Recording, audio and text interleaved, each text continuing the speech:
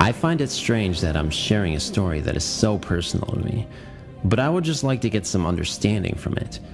I come from Manhattan, and I'm still currently living there. It starts from 2002 when my father, brought up in the Bronx, but moved to the Upper East Side, decided to give back to his community, since it has, he says, made him who he is today.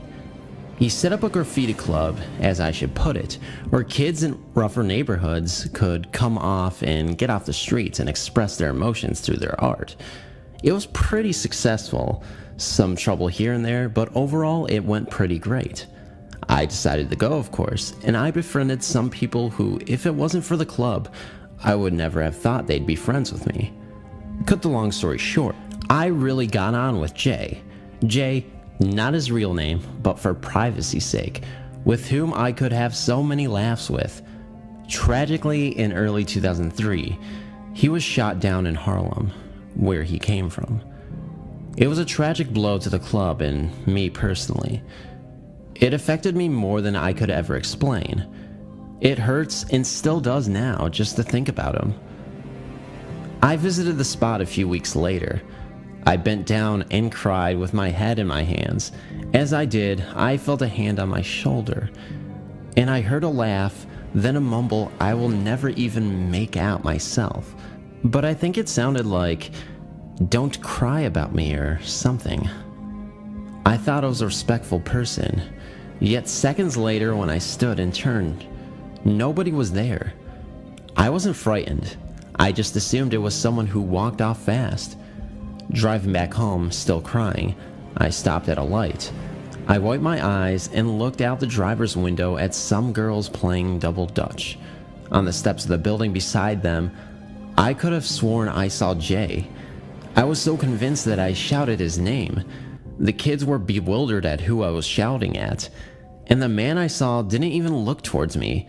His eyes just stayed fixated somewhere over the top of the car. I drove off fast, sure that I was going crazy.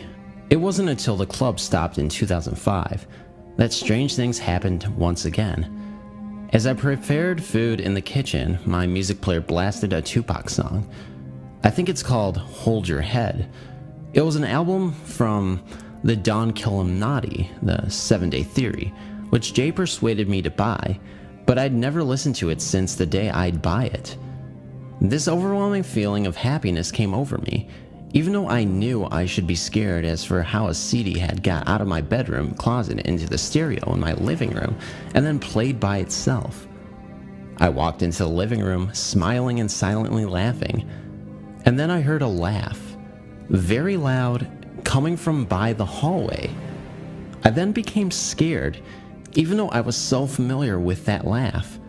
I just stood there, burst into tears, and that feeling, that gutted feeling I felt all those years ago. That night, as I got into my bed, my bedroom door opened. Thinking it was my cat, I got up and closed it, of course. Now this is the part that I find so unbelievable and disturbing to think about. Halfway down the hallway, a figure stood, just dark with no features at all. It stood directly in front of a picture Jay and another kid had created. For about a minute I stood there bewildered, too scared to move, staring at the figure that barely moved. Then I just slammed my door, ran to my bed like a child. Since then, I've never seen anything like that, but sometimes I don't feel alone in my home, and channels on TV have the tendency to switch to certain music channels.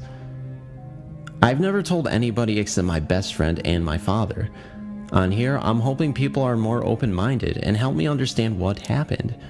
Even though I never believed in the paranormal, I really do think Jay is around me at times, which makes me feel so happy to know.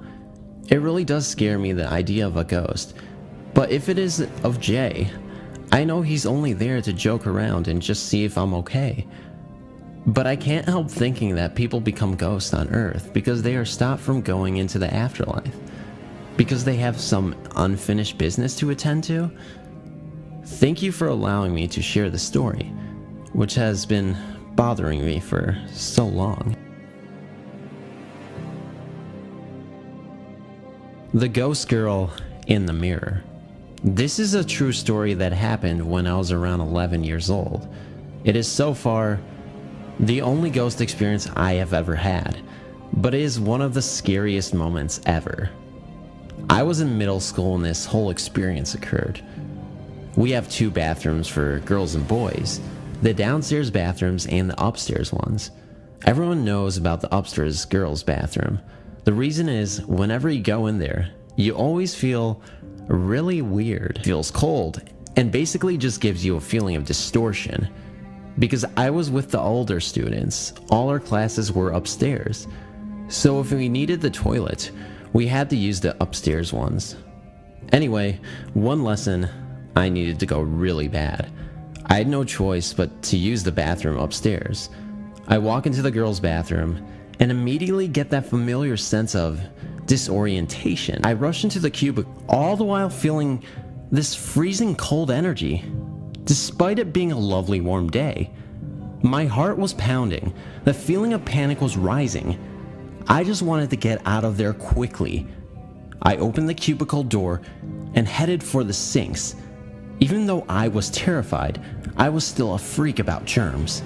I quickly washed my hands and glanced at the mirror in front of me. My heart literally stopped. My eyes went wide. In the mirror's reflection, I kid you not, was a young girl right beside me. She was turned to the left, making a clapping gesture with her hands and eyes closed. I only saw her for about 2 seconds before I shot out of there, screaming. I assure you, I was the only one in there the entire time. The bathroom door is a very large one. You can certainly hear it if someone comes in or leaves. When I first entered, the room was empty, and all the cubicle doors were swinged open. So I am positive nobody was in there but me. Besides, when I left the cubicle, it was still empty.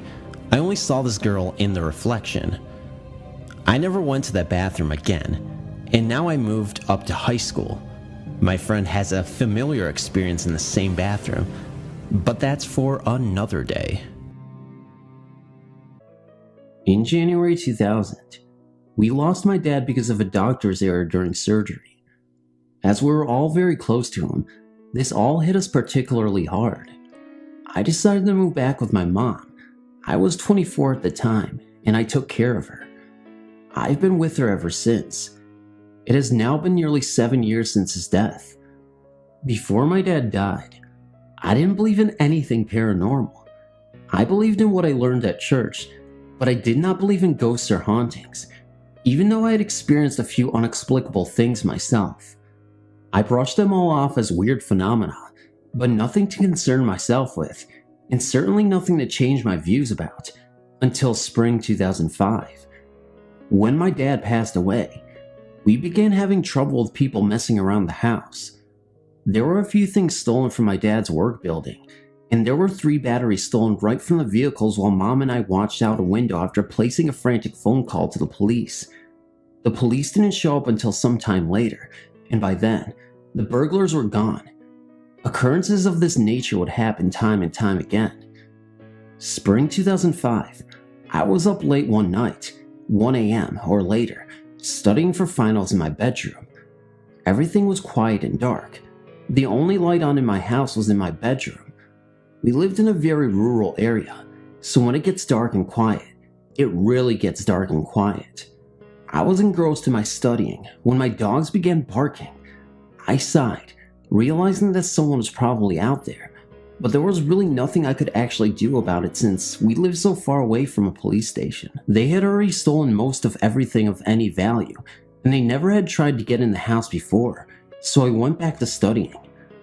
I'd become engrossed in my studying to the point that I didn't even really notice the dogs barking anymore, when suddenly, my bedroom filled with the overwhelming scent of my dad's cologne. But it wasn't just the smell of the cologne. You know how different perfumes and colognes smell different on different people because of differentiating body chemistries? Well, this was my dad wearing the cologne. I looked up, fully expecting to see him, but nothing was there. The scent was getting stronger and stronger. It was then that I noticed the urgent pitch of the dogs barking and growling, and the rustling coming from outside underneath my bedroom window. There was someone out there. Suddenly, Daddy's sense centered at the window beside the bed where I was working, and seemed to become malevolent. Don't ask me how I know this, I just do. It's like the air seemed to crackle. It was then that I heard someone running away breakneck from the house, without even bothering to try to be quiet. The atmosphere in the room suddenly went from malevolent to peaceful, and Daddy's scent lingered for a moment and then was gone. I'm not sure how I feel about it, but I can't deny it. I would like to think that he's still here, watching over those he loves. It made me feel very safe and taken care of. Not once did I feel one bit of fear over the scent in my room. Thanks for reading. I have yet another story to tell. I guess I am susceptible to spirits and apparitions, as I've had other encounters with loved ones who have passed. This one was my very first encounter. I was going through a very bitter divorce, being only 28 and afraid to be alone with two very little boys. I didn't know which end was up, so to speak. It was in the summer. I had my two babies bathed and in bed. I decided to lay on the sofa and watch some television. I fell asleep, a pretty deep sleep at that. I was awoken by the static of the television. The station had gone off the air for the night. My baby of 10 months old had the bedroom right off of the living room. The sofa was facing his room, and he was sleeping soundly. I had a habit of keeping all of the bedroom doors open at night, so that if one of my sons cried, I would hear them. All of a sudden, the living room got so cold, like a very damp chill. A glowing light appeared at the doorway of my baby's room. Then a figure appeared, a woman, in a long white dress and dark hair. Her hair was up in an upsweep, but I couldn't make out her face. Her face was blurry, and I just couldn't see it at all. I was shocked, couldn't move, mind racing and heart pounding like crazy. I sat up on the sofa and just stared at this figure in the doorway of my baby's room. Then she spoke, only a few words, but she spoke. She said it will be all right. Then she vanished into thin air. That damp chill vanished along with the apparition. I was so shaken by this, not knowing who it was or what it was about. I eventually calmed down and put it out of my mind. A few days later, my mom and dad came up for a visit. They loved their grandbaby so much, they came to visit several times a week. We were sitting at the table in the kitchen, just chatting about anything and everything. That's when I thought of the strange happening I experienced a few nights before. I told my folks about what had happened and described the figure that I saw that night to my parents. I mentioned too how cold and damp it got in that room that night and how the chill went away when the figure went away. My dad sat there looking at me with the eyes of dinner plates and had a stunned look on his face. I asked him if he was okay. He said that he was, but he knew who that figure was. I asked him who that could have been, and he said it was his mother. He was only 7 when his mother died.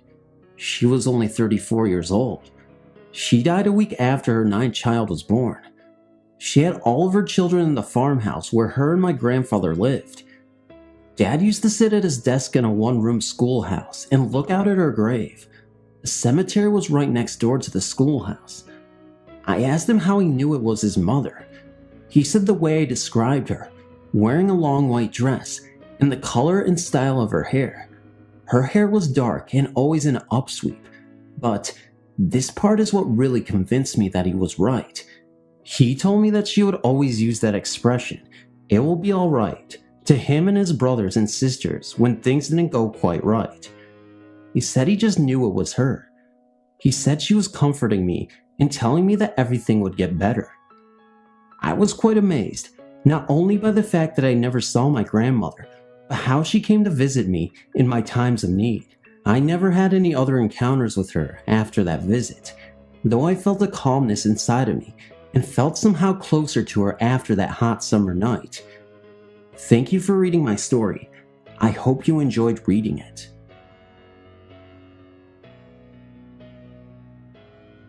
I had visited my mother on Monday afternoon, after she and I had a disagreement on the Saturday before.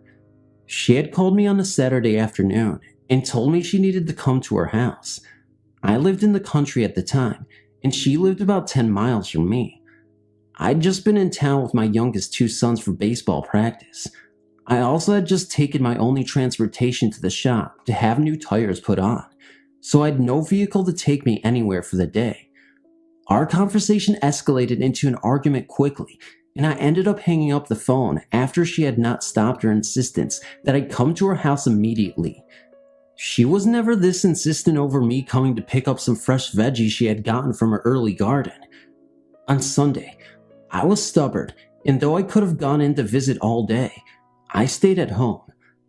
On Monday, I'd taken off work a little early to go to school to watch my sons in a spring sports day. I had about 45 minutes after the sports events before they would be out of school, and I went to see my mother. We talked, and our argument from Saturday was completely forgotten. She and I talked about all three of my sons. My oldest is 8 years older than my younger and 10 years older than my youngest, so he was in college and doing well. She told me that she had some problems with asthma lately, but she wasn't going to let it get the best of her. I told her she should really go to the doctor because asthma might not be something to ignore. She said she would be fine. On Tuesday morning, around 2 o'clock, I got a phone call that they were on their way to the hospital with her. I got up, dressed quickly, and drove into the hospital. About 20 blocks from the hospital, I was at a spotlight and thinking that I could run the light because I was the only car around, when I had a warm and comforting feeling fill me.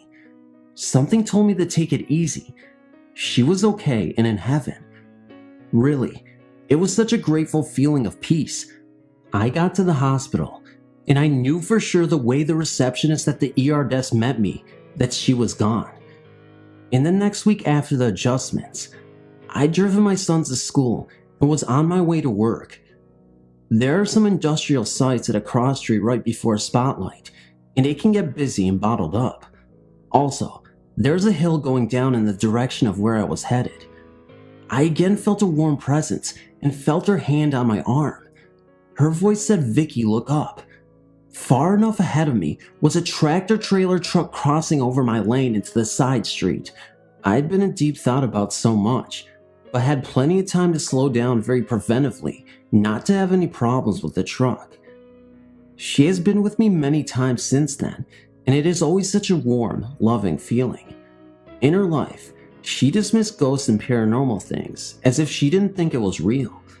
I have no idea if she has ever been with any of my 4 sisters or my brother, but she has definitely been with me. Thanks for reading.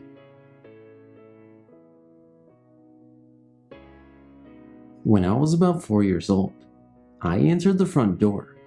We had one of those bells that was a knob you would turn on the outside.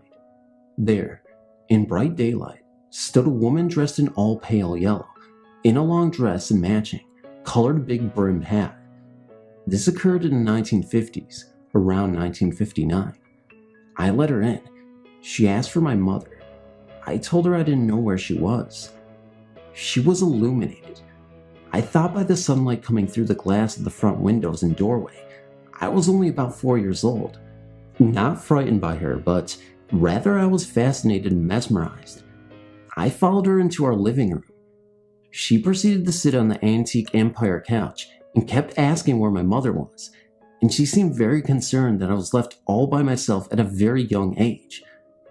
After what may have been an hour or so, she got up from the couch and said to me, "Tell your mother that Ada said it was very beautiful and don't be afraid." She then got up, walked to the front door with me following her, and left. When my mother came home, I told her about the lady in yellow named Ada and related her message. My mom almost fainted and fell down on the same spot where Ada sat. She asked me in a very unnerving voice, "Are you sure she said she was Ada?" To which I said yes. Then she said, "My cousin Ada just died a few days ago." At my age then, thankfully, I feared nothing. Ghosts were not in my brain tank, so to speak. Until about 7 years later, I was up in our attic. It was a very old house, looking for stuff to wear for Halloween, and came across the same dress Ada had worn when she showed up as a ghost many years before. It was a dress that had actually belonged to her from when she was young in the early 1900s. Also had a run-in when I was 19 years old same house, with a sea captain. I was lying in my bed, daylight, and I was not asleep, just relaxing. Suddenly, I felt someone was there, next to me, and no one but me and my mom were home. My mom was downstairs watching TV. So, very reluctantly, I slowly looked to my left, and there, standing, was a tall man dressed in a blue uniform with brass buttons with anchors on them. He had no face, just like TV static for a face, but the rest of him was visible. He reached out a huge hand to me and said, "Don't be afraid. I only want to touch your blonde hair." It took me a while to not have a heart attack, until I found my voice. I screamed to my mom. She came running upstairs. I told her what happened, and she said, "You just had a bad dream." I explained to her I wasn't asleep. I knew what I saw, and I was very frightened. She then told me that my most male ancestors on her side of the family were sea captains, and some were lost at sea. She assured me that he didn't want to hurt me, but he almost killed me from fright. I've also had animal ghost visits, and those were of course sad, but that's a whole nother story. Didn't want to bore you. You may now go to sleep. Thanks for reading.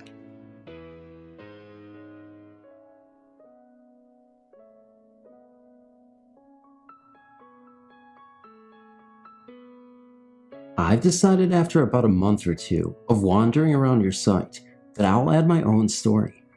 I noticed your last update was in 2003 or so, therefore, I'm not expecting immediate posting of my tale.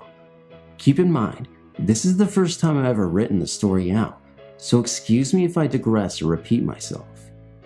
In other stories that I've read, I've noticed people apologizing for extensive background information, so here's my apology/disclaimer. There's a serious pity me, I've had a hard life story involved that needs to be told before the actual ghost story can be understood. Feel free to skip over it, but don't expect to get the whole situation if you do. Oh, and may I add that I'm not completely looking for sympathy or anything. So that being said, here goes. When I was 14, I was living in a predominantly African American suburb in Illinois. My best friend and I seemed to be the only white teenagers around. Something started one night when someone called my friend's, let's call her Jen's, cell phone. The number showed up on Jen's caller ID as private number, and Jen answered, thinking it might be her parents calling from the restaurant they had gone to. But the other person on the other end started ranting about how Jen was a slutty person and a nasty whore. The caller proceeded to tell Jen that she should just kill herself and get it over with, adding that if Jen didn't commit suicide, the caller and her friends would hunt her down and slaughter her. Jen told the girl to grow up and hung up the phone. She was obviously and understandably shaken up, but she had the sense to star 69 to call. She wrote down the number and informed her parents of the incident when they returned. The next day, Jen's father, being the military man he is, called the number. No one picked up, so he and Jen headed to the police station. The police force in that town was also predominantly black, and when Jen stated that she thought the caller was black because of the way she spoke, the officer behind the desk gave her a dirty look and said he'd look into it and call her in the morning. She never heard from him. Then again, she never got another threatening phone call either. About a month later, Jen and I were walking back to our place from a convenience store about 9 o'clock at night when we heard something walking behind us. We turned around, and there was this black girl following us. We didn't recognize her from anywhere, and yet she started screaming the most obscene things I've ever heard, directed at Jen. To this day, and I'm 20 now, I've never heard such awful things come out of a human being's mouth before. This girl, who looked to be about our age, told Jen, "I told you to just kill yourself. I warned you that I'd get you if you didn't." She then stabbed my best friend in the stomach and chest. I was frozen with fear and shock, but I finally jumped on the girl and started punching her with such fury and animal rage that she backed off and ran. but in the scuffle, she slit my arm pretty badly and took off. I started to chase her, intending to tackle her to the ground, not knowing if I wanted to hold her down until someone came to help or if I wanted to just kill her for hurting my best friend. But I quickly decided that Jen needed me, so I went to Jen, ripped my t-shirt off, wrapped it tightly over her wounds, and told her to hang on. I ran back to the store we had just left, in my bra, which made the most horrifying moment of my life also the most embarrassing, and begged to use the phone. I called the police and explained what had happened and where we were. Then I darted back to Jen, ignoring the blood dripping onto my jeans and the pain in my forearm. I sat there, with Jen's head in my lap, pressing the shirt against her injuries, telling her I loved her and everything would be okay, and that the police said they'd be there with the ambulance as soon as possible. It wasn't soon enough. Jen died in the ambulance. The stab wound to her chest punctured her left lung. She suffocated before even reaching the hospital. I didn't find out until the next morning. It was 2 summers later that I saw her. My family moved to New Jersey soon after the incident, thinking a change of scenery would help me forget. Wrong. Our new home was down the street from a conservation area, where I liked to go and relax on nice days. There was one specific spot that I liked. There was a neat little clearing where just enough sunlight came through the thick trees, and there was a fallen tree that I'd sit on to read or write or whatever. On the other side of the clearing, though, there was a spot I wasn't too fond of. There were 6 saplings, taller than I, forming a triangle. I never had a positive vibe from that area. It just felt wrong, not like the rest of the clearing, where I felt peaceful and relaxed. If I walked through those trees, I'd have this overwhelming urge to burst out in tears and hurt something. I never knew why until one day.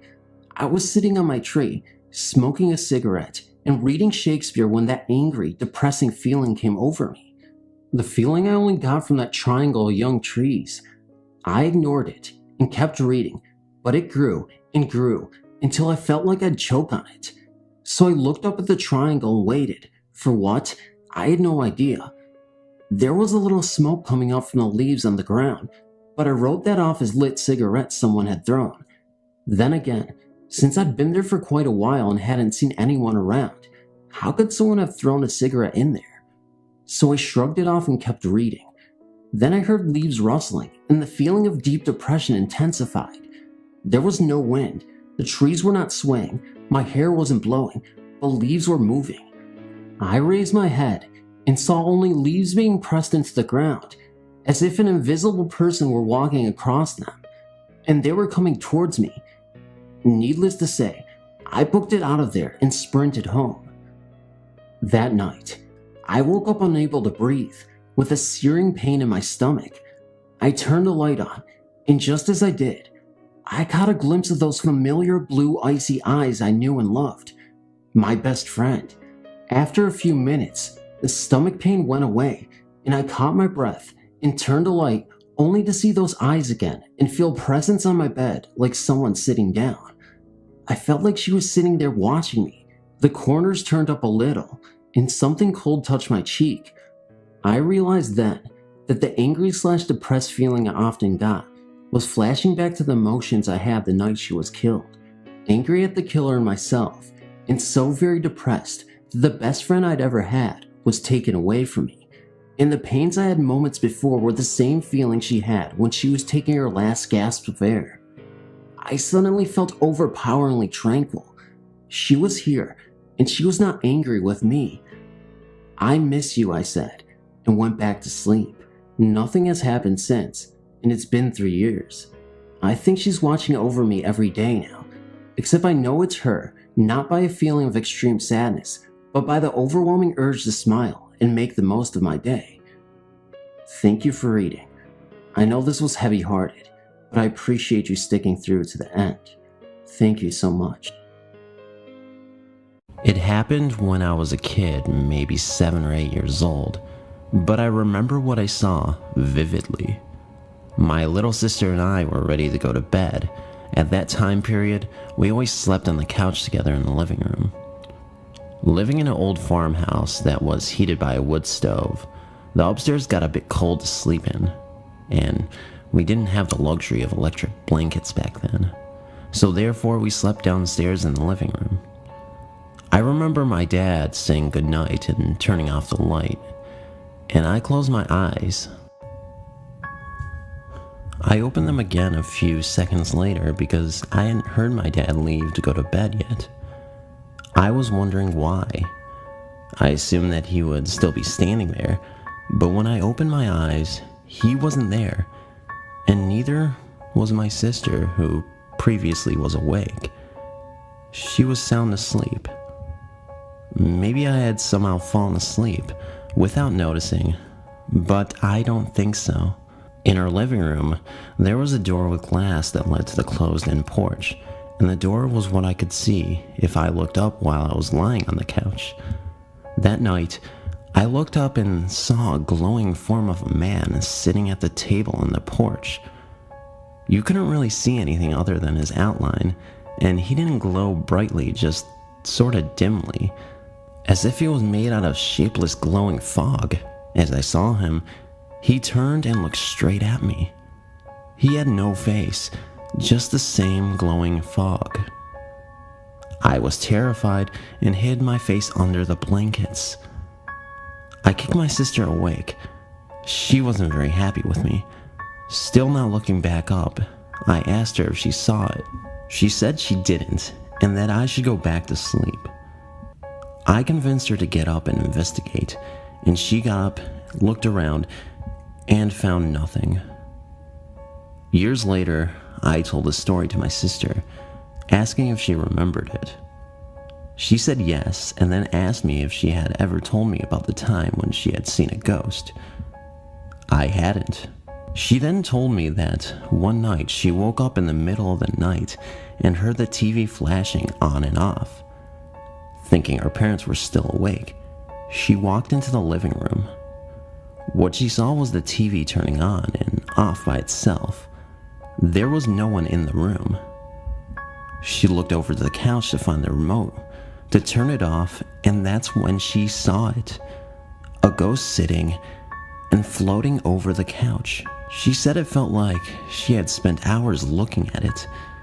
As soon as it turned and looked at her, she felt panicked and quickly ran and went back to bed.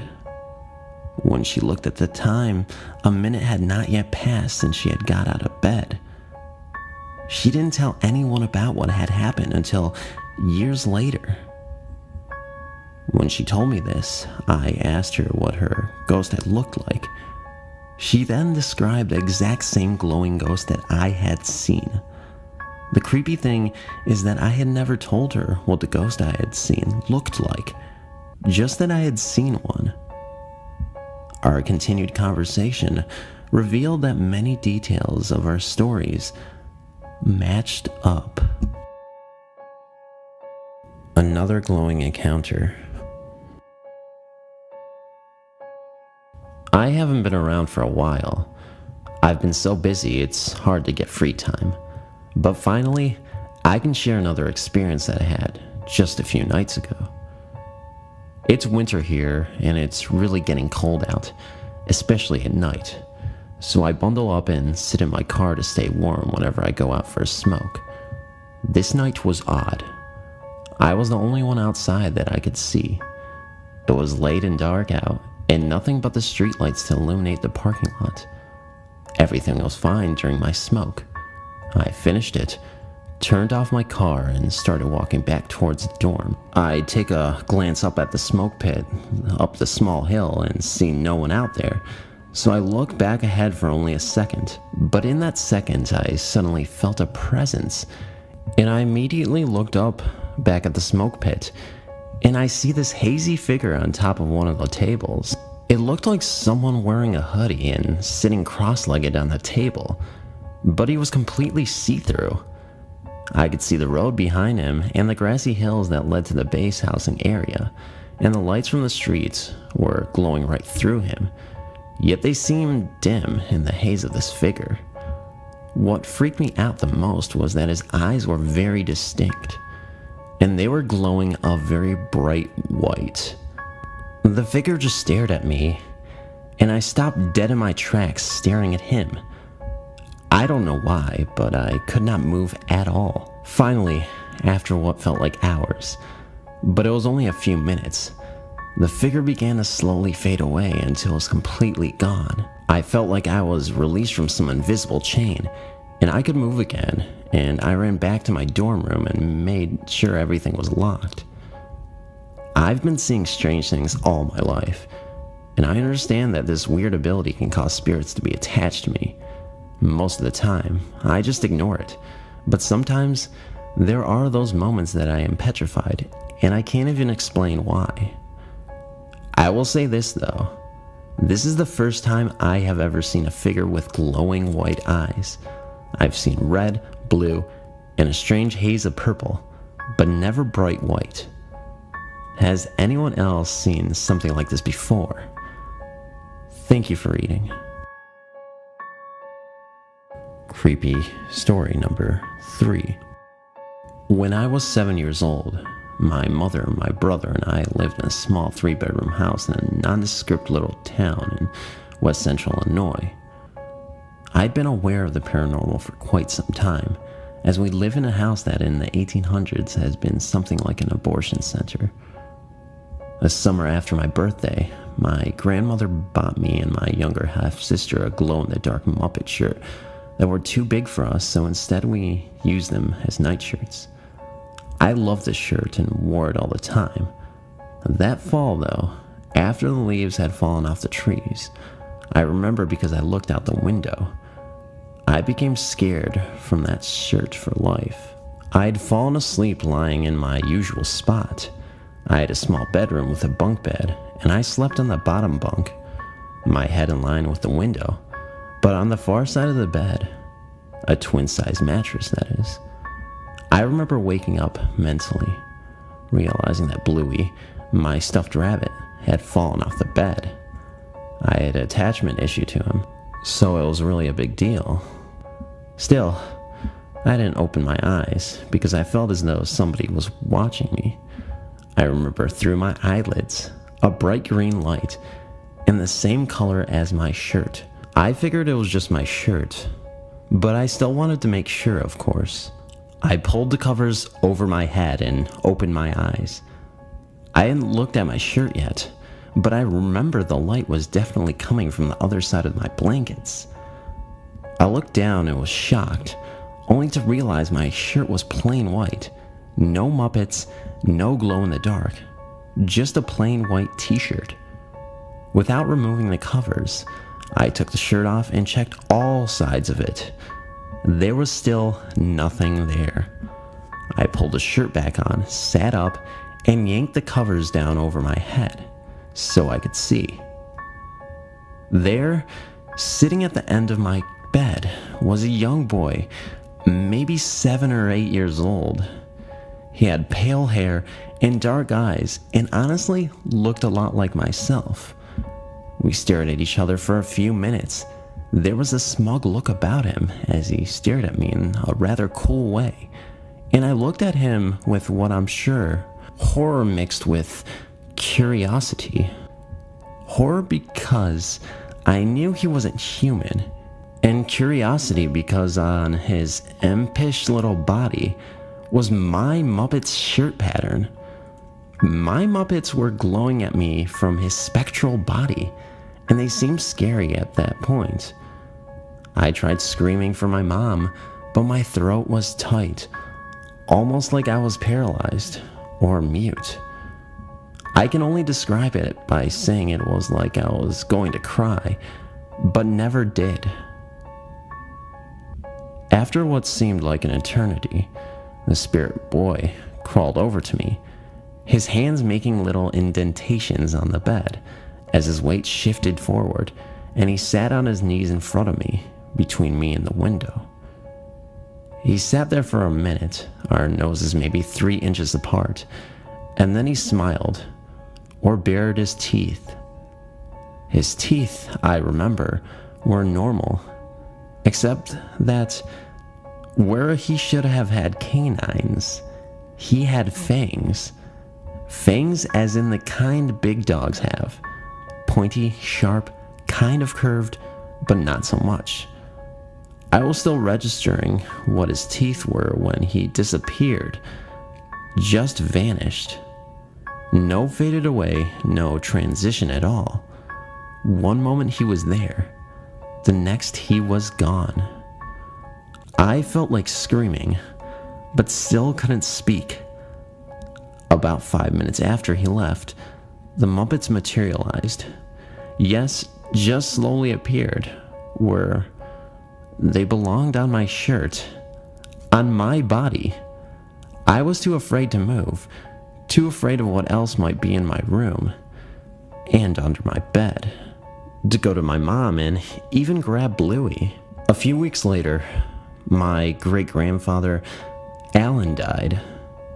I've seen him 4 times since then, each time preceding a major life-altering loss. I'd also like to point out that I've moved multiple times since then. I feel him a lot, but still haven't seen him, which I'm glad for, honestly. He never grew up, at least in appearance. The time he appeared to me before my boyfriend's car accident, though, he looked sad. I saw him in the mirror in my bedroom for a few seconds, looking as though he wanted to say something, but he disappeared before either of us could. Has anybody else ever experienced anything like this little boy? I don't think he's evil or good, but just there. I don't know. Had to share this though. First and foremost, let me say that I have never been a believer in the supernatural.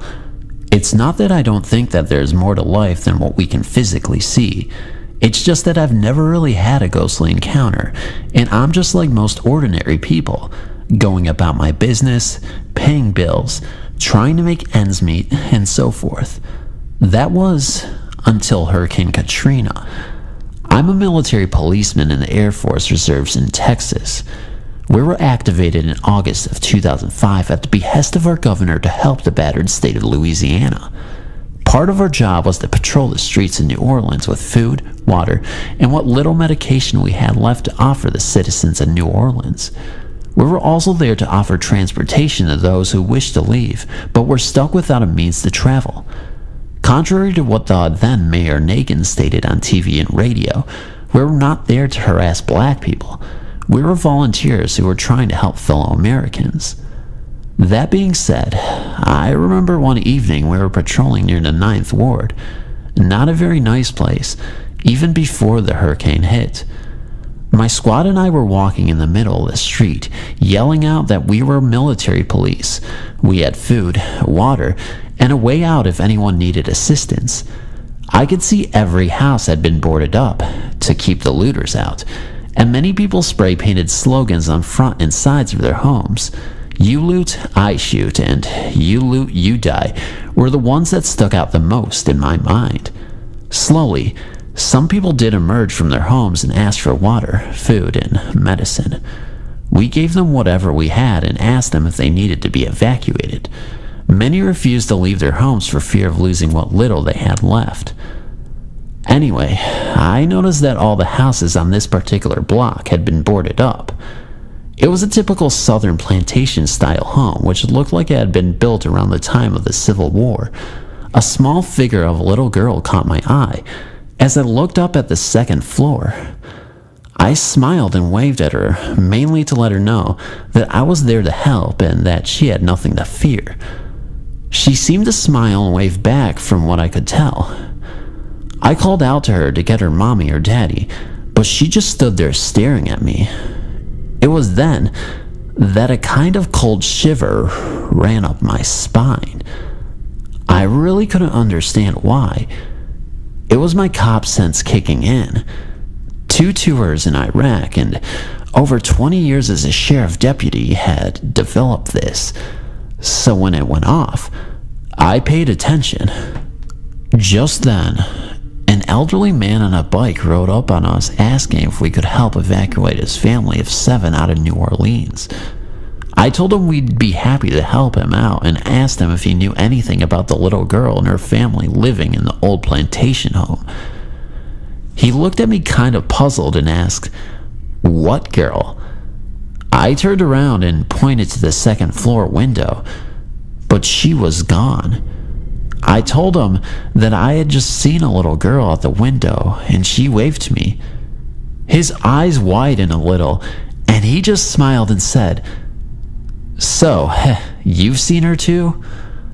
He put his hand on my shoulder and said, "Son, there ain't nobody living in that house for over 100 years." I started to protest, but he just shook his head, laughed, and walked away. As he was leaving, I could have sworn I heard him say, "Some things about New Orleans are better left unsaid." I spent the first 18 years of my life living in a small Kansas town. Although there was little reason to stay, it was a great place to grow up, and I have many fond memories of exploring the nearby woods and rivers. A lot of strange things happened in and around that town, but I will only tell of one for now. This short story is about the Burns Ranch. The Burns Ranch was located about 5 miles west of town, situated at the base of a gently sloping hill, literally out in the middle of nowhere. A curving gravel road was the only way to get there, and beyond the house, this same road soon petered out into dirty ruts that faded into miles and miles of unused pasture land. The house itself was a 2-story Victorian that had to have been built in the early 1900s. It was old, but wonderfully remodeled and a beauty to behold. A smaller, more modern guest house stood behind it, and an ancient barn nearby completed things. All of this had been in the Burns family for generations, handed down from one son to the other, until finally Richard Burns inherited it. At the time of this story, Mr. and Mrs. Burns had a newborn baby girl and a son who was about 4 years younger than me. I was a family friend, and while in my high school years, would house sit while they were all away on business trips or vacations. This was a great gig for any teenager, and I always jumped at the chance to get away from it all and spend some time alone out there. One summer, they asked me to stay at their place for a few weeks. The first week, I was to be alone as usual, but the second week, their son Robert was going to be there. Although not much younger than me, they for some reason wanted me to keep an eye on him. We got along well enough, so this was all fine with me. I left for the ranch one late afternoon, just as the shadows of the day were starting to bend longer towards the east. Weaving through the curves of the road and over old, low water bridges, I finally crested a hill, made my way down to the last of the bridges, passed through a small forest, and then came out into the wide, open spaces of prairie land. About 100 yards further down the road was the house. No matter how many times I went out to the ranch, I could never fully get over the creepy feeling that would wash over me the minute the house came into view. It always seemed foreboding and spooky. The place looked haunted.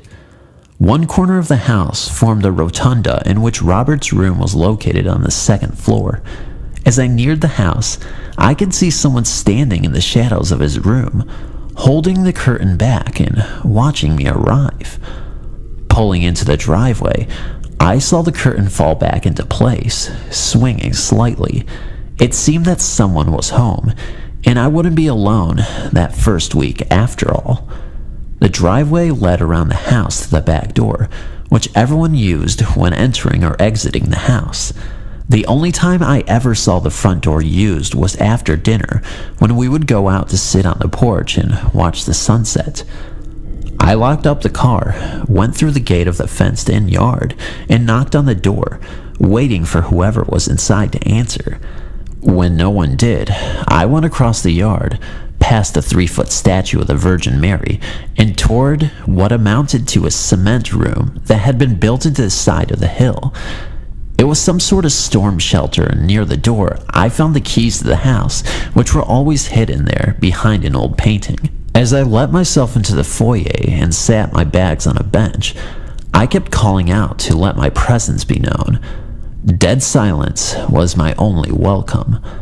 On the right side of the entranceway were the stairs that led up to the bedrooms. Under the stairs and next to the bench upon which my bag sat was the door that led to the basement. Beyond the door and in front of me was the dining room, the kitchen being to its left. To the right of the dining room were the rest of the downstairs, a few sitting rooms, the library, and an entertainment room. Sure, I saw someone at the window. I began a search of the house, starting with the first floor before working my way upstairs. The stairs ascended to an L-shaped hall. Just to the left were the master bedroom and bath. To the right and down the hall, past another bathroom, were the baby room and a spiral staircase that led to one of the sitting rooms below.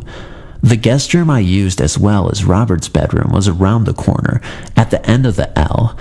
I searched these rooms, then went down to the basement, which had been renovated into a modern living room with a complete bar. I found nothing. Perplexed, but kinda used to how weird the house could be, I went back upstairs to unpack and start to enjoy my stay. I set up my guitar and amp in the entertainment room, where I planned on creating rock songs I was sure millions would jam to in years to come. The fridge was stacked, so that was no problem, and I had brought along a ton of movies to watch on the VCR in the basement. It seemed the only thing I had to worry about was the occasional phone call and feeding the dog, which was in a pen out near the old cement shelter. No problem as far as I was concerned. I had been house sitting here many times before, so knew how eerie things would feel when evening came. Like I said, it just had that look of a haunted house.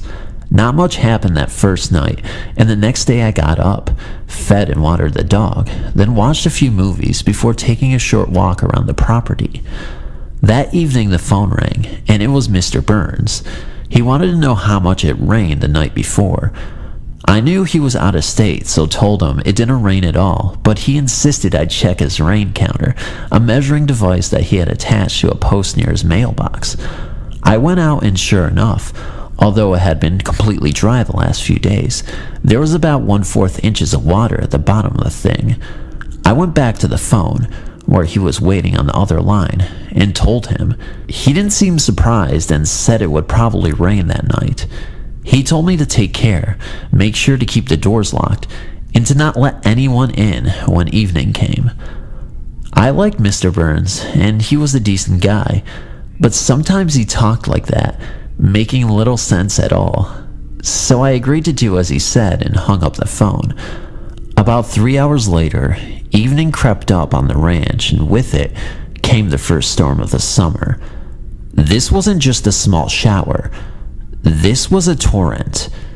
It came down heavy for about 30 minutes, then calmed to a steady downpour. Suddenly, the phone started ringing. I would answer, but no one would be on the other end of the line.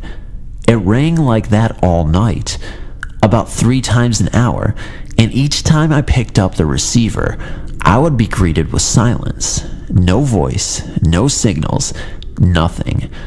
Just silence. As the rain came down, I looked out the window, down toward the road that led back to town. I saw a flicker of light through the nearby forest and went to stand on the front porch to get a better look. Sure enough, there was someone down there. It seemed a vehicle had just stopped inside the forest at the low water bridge. Whoever it was had most likely been coming out to the ranch, so to make sure there was no trouble, I reluctantly slid on my bad weather clothes, went out to the shelter where I hung up the key, then made my way through the rain and mud down the road toward the light. The wind was howling and the rain pouring down in sheets, but I could still see the light shining whenever I raised my head to see where I was going. I finally got to the curve that led into the woods and towards the low water bridge, but when I made the turn, there was nothing there. By now, I was really freaked out. The bridge was flooded over, and there were no tire marks on either side of it. I could clearly see the other side of the bridge, and no one had been down it since well before the rain started. Probably not since I came down the day before. I checked around a few more minutes just to make sure no one happened to be there needing help, and then made my way back to the ranch. The phone was ringing again as I entered, but I didn't bother picking it up this time. Let it ring. I had wet clothes to get out of and weird lights to think about. I was warming up in the kitchen a few hours later when I heard a car horn go off. A steady drizzle was coming down now, and looking out the window again, I noticed the lights near the bridge were back, this time dancing around through the trees before turning up the road and coming toward the house.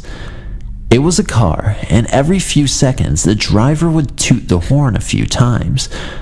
I got on my clothes, wrapped a still damp coat around me, and went out the back door, this time armed with a rifle. I could see nothing past the light of the porch, so went out into the storm, carrying the rifle and a small flashlight. I went towards the barn and down the soggy driveway. The horn was still honking, but I could no longer see the road due to tall brush in the fields, so the car was invisible to me, but getting louder and louder by the moment.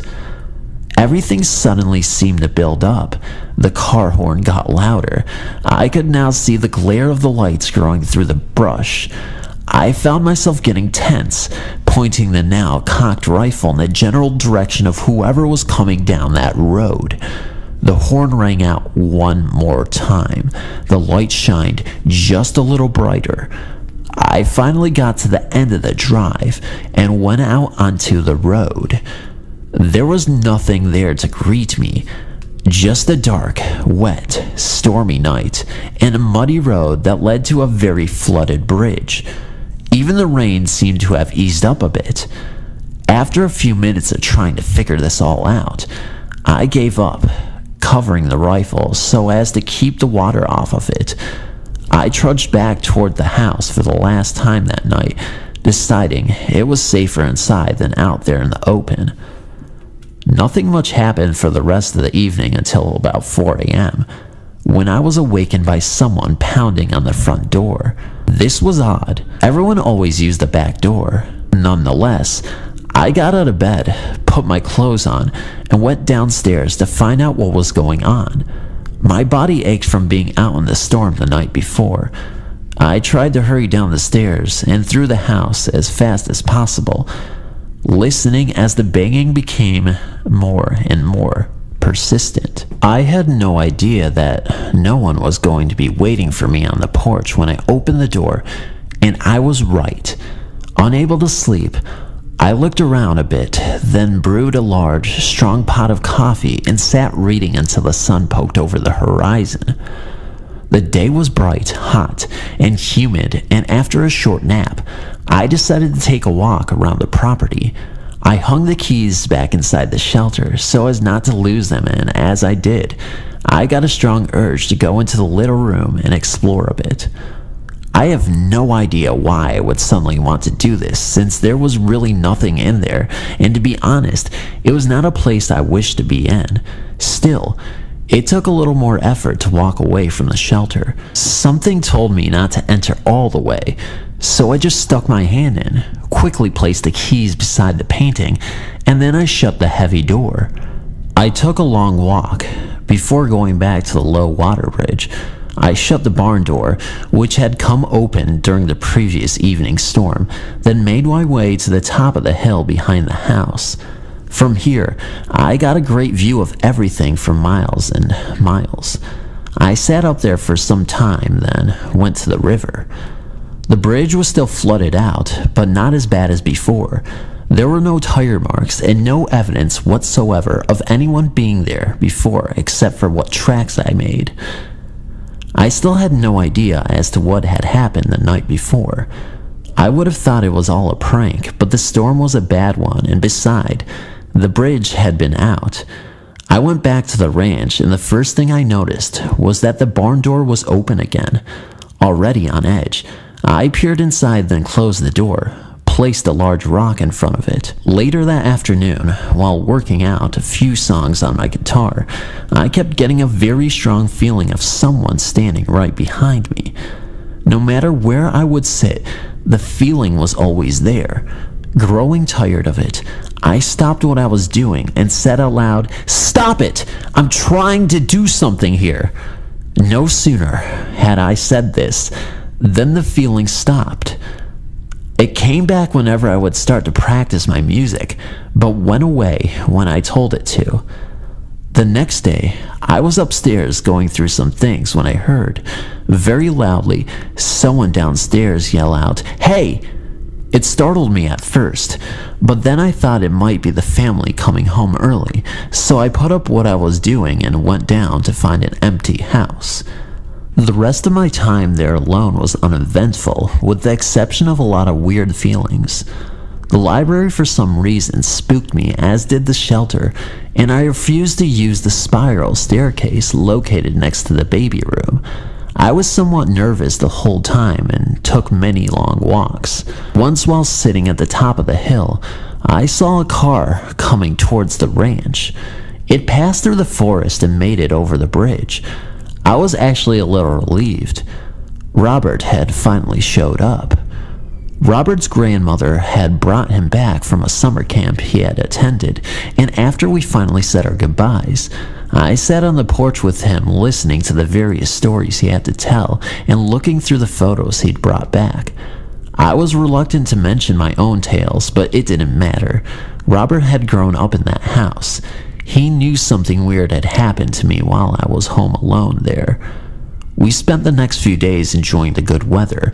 We hiked, explored the valleys and forests along the road, and went on drives that took us to places we'd never been to before. One night, just as the sun was setting, Robert finally asked me how my stay had been.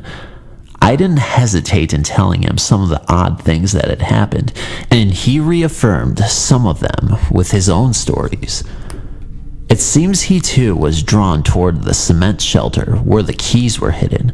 The only difference was that he had gone inside, the heavy door slamming shut, locking him in. It was some time before he was able to push the thing open and get out. He said that the Virgin Mary statue had been removed, so it was facing the doorway, as if watching his struggle. He was as confused as I concerning the lights at the bridge and the mystery car, but he did mention seeing a lady come down the spiral staircase I was so afraid of. She came down, glared at him for a moment, and then walked back up. Robert never found out who she was, but felt she was not nice. He also told me of dreams he had about the library. They were vivid and scary and involved a closet. He had just recently discovered that a relative had been born in that room years ago and had died there as well. Above each bedroom door was a small window, and Robert said one early morning he woke up seeing the shadow of someone come down the hall and stand in front of his slightly open door. The person stood there for some time before Robert called out, thinking it was his father. When he got no reply, Robert screamed for his parents, and as they turned the corner in the hall, the shadow disappeared. That explained why I always felt watched whenever I tried to sleep in the guest room across the hall. As for Robert's room, I only went in there to get a CD now and then. I never felt comfortable in there ever since I saw someone looking out the window at me as I came up to the house that first day. Towards the end of my stay, Robert and I settled down one evening in the basement. We had movies to watch and were set for the night. There was a small bathroom between the foyer and the kitchen, and in it was an old-fashioned toilet that had a string you pulled when you wanted to flush it. The thing was loud, and as we sat downstairs watching our second movie, we could hear it flushing. We inspected it before finally turning off the water and returning to our movies. Around 1 or 2 o'clock in the morning, we were in that zombie state just before sleep actually comes. Suddenly, we heard the back door slam shut. Wide awake now, we grabbed a few rifles that we had brought down to the basement with us and listened. From right above us, we heard the unmistakable sound of boots shuffling across the foyer floor. They slowly came towards the basement door and stopped. Then we heard the door creak open. I admit, I finally came to understand the term shaking like a leaf, but Robert wasn't much braver. We were too scared to even try and pretend to be cool. For a moment there was nothing, and and then whoever was above us came walking down the stairs. We could hear someone brush against the coats that hung on pegs along the wall. We could hear the firm, deliberate sound of boots making contact with the warped boards that were the steps. The stairway going down into the basement was hidden behind a wall, so that anyone who came down could not be seen until they reached the bottom. The third stair from the bottom always made a horrible squeaking noise, and when we heard that, we raised our rifles and waited and waited. Finally, when no one came into view, I told whoever was there we were armed and to leave. There was no sound at all. Eventually we gained a little courage and slowly peeked around the wall and up the stairway. No one was there. The door was shut. I was beyond scared at this point, and after going throughout the house and checking the doors and windows, we spent the rest of the night in the dining room talking about what had just happened. To this day, I am unsure what to think. We heard, without a doubt, the back door open and slam shut. But when we checked it, the key was still in the lock and the door was still bolted from the inside. Robert left the next day to go spend a few days at a friend's home. He wasn't surprised when I told him I was asking another friend of mine to come out and stay with me on my final night there. That night was quiet, except for the usual strange feelings. Even my friend mentioned it and left early the next morning. Rather than spend another day there alone waiting for Mr. and Mrs. Burns to return, I wrote a note telling them I had to leave early to run a few errands, placing it on the kitchen table. I packed up all my things, made sure the house was cleaned up, and then locked the door. A sudden sense of urgency overcame me as I walked to the shelter to put up the extra key. I came close to just tossing it into the room in my struggle to hurry, but managed somehow to put it back in its proper place on the hook. As I walked to the car, I noticed the barn door was open again, and although I tried to ignore it, I ended up going over and shutting it. The big rock I had put in front of it earlier was gone. No one ever said anything about me leaving earlier or asked how my stay was. Miss Burns would often laugh at the idea that her house could ever be haunted, but sometimes I think that laughter was a little forced. As for Mr. Burns, when I asked him how he knew it would rain in the evening, I checked the level of water in his gauge. He looked at me puzzled and swore he never even called me during that trip. I still don't know what to make of that place. Like I said, lots of strange things happened in and around the small town I grew up in, and that was just one of them.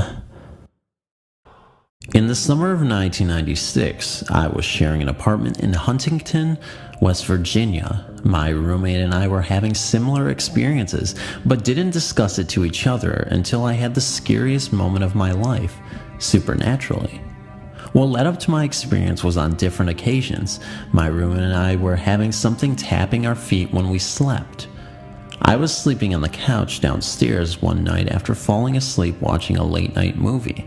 At the end of the couch were my feet, where I kept feeling a thud, like something was hitting the end of the couch where my feet were. This happened a few times on different late nights. Later, my roommate confided she had something smack her bare feet at night while asleep. One evening, arriving home after work at the local pawn shop where I was a secretary, I walked into the apartment and no one was home. So, I walked through the kitchen where the answering machine was located to check the messages. Something in the apartment felt off to me, like something in the room felt weird. Like someone was there, even though no one was there physically. I can't really put it into words. I checked the machine and had my back turned. All of a sudden, something or someone tapped me very hard 3 times on my right shoulder. Frightened, I didn't dare to turn around. Out of the corner of my eye, I saw what looked like a very long, bony finger with 3 raised bony knuckles. The apparition was kind of cartoonish in that it was blue and green, but real bright. I stood still and really didn't know what to do. Then I heard a voice that haunts me to this day. "Nobody's home," it said in a deep, guttural, angry tone. Calmly, but with the hair on the back of my neck standing up, I walked through the living room and went upstairs to the bedroom and locked the door. About an hour later, my roommate arrived home. I called down to her in a frightened yet excited voice and told her what happened. Being the accepting, ghostly kind of person she is, she believed me and recounted our feet experiences that evening. To this day, I think about what happened to me and it scares me to death. It never bothered me again, and I try not to think about it too much to give it energy to come back for another visit. Whatever it was seemed very large and very tall. I almost felt like it was 7 feet tall or something, and standing behind me in black, almost like a Grim Reaper type of thing, and it felt very evil. I mean very evil. What is that entity? The Reaper Copycat. Hey all, wanted some answers on this particular experience. I researched a lot into it but never seemed to pinpoint an answer. So I was about 8 or 9 years old. We had tiny holy statues that were placed above the fireplace on a little board. One was a Mother Mary holding baby Jesus in her arms. I took the statue and started running with it, hopping it along the wall, and saw my gran laying in the bedroom next to me, the one I was about to enter. I entered the room next to my gran's. The baby Jesus fell out of my mother's arms onto the floor as I was hopping the statue along the door of the room. As I bent over to pick up the tiny baby Jesus, I looked up to see a black figure about halfway coming out the floor. We had a double bunk bed in that room, and only halfway out of the floor, its waist was in the floor. Its head was almost in line with the top bunk. It was a pitch black figure. It almost looked like the Grim Reaper, if I can put it that way. It had no face, but it looked as if it were wearing a hood. It spoke to me in what a priest said was demonic tone. I was about 16 or 17 when I saw it a second time at my girlfriend's house. I just walked her to her gate and I peeked through because she was always scared walking through her garden. That's when I saw this huge black figure, taller than a 6-foot wall, pacing back and forth, the far end of the garden. It then went behind a wall for a few seconds before poking its face out around the corner and then continued pacing up and down until a light went on the next door to her house and it vanished. I would really like to know what the thing is. The Reaper. After being laid off from my job as a school counselor 2 years ago, I started doing in-home sale parties to make some extra money. Usually the parties were local, and I didn't have to drive more than about a half an hour from our home near Fresno, California. One evening, however, I was going to do a party in the San Jose area and agreed to do it because it was a big party and there's more money in that area of California. The drive is long, over 2 hours, and I decided I didn't want to go alone. I took my 21-year-old goddaughter, Mandy, with me for company. The party had gone well and it ended late. It was around midnight by the time we were headed over the Patio Pass. The Patio Pass is a stretch of the 152 freeway between Gilroy and Los Banos.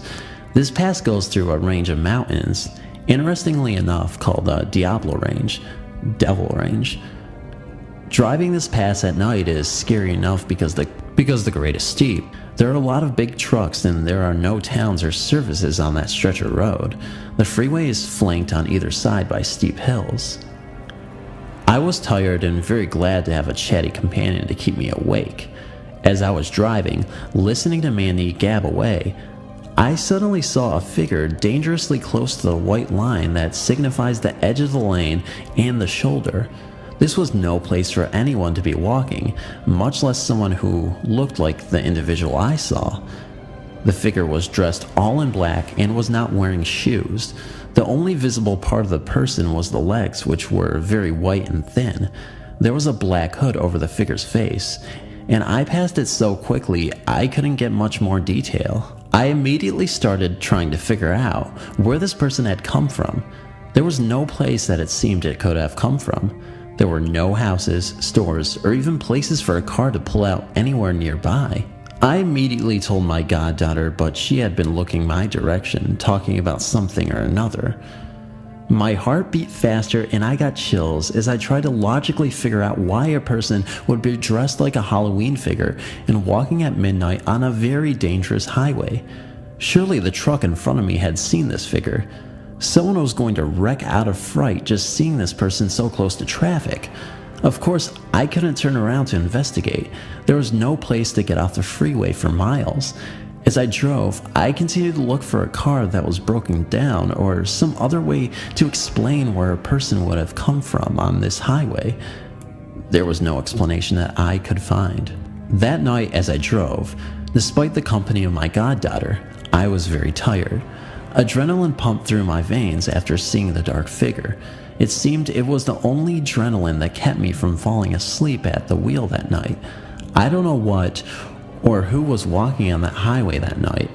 It could have been a broken down motorist or a practical joker. If it was a person, they were certainly closer to the edge of traffic than anyone in their right mind should have been.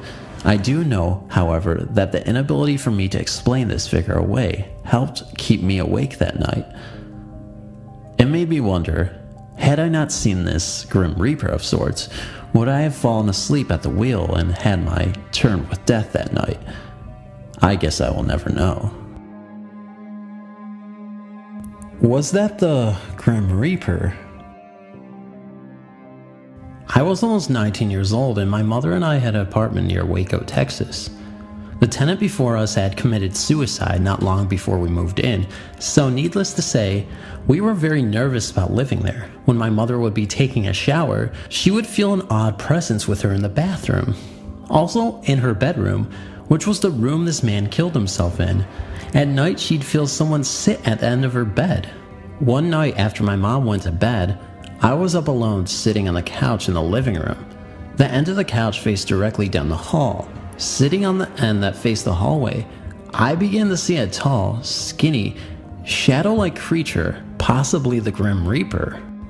He stood to maybe about 6'6.5 feet tall and dressed in all black. He walked back and forth across the hall from my room into the bathroom, then back in the hall and pointed its finger at me. Then suddenly it came towards me fast, and then was gone. After this event, if I was alone there at night, I'd ride my bike down to a friend's house. It scared me so much to be there alone. 4 months after this event, my father committed suicide. Ever since then, when a family member dies, I would see this black figure before it happens. When I was 8, my grandmother died and I would smell her essence everywhere I went. Butterscotch and Dr. Pepper. And also when my father died, when I heard a certain song that he'd like to listen to, I'd smell cigarettes and grease. He was a truck driver, and so I really do believe that my ability, or whatever you wish to call this, is getting stronger every day. My cousin and I both have these things going on, and I don't deny it at all.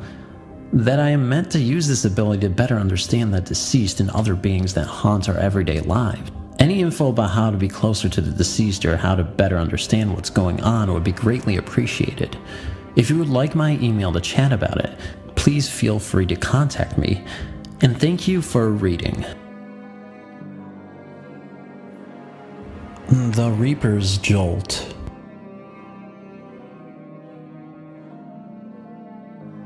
Listen up and let me share you my personal experience. An experience which has stuck with me for the past 20 years, like it happened just yesterday. I will start by describing my living conditions at the time, which may give you a better feel for the surroundings during these events. The year was 1990.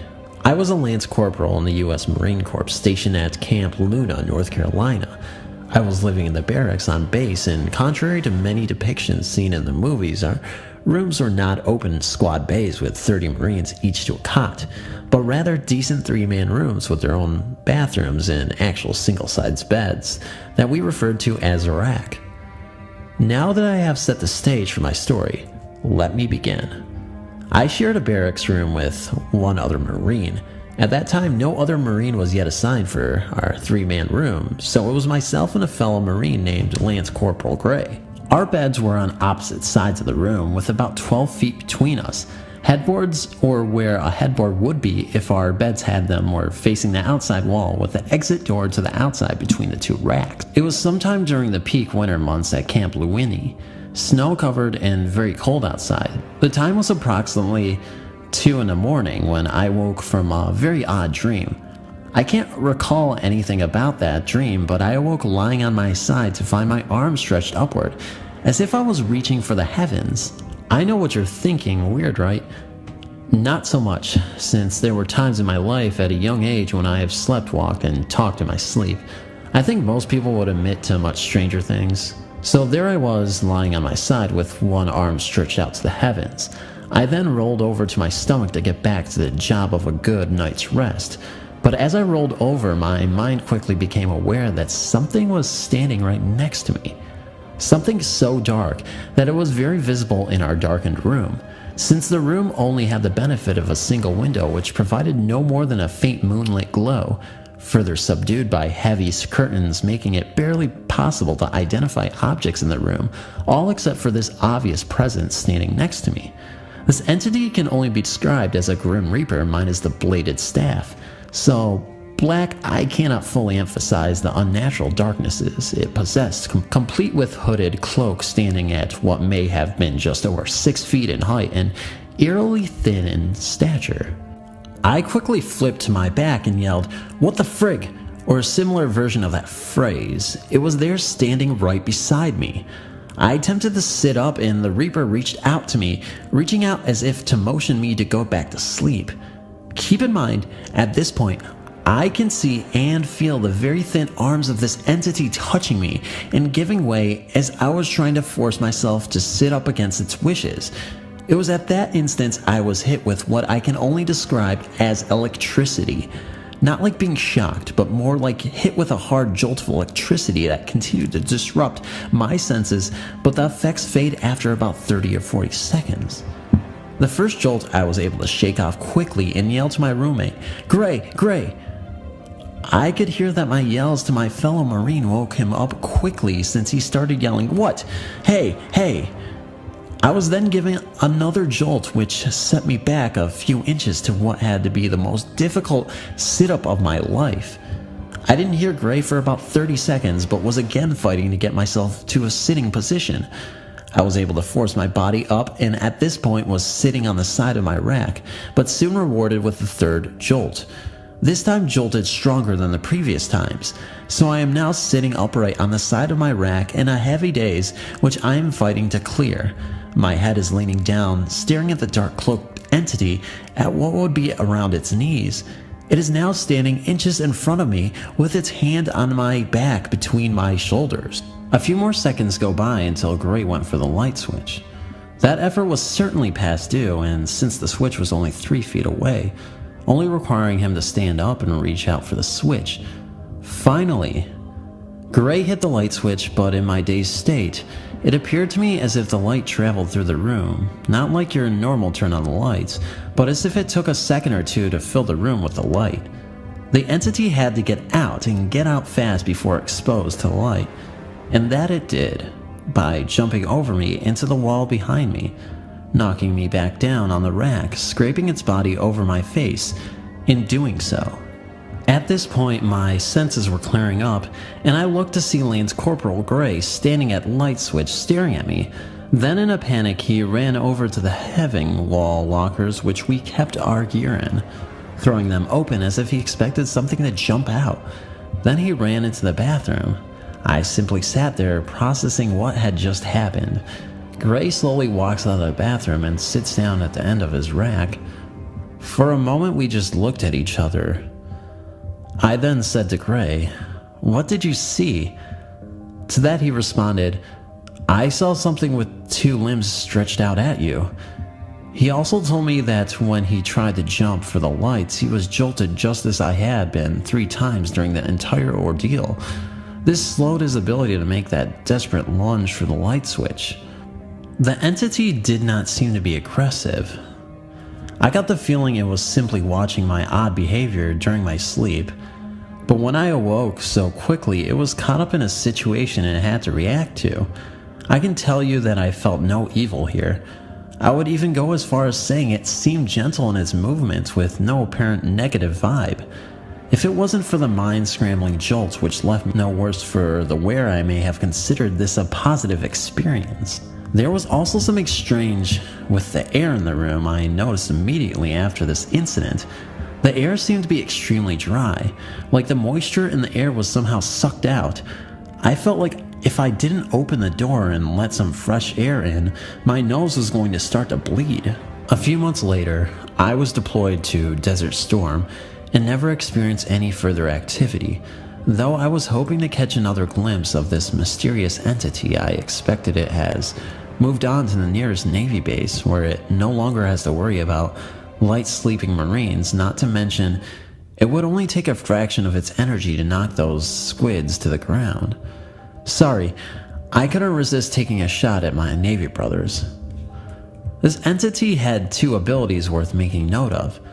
The ability to shock or jolt you with energy and completely disrupts your senses for a limited amount of time, and can do so from at least a distance of 10 feet away. This we know since Lance Corporal Gray was jolted from that distance. The ability to fly and travel through walls. When the entity jumped through the wall, I was hit with substantial force, as if it was a running start, but in reality it jumped over me from a standing position, which knocked me back down on the rack. This leads me to believe flight is certainly an ability it has. Now you can go ahead and say it. 2 Marines got their asses kicked by the Grim Reaper. Thank you for taking the time to read my story. I have shared the story of my paranormal experience over the years with many of my friends, and to this day I am asked to tell it time and time again just to see if they get the same amount of goosebumps each time.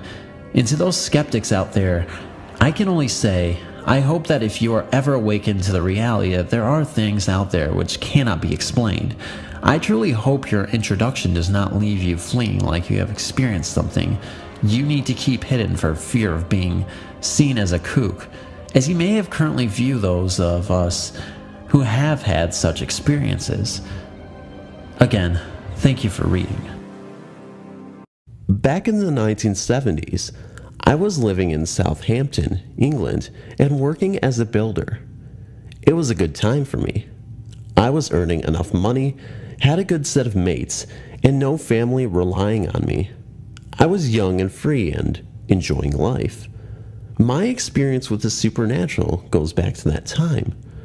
I was on a building project in a village in a new forest called Lyndhurst, and we were working on extending an old hotel, the Lyndhurst Park Hotel. It had just had new owners, and they wanted to give it a revamp to go with its new home. I'd always known it as the Grand. Right from the start, something felt wrong. Whenever you went on site, you got the feeling that you weren't supposed to be there, like someone didn't want you there. You'd feel freezing cold, even though it was hot, sunny day. You'd forget things, get confused. A lot of the others said they saw a face watching them from a window in the empty hotel, but I never did see it myself. For me, it was mainly the feelings at first. The hotel is right on the high street, so it's in full view of whoever wants to look. Quite often, passerby would hang out and watch us work, and a lot of the locals would make a habit of it. I'd always known it as the Grand.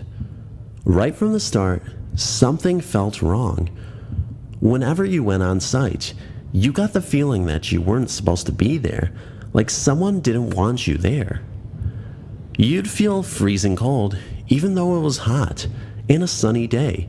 You'd forget things, get confused. A lot of the others said they saw a face watching them from a window in the empty hotel, but I never did see it myself.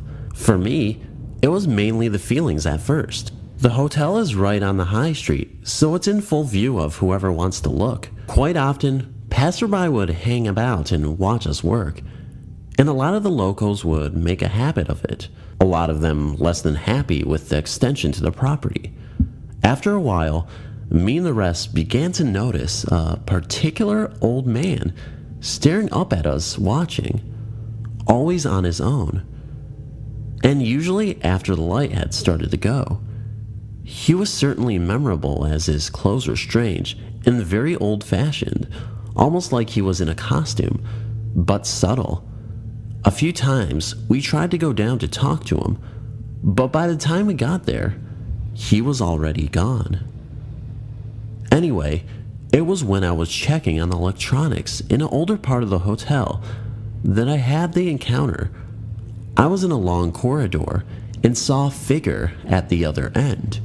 When I called to him, I saw it was the old man, so I challenged him, saying he shouldn't be in here. "You should not be in here," he replied. "Come on, mate. Who are you and why are you here? I'm a builder. You have to go. I am Duke Stakepole, and you have to go." At this point, I tried to touch him, to urge him out. When I did, my whole arm went numb and ice cold. I got this sharp pain in my head, and everything started spinning. The man seemed to grow, and his eyes got bigger and bigger until they filled everything. I woke up to a couple of the other guys over me, asking if I was okay. It was an hour later, and I had a splitting headache. I got checked out by a doctor, but he couldn't explain it. When I eventually told some of the others about it, a couple of them told me about similar experiences they had, which I won't share, as they aren't my stories to tell. About 20 years later, I came to the Lyndhurst Park Hotel to stay for a couple of nights, on a weekend holiday to the New Forest. The feeling I had going in there was very strange. I had a restless night and couldn't sleep, so I got up to go and get a nightcap from the bar. I opened the door of my room, looked down the corridor, and standing at the end of it, just standing there and watching me, was the old man, exactly as he was 20 years ago. I stared at him, backed off into my room, packed and left that night. I haven't been back to Lyndhurst since. I got talking to a local historian in the Hobbit pub in Southampton a couple of years ago, and after a few Guinnesses, I related my stories. Apparently, Duke Stackpole had lived and died there in the early 1800s, back when it was a mansion called Glasshaze. According to him, the builders who first worked on turning the place into a hotel would see his ghost regularly, starting fires and telling them to leave. According to local stories, once a year, on the anniversary of his death, music can be heard in parts of the house, and anyone who finds its source is whisked away to join the Duke's Dance of the Dead. Those are the stories, anyway, and I can't account for any but my own. The one thing I do know is that I won't be returning in a hurry to investigate. Trip to Bearhead Lake. The summer between junior year and senior year of high school, I got to take my best friend with me on a family vacation. I was really excited about it because she got to meet some of our family friends on the way up as we passed through my old state home, Iowa. I also got to take her to one of my favorite places in the world, Ledges State Park. All this was on the way to Minnesota to meet up with the rest of the family. Poor Lindsay ended up getting sick in Ames, so the trip was awful for her. We didn't know how to help other than to give her medicine and try to let her sleep. In Minnesota, we stayed the night in my aunt's apartment with my two cousins and my grandma. My friend had a little crush on my eldest cousin at the time, and they got along really well. When it was time to go to bed, she stayed on an air mattress in my cousin's room. I was a little jealous of the fact that my cousin was getting so much attention from my friend, so I had an air mattress to sleep on in the living room myself. In the middle of the night, she came out and woke my mom up. She had a really high fever and she was uncomfortable in my cousin's room. We moved her bed out to the living room and my mom gave her more medicine. The next day, she told me that it wasn't just a fever that woke her up. In fact, she couldn't sleep because of it. She found herself staring at this nightlight the boys had. It was the soft light that would go from white to yellow to green to blue to red. That was the cycle, over and over. She said that while she was watching it, the light would turn colors that weren't in the cycle, such as purple. Her attention was then drawn to the box fan that was blowing near the boys' open closet. She said she heard a growl and the fan was violently knocked over. The growling freaked her out and the fan was broken, so she wanted to sleep in the living room with us. That experience didn't happen to me, but it directly relates to experience I mentioned in Bridget. Plus, it was something that happened on the trip, so I figured it belonged here. I really wish I could get my friend to start submitting experiences on this site too. She has a lot to share. I didn't know what to tell her about the growling. I had experienced dark things around my cousin's previous apartment. I just wasn't surprised that she would hear something like that in their room. I also didn't know how to console her, so I was happy we weren't spending another night there.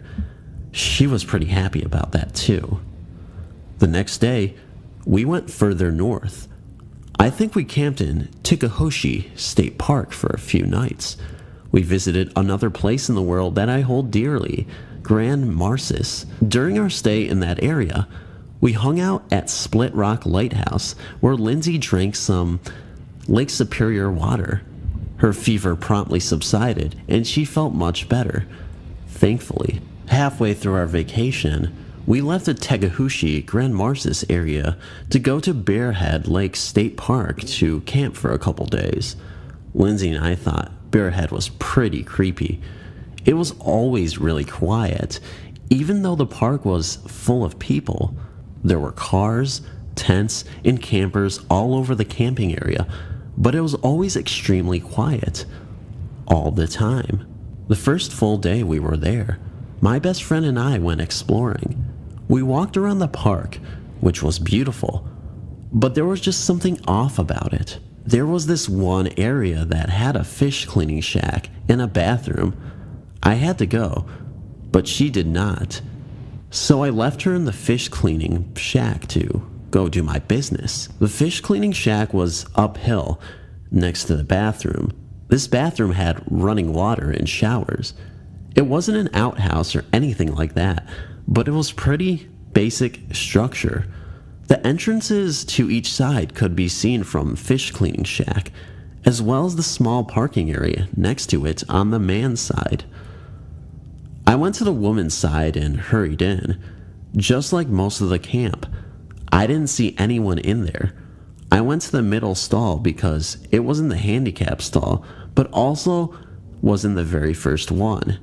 As I went to do what one does in a bathroom, I heard a car pull up.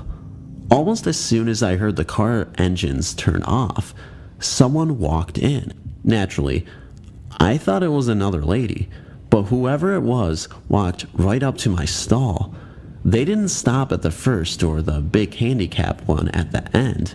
They walked directly up to my stall. Under the door, I saw straight-leg blue jeans and large feet wearing what looked like men's running shoes. I admit, I panicked for a moment. It wasn't because I thought maybe a man was in the ladies' room. It was because this person just stopped in front of my door and stood there, facing it, without even checking the other two empty stalls on the other side. I felt vulnerable and alone. I really wasn't sure what I could do if this person tried to force their way in. I didn't even have the nerve to simply say that the stall was occupied. The person never knocked on the door. The feet, the shoes, and even the pants looked like they belonged to a man to me. But I know women can have big feet and wear men's clothes. I don't know who was out there, but they didn't say anything to me. They didn't knock. They just walked up to my door and stood there for what felt like a full minute. After that, they turned and walked right back out. I didn't hear a car start up, and I didn't hear anyone pull away. I was shaken, and I didn't want to be in the bathroom by myself anymore. I got out of the stall, washed my hands, and went straight back to my friend. As soon as I saw her, I asked her if she saw anyone go in the bathroom. I wanted details, and I didn't see a car anywhere nearby. I wanted to know who to look out for because that experience was really creepy. She told me that she saw a car go straight by at one point, but no one stopped at the bathroom. She didn't see anyone go in or out. From where she was standing, she had a clear line of sight to ladies' room door. I had to believe her. I told her what happened, and we avoided that bathroom until the very last day of our visit at Bearhead Lake. On the last day, we had the wild idea of using the showers in that bathroom. There were 2 of them, and it was safe because there were 2 of us. What could go wrong? We walked there with everything we needed to get clean and ready for the long trip home. No one was in the bathroom again. We had it all to ourselves. We knew someone was in there before because the floor in the showers were wet and someone had left a pink bottle of Suave in the corner of one of the biggest ones. We were talking and making jokes as we separated into the shower stalls.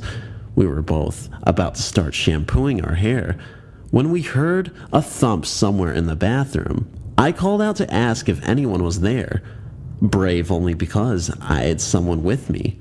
My friend and I both peeked out of the shower doors at roughly the same time to see who had come in. Lindsay mentioned that it sounded like the sound came from the entrance door, but all the bathroom stall doors were wide open. There was no one in front of the mirror or the sinks, and we were in the only showers in that side of the building. It made us pretty anxious. We tried to laugh it off, but we both agreed that we needed to shower faster. I remember saying that I was pretty creeped out, and Lindsay told me she was too. I think we joked about possibly sharing a shower stall instead of showering separately due to the creepy experience we had just had when another loud noise caught our attention. It sounded like something plastic was slammed down into cement. I looked out, and the Suave bottle that had been there in the corner inside my shower stall was splattered on the ground just outside the shower door. The lid had popped open with the force of its landing, and the pink-colored condition had sprayed out all over the floor. I still didn't see anyone around yet again, and immediately joined my friend in her stall. We took turns showering and kept an eye on the rest of the bathroom. Nothing else happened, but we got clean as fast as we could possibly manage. We didn't want to be in there a second longer than we had to be.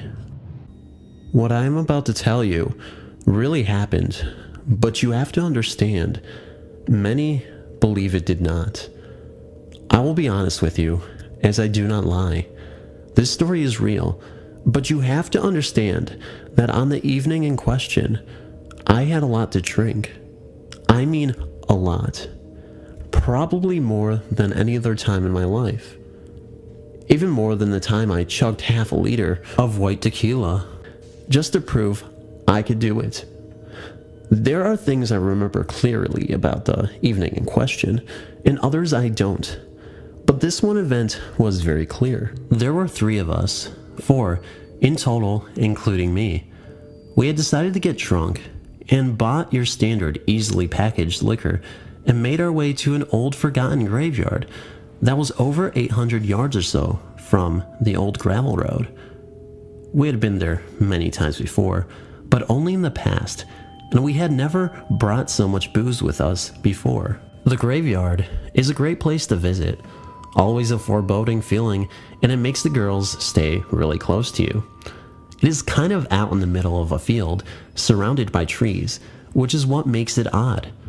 Nothing grows around it, but grass and your occasional wildflower here and there. Most of the stones are old, some dates on them, but others do not have them. The oldest we found dated back to 1918.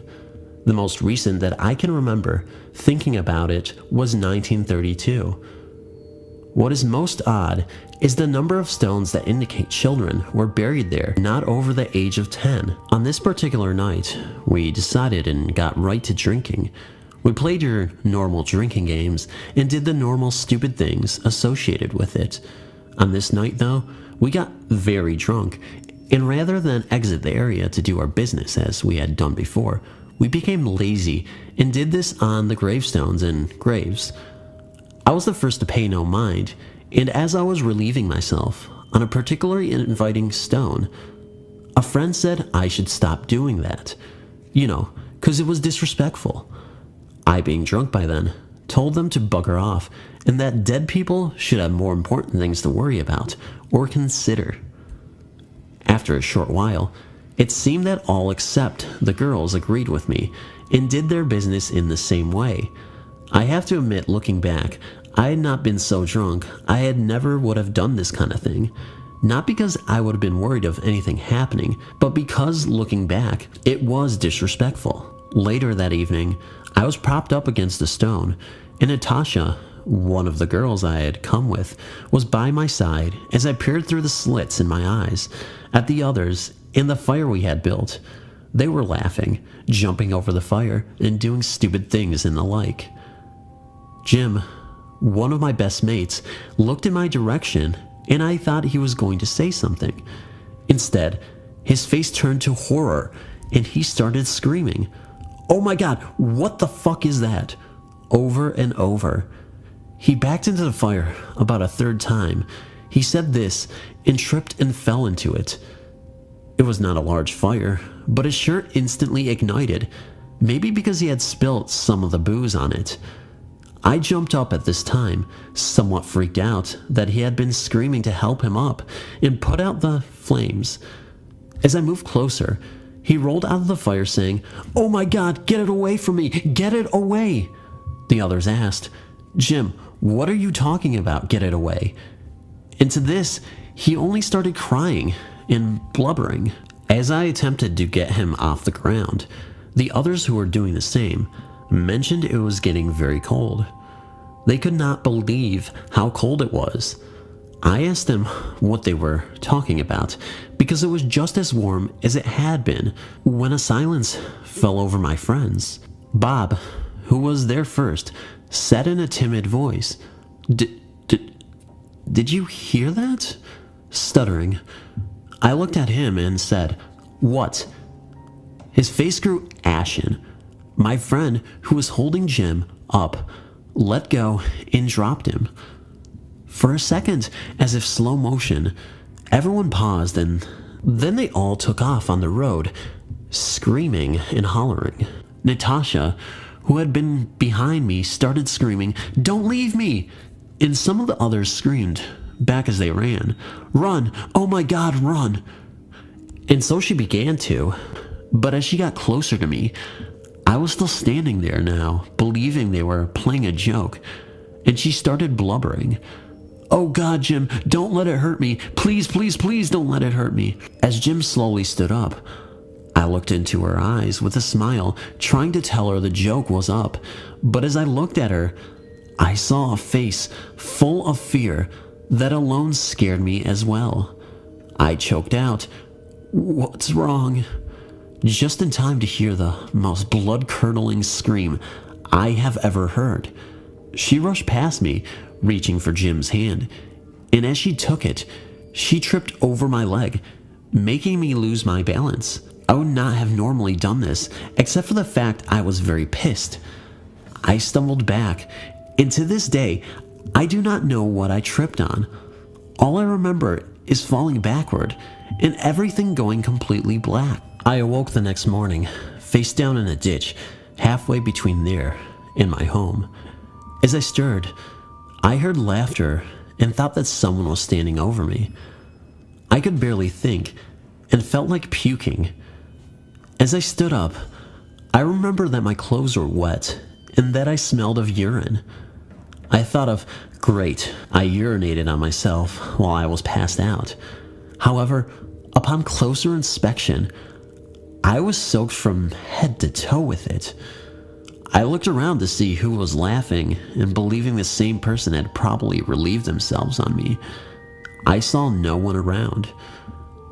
I began walking the rest of the way home, and when I got there, after hosing myself off, I called Natasha and asked her what happened the night before. She asked what I was talking about, and I told her what happened.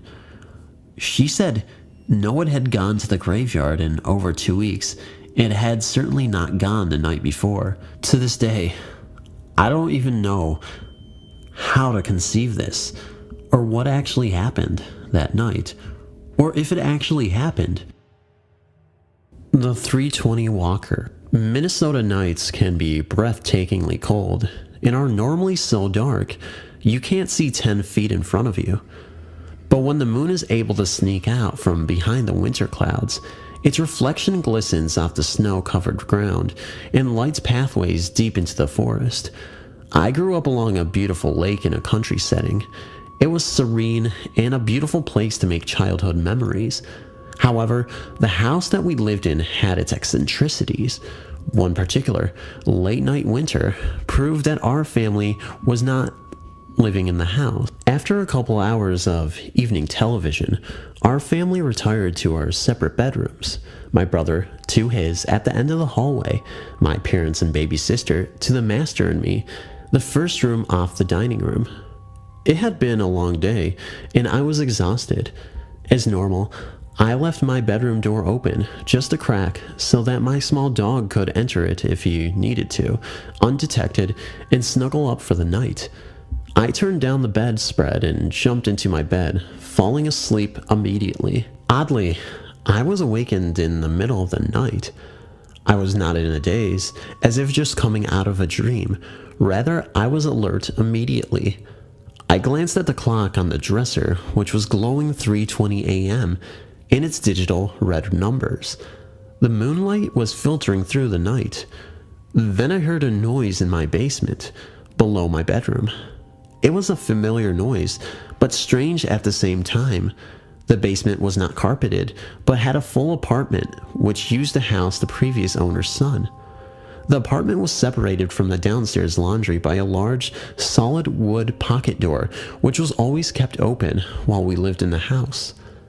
The pocket door had been installed many years before on a sturdy metal track which had a distinct rolling sound as the door was opened or closed. This is the noise I heard. I wasn't immediately alarmed by the noise in the basement. My mom had been known to wake up early to do laundry before I was old enough to help. So I listened for a moment, closing my eyes and wanting to go back to sleep. It wasn't until I heard the footsteps on the wooden stairs leading from the basement to the kitchen that I knew this was not my mom. My heart started to race.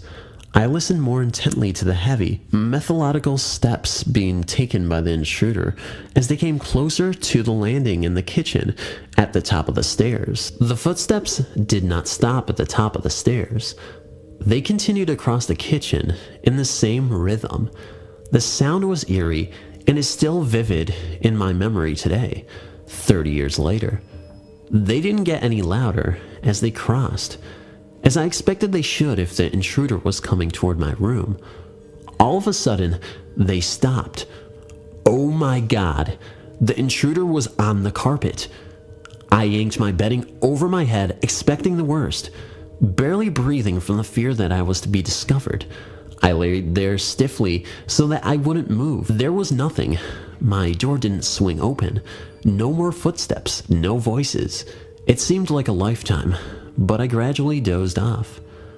At the breakfast table the next morning, I nonchalantly asked my mom if she had been up wandering around the previous night.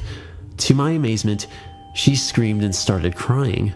She asked what time. I told her. Through her tears, she said she heard the exact same thing for the past 4 nights at the exact same time. To this day, we have no idea what or who it was, but we didn't hear it again after that conversation. The abandoned mine in the Mendenhall Valley. Most of the paranormal encounters I've shared have occurred in my home. This one, however, took place miles from my home, and only I was the witness. I live in the Mendenhall Valley in Juneau, and the high school I attended is downtown, so it's quite a ride just to get to school and back. Sometimes, my family and I go for a car trip and just drive around downtown out of sheer boredom. On this occasion, it was my parents' anniversary, and my dad wanted to show my mom this neat trail he'd noticed while at work. We all got in the car, me, my brother, and our parents, and drove downtown. The trail leads up one of the mountainsides, and the hike, if you can go all the way, takes about a day. We decided to just walk up the trail to the old entrance to one of the mines that are scattered around here. All of these mines are closed down, and have been for decades. Because of this, they are dusty and dark and just plain creepy. Anyway, once we got to the old mine, outside, there was this little exhibit that showed some of the old tools used in the mines. My parents and brother were checking that out while I wandered around aimlessly. I seemed to have a short attention span. I started kicking this rock around, and it happened to land inside the mine. I followed it, and then I realized where I was. There was this rusted gate that had the sign, "Closed, do not enter," and stuff like that. About 10 feet or so past the gate was this really big pile of rocks that sealed off the rest of the shaft. I'd assumed that this was one of the many mines that had caved in. It was mild afternoon, so when I started to get a chill, I noticed almost right away. The underground wind shifted direction, and instead of blowing towards me, it started to pull me closer to the gate. Inside, I could suddenly see 4 or 5 men dressed in these dirty white shirts and jeans with suspenders. They all had a pick on their shoulder, and they stopped walking as they seemed to notice me watching them. They had no eyes, just these black, empty holes, and I couldn't move. I was suddenly overcome with this feeling of absolute despair and fear. Simultaneously, the men stretched out their free hands and pointed their fingers at me, almost as if they were accusing me of something. Next thing I knew, my mom had a hold of me and was shaking me and yelling, "Tiffany, Tiffany, what's wrong? What happened?" I realized that I was out of the covered entrance to the mine, and I wasn't feeling quite so despairing.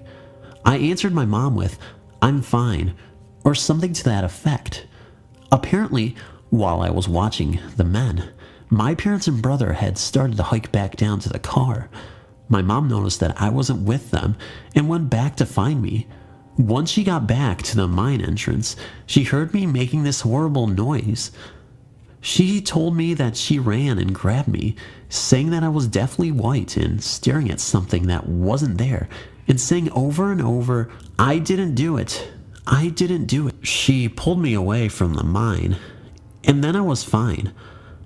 I don't even remember anything past seeing the men pointing at me, and I told her what I saw, but she didn't see the men and thought that I'd just had an episode or something. I forgot about it and didn't really think of it much. This happened in the middle of the day, around 2 o'clock in the afternoon, and we were nowhere near the river or our house. The more I thought about what I'd seen, the more I realized that those men must have died when the mine caved in. Why they accused me of it, I don't know, but I haven't gone there since. At least, not that far up the trail. The lower half is used as an outside run for gym class, and whenever I go on that trail, the spot behind my right ear starts to hurt, and it gets worse and worse until I almost can't stand it.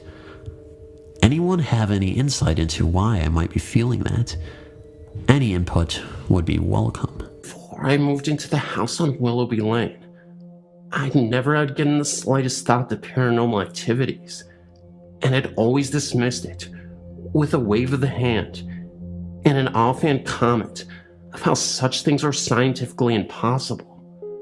However, all that changed a few years ago when myself and my newly acquired husband decided to buy an old farmhouse in upstate New York. The real estate agent, while giving us a tour of the home, had in fact related some disturbing information to us. She told us about 20 years ago, a young woman who had lived there with her 2 sons and her father, who apparently was an alcoholic, as well as an abusive parent, had gone missing. Her remains had never been found. There had been almost certain proof that her father had murdered her, and was shortly thereafter tried and sentenced to 10 years in prison, where he had almost died. I thought nothing of this, except for the fact that one day I might be gardening and dig up a little bit more than dirt.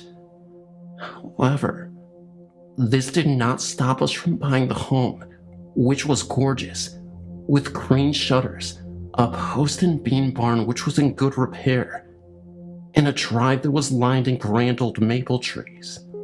But my friend, who was indeed a strong believer in the supernatural, strongly advised us that there might be what she called restless spirits residing in the home. Again, me being convinced there was no such thing did not take her warning seriously. After a long day of moving all of our possessions into a newly bought home, I'd fallen asleep in what was soon to be the living room. The movers had helped me bring in our couch, as well as an old rocking chair we had found in the barn. Both my husband and I thought we were able to save the old thing, which was made of oak and not damaged, except for the fact that the seat itself was no longer there. I was snoring away on the couch when I awoke, drowsily, to a consistent creaking. My husband, who was at work, and the movers, who had long since gone home, were absent, leaving me alone in the home. As I looked around, I noticed that the rocking chair was moving, as if someone was in it. Needless to say, I was incredibly scared, and proceeded to throw a book I'd been reading at the chair, or running out of the home. As the weeks passed, more and more of these types of things would happen, all ending with me rather frightened. Things would disappear and reappear without notice, some of which would never be there in the first place. Some of these items consisted of a wide collection of women's jewelry that I occasionally would find in what we found out later used to be a bedroom. Though we converted it into a study, I would hear knockings. Doors would open and shut for no apparent reason. We would occasionally hear the faint creaking of the rocking chair, even though I had insisted it be placed back in the barn. Occasionally, I would hear hushed voices and see flashes of what appeared to be figures out of the corner of my eye. This behavior increased as time passed, till I was starting to get used to it. I even admit to talking with the spirit whenever I was alone in the home. I would always be rewarded with an abrupt cease in all abnormal activity. On the evening of the housewarming party me and my husband were holding, one of my friends came to me in a state of anxiety.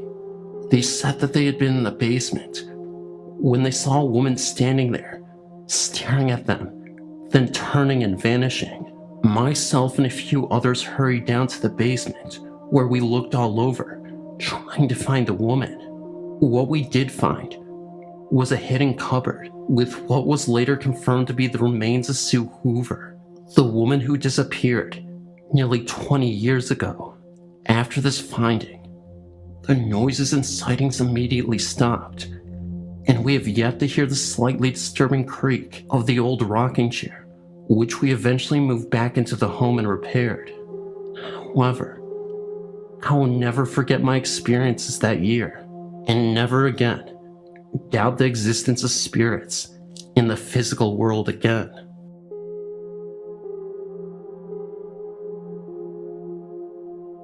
I'm a great fan of your site, and I've submitted some of my own stories.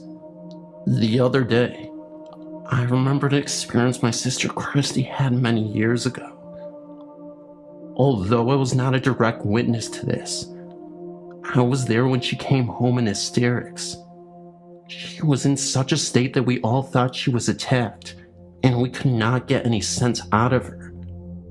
The story goes like this. Christy had been walking home from a friend's house down a long lane called Langley Lane.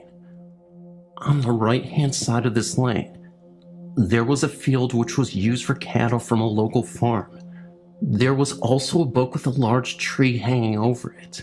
The summer before, I think this happened later in the year, as it was quite dark early, a young man had hanged himself from this tree during a fit of depression.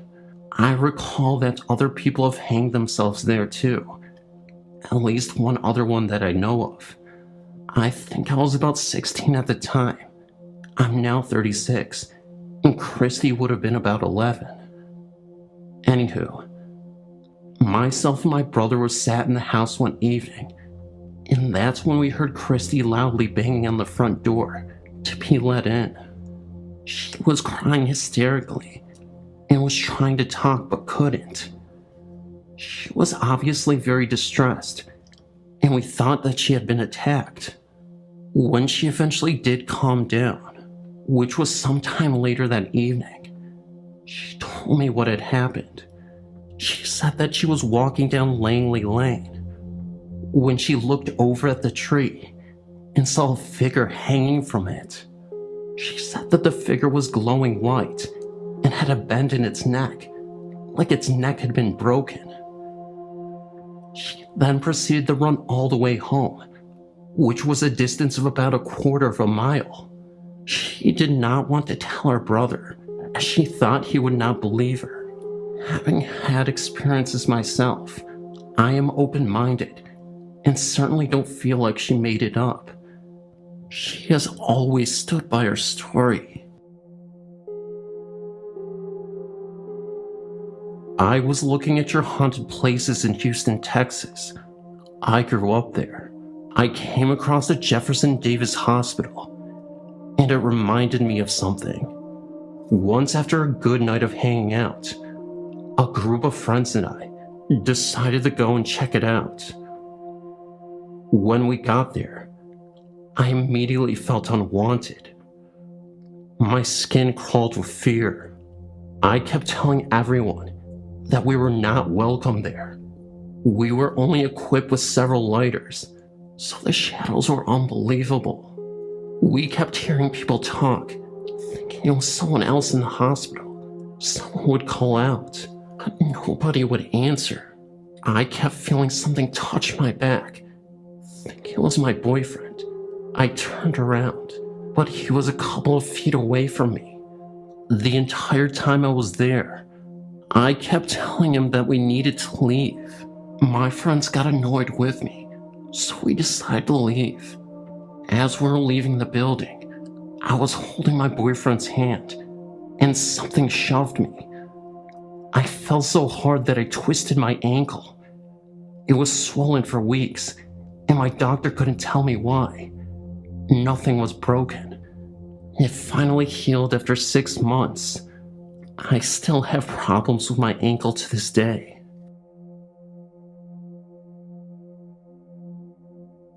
I have an experience that I would like to submit to the website. I've attached it below. After my encounter one late night in August with my sister, I found out that we'd always been around ghosts. My family has moved 5 times, and in every place, there had been at least one ghost there with us. When I lived in Texas, I moved from Houston to San Antonio. In that move, a ghost that we'd had for a year followed us to our new apartment. After living there for about a year, we discovered a new ghost. This one would hold the bathroom doors closed and knock over items we had on display. The event that completely changed my view of the paranormal happened in August of 2001. It was the early hours of the morning, about 4 a.m., and for some reason, I couldn't sleep. My older sister was on her computer, and she found a bunch of old music files she had downloaded for her history of rock class. Then she came across a Britney Spears parody song, downloaded from a radio station's website. The song itself was actually an E-clip, about 30 to 40 seconds long. We played it, and for some reason the file was corrupt. The words were garbled, playing in a slow, deep, incomprehensible voice. I had chills listening to it play, and when I looked at the counter, it had been playing for over a minute. My sister finally turned it off. She was just as spooked as I was. We moved on, laughing about the look on each other's face. Then about 5 minutes later, we heard 3 soft, solid pounds in the back wall in the far back of the apartment. Neither one of us said a word. We just listened, trying to explain away in our minds. We lived on the 2nd floor and shared only one wall, and that was not it.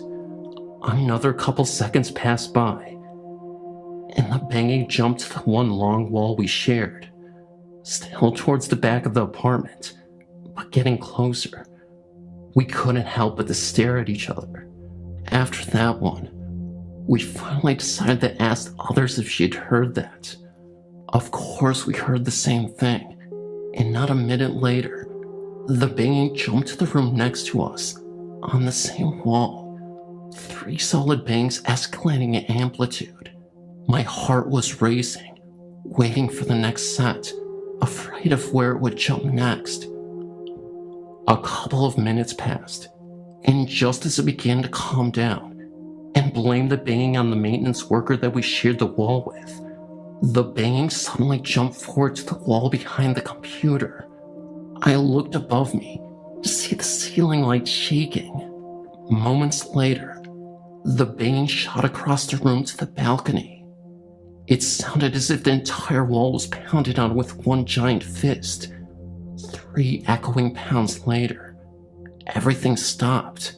I checked the sliding doors, and they were locked, thankfully. We both ran into my mother's room, and somehow she was still sleeping. She hadn't heard a thing. That was something I never understood. My baby brother was in the same room with her, door closed, and he heard a soft rumble, and my mother heard nothing. After that experience, I've always been a little on edge. I always think about what would have happened if I had left the sliding doors unlocked that night, and what the thing was trying to get in. One thing I know for sure is that my ghost from Houston left that night, and the one already there seemed to get more active. Everyone started to hear their name being called, even when no one was around. Luckily, no one ever attempted to communicate with whatever it was. As a matter of fact, we rarely began to answer unless we saw the person who was calling us. 2 years later, after I finished high school, we moved to Iowa when I was accepted to college, and so far, we have not had any strange paranormal occurrences.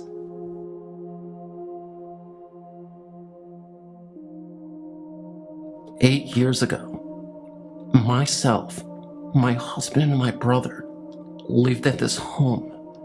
We were told by the neighbor that no one ever lasts, and we didn't either.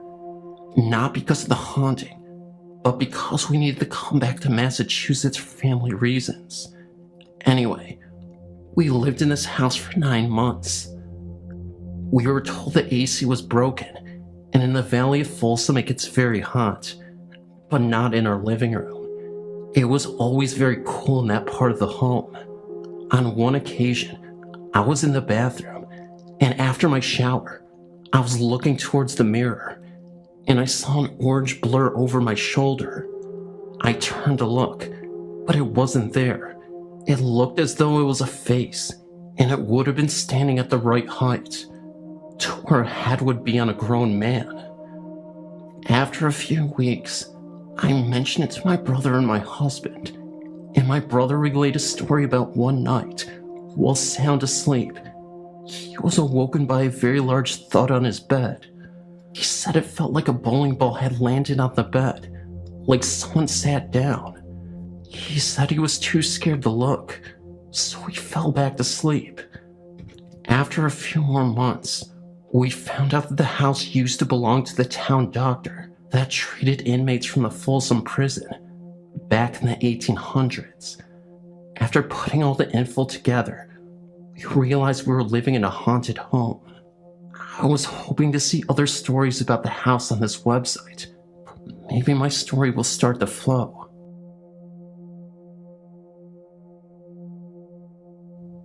When I was 11, my father died from a heart attack in our home.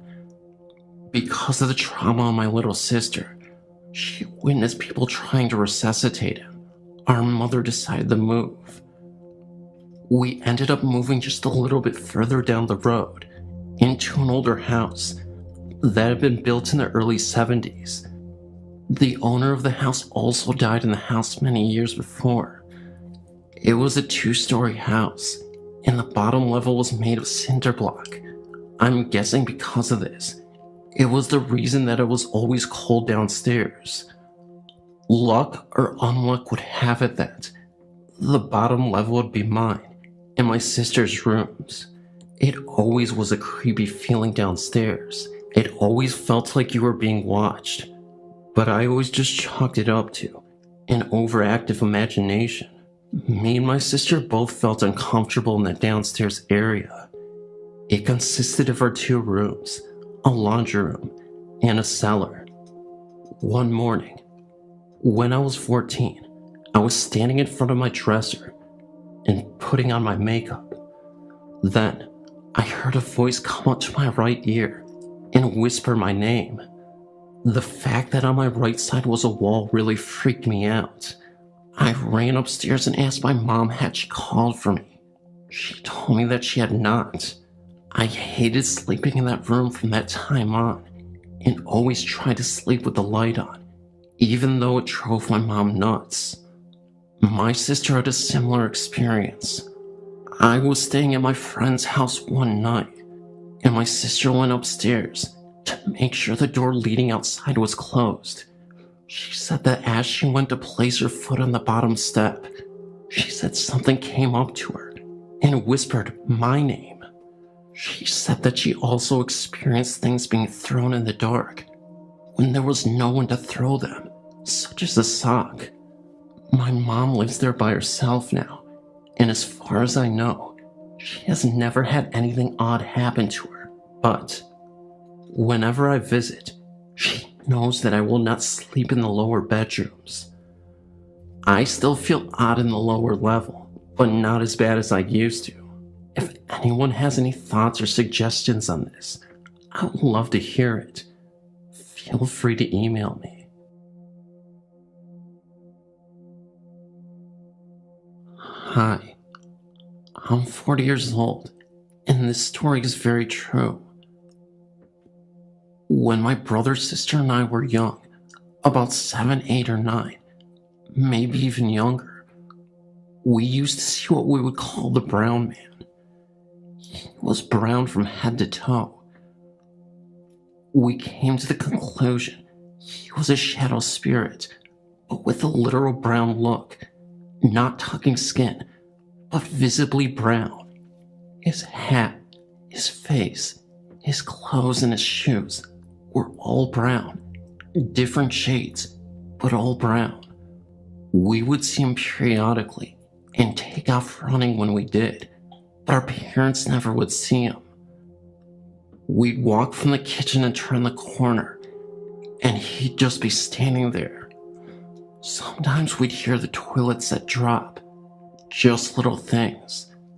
After we grew up, my sister was about 25 when she had her first child.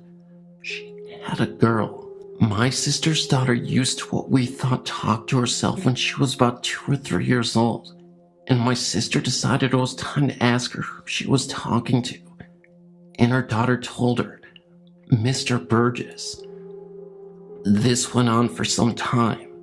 She would play, have tea parties, and sing with him just about every time she was in my parents' home. Well, one day, my niece asked my sister why Mr. Burgess wore brown all the time. Needless to say, that really shook us up because we thought we saw the brown man. We would tease each other and say, "The brown man's behind you," and get a real kick out of it. I've since had 3 children, and my sister another daughter, but they've never come in contact or ever seen the brown man. I've been reading stories on your website for a few years now, and I figure I might as well share some of the experiences which have occurred to me and members of my family, as well as friends. My grandparents have lived in their home for about 45 years now, and she often looks after family and friends when they are ill. My great-grandmother and my great-uncle have both passed away in their home, one in 1979 and the other in 1993. My mother especially can always feel my great-grandmother's presence in the basement, where my grandparents had stored their rocking chair, which has been there since she was staying at their home, and is still there today. You just get an overwhelming feeling that there's someone sitting on the chair, although it has never scared any of us. When my 2 sisters and I were younger, we spent every weekend and a few weeks each summer at my grandparents' place. One time, my older sister and I had been chatting about the house being haunted, and my grandfather got very upset about that. My sister made the comment that she wished that the ghost would prove they were in fact there. We left to go grocery shopping, and when we returned approximately 2 hours later, there were 2 cups out of the cupboard. We had put all the dishes away before going, and the way they were situated on the floor, it was apparent they had fallen. One was a plastic cup which ended up being fine, and the other one was glass which had broken. In fact, there were pieces of glass embedded in the floor through the carpet. We knew that they couldn't have fallen on their own because the cupboards were all closed, and my grandmother stacks her mugs and glasses in stacks of 4 or 5. So there was absolutely no way to explain how 2 fell, and the cupboard doors were shutting behind them. There was nobody who could have done it. My parents do not have the keys to enter my grandparents' place, and my uncle was in Buffalo, New York, and we live in Ottawa, Ontario. My father thinks that my sister got her wish, and she has never made a request like that again. We have no idea how to go about checking the history of our house, but we do believe that our property was once connected to our neighbors. My older sister woke up one night, a few months after we moved in. When she opened her eyes, she saw a boy. She said he looked to be about 10 and was standing in the center of the room. He was wearing a baseball cap and a t-shirt. The way she described it is that he looked real. He wasn't transparent and there was no glow about him. He just looked at him. And she rubbed her eyes because she couldn't believe what she had seen, then rolled over the face away from him and went to sleep. My mother was telling our neighbor about what my sister saw, and the neighbor commented that it sounded like her ghost. Her husband had seen a little boy he described the same as my sister in their attic the day they moved in. Our ghost doesn't bother anyone often, and my big sister is the only one who has ever seen him. We can all feel his presence when he is around. We have a sunroom which had been a garage that the previous owners had converted, which we use as a bedroom. The only place a bed can fit properly to allow people to walk around the room is to place it under the window. So you are literally right at the same height as the windowsill. That room gets very hot during the summer and stays very cold in the winter. We can never get the temperature right, which is a duct problem. The window pretty much stays open throughout the summer, so anyone there can feel if there's wind coming in or not. Anyway, my younger sister, it's her bedroom, has been woken up with the sound of the gate opening and slamming shut on the front porch on a windless night. This doesn't happen very often in our living room and dining room area, which we use as a computer room. It has older windows with the sliding locks on both sides, that have to be pressed in to open or close the windows. My younger sister and my mother were in the living room one day when it started to rain. Mom told my sister to help her close the windows so no rain gets inside. When they both heard the windows in the computer room start closing, and when they went to get a better look, sure enough, both windows were closed. We live in a bungalow, and there are no walls separating the rooms, only an archway, so they couldn't see the windows. However, they definitely would have seen if anyone had been in the room. I used to work 6 days a week, starting at 5:30 a.m., with Saturdays being a starter shift, so I would usually leave at about 9 or 10 a.m. I would go home and take a nap most Saturdays. My bedroom is in the basement, which is separated into 2 rooms, a rec room and laundry area. Then walking in through those rooms and turning right to go into the very back of the basement is my bedroom. I got home one Saturday and went to lie down.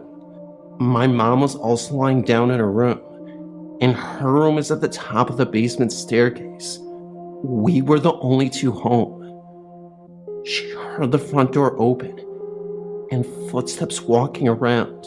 She figured it was my father or one of my sisters. Whoever came in decided to come down into the basement, open my bedroom door, lie down behind me, and squeeze me.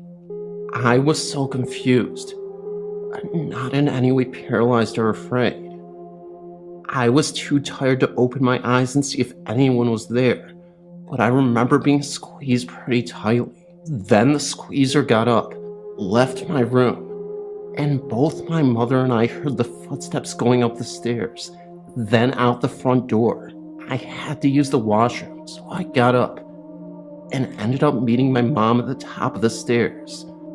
I scared her because she thought she heard a bag rustling as the footsteps had come upstairs, and she thought it was me leaving the house. We looked outside, and our car was the only one in our driveway. No one else had come home at all, so we had no idea who it could have been, or why it would have wanted to hug or squeeze me. My sister had gotten a helium-filled balloon for her birthday one year, and it was just hanging in the corner on the ceiling in our computer room. I was awake one night surfing the net when I got the distinct impression that something was right behind me. So then I turned around and came face to face with her balloon. It really freaked me out because it had been floating on the ceiling, and it had to lower to the height of a person sitting and cross the room. Where it floated just level with my head. I popped the balloon that night.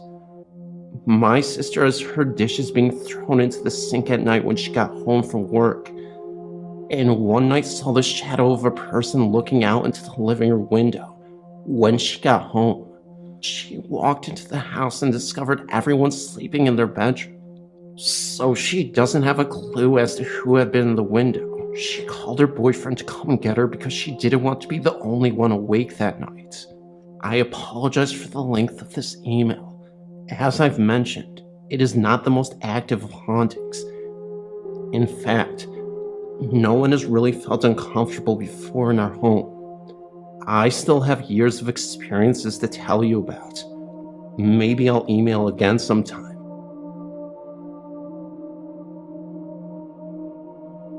In 1989, I lived as a single mom in a 2-story townhome.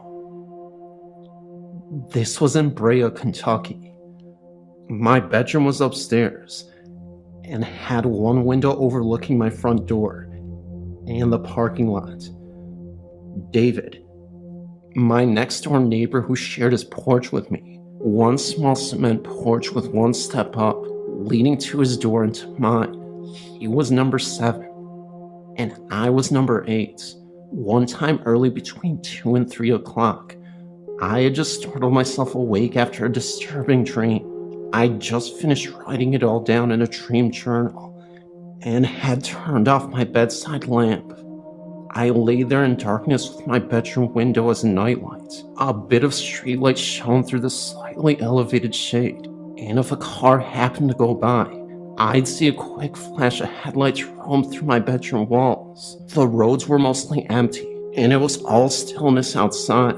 My window was partly open, and I remember the sound of wind, and an occasional instinct amidst all the quiet. It was summer, or maybe the end of summer, and the fresh air smelled like honeysuckle. As I lay there trying to fall back asleep, I suddenly hear the low growl of a car engine in the parking lot below. It idled for a few minutes, and then turned off. There was silence. Next, the click of a door handle, then the sound of a door creaking open and slamming shut. I heard shoes hitting the pavement. They had loud, distinct heels on them, pacing each step like I would imagine a sharply dressed woman would do. Clop, clop, coming closer to David and my porch. They made a distinct noise, which echoed in the night air. They walked just below my window. I wondered if the person would knock on David's door, or mine. There was a pregnant pause as I listened for the knock. I guessed the knock would be on David's door, as he was a big late-night partier and had frequently night friends.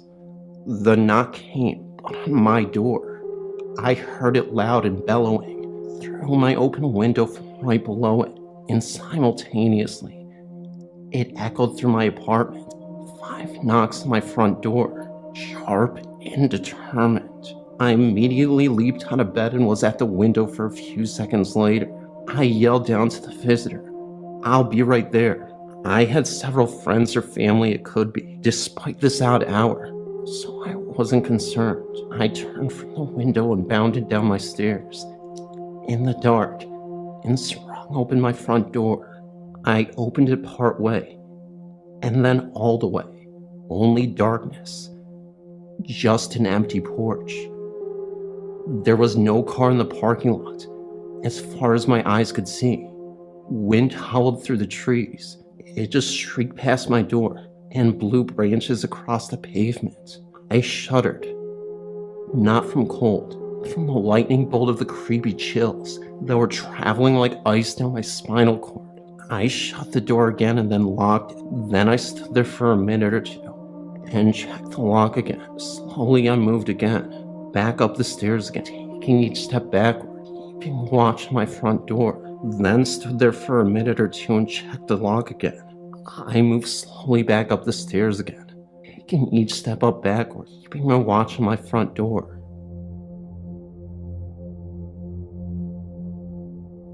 About 4 years ago, when I lived with my mother and her boyfriend in an apartment, I was sleeping on the love seat in the living room, and I had a stack of pillows and blankets close to my head. It was about 12 a.m., and suddenly the pillows and blankets fell over. I shrugged it off. There were a lot of pillows and blankets, and the pile was a bit lopsided. That was, until I got up in the morning.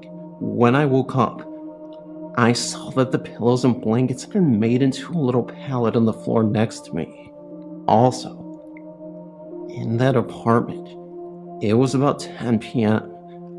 I was trying to get some sleep, and I saw a lady in one of those button-up high-collared dresses from a long time ago. I was a little bit freaked, but when I saw her, I was so scared, but kinda happy to see her anyway. Also, about 2 years ago, I was living in a home with my father and my stepmother, and I was walking to my room, and that's when I saw a blonde lady laying on our couch. She was wearing a long light blue dress. At first I thought it might have been my stepmother. Then I realized that she didn't have a light long blue dress. That was when I looked back, and the lady wasn't there anymore, and my stepmother was all the way at the other end of the house on the computer. This time it happened to my father. He was sitting in his chair watching television, and for some reason he looked behind him and saw this little old lady with her hands on her hips, giving him a disapproving look. I'd also see things disappear and turn up in weird places. At first I thought I'd done it, I'm always leaving stuff in odd places, like my shoes in the bathroom behind the towels. But then I realized even I didn't leave things in that weirdo places. Once I lost my house keys, I knew I'd left them on my bed, and I was getting ready for bed, and I was getting all the crap off my bed. I realized that my keys weren't there. I looked for them for days, but I never even found them. That is until about 6 months later. We were moving out of the house. My dad was moving the big desk out of my room, and there were my keys. There is no way that I could have kicked them under the desk by accident. It had this weird decoration on the front. The only way that it could have gotten there was from the back, and that was also impossible. My desk was too close to the wall for that. This also happened to my father a few months ago. It was really late at night, or really early in the morning. I don't know, but my father woke up, and then he saw his father standing in his room. He called my aunt, and she told him what happened. This happened about 5 months ago to me. I was sitting in the church during the prayer. I don't know why, but I looked up, and I saw my best friend's dad standing right there, which I knew to be impossible, because he had been dead for about 2 years before the occurrence. This happened about 4 months ago. I was really late.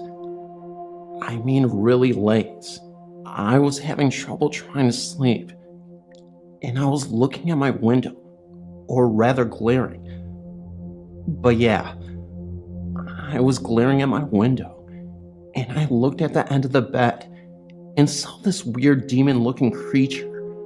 Anyways, I totally freaked. I mean, you don't see these weird little creatures every day, you know. Well, ever since I've seen this thing, my favorite clothes have been disappearing. At first I thought they might have been under my bed or in my closet, but they're not. There's nothing under my bed, and I've been through my closet twice. Do you know what that little freaky creature might have been? About 3 months ago, I was at my friend's, and they have crosses everywhere. I mean everywhere. The reason being is that they have problems. These weird glowing like orb ghost things. Well, my friend and her sister and I were sitting on her bed. We were just talking about Stephen King movies, and then I say, "Have you seen It?" And then we hear a creepy voice that says yes. We freaked out. We all jumped into the middle of the bed and didn't move for a long time. Well, the glowing orbs or thingies that we mentioned are supposed to be ghosts, I suppose, because a lot of people have died in that house. My friend was up late one night watching TV, and she looks out her window and she sees 3 glowing heads. Well, one day I had come home with her after school so she could give me a ride to church. I put my backpack in the middle of her bed and sat on the floor. That way I could watch some televisions before we could go.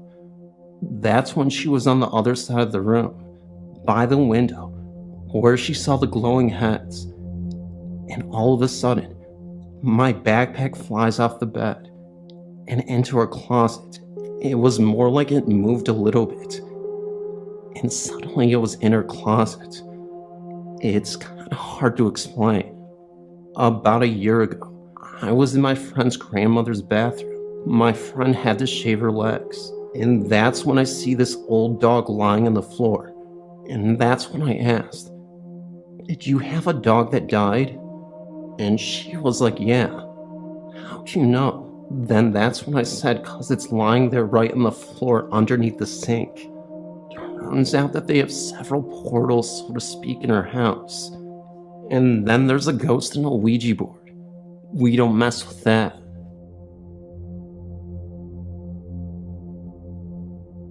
While I was stationed in Germany, I got married to my wife in Denmark. We stayed in a little nice hotel that was built in the 1400s. We stayed a total of 3 nights and never had a problem until the last night. Late in the last night, I was lying in bed with my new wife. We were both facing a wall away from the door. I said something along the lines of, "I'll always keep you safe." And at that moment, an overwhelming fear came over me. At the same time, my wife said, "Why did you just say that?" It had no real reason. But she described to me that she was feeling the same thing I was. And we were able to determine that the source of our unexplained fear was coming from the doorway right behind us. Neither I nor my wife wanted to turn to see if anything was there. When I finally mustered up the courage to look, I was convinced that I was going to be looking directly into the eyes of the devil. But nothing was there, and shortly after the fear subsided, I have jumped out of planes and been to combat twice, but I never felt as scared as I was that night. I have a confession to make. I'm not an ordinary person. I don't mean that I've exhibited quirky behavior in the past and I'm simply unorthodox. But I have this uncanny ability to sense things. Whether these energies that I've learned to embrace are malevolent or benevolent, I can't say, as I'm unable to clearly make the distinction. But I tend to attract unusual energies, which permeate all around me. If you happen to come in close contact with me, you may be susceptible to these energies as well. I could say that there's a supernatural component to this, but because my mind has relentlessly wreaked havoc on me, I can't say for certain what is going on. Sometimes I see things, shadows, hearing strange noises, knocks on the walls, a faint whisper in my ear, reinforcing the idea that something otherworldly resides inside these walls. All the while I'm sitting in the kitchen of my old Victorian home, and I'm the only one who lives here. I can honestly say that I don't know what is happening, but I have nowhere else to turn to. There's the cellar that I'm terrified to go into. I've literally haven't stepped foot down there since I moved in. But it's like I can telepathically hear the growls and moans coming from that dark space that I refuse to enter. I've always wanted to know if the source of all these energies came from that cellar. The thing is, I've no pets, no estranged relationships. Nobody ever sets foot in my home. I had a wife once, but she's been gone for what seems like a millennium. I don't remember what it's like to interact with anybody. I'm virtually imprisoned. I work from home. So, I became a recluse. I don't go out much these days, for fear of inadvertently transferring these energies to those who come in contact with me. Isolation is unconscionable. The fear of going insane inside my mind constantly lingers in the foreground. The helplessness of not being able to do anything about it still traps me internally. I'm mentally paralyzed. And then I have these unusual nightmares. My doctor tells me they are night terrors. So I'm laying in my bed, and the shadow opens the door. It doesn't do anything, but simply stands in the doorframe. I don't know what it wants, but I can only make out its eyes, glowing brighter than the sun. The rest the outline, a silhouette. I sweat. My body temperature drops, and I feel a cold breath on the right side of my shoulder. I look over, temporarily taking my eyes off the shadow figure, and yet there's nothing there but a mist that looks as if someone is breathing in the cold air. I look back at the doorframe, and the shadow is gone. I then lay down, staring at the ceiling. I simply just can't ignore what's going on. I want to, but even the pills don't do enough. I still see these things, hear these things, and most importantly, feel these things. I'm so scared. I don't want to be a prisoner anymore. I want a release. I want it all to end. I'm sick and tired of the suffering. My mind just won't heal. I don't want to feel. It's almost better if I don't, but I can't turn it off. Still, these images persist. In another moment, I can clearly see this elderly woman silently screaming at me. I can feel the terrible darkness emitting from her, and when she opens her mouth, there is nothing but darkness, almost as if it is a black hole. No sound, just the mouth opening. The woman with her old tattered clothing, not from this time period, definitely not present, Victorian times, with a black dress from that era, long black hair, matted and uncombed. This being was just standing there. I ask it what it wants from me, but it remains silently screaming for a few seconds. I blink my eyes as hard as anybody could. The figure simply won't disappear. I see a single cockroach move out of her mouth. I had to have dreamt this. This night terror felt so real. It consumes me. I can't get it out of my head.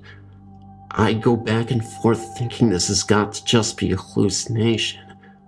But the more I think about these events, the way they truly never disappear, it makes me believe there's an entity in this house that I can't ignore. They are communicating to me through my dreams and through some of my hallucinations that I've had as well. The therapists, the doctors, they all tell me that I've got some psychosis. Trauma from my youth remains unsolved. But these walls inside this old home has so much history engraved into it. Tell me that spirits don't exist, and I can't prove it to you. I can only tell you about my experiences and how sensitive I am to the other side. Then I think to myself, why are we so arrogant about this other side? Why do we dismiss what we do not understand? Maybe I'm just crazy. Or maybe the world wants to shield us from the fact that these beings live among us. If you truly open up your eyes and begin to understand that there's nothing that the world can't see, then you can believe. Growing up in rural Michigan, I had several what the heck was that experiences. Most were minor, a moving shadow or an uneasy feeling, but one stands out. I was 8 to 10 years old in the mid-80s, and my family had just returned from a vacation. When we got out of the car, my dad headed to the mailbox, my mom to her garden, and I lugged my suitcase inside the house. All of the windows were shut, and I pulled the garage door closed behind me. Walking through the house, I passed the bay window, from which I could see my dad still on the road, and my mom picking some vegetables. The house was silent, except for my footsteps on the carpet. I walked into my room and put my suitcase down in the corner. I heard a male voice laughing behind me, maybe in the doorway 8 feet away. It was a hearty laugh, loud and clear. I spun around, and there wasn't anyone in the doorway. I ran back to the garage, through the door, and outside. my father was just grabbing his suitcase from the car, and my mother was pulling weeds. I wasn't scared when I heard the voice, but not having a tangible body to put it with did unnerve me a bit. Following the event, I was able to forget and had no issues in the rest of the house. It was only after I got older and interested in the paranormal did I realize that I must have had a run-in with something. About 2 years ago, I bought a 126-year-old, 8,000 square foot mansion in Missouri, just outside of Kansas City where I grew up. My mother had owned and lived in the house for the previous 15 years, slowly maintaining it. She had done a great job maintaining its mid-1800s character, slowly bringing the woodwork back to life, adding insulation, and replacing all of the plumbing and wiring. I mention this because I've heard that a disturbance in the environment can cause spectral activity to begin. I'd seen the house only once, as I live over 2,000 miles away, but I fell in love with it immediately. The first night I stayed over, I woke in the middle of the night to huge blobs, about a dozen, from golf ball to basketball size, floating around the room I was sleeping in. This is the one and only time I've ever experienced anything like that. I closed my eyes, said a prayer, and fell back to sleep in time. I said nothing to my mother the next day until she asked me, "Well, did you see the blobs?" One of the workers stayed down there the other night and said he wouldn't stay in the house after dark because of the blobs floating around him. She had not seen them, and still hasn't. However, the previous owner told my mother a few years later that he loved what she had done to the front room, but he could never stay in there while the house was his because of the blobs. During the summer of 2007, I went back to see my family. I stayed downstairs again and had several things happen. It is important to note that I've never felt in danger, only uncomfortable. My mom and her boyfriend went upstairs to go to bed. I stayed downstairs in the first floor master suite. For the next 45 minutes, the heavy footsteps above my head were attributed to the two of them settling in for the night. Finally, I decided I would go up and find out what was going on. The entire upstairs was dark and still. They were both lying in bed. I returned to my bedroom to hear the continued walking above me. So, I went out on the living room to sleep on the couch. The walking continued above me, although there is only one attic above that living room. I could also hear a distant, quiet talk between a man and a woman, but I couldn't make out what they were saying, and it seemed to always be somewhere else from where I was. The next morning, I decided maybe I would have a chat with myself out loud, and if anyone else heard it, then maybe it would be for the better. I sat on the end of the bed. It was now daylight, so I felt comfortable to be in the bedroom again, and said that I was the new owner and the son of the woman they probably knew very well by now. I really liked the house and hoped to continue my mother's good work, but for now, I lived elsewhere. I also mentioned something that I don't suggest, but in this situation, I felt comfortable in doing so. I told them that they seemed to have been there a long time, and so long as they agreed to stay out of the bathroom while I was in there, we could get along just fine together. The following night was as quiet as it could be. I think their interest in me was satisfied. This past summer, 2008, was my third visit back. Absolutely nothing happened. I was ready, and nothing. Hey, that's fine with me. But one side note, my mother sat down to look at an album she had kept for all these years she had been doing the refurbishing. She was showing me the huge change in the house, from walls being ripped out and then rebuilt, and so on. In well over half of the pictures, there were huge light anomalies. There were smears, blobs, and strange twists of the image. I mentioned this to my mother, who looked right at me and said, "You know, I haven't taken a decent picture since I've lived in this house. I've owned one crappy camera after another. All the pictures look like this. I have to throw most of them away because they are no good." I just smiled. Right, Mom. Every digital and disposable camera she has ever had in the past 15 years has had the same problem.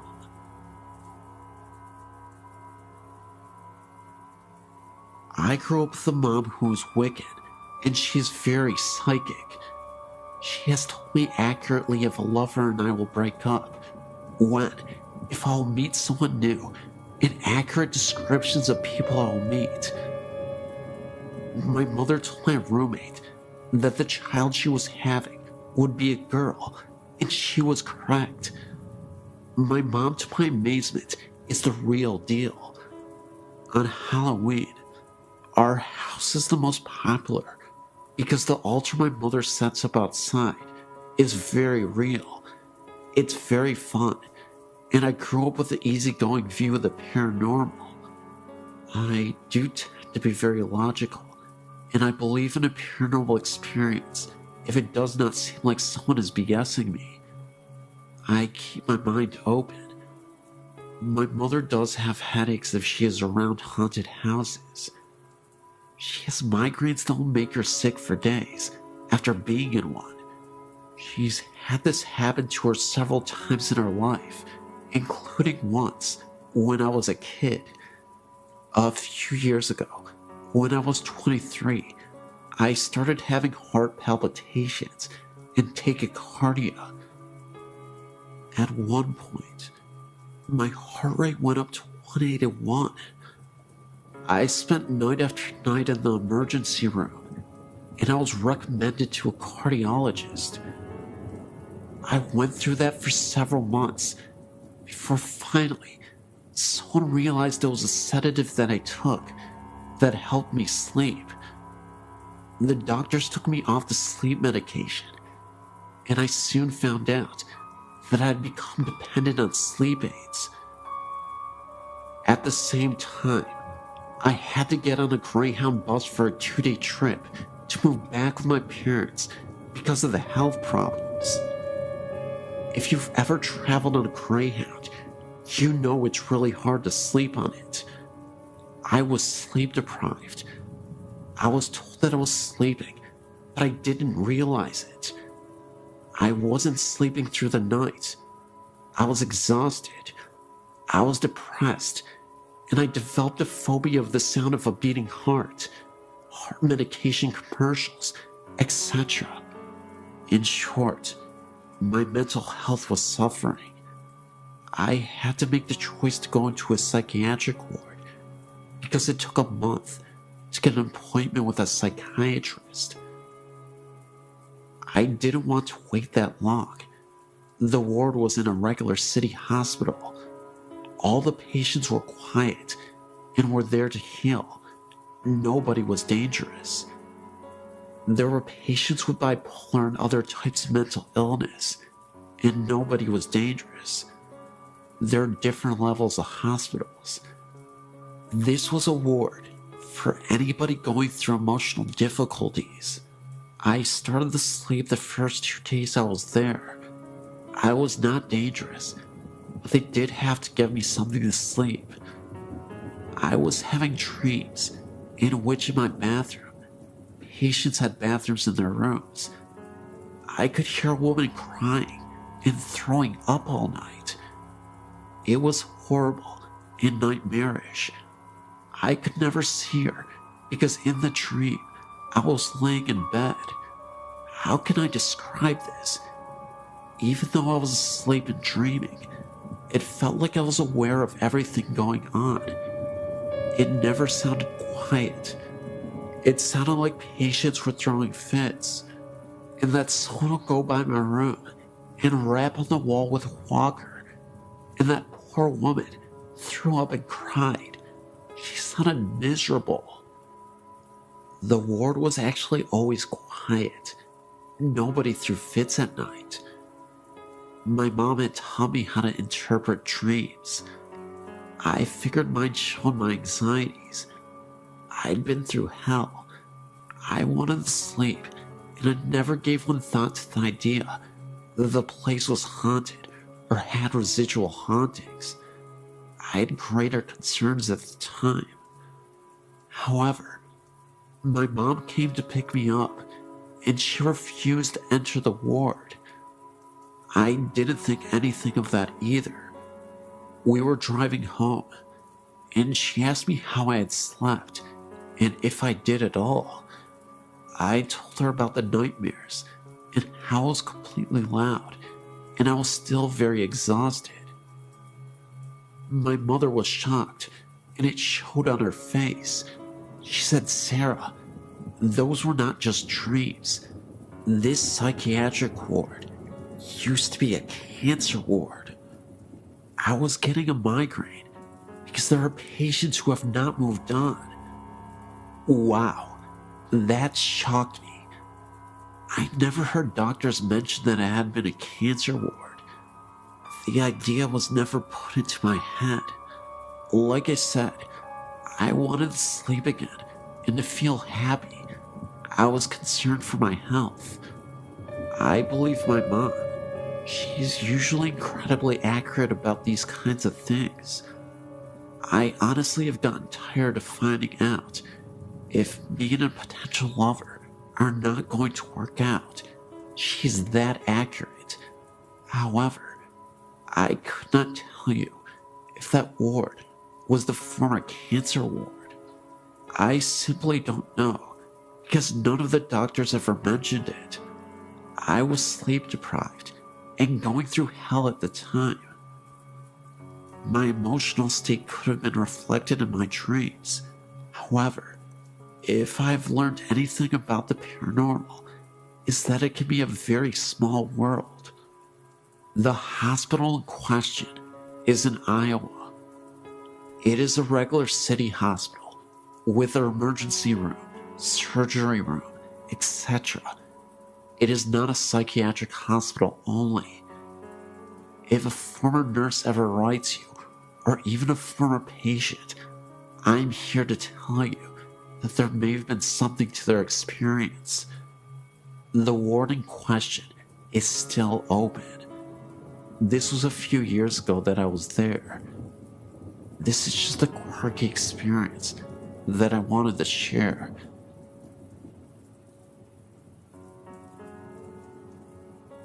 My story has been going on for a couple of years now. When I was 9, we moved into our house. It's a nice little place, backed by a large ditch. Behind the ditch is a large forest that I used to play in. The house itself is unremarkable. It's 3 bedrooms. The master bedroom is the first room you come to when you open the front door, straight in.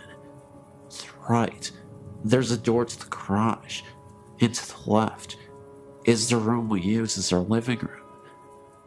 To the right of that is the dining room, with the entry into the kitchen. From the left of the living room is the hallway, with the bedrooms and the bathroom. From the time when I first moved in, I've never liked the bedroom at the end of the hall. It has a window that looks out into the front yard. The room I shared with my sister has a window that looks out into the backyard. I'm not sure what it is about the room, but it's a creepy feeling. I was around 11 when my older sister moved out. By that time, it had been a while since I'd gotten any creepy feelings in the second bedroom. I was pleased with the idea of having my own room. I moved my bed in there, got everything set up, and prepared for the grown-up life that I wanted. The first couple days were okay. I had strange nightmares about something coming in from the ditch, something I couldn't explain. Finally, after about a month after I'd been sleeping in the room, I woke up suddenly from one of those dreams. I laid there for a while, not really sure of what woke me up. Then, I realized that the music box my grandma had given me a year ago, it was on. The music box was shaped like a carousel horse and had a switch on the bottom of it that turned the music on. I sat up and took it down from the shelf above my head and turned the switch off. I figured that maybe my cat went up on the shelf and brushed against it. I laid back down to go to sleep. It was lying there that I first saw him. I don't know what made me look up into the doorway of my bedroom. At the time, I slept with the door open, but I did, and standing there was a man, clear as day. For a moment, I was sure that someone must have broken into the house. With the light coming off the nightlight near the door, I saw that his mouth was moving quickly, and no sound was coming out. It was almost like he was screaming at me. He took a step forward and vanished. I slept in the living room that night. I finally got the nerve to sleep in my room again, after about a week of sleeping on the sofa. And that night, I had the same creepy nightmares and woke up to find a child's shape sitting on the end of my bed, staring at me. It vanished when I turned the light on. I ended up spending the next year sleeping on the floor in my sister's room because my mom wouldn't let me move my stuff in with her. I also couldn't change my room without getting the feeling of being watched. I would glance at the mirror, it's the type that sits on the dresser, and see a face staring at me, one that wasn't my own. My older sister finally moved back home, and I ended up back in the other bedroom with my sister. I thought that would make it go away, but I would sometimes see the man standing in the doorway late at night. He'd stand there staring at me, mouth moving, forming words I didn't understand. 3 years ago, some major changes happened. My oldest sister broke up with her husband, lost her house, and had to move in with my mom and dad, along with her 2 kids. My oldest sister had her boyfriend living in the house with her. The living arrangements were this.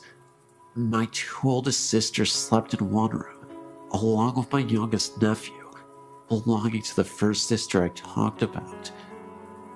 My oldest sister's kids slept in the second bedroom with me, and my sister and her boyfriend had the living room. It was weird at first, but we all got used to it. The weird things had calmed down since I moved to the other bedroom, but it picked up again when my sister moved in. I was trying to get some sleep. It was around 1 in the morning, and I saw the child's shape again, but this time, it was sitting at the end of my niece's bed. I sat up, but before I could say anything, my niece woke up screaming. She said it was a nightmare, and I had a feeling it was probably the same one I had when I was younger. They moved out last year, and things calmed down for the most part, until my oldest sister moved away. I now had a bedroom all to myself. I was trying once again to get some sleep. I've always had trouble sleeping in this house, and I looked at my doorway, and the man was standing there, but this time I could hear him whispering. It was gibberish. I turned over and pulled the pillow over my head, but the room got so cold, I ended up turning my TV on and closing my bedroom door. Another time, I was messing around with a couple of the other teenagers in the area. We were crossing the ditch and going over to the woods behind the houses.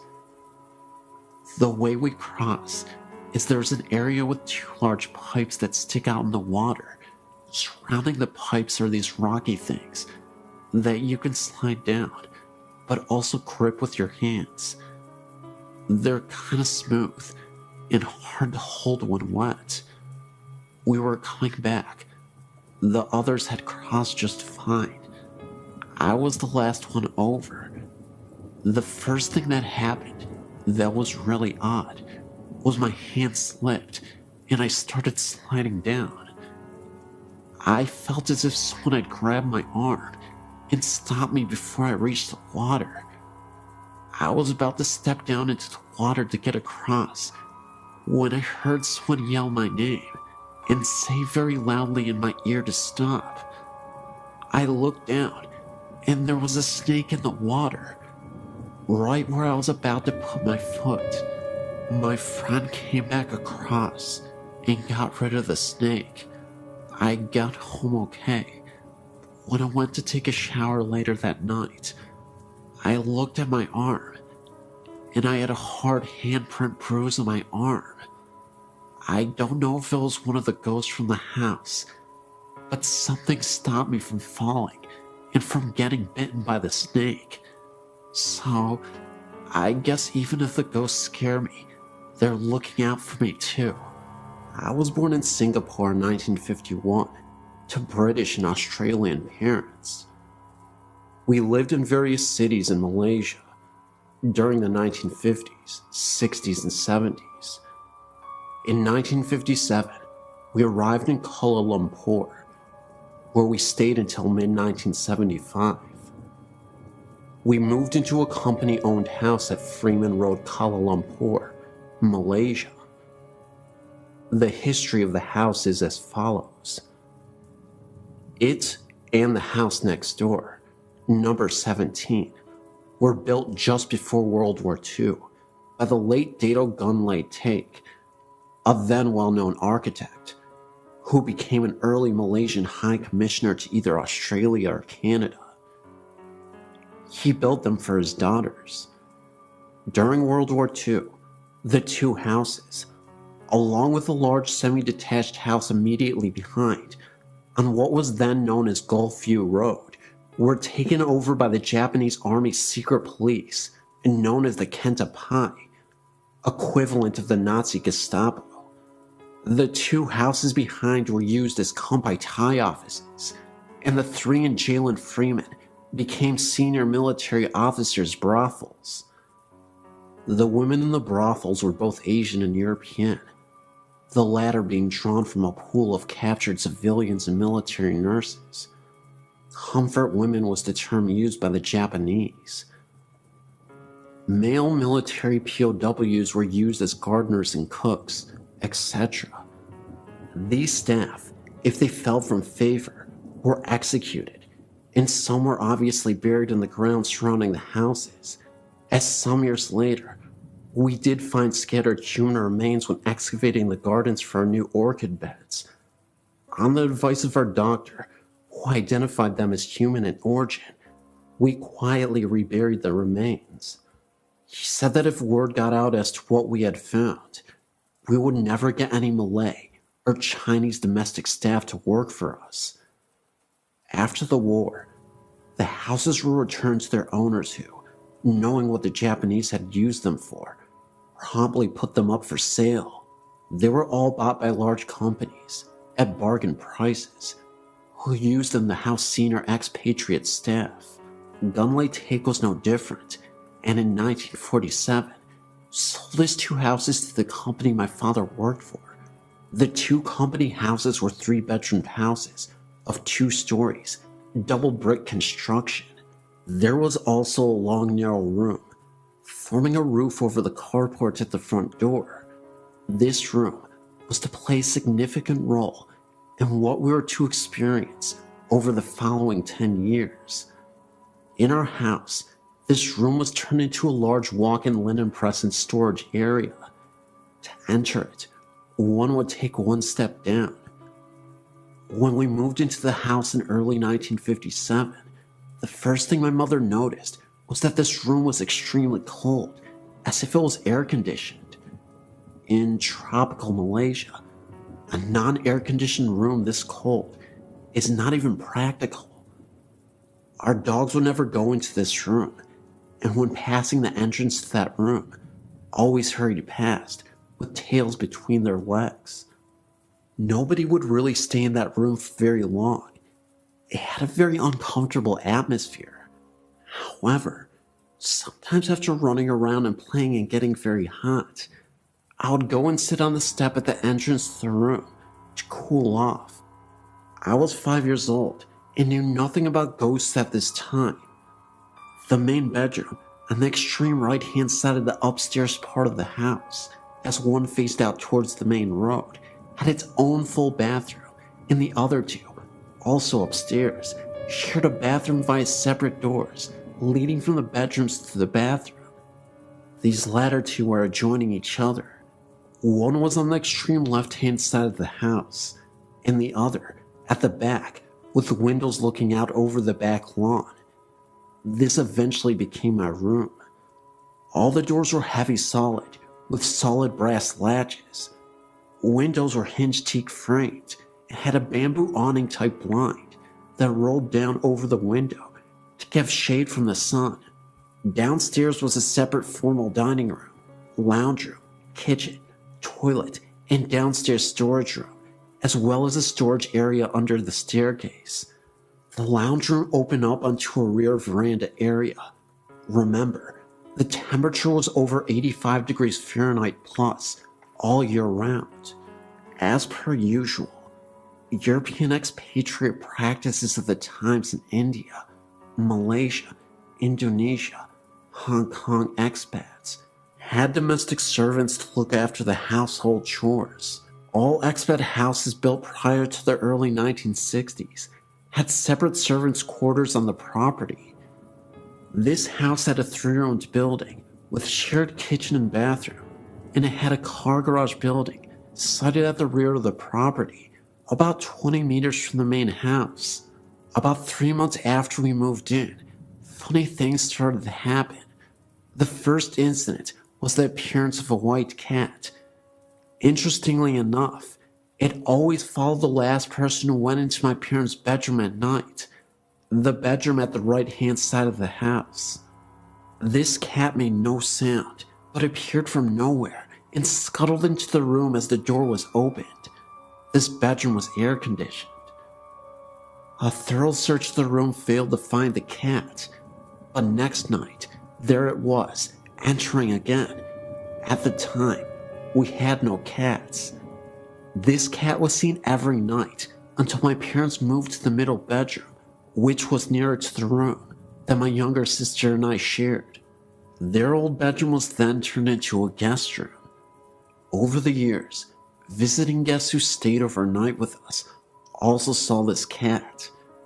One evening, about dusk, my mother, looking through the lounge window, witnessed a woman with long red hair, wearing a sort of white nightgown, standing near the front gate. She thought that this was unusual and walked out the front door to go talk to the woman. As she walked across the lawn, the woman walked away and went behind the hedge, which formed our front fence.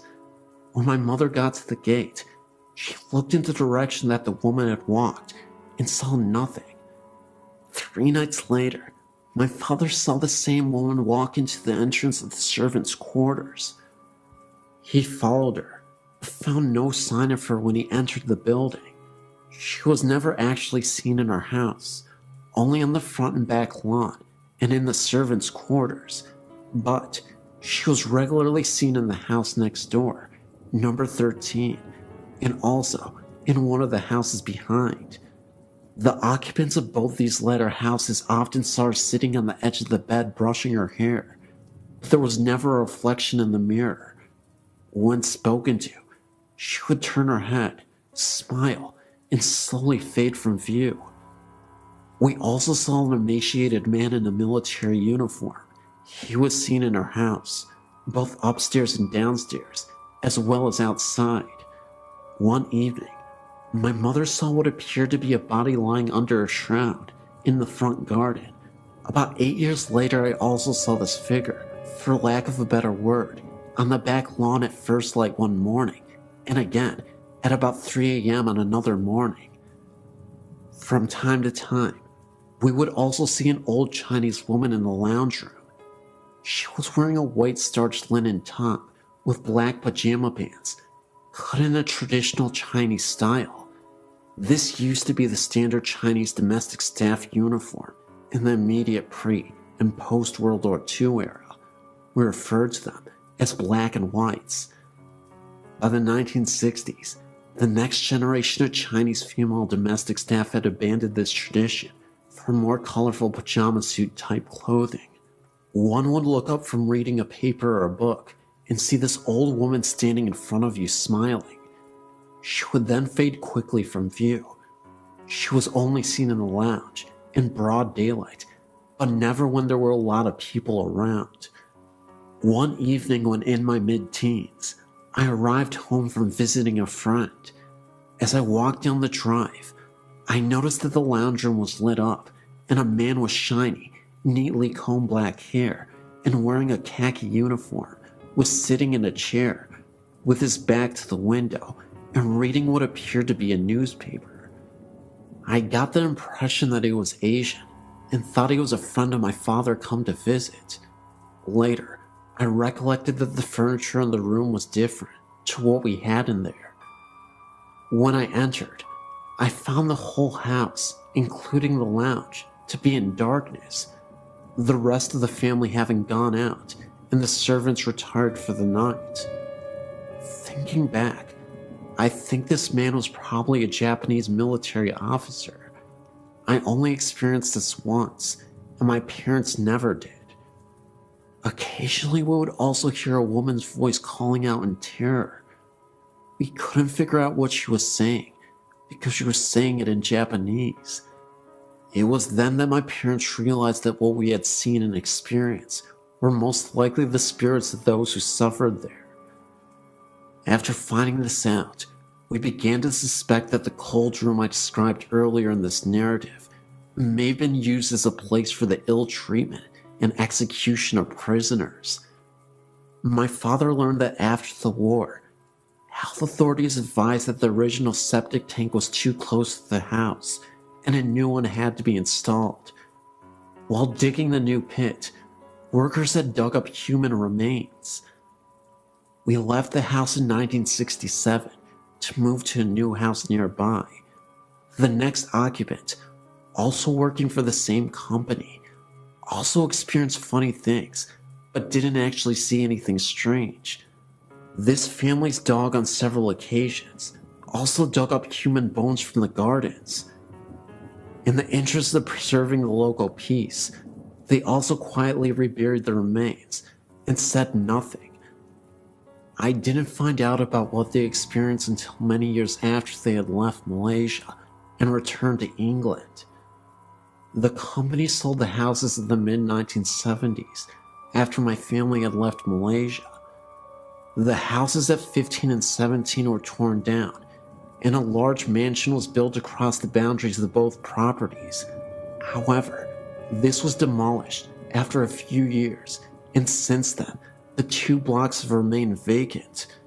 In 2008, they are still vacant. This is a prime land in an inner suburban area, but the land is still vacant. The house at number 13 is still standing, but is abandoned and half the roof is collapsed. We wonder just what was found when the site was excavated for the new building. Also, the reason why the new mansion was also demolished and the blocks left vacant. Maybe the souls of those poor victims still occupy the site and are not at rest and reappeared in the new building.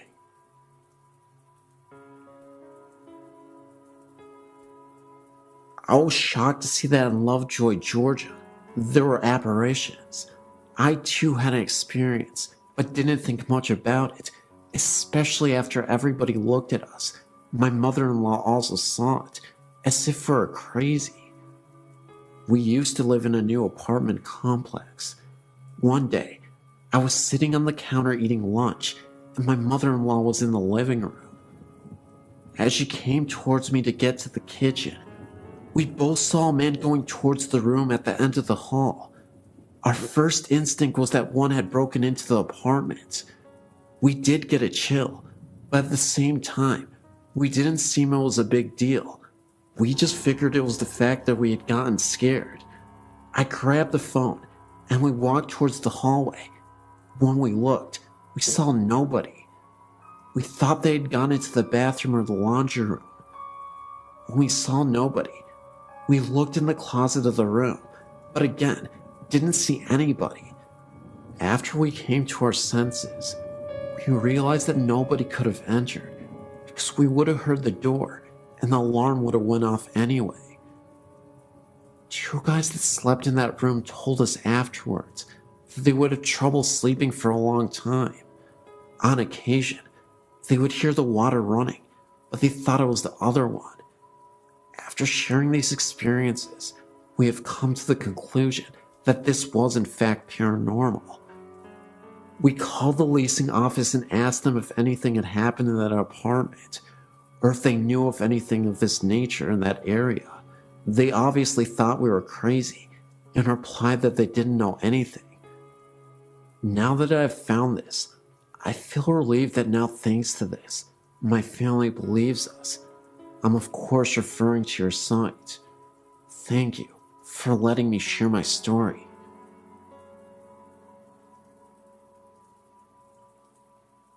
There's a lot of things in my life I've seen over the years, but nothing has disturbed me quite like this. It was the weekend of break for myself and my mom, and we decided to go up to Oklahoma City to see my cousins. Everything was great. I got to see some relatives, and nothing seemed quite out of the normal. That is as far as normal went that night.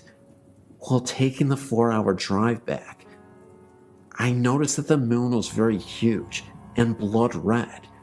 Of course, I didn't know about the eclipse that day, so it was cool to watch as we drove to Ferris, which is a tiny town between Lane and Antlers.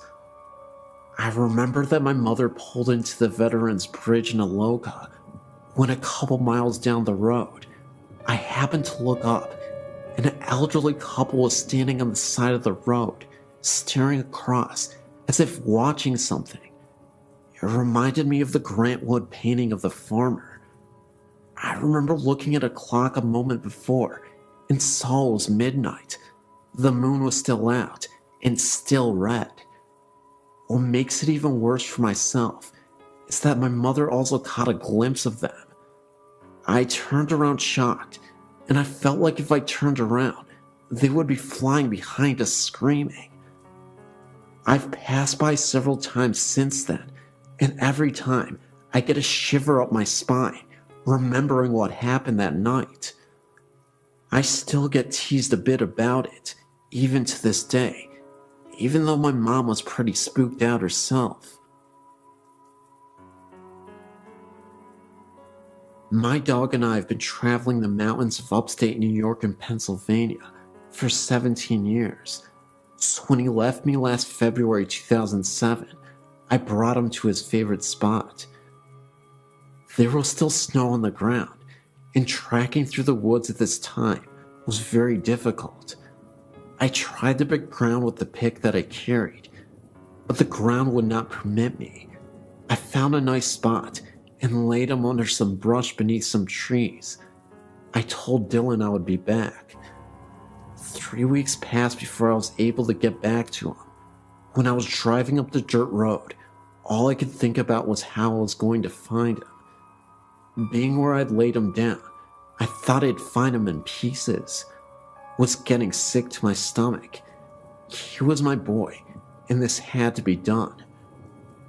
When I reached him, it was just like I had laid him down. Thought this was weird. He wasn't even stiff. It was like he was waiting for me to come back. It was nice being with him, even though he had passed. The rest of the afternoon, off and on, I dug his grave, going very deep so the wild animals couldn't dig him up. I took off my coat and wrapped it around him and laid him in the grave. Dusk was setting in, and all of a sudden, I heard children moving all around me, laughing and giggling. I knew this wasn't natural for children to be where we were, for the closest house was at least 10 miles away. I still dismissed this in my mind, as the circle we were using around me kept getting smaller. I would stop every now and then and listen, but I would hear no breaking branches, which should have been happening. Thank God I already had a cross I made, for night was now upon me. When I was tracking up the mountain towards my car, these spirits were in a horseshoe behind me. Every now and then, I would turn around to keep them behind me, but this still didn't stop the giggling. Never heard this type of laughter before. When I made the clearing where my car was, the noise finally stopped. I popped the trunk open to put the pick and the shovel in. Then I leaned over the hood of my car. There stood 5 solid white entities at the edge of the woods. They were not children. For the past 11 months, I've been visiting his graves to make sure his resting place is kept up and comfortable. Once, I saw a dark figure that drifted across the opening. Another time, this figure was floating 7 yards from me. I even heard bullfrogs croaking. I'm an educated man. I'm not crazy. Can't talk to anyone about this without people thinking I'm weird or mentally disturbed. Either way, this was a tale that I thought you'd enjoy. It's 100% real. I swear my life on it. I know I may only have my word, but it's the best I can do. About 2 years ago, my boyfriend Luke and I were at our friend's house. He lived about a half an hour away from us in a small beachside suburb called Two Rocks. To get there from our house, you have to travel down a road called Wanero Road. It's a very long winding road and has no streetlights. Lining the side of the road are white gum trees. These stretch on for a few kilometers. A lot of people have crashed their cars on this road. Most end up as fatal crashes. There are quite a few crosses, especially in the white gum area. Anyway, it was about 1 in the morning when we decided to head back home, as we were both really tired after a long day. We turned, as usual, onto Wanero Road, and were chatting to each other about what to do the next day, when we reached a high-end death toll area. Luke always slowed down near here, because there's so many windy, sharp turns that you have to be careful. As we were driving, I looked out of the window, and to my absolute astonishment, there was an old man walking down the road with a bag in his hand. I pointed this out to Luke, but he just thought it was some weirdo who had one too many to drink. About a minute later, Luke slammed on his brakes and we skidded around, doing a 180-degree turn. We had both just seen the same man, carrying the bag, run out into the road waving his arms. We sat dead silent watching where he had come from, but nothing was there, just the trees and the buteman.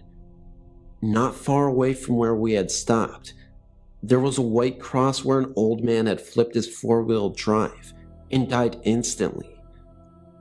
On another occasion near the same spot, I saw a young girl, about 17, wearing blue jeans and standing next to a white gum tree. Luke didn't see her, but I can remember that she looked sad, almost lost. There have been a lot of claims from a lot of different people about the white gums on Wanero Road. mainly about figures darting out trying to make their vehicles come off the road, or of an old man walking along carrying a bag. We don't travel down that road anymore. They've built up a new road that's more convenient for us. A few other things have happened to me in the past 18 months. I just bought a new kitten not too long ago, and she is always very alert when she's in my bedroom. Usually, she will cuddle up and purr, or go to sleep, but in my bedroom, she can't settle down. A few weeks after we got her, Luke was working a night shift, and I was home alone in bed, because I'm not fond of being on my own in a dark house. I decided that my kitten would stay with me in my room until Luke got home. At about 11 p.m., I just finished watching a movie on the TV and grabbed the kitten and headed to bed to read a book.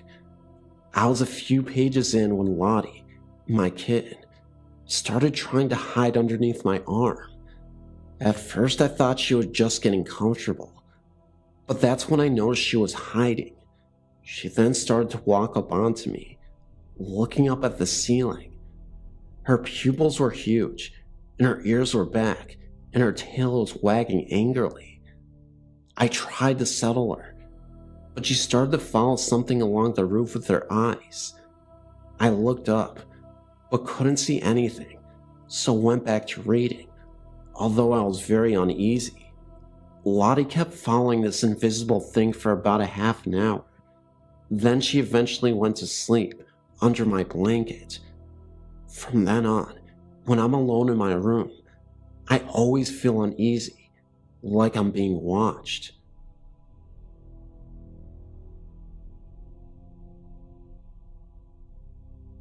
Okay, this isn't the first supernatural type thing that I think I may have experienced, but it is the only one that I know for sure was real. My best friend moved here to Kentucky when I was in kindergarten from Chicago, and moved next door to me when I was about 10. After that, me and her were always together, and always spending the night with each other. Loved her parents to death. That particular night, she had spent the night with me, and it happened to be our other best friend's b-day the next day. Well, maybe about 2 o'clock that day, we went over to her house to ask her dad if we could walk down there, as it was just down the road. Her mom was at work, by the way. I waited outside when the door slammed open and she was screaming, "There's something wrong with my dad." I went in and he just looked like he was sleeping. He had his arms crossed and everything. I'm glad he went peacefully. He was pale, and I touched his arm to wake him up, and he was cold. At that point, I knew he was gone. We ran to my paps, and he came over and called an ambulance. The rest is all just heartache and pain, like that comes with any death. I felt like it was important to tell you all that, because it really is relevant to the rest of the story, or at least, in my opinion, it has some correlation. Okay, now on to the creepiest moments. I was spending the night with that same friend, and I asked where the mouthwash was, and this was probably about 3 or so months later. She said her dad had some in his dresser, so I went into his room. I stood there as she looked, and suddenly, we heard this rhythmic knocking all down the side of her house. It was really fast and complicated. We freaked out and ran to her room. I think he didn't want her going through his stuff. Well, that's all that happened for a very long time. The last experience, her dog is chained up in their fenced-in yard, and it was in heat, and my male dog got in her yard and no one was home, so I rushed over there. They really didn't need any more puppies, and opened her gate to get my dog that somehow got in there.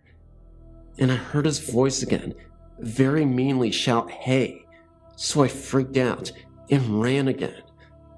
The main thing I'm wondering about is that knocking. It's really odd. I think about it sometimes, but I mean it shouldn't bother me anymore. But it does. If you have any ideas as to what this is, please speak up.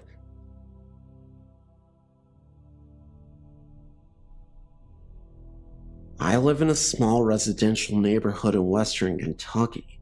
My family has resided in our home for 37 years. We're the first home to ever be built on this property, as the same with several other homes in the area. Since day one upon moving into the house, we have been plagued with numerous experiences that, quite frankly, can't be explained. They are loud banging noises that echo from between the halls, strange odors, ranging from the distinct smell of death to a light scent of lilies and roses. Strange shapes of a blackish gray smoke clinging to the baseboards. Voices that echo through the entire house, ranging from the intensity of a deafening shriek to the softest of whispers. Shadow people walk the house day and night. Strange bluish-green bars of light extend from room to room. Balls of light that chase each other around the ceiling. Full-body apparitions, plain as you and I. Things disappearing, sometimes returning in different parts of the home, sometimes never reappearing. Cold breaths in your ear, an unmistakable touch that chills you to the bone. Several homes in our neighborhood have also stated similar events. Several of the people that have admitted strange occurrences in their homes have been very religious, God-fearing people, with no reason to lie about their situations. Something is happening here.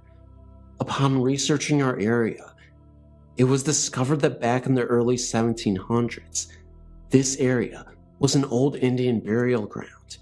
In the mid-1800s, it was decided to put in a real cemetery. The old graves were destroyed, and the remains were disposed of. A new cemetery was started in its place. However, in the 1960s, it was decided to move the cemetery once again due to flooding issues, and a new subdivision was to be put in its place. Being a contractor for our city, my father was offered a reasonable deal on one of the first homes to be put on the land, an offer too good to turn down.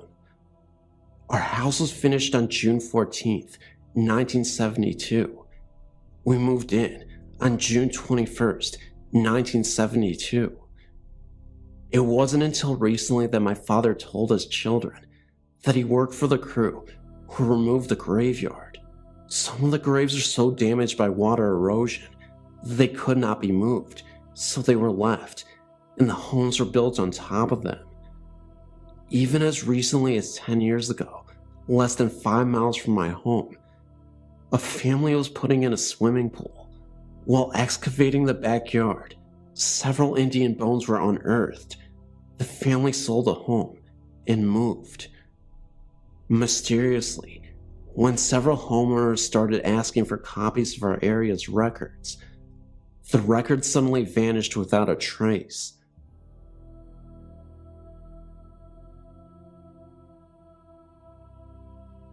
Here are 2 instances in which I experienced ghostly activity. They're not very long stories, but I think they're very interesting. So here goes. I really don't know if you keep up with your website, but if you do, back in 2004, a couple of buddies and I went to Thompson Creek Trail. We started down the trail. My friend and I were at the front of the group. We had flashlights, and we were flashing them at all the really dark areas of the trail. We had passed an old-looking house to our right at the beginning of the trail. Shortly after, there was a curve in the trail, and in the bend of the curve, there was a tree. It was really dark at the trunk of the tree, so I was kind of scared, and I shined my light on it. The image that had projected from my flashlight was of a very tall man and was standing very close to the tree, and a shadow was cast onto the tree trunk. It is a fact that no one was in front of me. My friend had also seen the huge shadow of a man. I've been to a lot of places on your website, and this was the only one where I'd actually seen something, and it scared the living crap out of me. On to my next paranormal experience. For me, I've always believed in the paranormal, though I've never had any experiences of my own until very recently, including the one I just told you about. I met a new friend at school, and he told me his house had spirits in it. He and his family had all something happen to them, i.e., seeing figures, hearing voices, unusual odors, and poltergeists. They even hired a priest to bless the house, and also a psychic.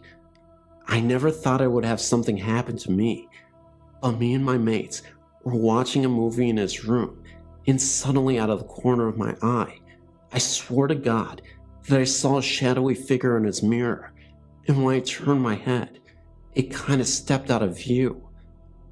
I thought this was weird, because usually I can tell if my eyes were playing tricks on me, but this time it just seemed different. Another experience I had was when I was on the computer alone, and my friend was downstairs. While I was on the computer, I thought I was hearing many voices, like the background noises you hear in a restaurant. I could hear very faintly. Now, because of these experiences, I don't like being alone in this house. What I want to do next is to actually try to do ghost hunting in this house. So there you have it, my 2 experiences. I hope you thought they were interesting, because they scared and terrified me.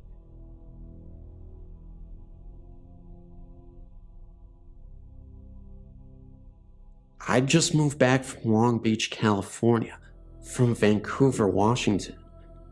A longtime friend named Alan offered me one of his bedrooms, in which I could stay until I got back on my feet. That night, I felt something sitting on my chest. I remember being too afraid to open my eyes. Whatever it was, it did not move. Then, I opened them and witnessed a flow of whitish-looking vapor protruding out of my chest. It went up above the bed towards the ceiling in shape of stretched-out rings. It looked similar to smoke from a cigarette. It just hovered over the bed in circles and then began to stretch and exit towards the kitchen, which was next door. I did not dare tell Alan about this experience because he is such a skeptic. I can predict his very words. Ernie, I don't have any idea what you're talking about. You must have dreamed it. He says there's no such thing as spirits or even a god. The very next morning I told Jim, one of the tenants, what I experienced. I just had to get it out of my system. Will someone please hear me out? He had told me that a man named Ron had been staying in that very room, and that, when he discovered that he had some type of incurable hepatitis, he hung himself from the refrigerator door in the kitchen. That really didn't make any sense to me, but he explained that Ron had somehow did this by tying his belt around his neck and then somehow sliding on the floor. According to Jim, Ron received a letter from UCLA about a month later, stating that he was to come to UCLA immediately because they now had a treatment for his type of hepatitis. If he'd only waited 1 more month, Jim told me that he believed Ron had tried to inherit my body when I was sleeping, as in, tried to possess me. This incident, however, never happened again. I do recall one time waking up at 1 a.m. in that house and hearing a repetitious sound coming from the garage. I looked out the window because the garage had a window, but it was dark. The next day Al was in the garage and I asked him what he was doing in the garage at 1 a.m. He said, "I wasn't in here. Why do you ask?" I told him what I had heard, a repetitious sound from the night before. Then, Something made me focus on a small machine that sat on a shelf. I asked Al what it was. He told me that his previous tenant named Ron used to do laboratory work, and that the machine was for polishing rocks. There was still rocks in it. It had a handle that turned. When I turned it, I heard the same sound that I had heard in the morning. I told Al, but he said he must have been mistaken. No one was in the garage last night.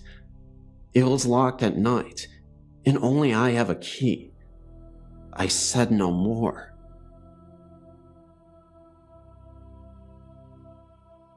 After my brother had died in his home, my family gave it to me to live in. It was an older mobile home. One day, while on my PC, which faced the same wall that my door was on, in fact, my desk was next to the door. My desk is huge, and a bigger desktop than most kitchen tables are. So sitting at my desk, I could see part of the hallway while reading, typing, or whatever on my PC. One day, I just happened to look up at the door, and there came a figure of a man.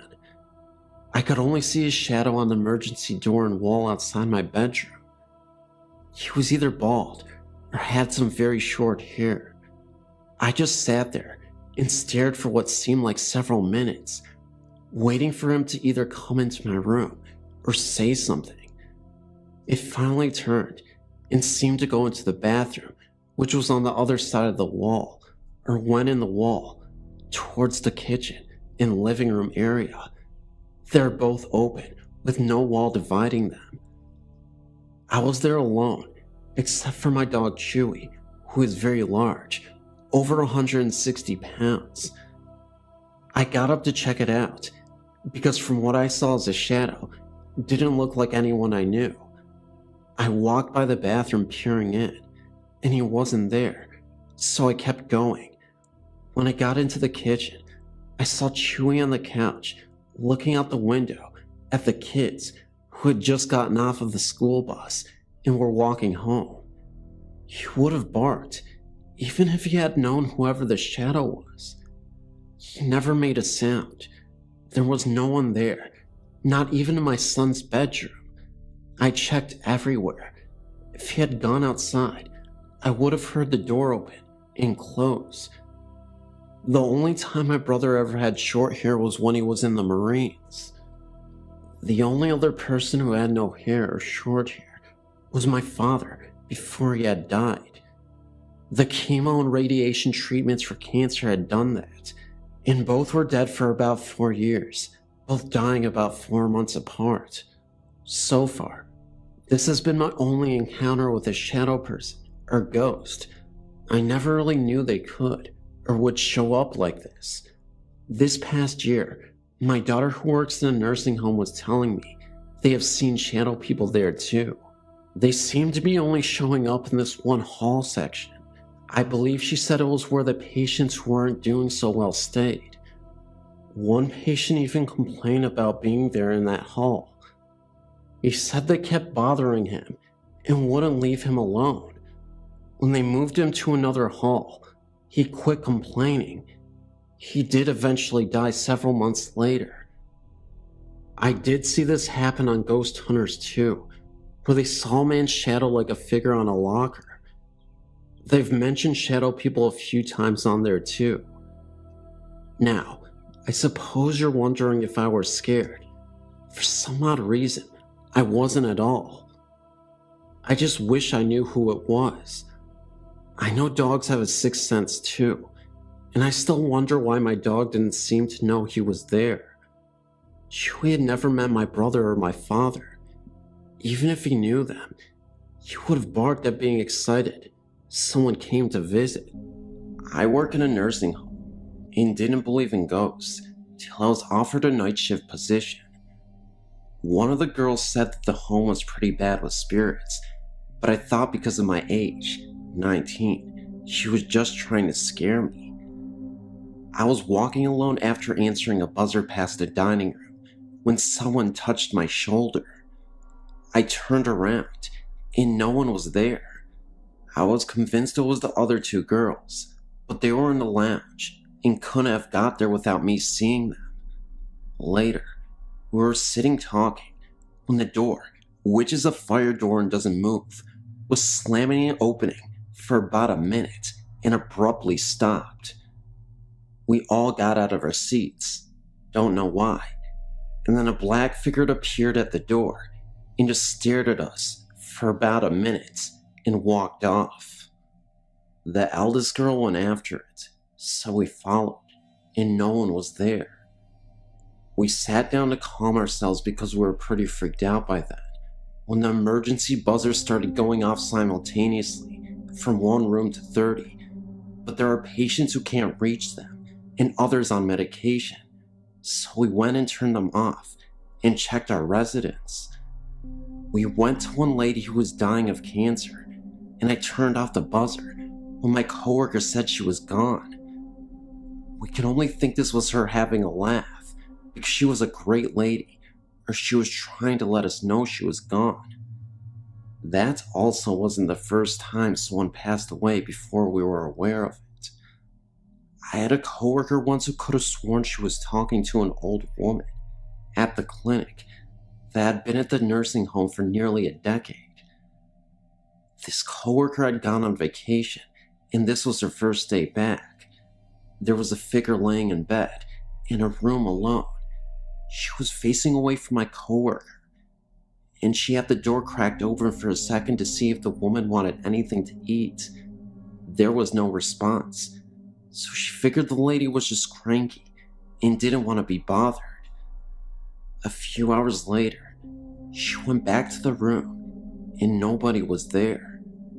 My coworker asked another why the patient was missing. The other coworker looked puzzled. Did nobody tell you that Miss Noble passed away in her sleep while you were on vacation? My other coworker said, well, then why was there somebody in the room a few hours ago? She found out that nobody moved into the new room since Miss Noble passed away. They tried moving a patient in there for a couple of days, but we would hear him scream bloody murder for no explicable reason. But again, they took him out right away, and way before my coworker returned to work. My coworker insisted that she saw a figure in that room, and that she wasn't tired or feeling unwell.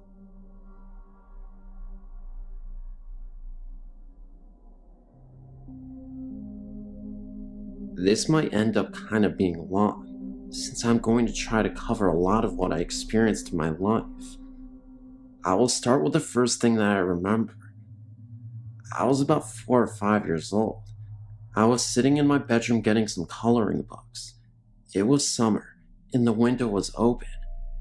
I heard this noise, and at first, I couldn't tell where it was coming from. I looked towards the window, and the sound faded. It sounded sort of like a lawnmower. Well, I went back to what I was doing, and the noise just got louder. I realized the noise wasn't coming from my window, but from the other side of my room, where the closet was. I looked over and saw this black orb hovering over the molding of the closet. It was moving in this swaying motion, and the noise I was hearing came from the black orb. I screamed and curled up into a ball. I continued to scream until my mom reached my bedroom. She looked terrified and kept asking me what was wrong. Well, my little brain could only assume it was a black bee, which she didn't find amusing. She said she thought someone was trying to kill me because of how I was screaming. From that point on, I read everything I could get my hands on about ghosts. Nothing happened for many years after the first incident. My father was in the military, and we moved from Atlanta to Minot, North Dakota, my sophomore year of high school. I'm not going to get into everything that happened down there, since it was a daily occurrence down there, no matter where in town I was. In brief, let's just say the blacker than black negative things. Everywhere. Luckily, the people that I normally hang out with saw them too, so I didn't feel like I was going crazy. They ranged in height from being 1 foot to over 7 feet. There was one we nicknamed Split Toes. Keep in mind, there were more than one of them. I lived in Minot for just under 1 year, and I'll never step foot there again. On top of the shadows, there were many other things that happened, ranging from smells to noises to the absolute feel of being chased, the fear. My sister even saw them, though it traumatized her so badly she shut down and now says she didn't. Now I know this sounds crazy, but I know there are other people out there that have experienced these things. I know that what happened down there was not an overactive imagination. We all from time to time will wake up with cuts we couldn't explain, or have them appear out of nowhere, sometimes singular, sometimes looking like a tiny clawed hand that hit us, and rarely bite marks. We were told by a friend's mother to wear sage and little leather bags for protection. I still wear one, even though I'm back in Alaska. After Minot, things slowed down a lot. I had a few more experiences with the shadows. After a while, I had enough, though.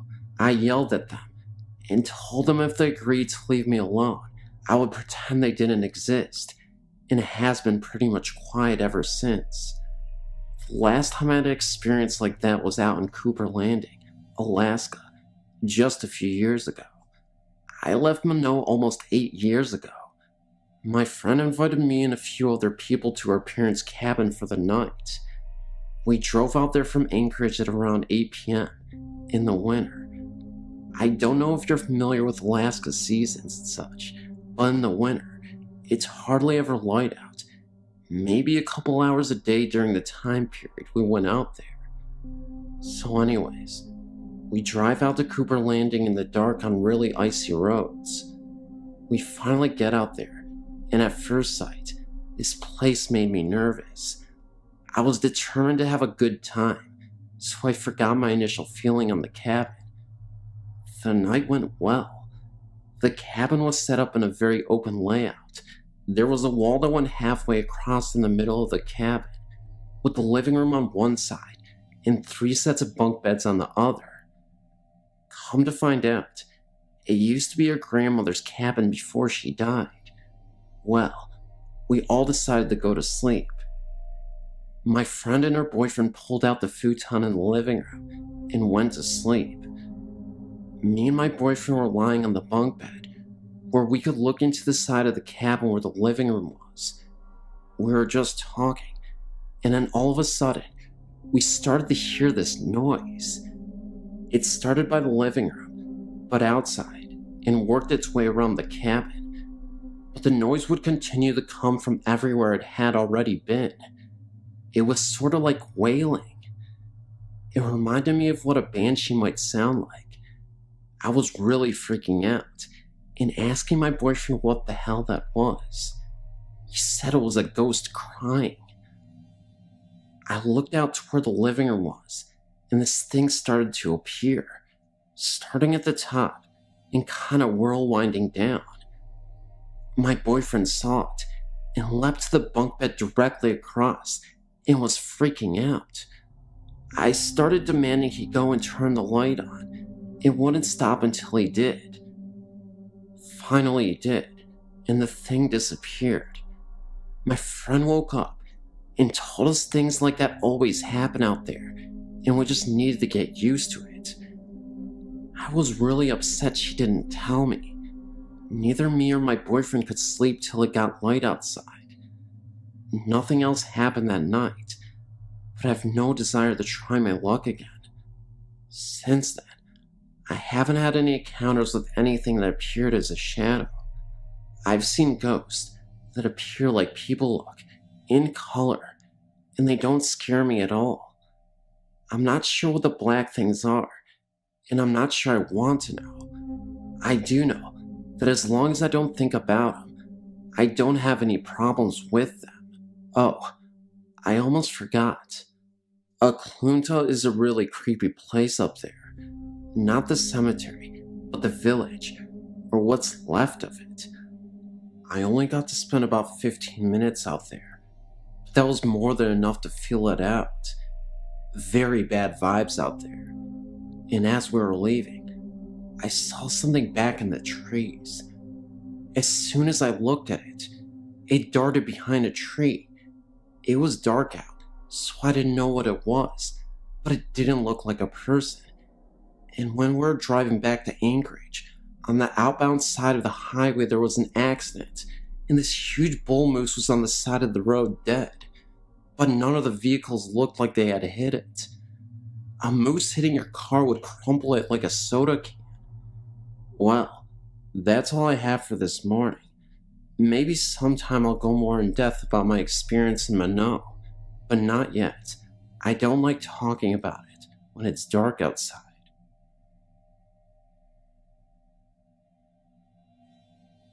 It all started when I was about 5. There was a thunderstorm, and I hate storms, so I went to my parents' room across the hall. After the storm was over, I decided to go back to my room. When I got to the doorway, I saw 2 figures sitting in 2 of my chairs. I had a little table and tea set in the middle of my room, and they were just sitting there. One of them was facing me, and it looked like a pitch black shadow. The other had its back to me. I wasn't sure if it was real, so I blinked my eyes very tight multiple times. The one whose back was facing me slowly turned around to look at me. It was white, kind of fuzzy looking, like the way your TV looks when it gets all snowy in the TV set, and had 2 black holes where the eyes should be, and an outline of the nose and mouth. I think the best way to call it is a static man. I got scared and ran and told my father what I saw. He told me that our grandfather tends to watch over us. He passed away years ago.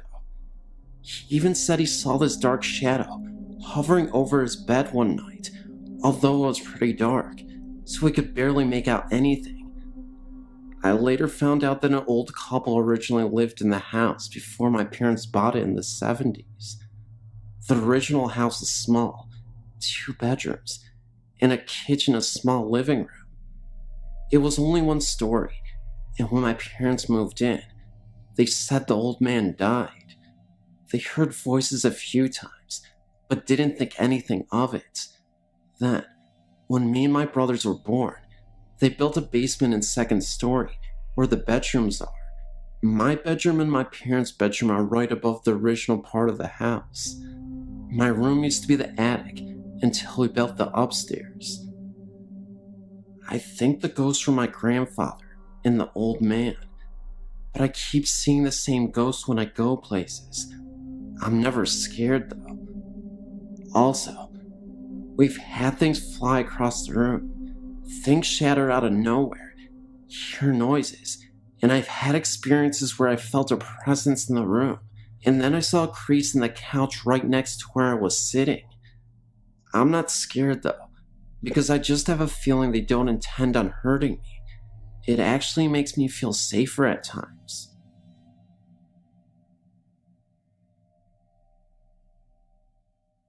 Hi, I've enjoyed your website and wish to share one of my experiences. This is all true, and if you have any comments about ghosts or questions, please feel free to email me, as I'd like to know what it might have been. When I was 12 or so, I had a strange experience. I was playing with my friend in the woods near the Quibbin Aqueduct. This is in Wayland, Massachusetts. We had to take our neighbor's police dog on our adventure, looking for the Indian artifacts. On a hill that was gravelly, I found what I believed to be an arrowhead. After showing it to my friend, I stuffed it into my pants pocket and moved to a new spot with the dog. He began to whine towards some bushes about 20 feet away. I looked in the direction the dog was looking and saw nothing. Figuring it was a rabbit or squirrel, I let the dog off his leash. He began barking and ran into the bushes. My friend joined me, and we called the dog back. He came right away, being well trained. He sat looking from us to the woods and panting. We put his leash back on, and both my friend and I had the feeling of being watched. I reached into my pants to see the arrowhead, but it was gone. I checked the other pockets. Nothing. Then we decided to go home. Both of us creeped out. On our way back, the dog stopped at a tree and looked up, and at least 30 feet up, we saw a piece of bloody fur stuck to the tree. We ran back to the neighbors and returned the dog, not wanting to get laughed at. We didn't tell him about the fur. My friend got her bike and went halfway to me to my house. When I got in the door, the phone rang. It was my friend. She asked if I was okay. I was fine. I told her. Then she'd explained she'd seen someone lurking in the bushes of the only empty house in my neighborhood, and they seemed to be following me. I dismissed it and ate dinner. That night, a storm came. The thunder and lightning woke me up. During a flash of light, I saw a tall, thin figure at the foot of my bed. I think it was a man. He wore all black, a long, odd jacket, and had very long arms. They reached his knees. On his head was a stovepipe hat that was too high and had a wide brim, so his face was shadowed. As I looked at him, too terrified to scream, he raised his arms and pointed at me with the long finger. Another flash of light, and he was gone. In the morning at school before homeroom, I asked my friend to describe the person she had seen the day before in the bushes. She said he was thin and had a weird hat like Lincoln wore. Of course, I was freaked out. I don't know how much later, maybe a month or more, I was doing homework on my bed and heard scuffling in my closet, thinking it was the cat. I opened the door to scoot him out. The cat was not there, but the clothes were swaying side by side. I closed the door and left my room. The next and last time I saw the ghost was at summer camp.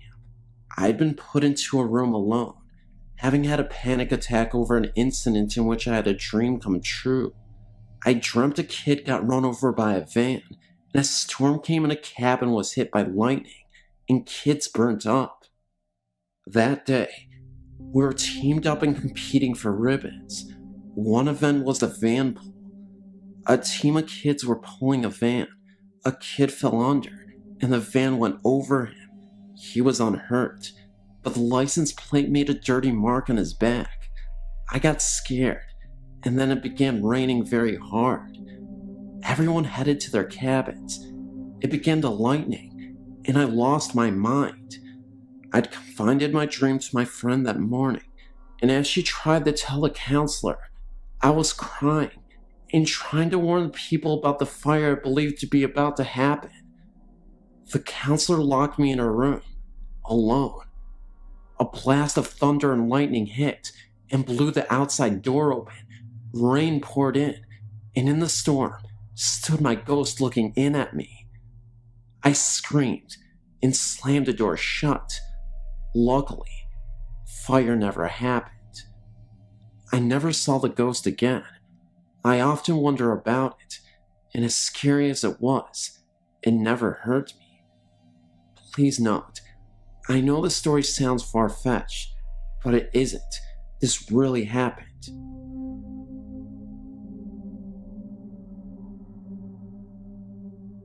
Hi, Sam here. I've apparently spoke to a ghost when I was 2 years old. To cut a long story short, I moved to Invicta Road in Charnes, Kent when I was 2 years old, with my dad. A year or so before we moved in, a lonely pregnant woman lived there and offed herself by hanging. Because of the pregnancy in the back room, no one lived there till my dad and I, I slept in the back bedroom. My dad told me that he would often hear me talking to someone at nights in my room. My dad asked me who I was talking to. I said it was the gray lady who sits at the end of my bed. My dad then met my stepmom, and she moved in with us. At nights, sometimes my stepmom and I would sit alone, and she'd hear walking around upstairs and things being moved about. It was so bad, one night, that she went over to her parents' house to get them. They brought their dog over. The dog started growling and barking for no reason. My dad moved me out of the back bedroom to another bedroom when I started to get upset and not sleepiness.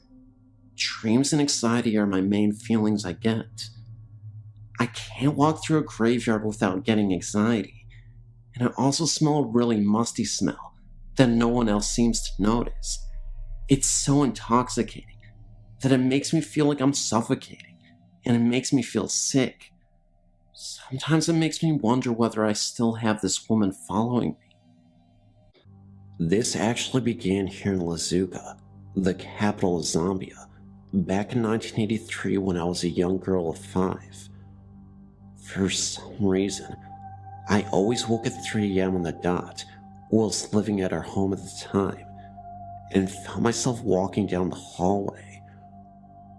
We had security lights in the garden, therefore shadows would play off trees, bushes, and windows onto the interior walls of the house, like a Russian puppet show. With a security guard present each night, I would think the shadowy shape of a man appearing or disappearing suddenly was simply that, our guard doing the rounds.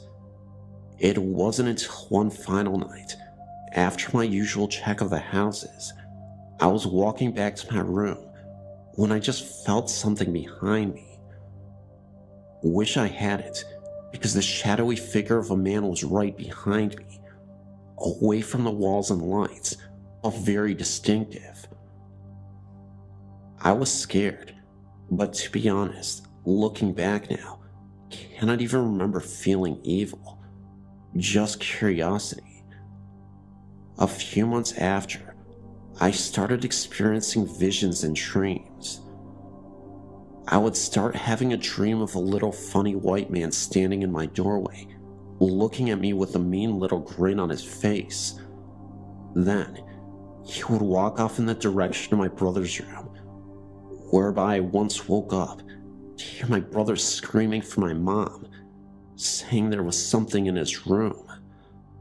This experience happened only once, but the dreams of this little man continued. When we moved to the UK in 1986, my final experience occurred with this man. I heard my name being called from downstairs. When I reached the top of the stairs from my bedroom, looking down into the pitch black, and feeling utter malevolence directed at me, I couldn't see anything, but it was the same sensation I feel when dreaming of the white man. Let's just say at the age of 11, I had the good sense not to investigate. After that, I stopped experiencing little white man, but I feel I became susceptible to other things from then on. Our house in the UK is set on what was once the Beanoak Estate Farm. It's said that a mass grave of 1800s cholera victims lies within the vicinity of our estate, which could explain the experience, and not just for me. Our cat would get spooked, and my mother was terrified one night. Our cat would suddenly sit up and stare at the corner of the room, or the doorway, or an armchair, and suddenly start to growl and raise his hackle. Then he would move his head as though watching something walk through the room. It frightened me one night when he sat up from my lap and dug his claws into my thighs. The growling reached a crescendo, as though he was going into battle with another Tom. I got so spooked, I left the room and went upstairs. My cat had left by the cat flap into the night. He wouldn't come back until the morning. What really spooked me the most was, this also happened during the day one February morning. I can handle the nighttime frights because of the sense of normality when the sun rises. But when you are invaded during the day, all your security is shattered. My brother and I both experienced what is now learned as sleep paralysis event at exactly the same time, one night. Both of us also witnessed just before a sudden flash of brilliant blue. For two people of differing sexes to experience exactly the same time makes it disturbing, and we still discuss it today. My other experience of sleep paralysis was when I was fully awake. Lying on my tummy reading a book on my bed, I suddenly had the overwhelming terror swamp me from my feet upwards, and I couldn't move. Then, at the foot of my bed, I could feel as though someone was taking a step onto the mattress between both feet. When I could finally move, I turned around to see an indentation of a foot where the sensation was. Thank you for taking your time to read my experiences, for that is all I can call them. I did have one other experience, but it's too terrifying to write down, and causes me fear, even to this day. When I was 6 or 7 months pregnant with my son Anthony, I had a terrifying nightmare. I believe this nightmare was a portal to the afterlife, that what I saw was in fact a ghost trying to communicate with me. Every night I would sleep with the bedroom door half open, and also had the hallway light on, just because of the weird and bizarre events that would occur in this old home. I'd always thought I'd hear laughter during the day, sounds of doors opening and closing, and other little things that made me convinced my house was haunted. One evening, I swore I saw a small dark shadow figure float into the kitchen from my bedroom. It happened so fast, I didn't have much time to process it. My nightmare was very similar to this experience. I was convinced that I woke up in my bed before. At least at the time I thought I was conscious. I was glued to my bed, couldn't move at all, virtually paralyzed. I started hearing strange noises, like a gargling coming from the hallway outside of my room. I remember struggling to open and close my eyes.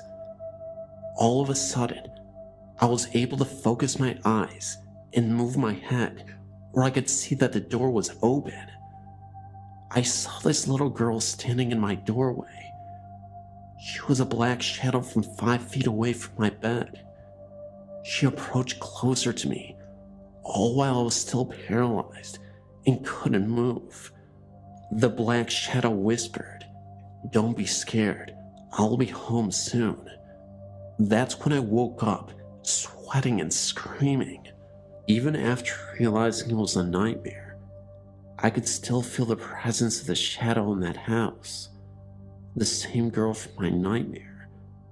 I thought it was a bit ridiculous, because I knew at that point, my mind had just conjured this up in my head, even with all the previous signs of ghostly activity. What's even weirder, a few days after I received a call from my sister, she was very emotional because she announced to me that she was having a child. The reason why my sister was so emotional was because she had tried for years and years to have children, and she was never able to. Her doctor even told her that she was never going to be able to produce a child. I bet you the shadow from my nightmare came back as her living child. I was never able to find out the history of this house or who lived there, but I can bet you that the little girl used to, and she told me that she was coming back to life. I've noticed that you don't have any ghosts listed for the University Calgary residences in Calgary, Alberta. I had a strange experience in the residence tower called Randall Hall. I'll give you some brief information.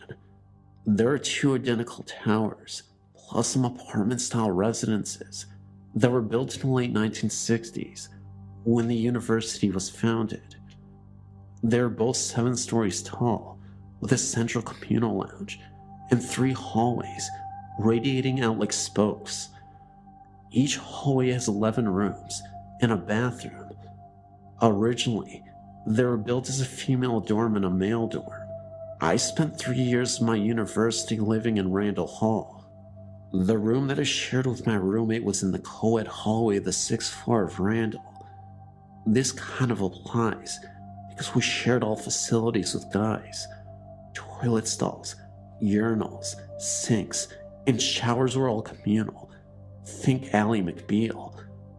And we often had guys hang out in our room. Let's just say that there were quite a few of us engineers on that floor. I started the year living in room 661.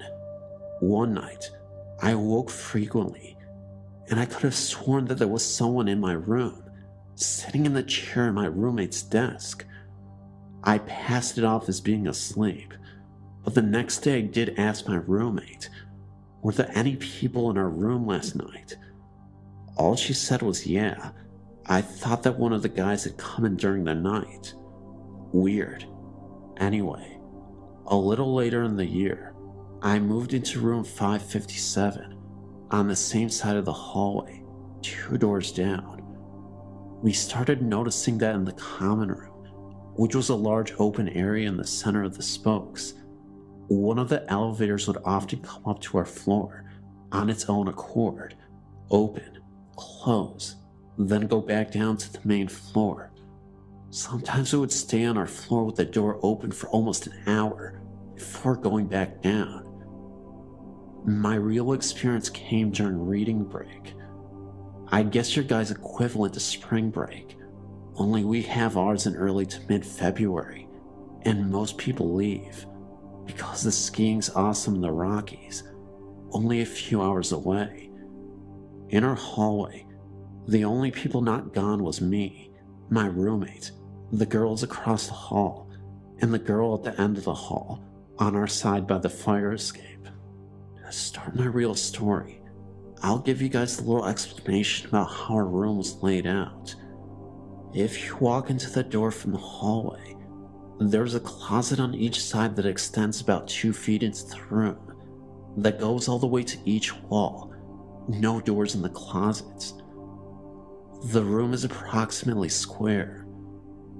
My roommate's bed was against the left wall, with her desk against the window, directly across the door, and the chair between her headboard and the desk. My bed was against the window, with the headboard against the right wall, with my desk along the right wall. I awoke one night because I swore that the door to our room had opened, and that one of the guys from the guy's wing had come in. He had gone on a date that night and was a close friend. I looked over at my roommate's bed, and it looked like this guy was whispering something to her. I found it kind of creepy though, that instead of crouching by her bed like a normal person would do, he was standing with his legs straight, bent at the waist, with his face about 2 inches from hers. Now, I got kinda pissed off because it was the middle of the night and this guy had come in to tell Lauren about his date. I wanted to see what time it was, so I sat up in bed so I could see around my desk to my alarm clock, which was on a dresser in the closet. It was 2:30-ish in the morning, so I turned my head to yell or whisper strongly at this guy. Then I realized it wasn't who I thought it was. This is the creepy part. He stayed bent over my roommate in the same position, but slowly turned his head to look at me.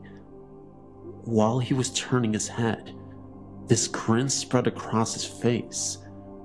One could interpret this grin as malevolent. I sure did at the time. Then he slowly stood straight up and took a few steps backward towards the closet, folded his arms across his chest, and looked at me with the same scary grin on his face. It was strange because really, he had no facial features. Nothing of a face that I could see, except for this grin that I could more sense than see. Well, that was enough for me. Like any 20 going on 6-year-old, I dove beneath the covers of my bed and stayed there all night. This was very hard to do, since the heating is very efficient in those buildings, and most of the rooms are usually hot enough to be in shorts and tanks in. Anyway, I didn't sleep again that night. After a week or so, thinking about this experience, having insomnia, and sleeping with the light on, I have second thoughts on what was going on there. I think that yes, he was intentionally trying to scare someone, but only out of a sense of fun, because he knew he could. I think he had my roommates in his target sights, and he had his face by my roommates, waiting for her to wake up with this ghost face 2 inches from hers. Well, you could wake my roommate up with a cherry bomb when she's sleeping, never mind waking to a ghostly presence like so many of us do. Instead, I woke up, and his grin was more of a, finally, someone's awake that I can scare grin. So that was it, other than the knocking, which is actually quite funny. It was about 2 days after my experience, when all 3 of our rooms got simultaneous knocks at 5:30 in the morning. My roommate got up to answer the door and scared the crap out of both her and the girl directly across from her by opening the door at the exact same time. Also, the girl at the end of the hall had her head out of the door, asking if someone had knocked. There was no one in the hall, and no way someone could have left without us hearing. The door into the central common room was on a mnemonic hinge and made a whining noise when you opened it. The door to the fire escape at the other end makes a crapload of noise, which echoes through the floors. The door to the bathroom also has a mnemonic hinge and bangs when it closes. Anyway, to close this outrageously long story out, I worked for housekeeping during the summer because the residents are rented out like hotel rooms. I didn't go back home in the summer. I was talking with the cleaner from the 6th floor while doing laundry one day. She related that she has had experiences with this guy over the last few years. She was cleaning a room after move out and had the door propped open with the garbage can. A guy poked his head around the door, looked her in the eye, kicked the garbage out from in front of the door, and slammed it. There was no one there when she went to look. There are rumors that a guy got really stressed out during exams in the 80s and threw himself off the roof into the parking lot. I've not substantiated his claims, so who knows. I do know that the roofs are now off limits to students, whereas they weren't in the past. The cleaner says that he is quite shy and is only seen during summer, Christmas, on reading breaks, never when the residences are filled with people.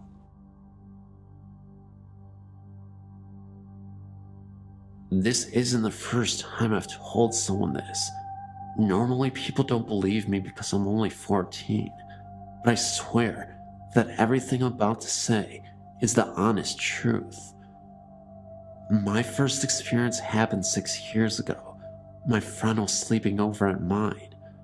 We couldn't sleep, so we were just talking in the dark. Well, it wasn't that dark because I had the curtains open. I remember it being a few minutes past midnight. I also remember thinking my friend had stood up because there was a shadow on the wall opposite us, but she was still lying down. But she too had seen the shadow. It had no features and was only head and shoulders. It was where my light switch was. We both looked outside to see if anyone was there. Nothing. So we started to really freak out and closed the curtains as quick as possible and when we reopened them a few seconds later, it was gone. I have no explanation for this. I definitely wasn't dreaming, and neither of us had imagined it. Later on that year, I was alone in the house watching a video. I stopped the video to get something to eat downstairs. When I came back, the video had been took out from my video player and was on my bed. My next experience happened maybe about 5 or 4 years ago. I was on the computer, and I was the only one in the house, as my brother was out and my mom and dad were out working. I didn't have any music on at the time, and the TV wasn't on either. Basically, things were silent. I heard this voice coming from downstairs calling my name. It was definitely a woman's voice, maybe in her late 20s. I wasn't sure at this time. I really started to freak out. It lasted for around 5 minutes, and then it stopped. The next couple of times I heard it really scared me. The last time I heard it, I was home alone again. The TV was on mute, and I was on the computer again. The voice came from right next to me. It shouted my name into my ear. It shocked me so badly that I actually screamed so loud that the people next door heard me. Since then, I haven't heard it, but recently, I've been hearing music playing in and outside of my house. Also recently, things keep happening in my room. Like I keep feeling cold spots, and a lot of the time, I feel like I'm not the only one in the room. It's really scary. Plus, my TV has been on mute or changed channels when I'm nowhere near the remote. It scares me a lot. It's shook me up so bad that I hate being alone in the house.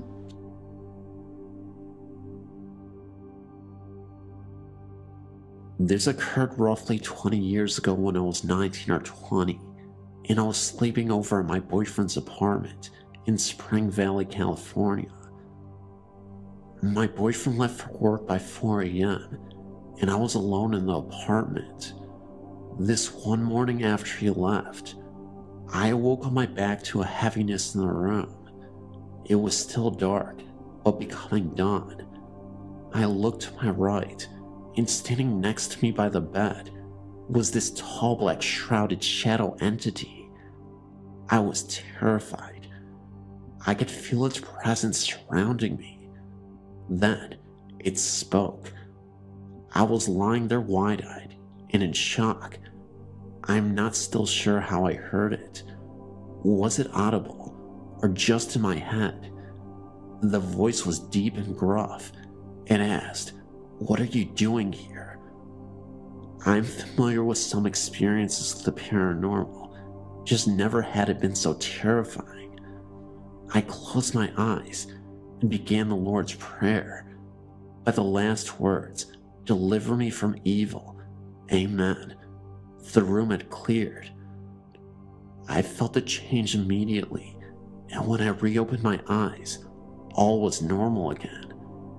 I told my boyfriend later that day, and he thought it was his deceased grandfather being curious.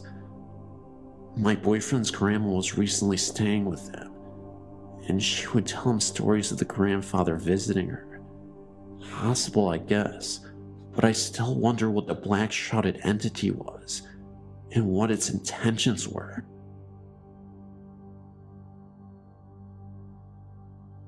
For many years, I had a gray cat named Kitty. Kitty didn't like many people.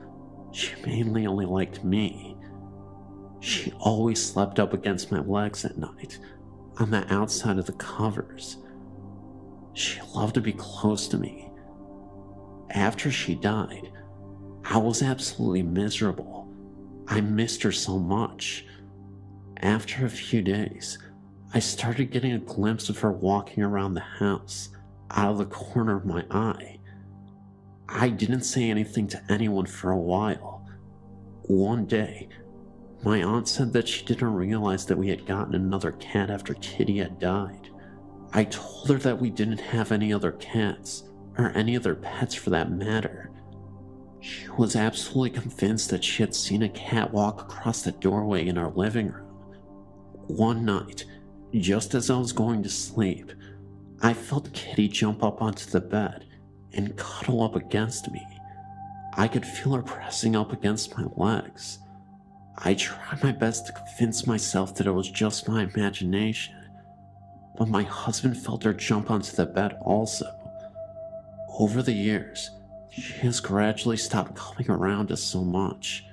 She still shows up whenever I'm upset or sick. I guess she just likes to comfort me, just like she did when she was alive.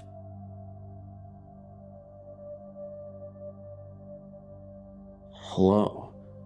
I grew up in an old apartment building in the Fordham Hills section of the Bronx.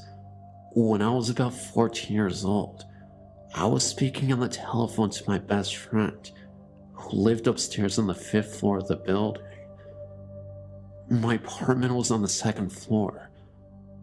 My friend said that she was going to go down to my apartment in a few minutes. As soon as I hung up the telephone, there was a knock on the door. I wondered how my friend could have possibly made it down 3 flights of stairs so quickly. As we hung up the phone that second, I went to the door and looked out at the peephole to see if it was her.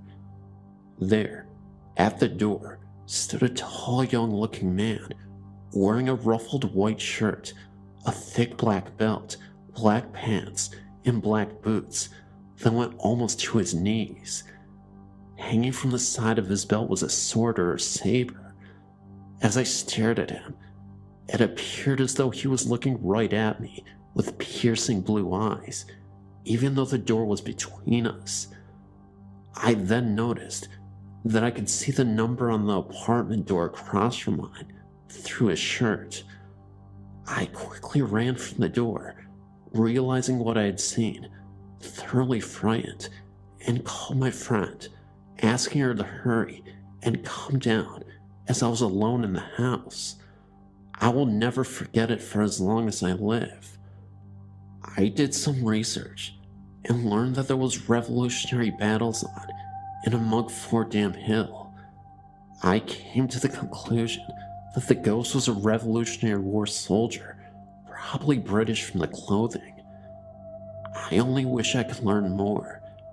Nothing occurred for the rest of the time that I lived in that apartment. Thanks for having a great site where people can share their experiences.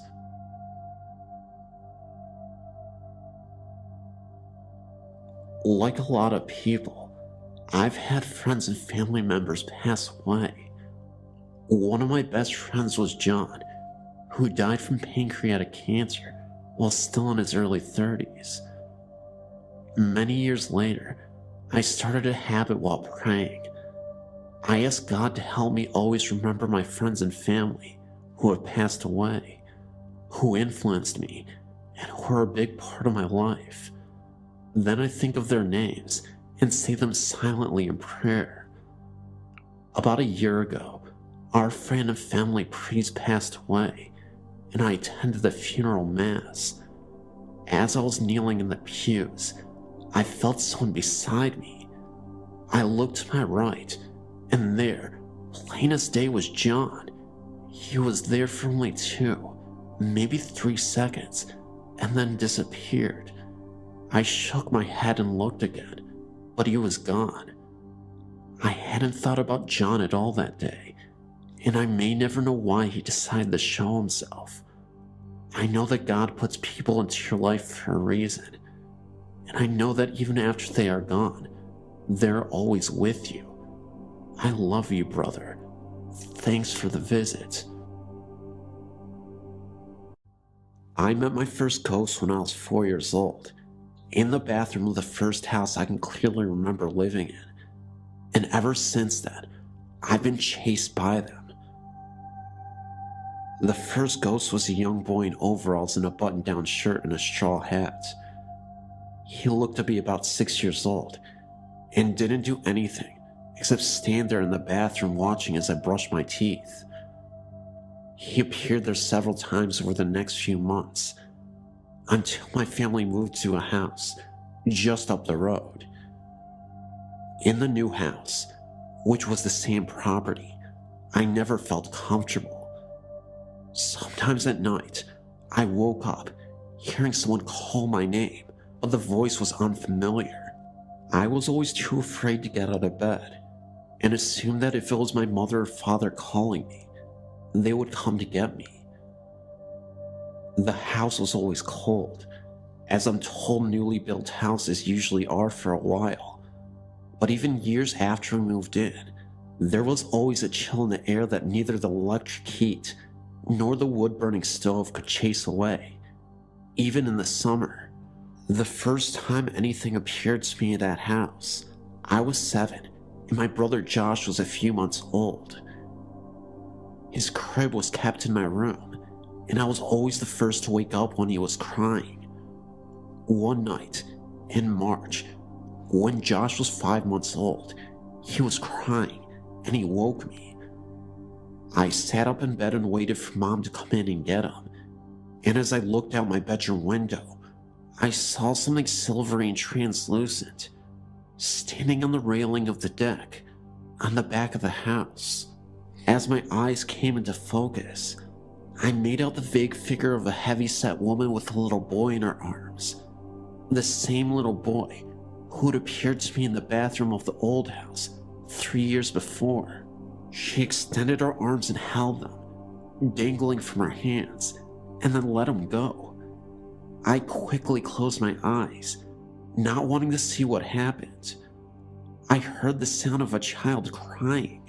I covered my hand with my pillow and tried to go back to sleep. Through the rest of my childhood, there were many more experiences of this type.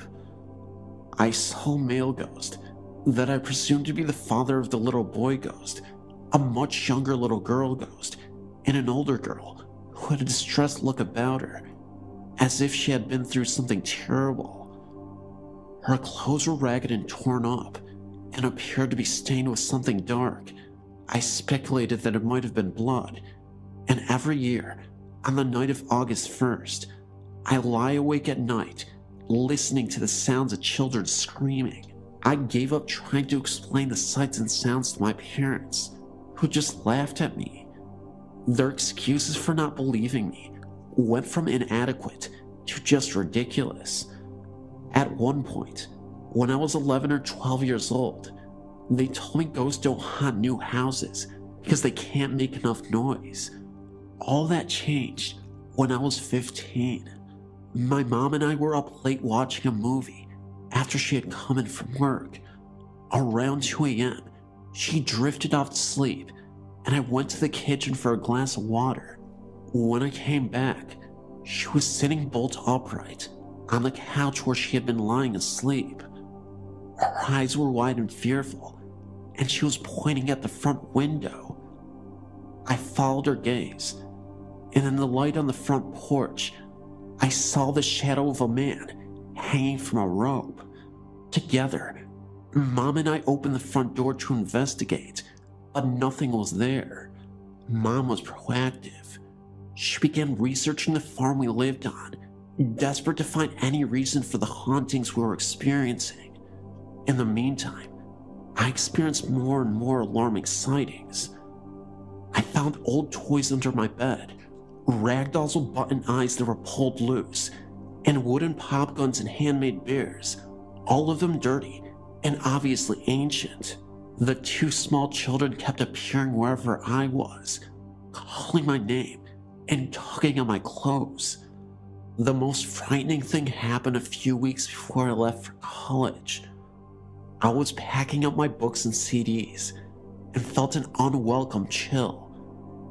It was early August again, about the same time I always had the most intense experiences. I stood up and moved the box I was packing, and when I turned around, I saw a large man in the corner of my room. He was different from any of the other ghosts I had seen, with a darker coloring and sharper, more defined details. He was wearing dark clothes, and had his back turned towards me. I looked closely and saw that there was someone with him, someone he backed into the corner. The older girl from the family ghost I'd been seeing for years. He was harming her, though I couldn't tell if he was just beating her or trying to mess with her or what. But she was crying and screaming, and it was absolutely bone-chilling. As I stood there in the room watching, the other male ghost came into the room holding an axe and approached the other two in the corner. I couldn't watch and ran out of the room. Over the next few years, my mother documented everything she had seen and heard in this house, ranging from the same sorts of things I had seen to some even more aggressive appearances. One day in early August, a couple of years after I left for college, she was in the barn watering the horses and tripped over an axe. Later that same year, she was cleaning out the basement and came across a rope that none of our family had put there. Her research on the farm and the original house that stood on the land revealed that it had once belonged to a wealthy family named Hawkins. The father, Thomas, was convicted in 1893 of the murder of a young man named James Logan after discovering him in his daughter Francine's bedroom. Thomas was put to sleep later that year. His wife Josephine and their two young children were killed during a tornado in March of the next year, and the property was sold at an auction the following August, a year after the murder of James Logan.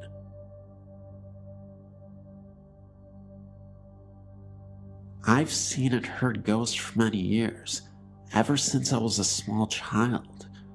These are a series of ghost stories that you probably haven't heard. Forgive me, the formatting is a little different, and it's scattered, and the writing isn't very good, but I think you'll get the gist of it. This one occurred in Elong Road, Croydon, Surrey. That's England. My mother saw and heard a little boy walking up the road and singing. He then walked up a pile of sand and disappeared through a wall in a different city in Surrey. I saw two ghosts there, next to the chalk pits. The first appeared and disappeared, and was an old man in brown. The second was younger, and he appeared and disappeared twice before my eyes. Two people walking towards me walked right through him and didn't see him at all. It was very eerie. My sister and I saw the apparition of a man in dark clothes and wearing a hat, standing in our bedroom. The room was cold and eerie. We were both very frightened. Several months later, my sister saw a girl with a Scotty dog come in the front door and walk up the stairs. There was nobody there when she went to investigate. In this next small tale, this event occurred in Eversfield's old people's home. It's in Surrey. In the caretaker's house, and in the house next door, there were noises heard when nobody was around. Blood dripping through the ceiling onto mirrors, which could never be cleaned. They also heard the sounds of coat hangers being rattled about next door when nobody was in the house. Doors would open and shut violently. A bed moved away from the wall, silently, while the room was full of people. You could also hear the sounds of women's voices downstairs, of laughter and chatter. When you open the door to listen, it then goes silent. The lights swing violently as though there is a strong wind, but there is no wind to be seen, or felt for that matter. At the Reigate Parish School, now converted into houses and flats, the sounds of children playing and talking can be heard. I don't mean the voices of the children while they're still in school. By the time they leave, after hours, you could hear the voices of children still ringing. People have also reported piano playing as well as a tambourine. When they go to open the door, the playing stops, but the piano was reverberating. On the road of Wallfield Annex, Reigate Road, there's an extremely haunted house now, also converted to flats. The ghost of a man in period costume stands at the window on a full moon. I've had the privilege of staying the night at these flats before, and let me tell you, the ghost is a real thing. He's aware that you're watching him, and each night he gets closer to your bed. One night, he was peering into my face, and he winked at me before disappearing. Apparently, the house was owned by artists who like to paint by the light of the moon, which may explain the haunting. There were times where my daughter had certain experiences as well. My daughter told me that she had a friend, a child, who visited her at night and stood at the end of the bed. Obviously, she's referring to a ghost. This house is a Gregorian mansion, and you can feel its history. It's a very spiritual house. I often dream of this house. Perhaps my spirit is there, even in life. Anyway, that's all my stories that I have to share.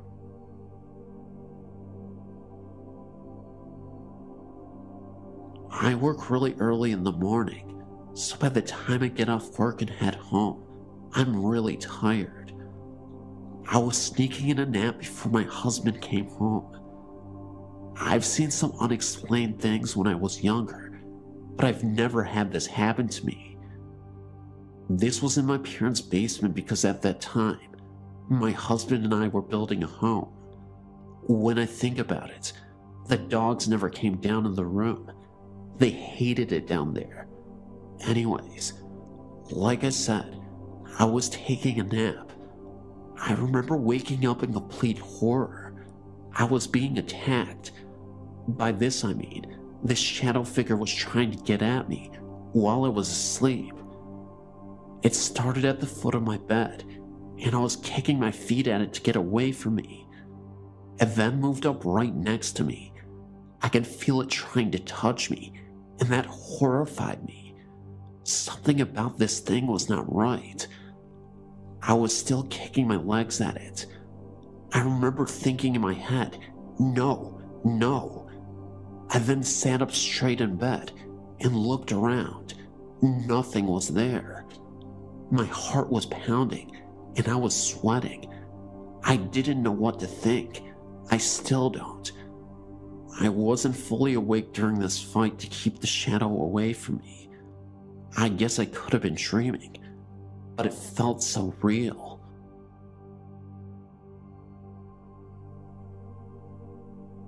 Living with a ghost is not all that bad, as my family and I have found out. We moved to our home in the Skyline Estates in 1991. At the time, we had our 3 and 1-year-old boys living at home. We started to get clues that something unruly was living with us when my wife and I started to hear our 3-year-old talking to someone in his bedroom. He told us that it was an older lady that came to talk to him. He stayed in that room for 3 years until we moved him to another room and put his younger brother in that room. The same thing started happening with the other brother. We have 2 younger kids who also stayed in that room once, and they all reported that an old lady had visited them. Oftentimes, the lady would speak through them. The kids would call her Miss G. Miss G would also make herself known to my wife and I. She was very active any time we made improvements to our home. She would come and watch us, often from the closet, as we would consistently hear and see the closet door open. One time, my wife even swore that she saw a floating face there as she was cleaning. When we were working on the house, we would also feel as though a hand was placed in our bodies. At this moment, we'd also feel a draft of cold come in. When I was working alone, I'd feel the hand again, thinking that this time it was my wife.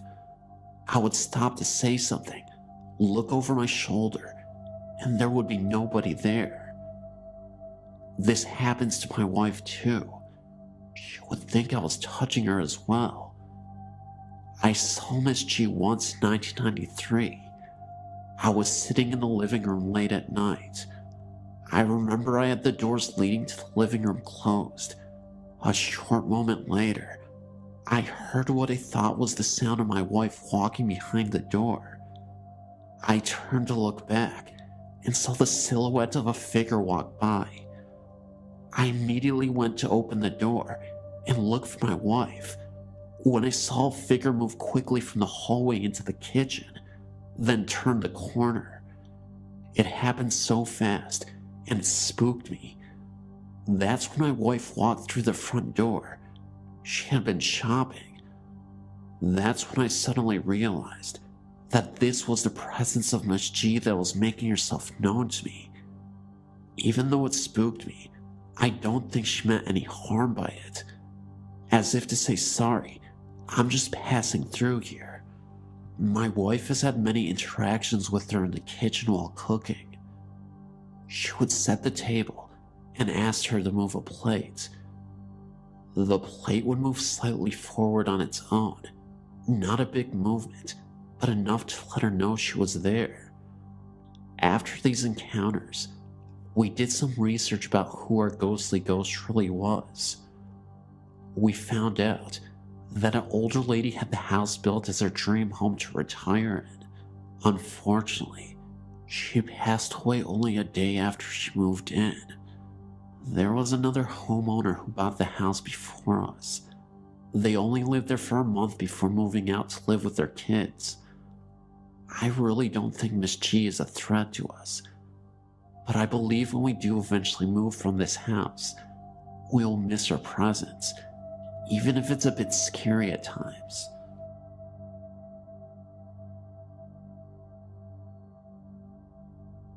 My name is Stacy, and I reside in Brownsville, Texas, approximately 2 minutes from the international bridge into Mexico.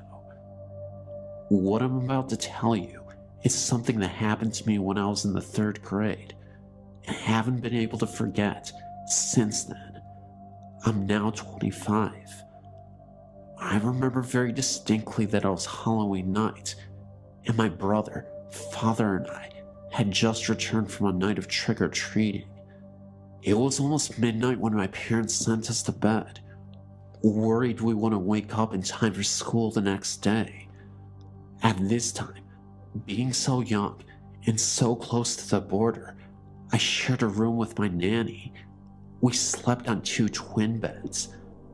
Mine was situated right under a window to my left, and my feet pointed towards an adjoining room we called the laundry room that also doubled as a closet.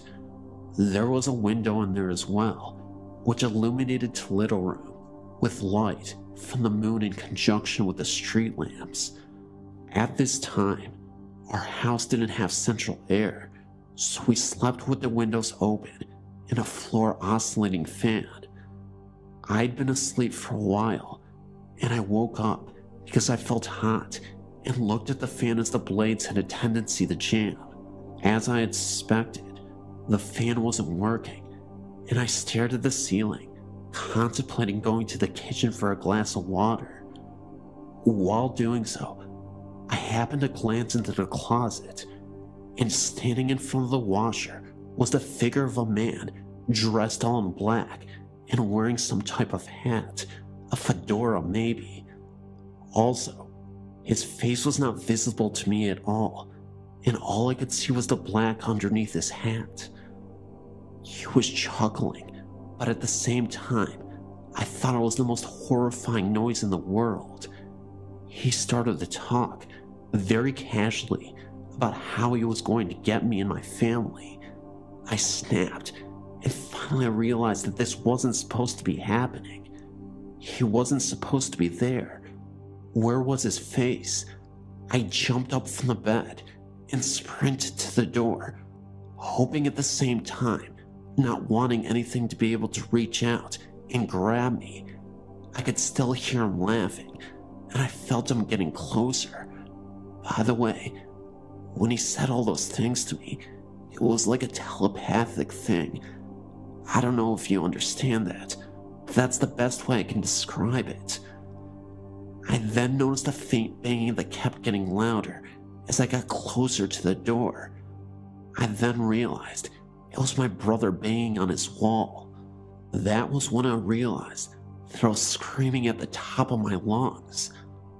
I reached the door, and no matter how hard I pulled on it, it wouldn't open. I also tried turning on the lights. I had a dimmer, and I kept turning the knob, but it wouldn't turn on. Suddenly, my nanny woke up and yelled at me to stop screaming and asking me what was wrong. Was I crazy? Then, just as suddenly as it had began, the laughing and the whispering and everything else stopped. The door opened and the light turned on. My parents had no idea what was going on because their room was at the other side of the house. My nanny still tells me that I was white as a ghost, and as soon as she touched me, I fainted. Needless to say, I was not able to go to school the next day.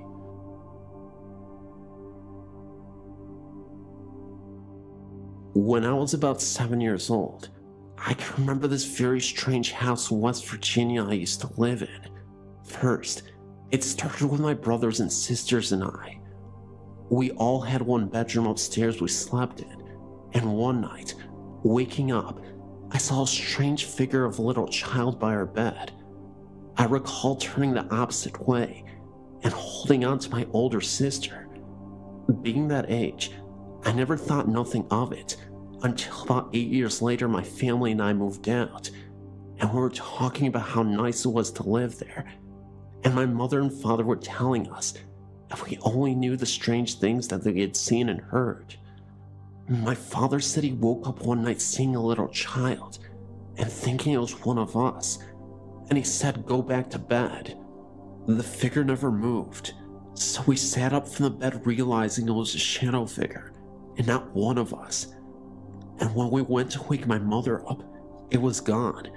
And other times, here my mother would get up in the middle of the night and see that figure all the time, thinking it was okay, nothing bad was really happening. A few months after that, he heard loud noises, like a baby crying. He said it sounded like it was coming from the wall. My father would really have loved to know about the spirits, but my mother really wanted to move. It's funny when you are little, you really don't know what's going on.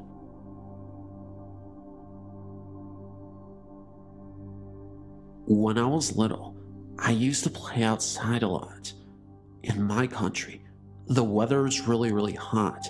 So hot that if you stay under the sun for 5 minutes and then go back inside, your head hurts and you will see lights everywhere, for a while anyway. I always used to see figures that those lights would make, but I wasn't scared at all because I knew that the sun was making them. One day, I was outside playing with my brother, but it wasn't as hot to make your head hurt or see figures and lights. I saw a shape of a black dog walking or going somewhere, and then it disappeared. Well, the dog wasn't walking, he was just going somewhere. The figure was not perfectly clear to say that it was definitely a dog, but it really looked like one, and once I saw it, I didn't say anything because I was used to seeing things because of the strong sun. But as soon as I saw it, it disappeared. My brother said, "Hey, did you see that figure of that black dog that went by and disappeared?" I was shocked because I thought I was the only one that saw that thing. It was crazy. So that was a very strange experience. We both asked each other what the heck that was. We were very confused. I'm sure that the figure we saw was a ghost. When I was a small child, around 7 or 8 in the late 1950s, my parents took our family consisting of my sister and 2 families of cousins, and all their parents, plus 1 grandmother, to the UP in Michigan. The reason being for this was, there weren't enough bedrooms downstairs in the rented cabin, circa 1920s. That's where all the adults slept, and all of us kids were put in the sleeping bags up in the loft. Not too much time after going to bed, I felt a heavy presence and looked around to see if any of the cousins were feeling this, whatever it was. Alas, they were all sleeping soundly, except for me. After a while, I became very afraid, and a man's face appeared right above my sleeping bag, glowing like it was daytime. It was well after midnight. I remember seeing this face for a moment or two, before the face vanished entirely. I was so scared, I screamed in terror to leave me alone, waking up my family in the process. They asked me what the matter was, and I told them that I saw a face. They both tried to confront whatever it was, and told me that it was just my imagination, and that there was nobody there to scare me. All night long, I laid there frozen in my sleeping bag, unable to move. Years later, I returned to the same cabin. I was 18 years old now, and I was with a couple of friends. At this point, I'd become so fascinated with ghosts and the paranormal that I wanted to do some spirit sessions in the process. We ended up using a Ouija board to contact the spirits that I thought appeared to me years before as a kid. So, me and my friends began the Ouija board session. We began to ask it all sorts of questions and requested it do things for us. Things such as turning the lights on and off, knocking on the walls of the cabin, anything to get that extra confirmation.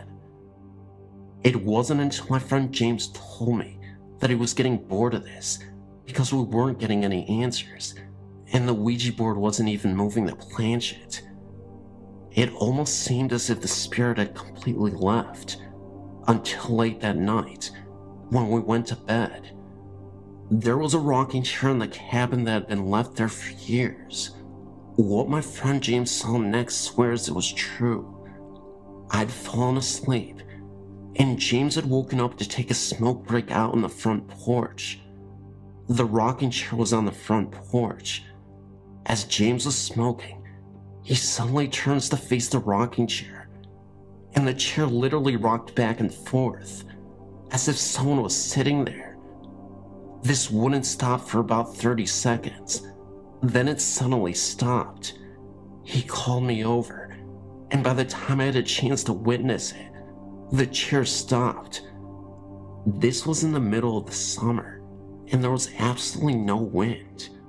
I believed James, because he had no reason to make up any stories about the rocking chair. I mean, to be honest, it wasn't like it was the most unbelievable thing that could happen to someone.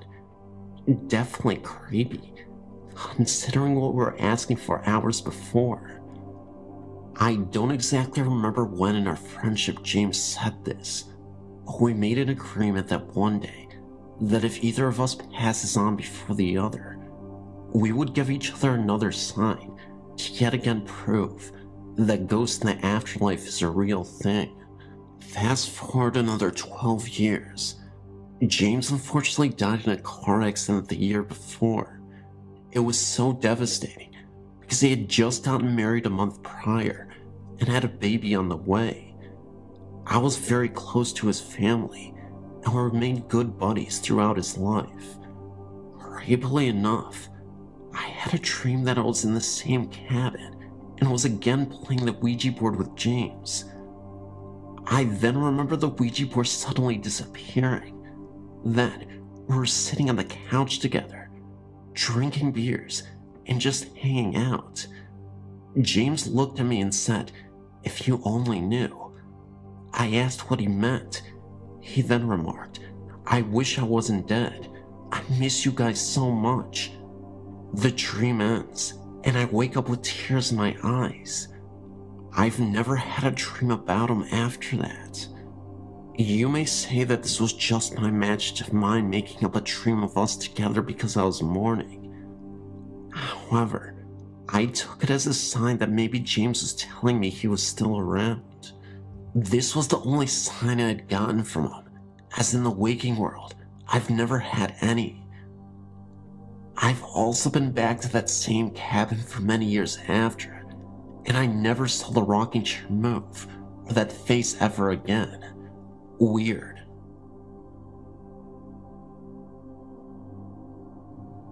I will start by telling a story that happened to me when I was about 13. It was very early in the morning, dark, as a matter of fact. I was half asleep on the couch in my living room, just about to wake up. In the hallway from the kitchen, I heard a growl, then a scratching sound. This scratching turned into a tapping, like how a dog runs on a hard floor. This sound seemed to rush from the hallway closer to me, when all of a sudden, I feel something hit me as I try to wake up. What happened next can be explained as sleep paralysis, but instead of just a feeling of being pushed down, I felt as if my chest was being torn open and my sides were ripped apart. The growling was still present, along with my whimpered voice trying to let out a scream. After I tried to put up a fight with whatever it was, a hallucination or some other being, I jumped back awake with tears dripping. My chest felt that pain for that entire day. The reason why I told this story, even though I'm not sure if it was a hallucination or not, is that it closely relates to another experience that happened not too long ago, almost a week actually. I was again half asleep in my bed, the same room where I've mentioned seeing a ghost lady at the foot of my bed, and another experience I've emailed, where I was practically having a nightmare. It was a strange nightmare, where there were faceless beings surrounding me, ripping my body apart. It's a dream, so it's very hard to explain in words. Well, usually in nightmares, you widely awaken in fear before you go back to sleep. The most disturbing thing about this is, after I became widely awake, these same apparitions were still in my room, surrounding me, muttering and growling. I then closed my eyes, fell back on my pillow, and I let out a cry. I woke my mom up.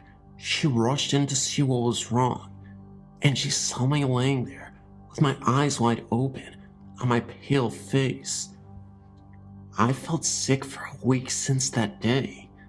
I thought hard about this occurrence when I realized that the sounds and feelings I've sensed from the first story were present in what happened in the second one.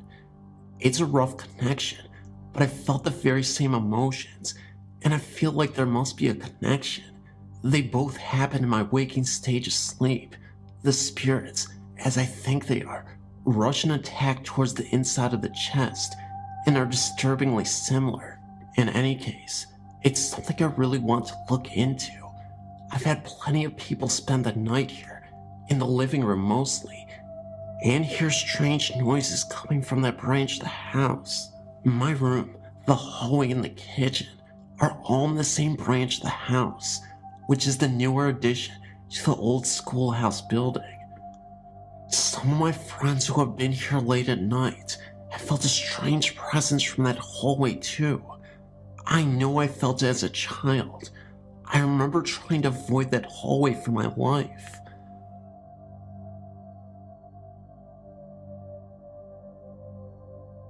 I remember when I was a little girl, my grandparents owned a colonial farmhouse that had been standing for at least 150 years. My grandmother thought the house may have been used for the Underground Railroad, because it had a few little doors and rooms off some of the closets in the bedrooms and in the basement. I wasn't allowed to go into them because they didn't have electricity, and my grandmother was afraid that I would hurt myself. Members of my family said that I wouldn't want to go in them anyway, because there were ghosts in there. Of course, I didn't believe them. I thought they were just telling me this to scare me, as any 7-year-old would. But that was all going to change one night, when I spent the night there one night. I was staying in their guest room, which had one of those little rooms off the closet. The little room was probably for extra storage, or maybe a staircase, because the back was all boarded up. And late that night, I woke up because I thought I was being watched. I looked up and noticed that the closet door was open and a small figure was standing there, glowing bluish. I screamed and ran into my grandmother's room and wouldn't go back into that room. I never saw that figure again, but I did see another ghost of an elderly farmer on the property. I was 9 this time and playing in the barn. I was upstairs in the hayloft, burrowing around in the hay. Again, like I wasn't supposed to be. Again, I had that same feeling of being watched. I sat up and looked around, and in the corner, an elderly farmer was standing and watching me. At first I thought it was my grandfather, but then I realized that his feet weren't touching the floor. As soon as I noticed this, I screamed and ran out of the barn. There have been many sightings of him since then, including one of my brothers seeing him floating outside of a second-story window.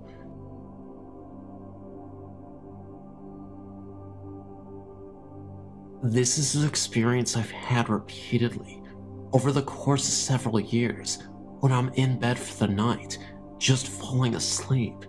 Still, to this day, it tries to return, but I've found ways to avoid it or fight it because it scares the heck out of me. It's almost as if it were a dream, but I'm not actually asleep when it happens. I feel as if it is when I'm on the verge of sleep, but still almost awake, like just before your mind actually lets go and sleeps. There's a place in between, and it only lasts a second, but that's when this thing happens to me. I can only speak for myself. I don't know of anyone else who has experienced this, but I've heard stories. Also, whenever I remember this, it is always in slow motion. I feel as if it is something coming at me from behind always towards my back. It's like a shadow, and it tries to suck me deeper into sleep. And if I don't fight it with all my might, I truly believe I'll never wake up again. While this is happening, I'm frozen and cannot move, yet I am aware of my room. I'm aware of things around me and what is happening. I can even hear my TV. I can scream in my mind and barely hear it all come out of my own mouth. It takes all my might and effort to open my eyes. But once I get my eyes open, I can focus on things in my room, like my dresser or door, anything, and come out of it. But it is so strong, I sometimes feel I cannot make it, and that is why I believe I will never wake up. The entire time this is happening, I'm frozen to my bed and cannot move. Please note, it's hard to explain. It doesn't feel as if it is pulling my body. It is pulling me deeper into sleep.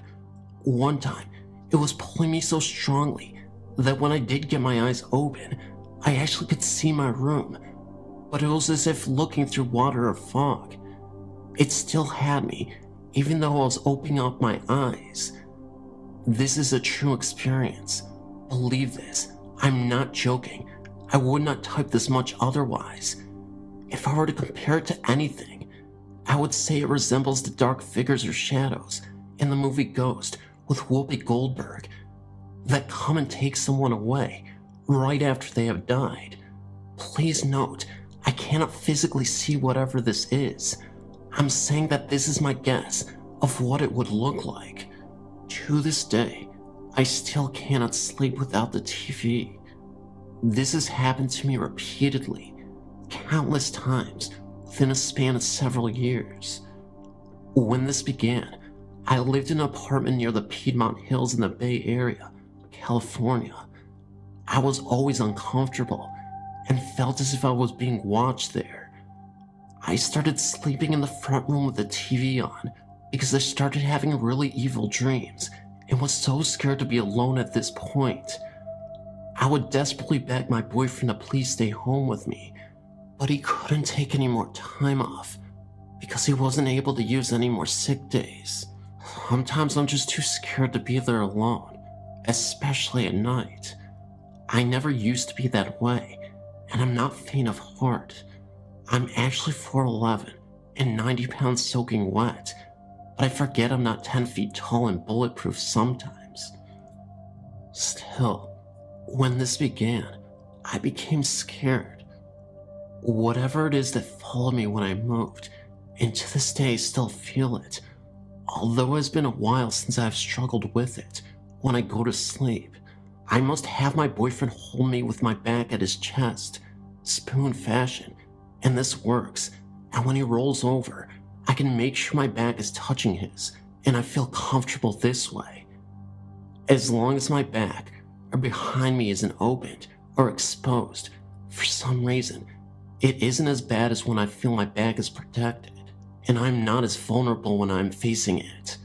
I know this all sounds strange, but it is true.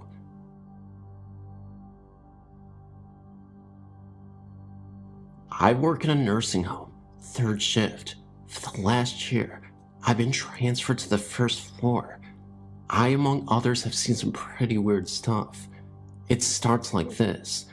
About 6 months ago, I started seeing off-the-wall things. While all of us were at the nursing station, there are only 4 employees on 3rd shift 1st floor. People coming out of the dining room, not in wheelchairs, but walking upright and pretty darn fast. A person down one hall walking out of one room and into the next on the same side of the hall. Both rooms have non-ambulatory residents. Water turning on in one's room's bathroom. One resident that passed away about 4 months ago can still be heard laughing. I've never heard this personally, but others have. An entity that always runs in the same direction at lightning speed with arms flailing. I'm talking 28 days later style. Only 2 of us have seen this. I see it sometimes up to 5 times a night, but only when I'm down one certain hall. I call it the track runner. These are some of the real common things that happen. Now, for the ghost stories. About 3 months ago, I had a resident that is mentally with it ask me to get that man out of her room. It literally gave me goosebumps. When I asked her where he was, she said there by the mirror. Needless to say, I saw no one.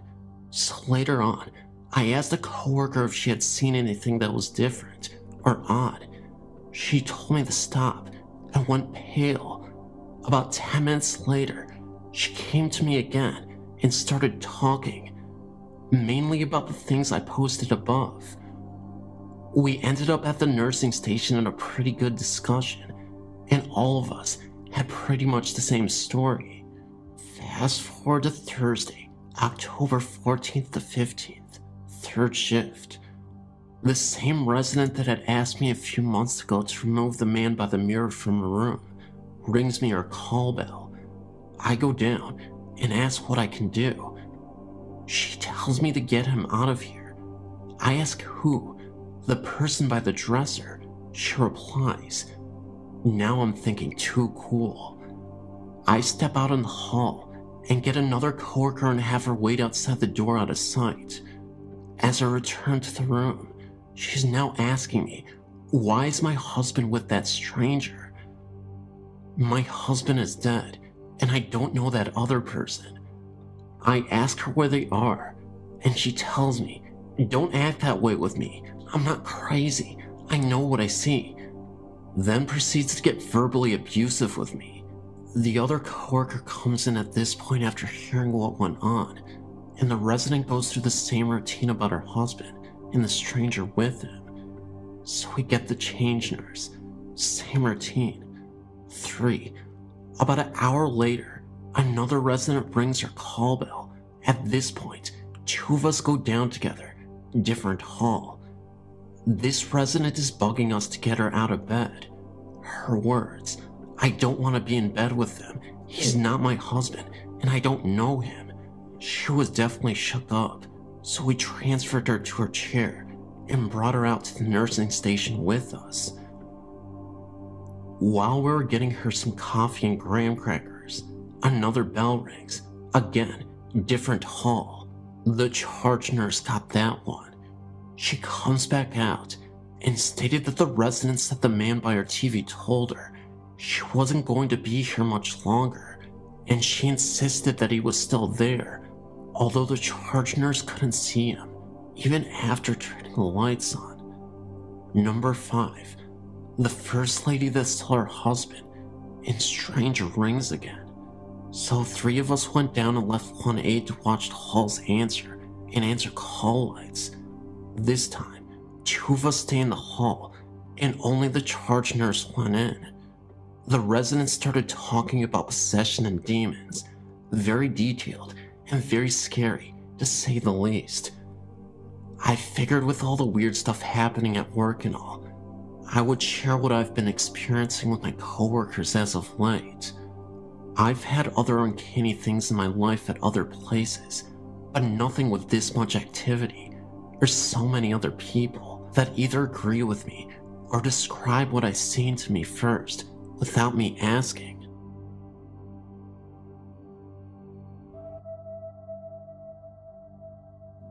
I have a confession to make. I'm not an ordinary person. I don't mean that I've exhibited quirky behavior in the past and I'm simply unorthodox. But I have this uncanny ability to sense things. Whether these energies that I've learned to embrace are malevolent or benevolent, I can't say, as I'm unable to clearly make the distinction. But I tend to attract unusual energies, which permeate all around me. If you happen to come in close contact with me, you may be susceptible to these energies as well. I could say that there's a supernatural component to this, but because my mind has relentlessly wreaked havoc on me, I can't say for certain what is going on. Sometimes I see things, shadows, hearing strange noises, knocks on the walls, a faint whisper in my ear, reinforcing the idea that something otherworldly resides inside these walls. All the while I'm sitting in the kitchen of my old Victorian home, and I'm the only one who lives here. I can honestly say that I don't know what is happening, but I have nowhere else to turn to. There's the cellar that I'm terrified to go into. I've literally haven't stepped foot down there since I moved in, but it's like I can telepathically hear the growls and moans coming from that dark space that I refuse to enter. I've always wanted to know if the source of all these energies came from that cellar. The thing is, I've no pets, no estranged relationships. Nobody ever sets foot in my home. I had a wife once, but she's been gone for what seems like a millennium. I don't remember what it's like to interact with anybody. I'm virtually imprisoned. I work from home. So, I became a recluse. I don't go out much these days, for fear of inadvertently transferring these energies to those who come in contact with me. Isolation is unconscionable. The fear of going insane inside my mind constantly lingers in the foreground. The helplessness of not being able to do anything about it still traps me internally. I'm mentally paralyzed. And then I have these unusual nightmares. My doctor tells me they are night terrors. So I'm laying in my bed, and the shadow opens the door. It doesn't do anything, but simply stands in the doorframe. I don't know what it wants, but I can only make out its eyes, glowing brighter than the sun. The rest the outline, a silhouette. I sweat. My body temperature drops, and I feel a cold breath on the right side of my shoulder. I look over, temporarily taking my eyes off the shadow figure, and yet there's nothing there but a mist that looks as if someone is breathing in the cold air. I look back at the doorframe, and the shadow is gone. I then lay down, staring at the ceiling. I simply just can't ignore what's going on. I want to, but even the pills don't do enough. I still see these things, hear these things, and most importantly, feel these things. I'm so scared. I don't want to be a prisoner anymore. I want a release. I want it all to end. I'm sick and tired of the suffering. My mind just won't heal. I don't want to feel. It's almost better if I don't, but I can't turn it off. Still, these images persist.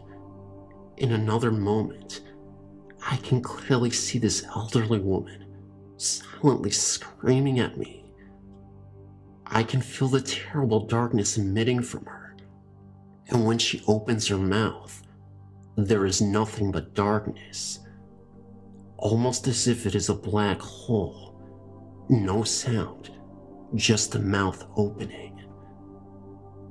The woman with her old tattered clothing, not from this time period, definitely not present, Victorian times, with a black dress from that era, long black hair, matted and uncombed.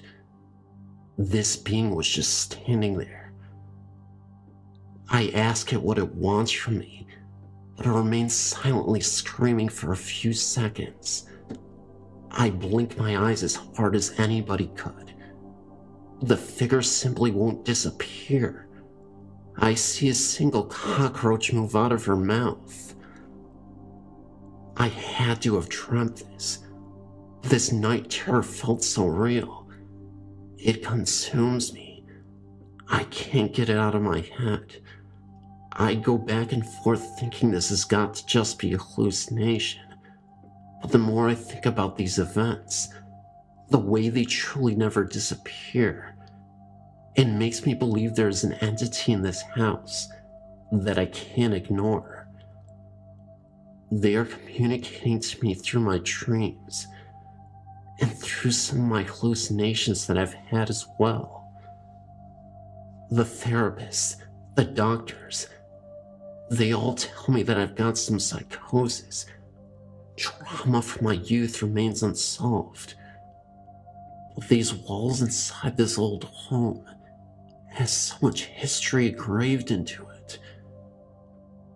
Tell me that spirits don't exist, and I can't prove it to you.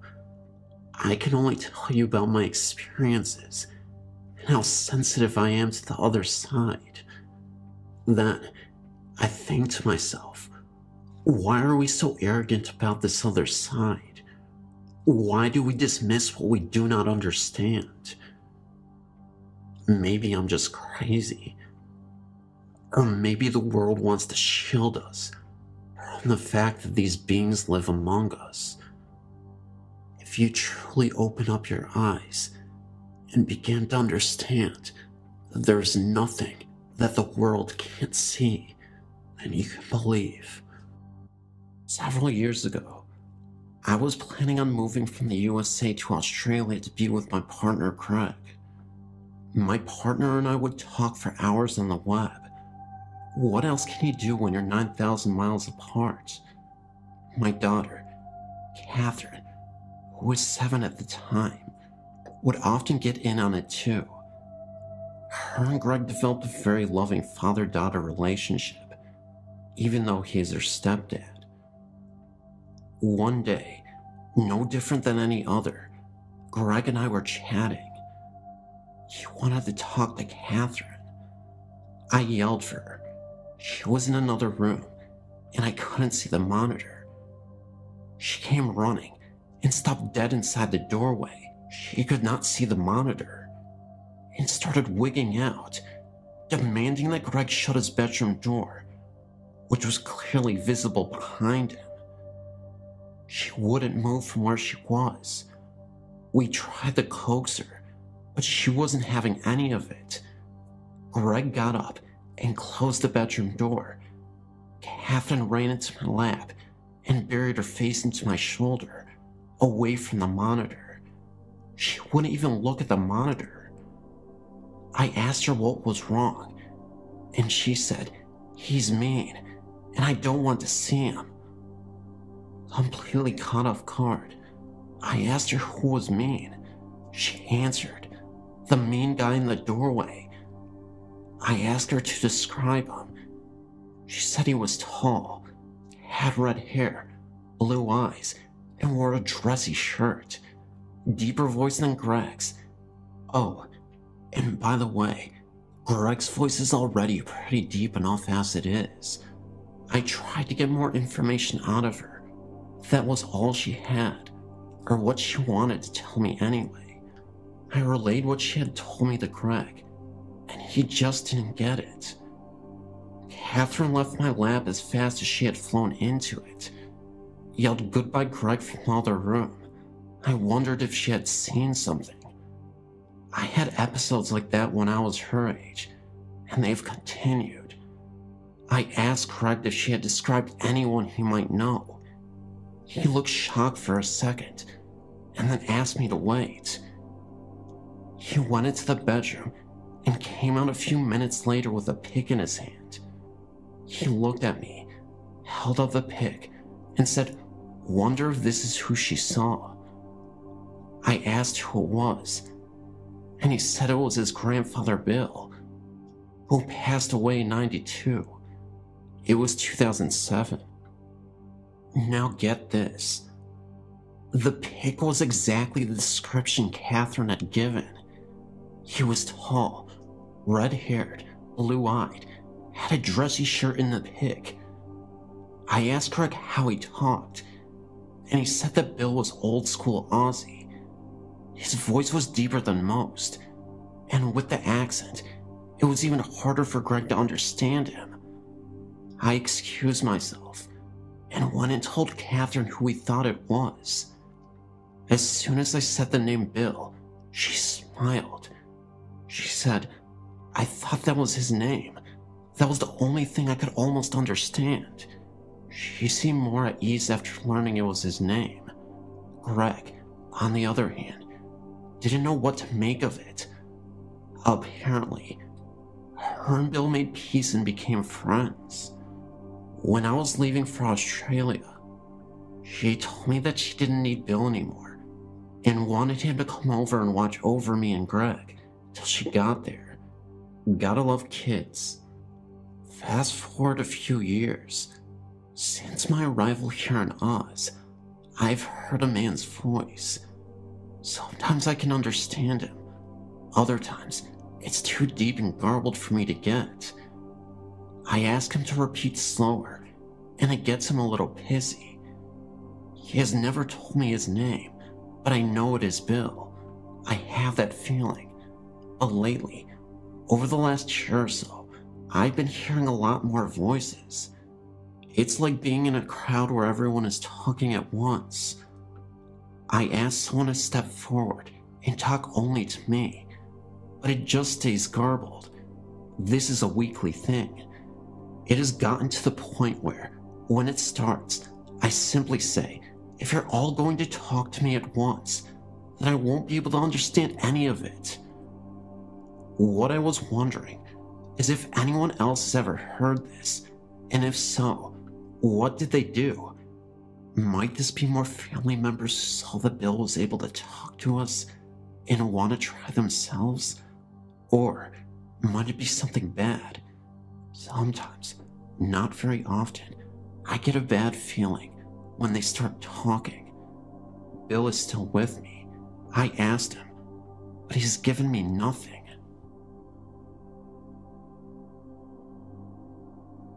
I lived in Chicago up until I was 18 and had graduated high school. My grandfather lived in the house, and we lived on the first floor in the third flat apartment building we owned next door. We had the basement that was connected to the first floor apartment as well. The basement had 3 main rooms. The front room that led outside held a half bath, a washer, dryer, and 2 storage closets. This is where we kept our bikes and skates and stuff. The center room had 4 storage closets, the water heater, and the furnace. This was the room that held all my dad's and grandpa's tools. The back room that led to our upstairs apartment was where we had the deep freezer, old clothes, camping gears, old toys, etc. The center room was awful. Just looking at it, you felt like you were being stared down. Something was sending very angry energy out from that room. If you were in that room, it was just overwhelming and overpowering. It felt as if something was going to grab you and actually hurt you. None of us were hurt, but it always felt like it could happen at any time. My sister believed it to be female. I believed it to be male. This makes me think that it could have been a demon and was just appearing female to her and male to me. The stairs from the basement led to my brother's room. The stairs and the door were extremely creepy. We always kept it locked and bolted, but that didn't do much. It always seemed like someone was going to come bursting through the doors at any time. In the bedroom I shared with my sister, we have both seen strange things. I've seen a man a few times.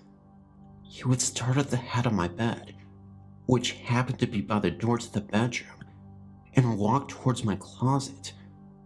My closet and my parents' closet shared a wall. From there, he would kind of nod his head and then disappear. I could tell he was wearing overalls, work boots, and had gloves in his back pocket. He was tall, about 6 feet, dark hair, dark eyes. I could see all of this, but I could also see the other side of my room through him.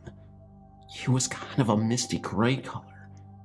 I saw him first when I was 5, then again when I was 8, and the last time when I was 14. When I was 12, I felt a pulling on my blanket. At this time, we didn't have any pets that would roam loose, and there was no way for them to get out or even reach my blanket. I feel my blanket being pulled. I kinda grumble and try to pull it back up, but I can't. So I look at the foot of my bed, and there was a boy sitting there, grinning at me, gripping my blanket. I tell him, "You let go. I'm not scared of you. Go away." And he disappears. I pull my blanket back up and go to sleep. Then we just had weird things happen. Bread would slide across the counter. Things would be moved from one end of the bar to the other. Things would go missing for a few days. These types of things not only happen in our apartment, but in the upper 2 levels that we rented out.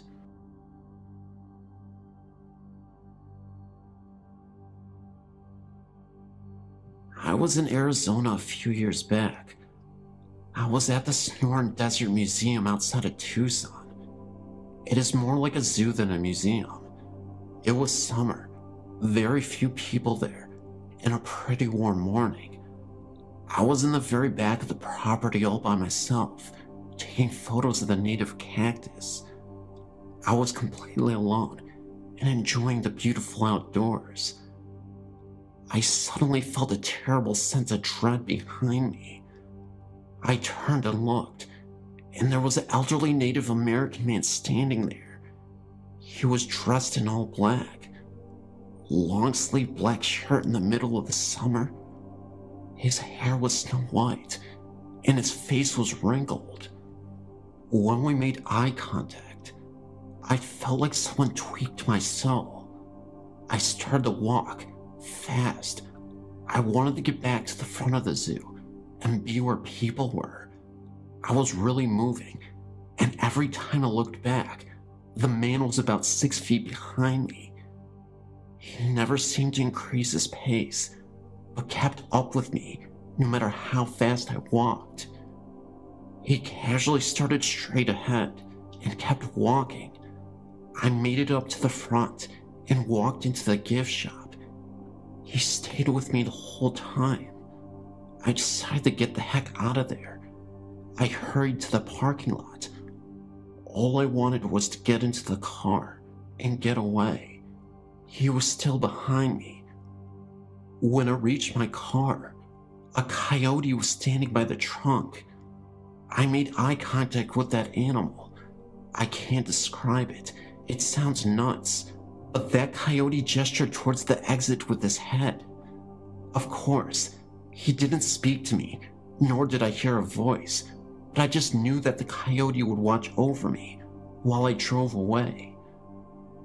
As I was about to get into the car, I turned back to look, and the coyote and the man were gone. I never went back.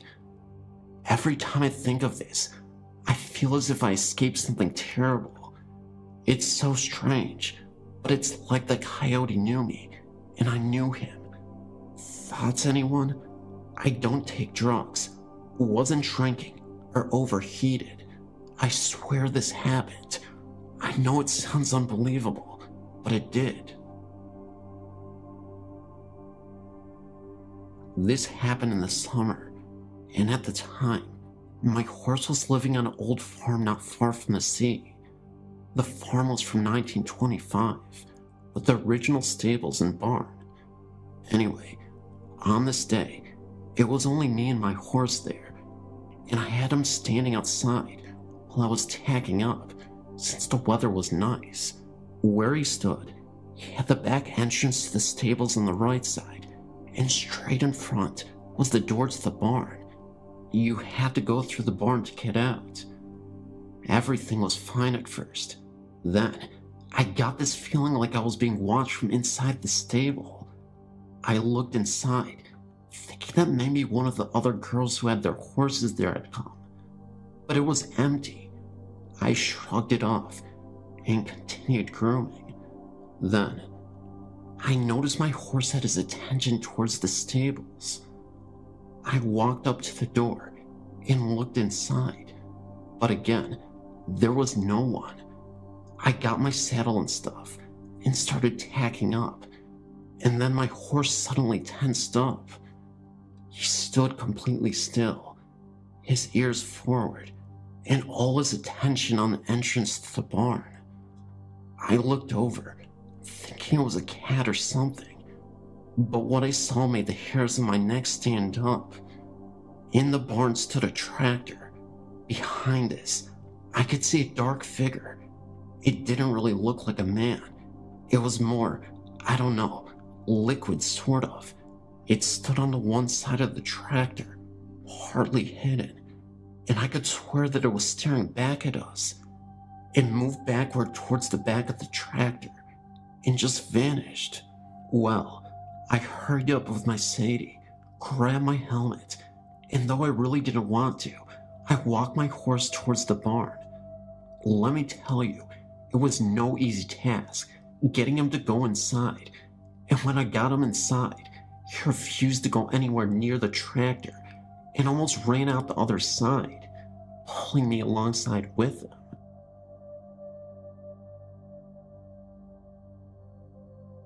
I'm having some problems with the spirit in my fiance's house again. For the past few months, the house has been dormant, and so we didn't worry much about what was going on in the home. We had one of my fiance's friends move in, and things were fairly calm and peaceful.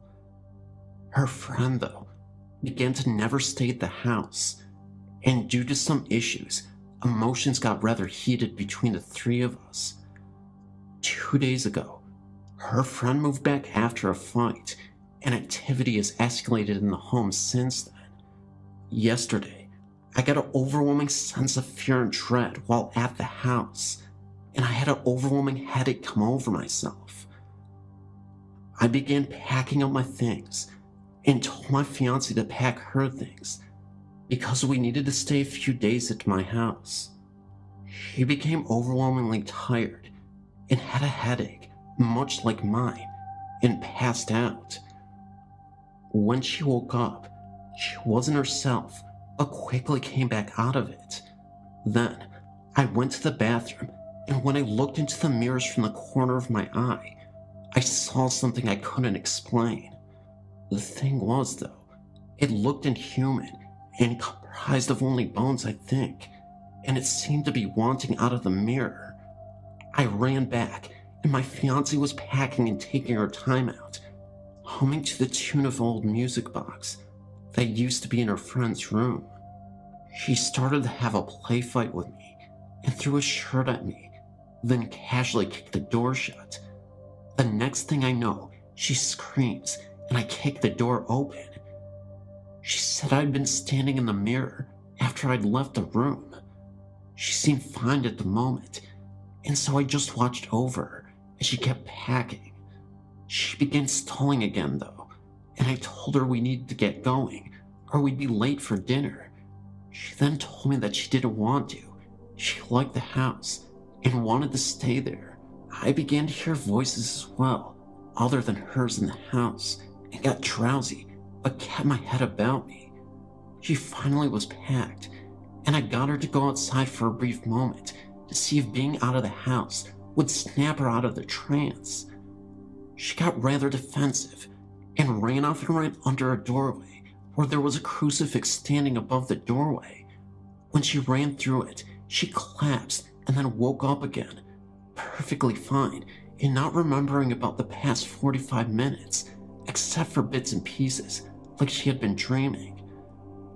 I've been having concerns that she may be channeling spirits by accident in her sleep and such, and this incident definitely confirms my suspicions. I'm psychologically drained from the mental strength it took the two of us to get out of the home. We're going back to the house in about 4 or 5 days, and figure it should be fine. Whatever this entity is, it fed strongly off the negative emotions that had built up in this house. I know at the strength it was yesterday, it would be much hard for me to face it and cleanse the house on my own, so we're leaving the house to settle and calm back down. By then, I feel this entity will have lost most of its power, and it would be the best time to cleanse the home and seal any portals that may have been opened in the home. I'm still a little bit apprehensive though, and if anyone could offer up some help, it would greatly be appreciated. If my fiancée is the target of any danger, I can pull through any fight normally and keep her safe, but I've been so drained, and I don't know if I can handle the cleansing of the home by myself. If anyone could please help, either physically or through even psychological support, it would greatly be appreciated.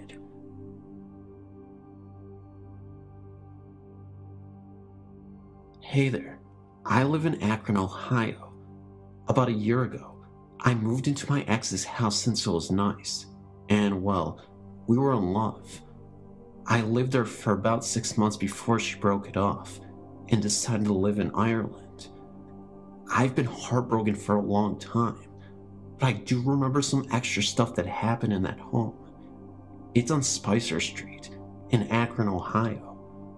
About a month after I moved in, the first thing I noticed was waking up with her, and every single clock in the house, including the computer clock, wristwatches, etc., would be turned around 40 minutes ahead than what they were supposed to be.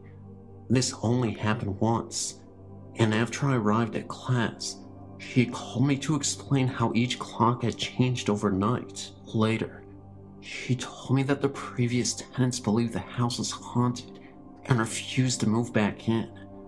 They were both girls, I was told. We began to notice other things too, such as their stuff would get moved if we left the kitchen, the television would turn on and off, lights would turn on and off if we left the home, fan would move and not move, TV would turn channels with the remote being on the TV, and certain spots in the house would be unusually cold. She was scared at times, but I typically wasn't. I just thought of it as having a little kid in the home. I wasn't really worried, and I was confident that I'd be able to protect her from that kind of stuff. If you read some of my earlier posts, I see specks a lot, and I guess it gives me some sort of confidence, even if I don't understand them. My thoughts were confirmed, I believe, when I was sitting in the living room with her and thought I spotted a blonde-haired boy's face under her table. It looked a lot like a German kid, but naturally, I blinked and it was gone. There were 2 spots in the house that seemed really weird. The basement was odd, but not too odd, since students in the past used this place for studying. The oddest part in her house was her bedroom closet. I would step at the door and not go in. She refused to even sleep close to it. I was the one who slept closest to it while she slept between me and the wall. I didn't really see anything from it, but it did feel really weird, and it didn't feel like the kid. It was something else. Also, that closet was connected to the attic, which neither of us ventured into. After I saw the kid, I felt some sort of attachment to it. I remember she used to complain that sometimes my eyes would go completely black in the house. I'd usually counter it with me complaining about staring at me, as she slept as if I woke up around 5 in the morning, but we wouldn't argue about it. It was just weird.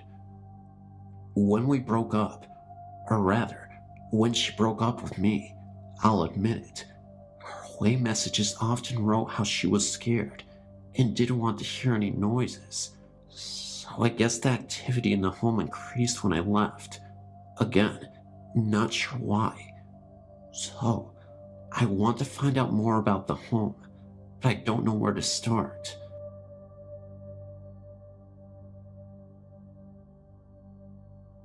I've been lurking on here for about 2 years now, and well, I decided to finally post about my experiences with ghosts. Really only one ghost. It happened to be here in my house for a number of years throughout the 70s. The house had been built in 1970 on an old lot where an old man had lived on a shack and had died. Now, the spirit that had stayed on the property was one of a child, though. Maybe the old man had a kid and it died. Who knows? Anyway, all sorts of stuff that one would imagine a child would do happened. You know, things would get lost, stuff would move from one place to another, vases and sculptures would be on their place on tables, and when the family would come back, the sad items would be in pieces, smashed against the wall about 3 or 4 feet away. Sometimes, of course, you couldn't get into the house because the screen door would be locked and nobody was in the house at the time. Just imagine a door with a simple hook going into the circle slot. Now, over the years, I've tried to get that hook to slip over into the lock, you know, to see if it could happen by accident. It could never be an accident. If one wants to lock that screen door, you intentionally do it. Feelings of being watched and feeling the weight of someone or something next to you in the bed. My grandma would tell me that I would go off in the house in my walker circa 1981 or 82, and I would travel all the way from the kitchen to the living room to the hallway. Now, when one enters the hallway, even in the daytime, if all the doors to the room are shut, it is pitch black. She claimed that I would be in the hallway for a couple of minutes, and that I would come shooting out from the hallway as if my walker was pushed or shoved by something, all the way back to the kitchen and crash into the wall. Now, it would take me a couple of minutes to get all the way to the hallway since I was a toddler, yet it wouldn't even take me a minute to come crashing into the wall of the kitchen. Now, I remember seeing some sort of whitish gray ball floating when I was laying down on the rug one day. This must have been 1982 or 83. I can still see that image in my brain to this day. My grandmother noticed me getting up and looking under the dining room table, and I started to shout, "Get out!" or in my way of talking back then, "Get out!" My grandma started yelling, "What's wrong? What's the matter?" I kept on shouting and punching and kicking at nothing, all the way towards the front doorway. And when I got to the door, I kept kicking the door, and then I stopped. By this time, my grandmother, who was rather slow due to weight, had gotten to the hallway that led to the front door and was asking me what was wrong. She told me that I had said that I didn't want it here, and I told it to get out. I think I had some sort of hold over it, as I was the only child born in the house. My uncle, who was only 12 at the time, had been born in an older house. I think the spirit was attracted by the fresh new life that was now in the home, much like the spirits in Poltergeist were attracted to the little girl. You know, they wanted some sort of that life force. I think that was the case with this. I got rid of it before it got too powerful, much later on. What do you think? I've lived in this house for the past 27 years. Nothing out of the ordinary has happened since those early years. I have seen many paranormal entities during my life. Here's my first quite shocking meeting with a ghost. I was 7 years old then. I was in my grandparents' house with my mother. The house is about 80 years old. I was relaxing downstairs when the phone suddenly rang from upstairs. My mother proceeded to go upstairs to answer the phone, and I followed her. After climbing about halfway up the old staircase, I felt that somebody or something was behind me. I quickly turned my head, and that's when I saw a middle-aged lady climbing the stairs, holding out her hands as if to grab me. She was wearing a bathrobe, and her hair looked mangled. I freaked out and ran upstairs as quickly as I was able to. She surely was a ghost, because she wasn't a family member or a friend. I'd never seen her before, and my mother didn't even notice her. She disappeared as fast as I'd seen her. Unfortunately, that wasn't the only ghost experience I had in that house. I was about 10 years old when the second meeting happened. It happened in the same old staircase in my grandparents' house. It was late night, and I was going upstairs to get some sleep. That's when I quickly discovered that my route was blocked. At the end of the corridor where you turn right to get to the staircase was a man, a very unusual man standing there. He was wearing a gas mask, so I wasn't able to see his face. He didn't speak, nor did he move at all. He just stood still, and I was too afraid to go past him. So I then got my grandmother and went back to the corridor with her. The gas man was nowhere to be found. Understandably, I was too afraid to sleep, so my grandmother stayed the night with me. I'm pretty sure that my grandparents' house is haunted, and my friend has witnessed that too, as the next experience tells. I was 11 years old, and my friend was 12 when this happened. We were playing in the basement of my grandparents' house. It's no surprise that the basement is also quite unsettling, just as much as the rest of the house is. We were in the big room just under the staircase that leads to the middle floor. We were having fun, until both of us felt a strange feeling that made it obvious that we were not alone in the basement. We felt that there were other beings present, entities that couldn't be seen with the naked eye. We're also sure it wasn't our grandparents, because both of my grandparents were upstairs. That feeling also told us to leave the basement.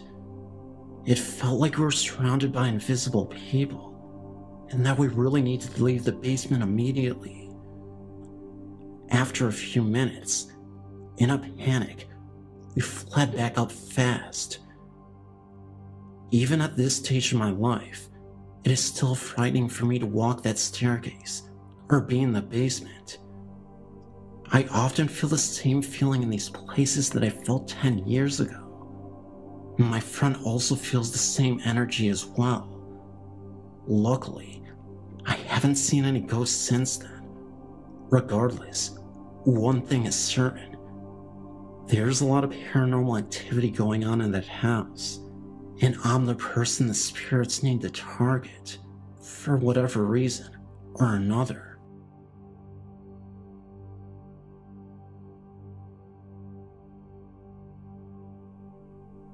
My story starts back in 1991, when I first hooked up with my then boyfriend, now husband. My boyfriend lived on the bottom floor of a house that his aunt owned. His aunt and her family lived on the second floor. His cousin was my best friend, and so I was always at the house. We had a small, close-knit group of friends, and were over our house one time playing Truth or Dare. I remember it as being late at night, and we were sitting on Holly's bed playing this game, when one of the girls asked her if the house was haunted. Holly said that it was, and that it was her maternal grandmother. She then went on to tell us certain things that would happen, and most situations would take place right next to the father's recliner chair. About 15 minutes after we finished playing the game, I had to use her bathroom. Though I was so totally afraid to go alone, I didn't want to seem chicken, so I went on my own to the bathroom. Just as I was passing by the recliner, I noticed I suddenly got cold. It was a warm summer night when this happened. Okay, I chalked it up to being my imagination, seeing as we had just been talking about it. Then, years later, I had this woman I was working for, and we got along really well. So, one day she had invited me to her house. Well, as we were at her house, we were talking about ghost stories and the like. She excitedly pulled out her digital camera and led me upstairs to their master bedroom. We stood just outside the bedroom doorway, and she told me to take the camera and just scan around the room, starting in one corner and going to the next. Just see if you see anything, she said. I took the camera, still not knowing if I was truly a believer, and scanned the room. Suddenly, I moved back to the corner I just scanned over. She said, "You see something, don't you?" I did. I saw a greenish male figure standing in the corner, looking out the window. I was scared to death. But even when I scanned the corner again, the figure was there. We returned to the first floor of the house when she started to tell me all about it. They had bought the house just about a year prior. The first week they lived in the house, their children, very young children, would awake in the middle of the night, screaming and crying. Finally, one night, my boss's husband got so furious, he yelled, "I don't care that you're here. I don't care if you just stay. Just leave my children alone." The children never woke up crying again. Then about a week later was when my boss had noticed the image through her camera.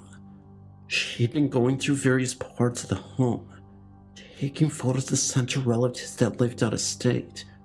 When she was scanning the master bedroom, looking for a good view of the room, and found the exact image I found. She yelled for her husband, who saw the same thing, but it could only be seen through the screen on her digital camera. After I saw it, I was a believer.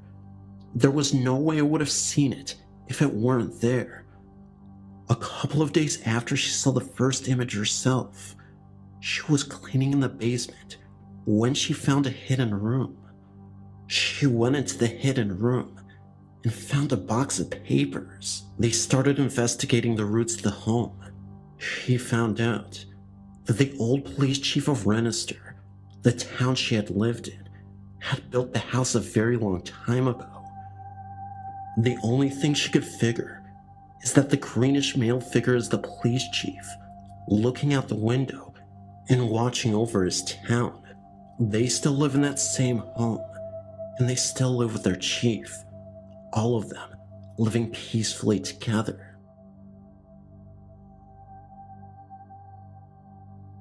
Since I was little, I've been sensitive to ghosts. Sometimes I had dreams that would later turn out to be true. Also could tell which song was on next on the radio, knew who the phone call was next, etc.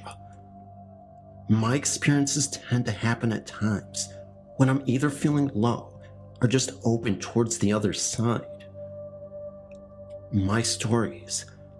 As a little girl, I didn't like being in my room after it got dark, or darker when it was summertime. I remember feeling watched, and something wasn't right. A lot of times, I was so afraid of the door leading to the back of our house and the stables. I felt like something was looking at me and wanted to hurt me. This went on from when I was around 8 and stopped when I was 12.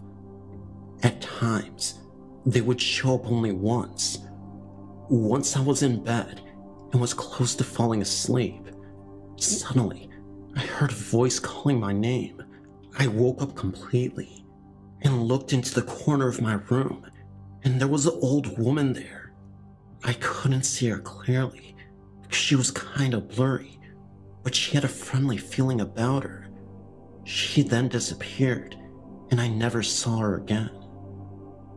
When I was 17, my dog died, and I was devastated. A few weeks later, I heard him coming up to my room from the kitchen and saw him enter my room. He then jumped up on my bed, walked around 3 times before sighing, and got down. I could feel him on my bed and against my leg. When I tried to touch him, he disappeared. My parents' farm, where most of the events happened, is old. It burnt down once there, and there seems to be quite a lot of ghostly activity. In the barn, my parents got their car.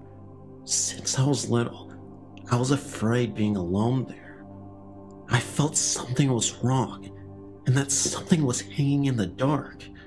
I always felt uneasy there until a few years ago, when my mom told me that someone had offed themselves there. My worst experience I've had was when I was around 15 to 17 years old. My room was connected to the kitchen by a little hallway. From the kitchen, you can go directly to the 2 living rooms. The last one I've never felt easy in was always feeling unnaturally cold and just weird. One night, I woke up and my room was ice cold. I heard someone open the door from the hall to the kitchen. It was a man, and he was going directly to the last of the living room. Somehow I was there when he went there. I saw him take his rifle and then off himself. It was feelings more than actually seeing him do it. I then was back in my body, but heard him fall down to the floor, moved a bit, and moaned before he died. The second that happened, the coldness disappeared, and I could breathe again. I told my friend at the time about it, but I was too afraid to ask my parents. One day, I sort of jokingly asked if anyone had offed themselves in that room. My dad turned around and looked at me with a strange look. Yes, your godmother's father offed himself there. They hadn't told me because my godmother didn't like me to know. I found his grave, and it happened the exact day he had offed himself.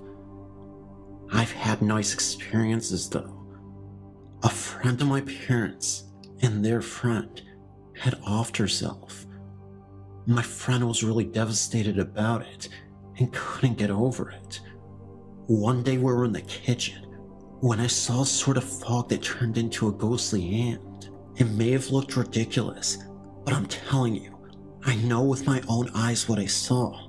It was right on my friend's shoulder, almost as if to soothe her. After it disappeared, I immediately alerted my friend, and she said that her shoulder felt really cold. My friend then told me that she felt a lot of peace. To the both of us, it really meant a lot. The latest year, the happenings happened without any real pattern. Last year, when I was at my parents' and sleeping in my old rooms, I didn't get any sleep for the last 4 days I was there. There was a presence in the room, and it was not a pleasant one. It just radiated hatred, and it was pointed at me for some reason. The next time I got home, it wasn't in there, but then I had to sleep in my mom's bedroom. I was woken up by someone slamming their hands into the bed very hard. I looked at the end of the bed, and I saw a shadow standing there, then disappeared. Since then, I haven't felt it. For some reason, I knew it was male, but I didn't know why it felt so badly about me. When I'm home at my parents' now, there's a young girl there, something I can't feel what it is, and a man. None of these are evil, but just looking out for me. I've seen the girl from the corner of my eyes and seen her reflected in the mirror. I think they are protecting me and just looking out for me. At times I can enter a house and know that there's more than just what the eyes see. I felt the presence of family or just passerbyers. I do believe that at my parents' house, there's some kind of field of energy where these spirits can enter. Some stay, but others don't. I got one in my room where I live now. Just a little prankster, really. Turns on my computer, or opens all the cupboards. I did have an old man, though, who loved to watch me shower. I told him that it was rude, and I didn't like it. Since then, he hadn't been there. At the same time, there's a girl running every night on the upper floor. My brother is sensitive too, but apparently never experienced the same as I have at my parents' house. Seems I'm the only one they get attracted to. Also felt being pushed, but that happened at my parents' house as well. I don't mind having this ability, but I know I have to learn to control it. It can get to be too much at times. I've been doing some research about black spirits and ghosts. I had an experience in January 2000 when I lived in an old house in Portland, Maine. It was late in the evening, about 10 p.m. or so, when I felt something peering at me from a closet in my basement apartment. I thought nothing of it, but when I looked again, a materialistic, three-dimensional human-shaped figure with no facial features darted from the closet and stood behind me. It was suspended above the floor, about a foot or so. Before I knew it, two more had come out of nowhere. It happened so fast, and they moved so quickly, that I didn't even know what to make of this incident. I was a skeptic at the time, and had been all my life on ghosts, supernatural, etc. I was 36 years old at the time. There were multiple instances where I seriously felt like the house was shaking. Doors being slammed, open and shut, cabinets being open and shut as well, pots being moved around. It was seriously like a horror movie. I remember one time this happened, and it scared me half to death, almost literally. I ended up having a mild heart attack, and I ended up waking up in a hospital.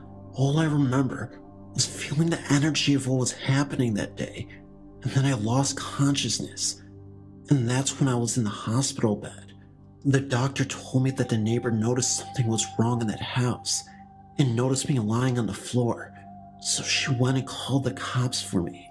and the ambulance arrived. They even told me that my heart stopped for a moment, and they had to use a defibrillator to bring me back to life.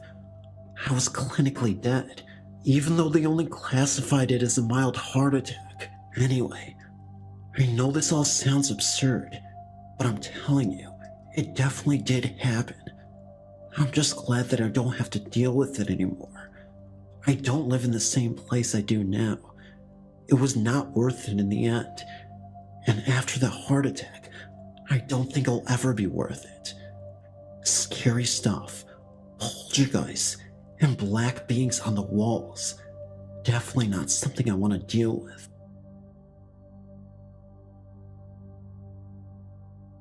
One night, me and two guy friends were driving into Howard City, Michigan.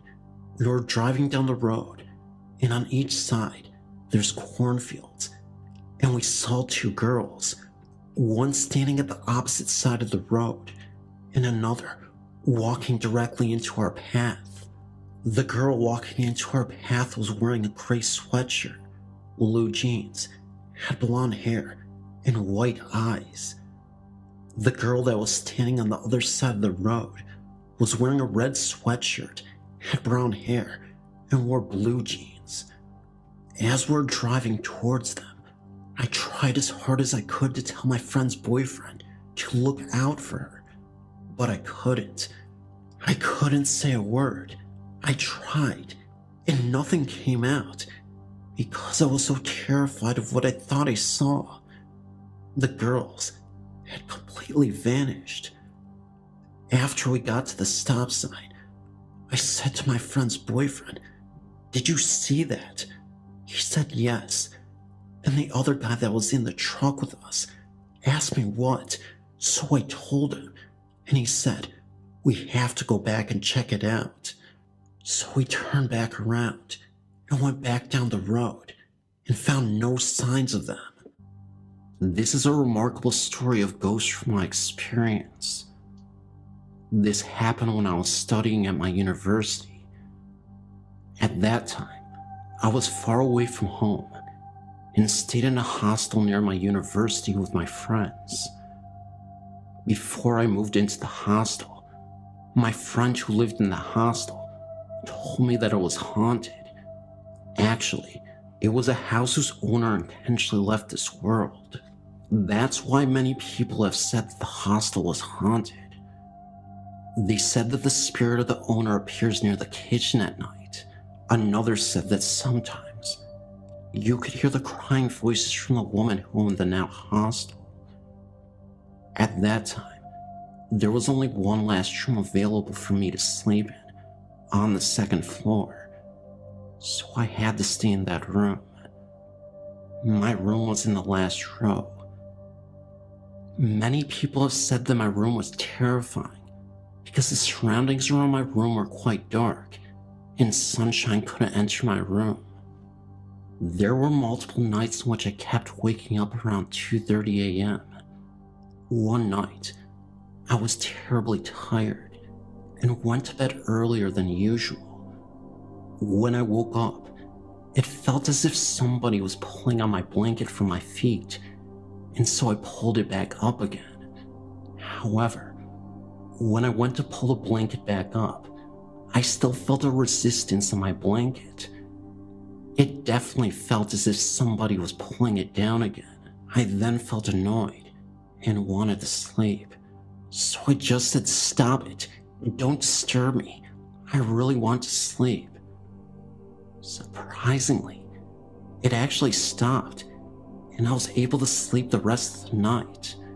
In fact, nobody ever pulled my blanket again. In the morning when I woke up, I remember what happened last night and I started shaking. After that experience, it was pretty obvious why I always felt on edge whenever I slept in that room.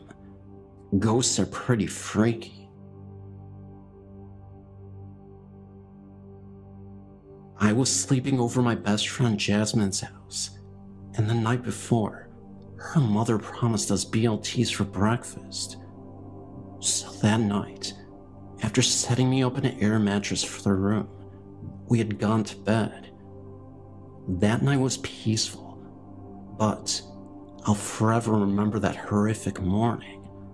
I woke up and looked up to where a person was just standing in front of the closed door from afar and simply staring at me. She was young, around my age at the time, with features almost identical to my friend. I was still half asleep and just figured it was my friend anyway.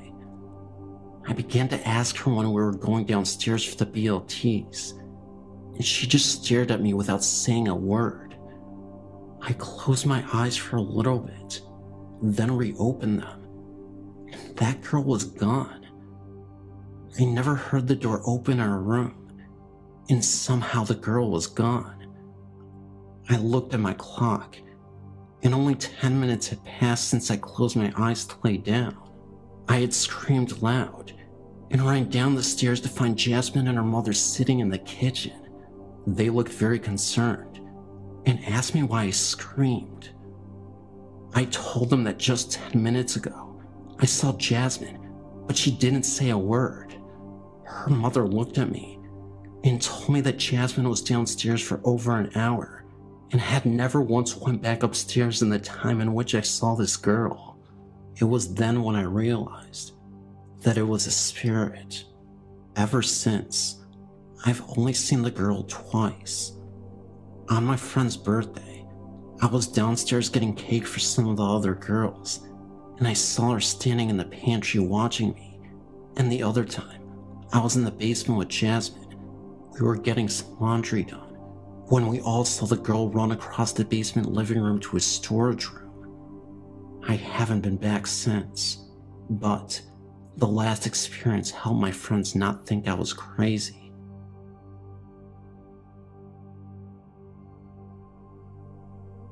I've been enjoying your site, and I wanted to share some of my experiences.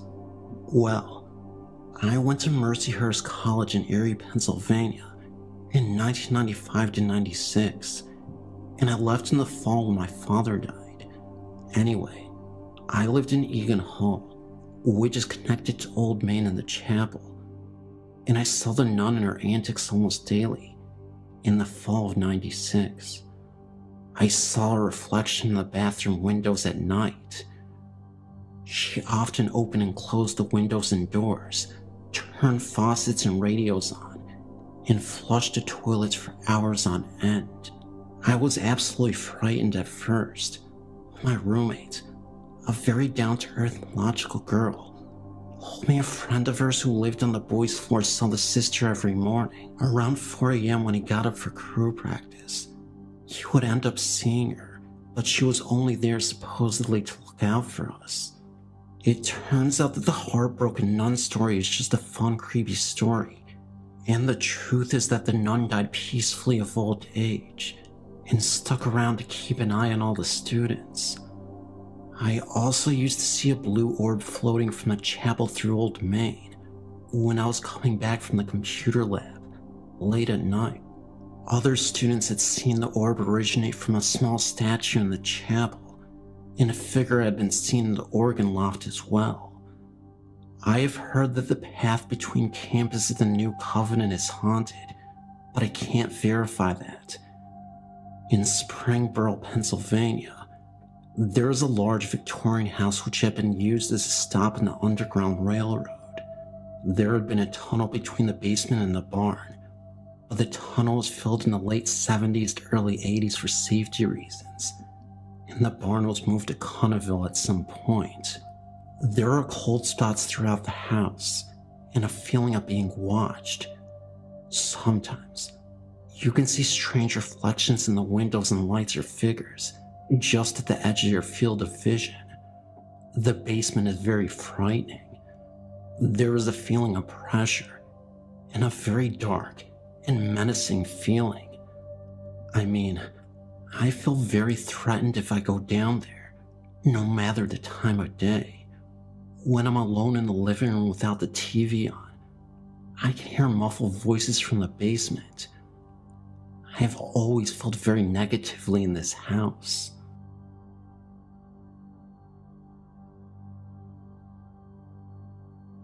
Now, about 4 years ago, I lived at Country Hills apartment in Las Vegas, Nevada. My family and I had some weird encounters there. Well, first, it started with this. My sister and I went to my grandparents while my parents stayed home. We were all the way in Cali from Las Vegas, Nevada for a weekend. My dad woke up at night, the night we left, claiming he heard a little girl singing in mine and my sister's room. He goes in there and sees my sister's rocking chair moving. Our second encounter was when my mom was going to take me to school one morning. And right when we open the door, the DVD player goes on. The radio on the DVD player. My mom and I were so tripped out, we were telling each other to turn it on, until eventually, my mom does it. Now how freaky and unexpected is that? Our third encounter was when the blinds for the sliding door that leads to the porch just started moving. It was strange, really strange. My uncle had moved in with us a little bit before the second encounter, but the only encounter that he shared with us is when he invited a friend over and the blinds were closed. Then he noticed that all of a sudden they were open. He told us, and we got tripped out. I was right next to the blinds too. That was my story, and thank you for reading.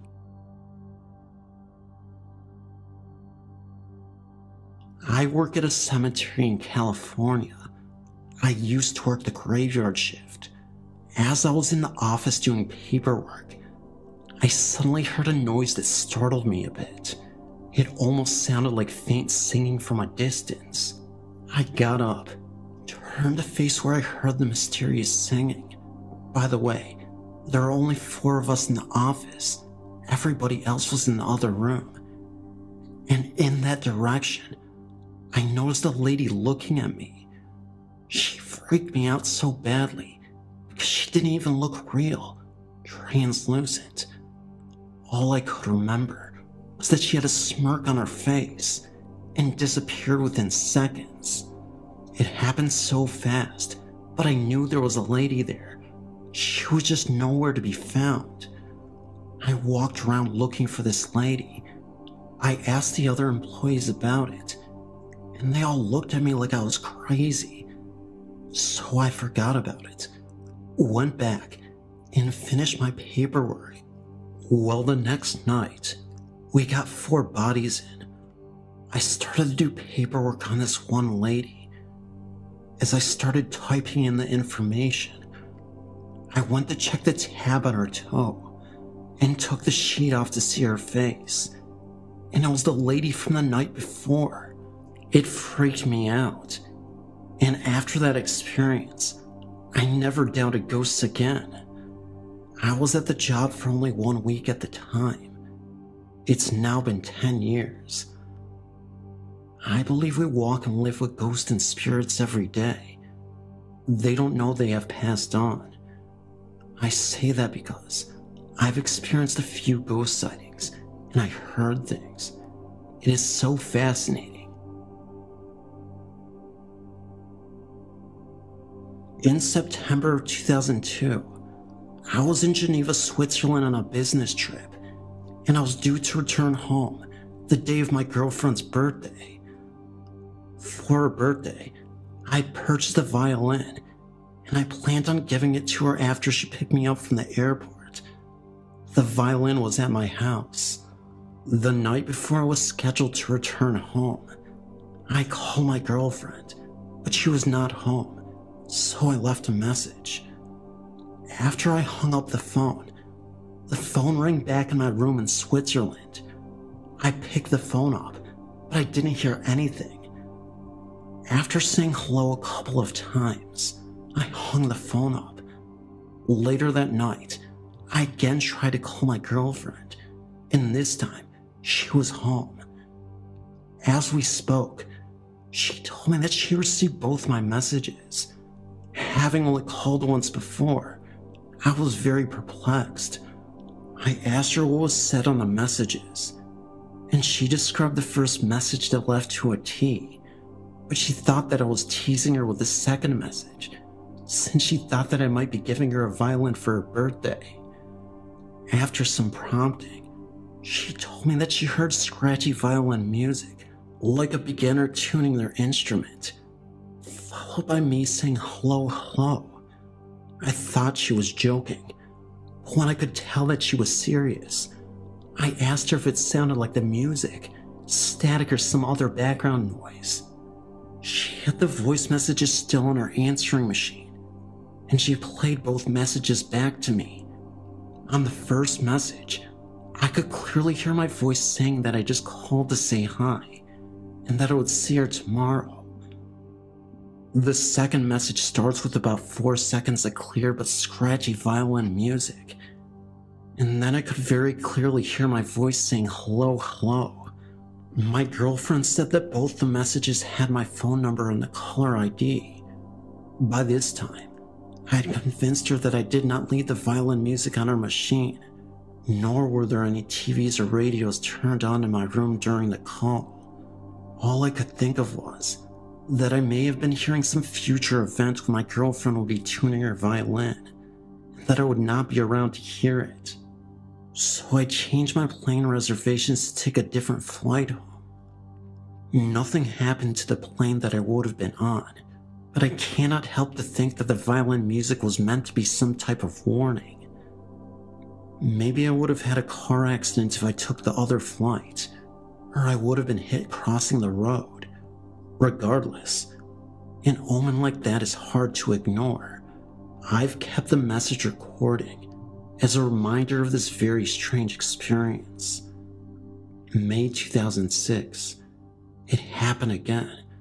After over 3.5 years, we received another ghostly phone call.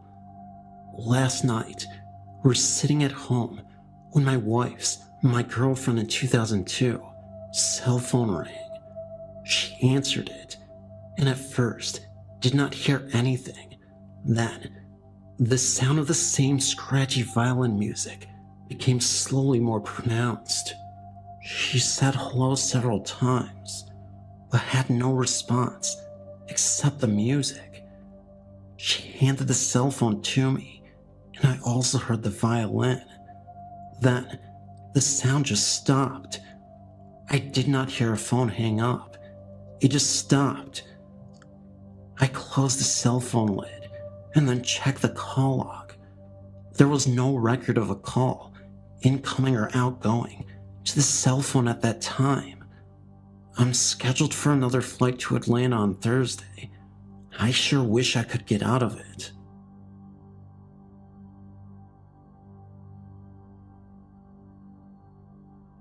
In the Chinese calendar, people believe that the month of July is the time where all the ghosts come to Earth from hell. We call it the Ghost Festival. This is why Chinese people are very used to buying incenses in order to pray for these ghosts. During last year's Ghost Festival, something strange happened onto my family. It was the time where all my aunts and uncles and other relatives came back to my nanny's house.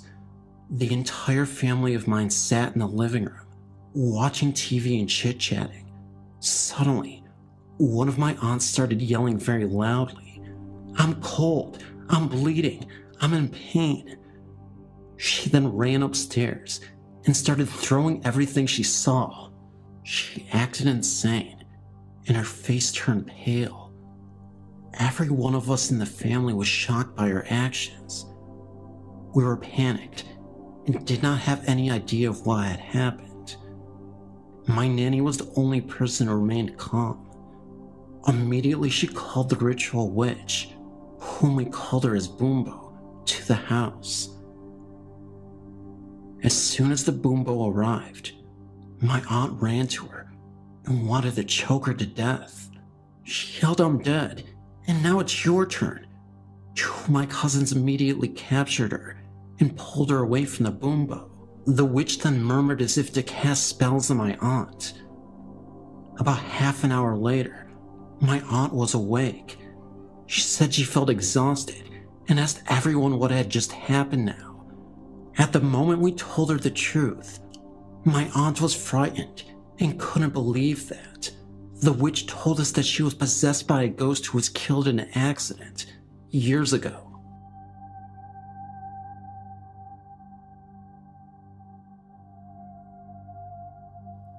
I have always been an avid believer in ghosts. I've never seen one physically manifest itself in human form, and I don't think I could cope if I did. I have an intense fear of ghosts, and at the same time, a morbid fascination with them. My first experience happened when I was 14 years old. I was going to stay with a friend of mine in a seaside village in Cornwall, England. I think it's called Portscape. My dad had a friend who drove me down to the meeting point where my friend, whose family were already staying there, would pick me up. This guy's name was Mike, and he was the nicest guy you could ever imagine. We joked all the way down in the car, and he wound me up with stories of the Beast of Bodmin, a supposed large cat that lives in the moors in Dortmund, the county before Cornwall. We had a good laugh. By the time we reached the meeting point, it had gotten dark. My friend was unable to pick me up. Mike took me back to his house where I met his wife, Jenny. Jenny was as nice as Mike, but she was a little kooky, looking at things that weren't there and drawing really childlike pictures with crayons. I didn't really think much of it because I was tired from the journey. I was more fascinated with their house. Their house was so large that it had been divided into 4 apartments, each one with winding stairs, large rooms, and old-fashioned structures. The house itself dates back to the 1700s. After a while, I went upstairs to sleep in their son's room. He was away at the time and set about rifling through his music collection to pass the time.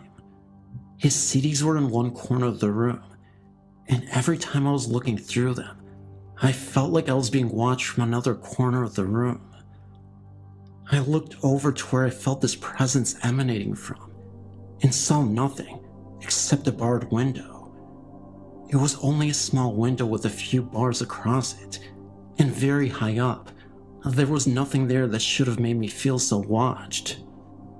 I felt sleepy, so I turned the lights out and got into bed. As I was drifting off, I felt that same feeling of being watched. I snapped my eyes open and felt as if something retreated. Ignoring this irrational feeling, I turned over to sleep on my side with my back to the wall. At that moment, the door, which was one of the old barn-like doors with a latch, made a noise. I heard the latch lift up, and the door slowly creak open. Next, the light snapped on, and I was blinking in shock, trying to see what happened. Next thing I heard was a scaffolding, as something retreated down the slope accompanied by a horrific crackling, under-the-breath laughter that scared the heck out of me. I tried to see what happened, but the door opened towards me, and the light switch was beyond that, so I had no way of seeing who had turned the light on. From my bed, I tried to call out Mike, Jenny, but the words were really hard to say.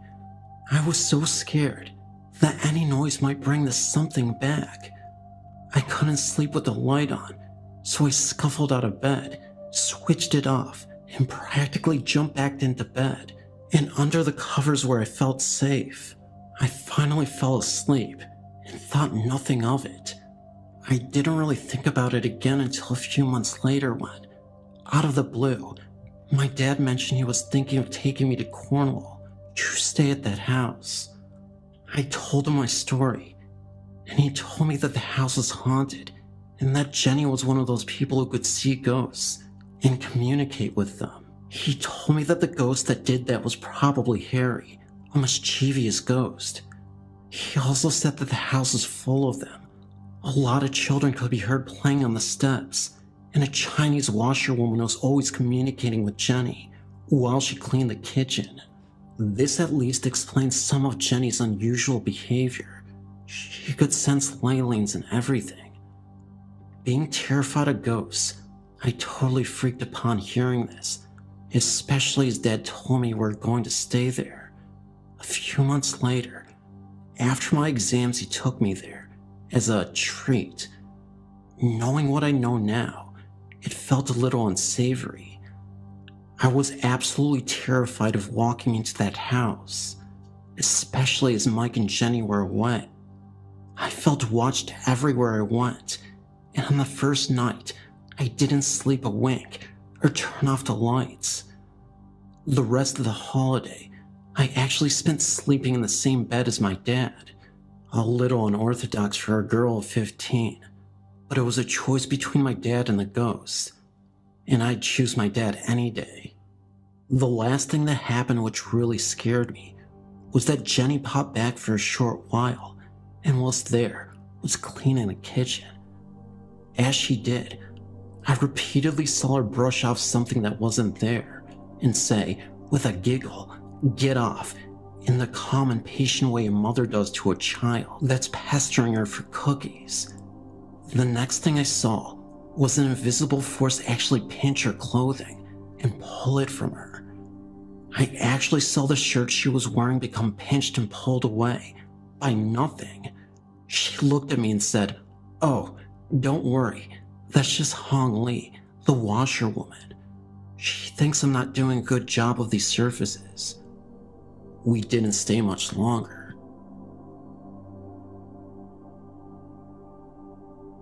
I've had several paranormal experiences during my life. Hearing my mother's voice after she had died, and feeling my mother-in-law's presence after she had also died. But in February 2002, an angel guided me from certain death. I awoke on a Saturday morning because I heard our dog whine, and that is when I realized our house was on fire. Our bedroom was off the living room, which was totally in flames. I yelled to wake my husband, who jumped out of bed and ran right through the fire and out the front door. I started to follow him, but a hand touched my right shoulder and turned me to the right.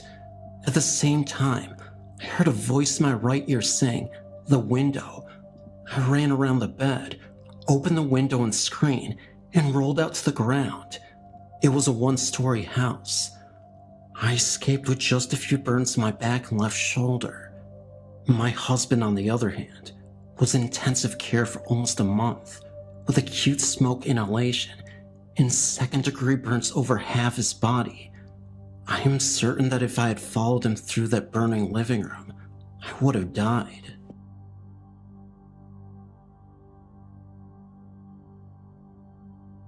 When I was in grade 3 of primary school, about 10 years old, I lived with my grandparents. Before, my great-grandmother also lived with us, but she had also passed away for approximately 5 years. I remember that night, it was Chinese New Year Eve. My family members all came back to my grandparents' house.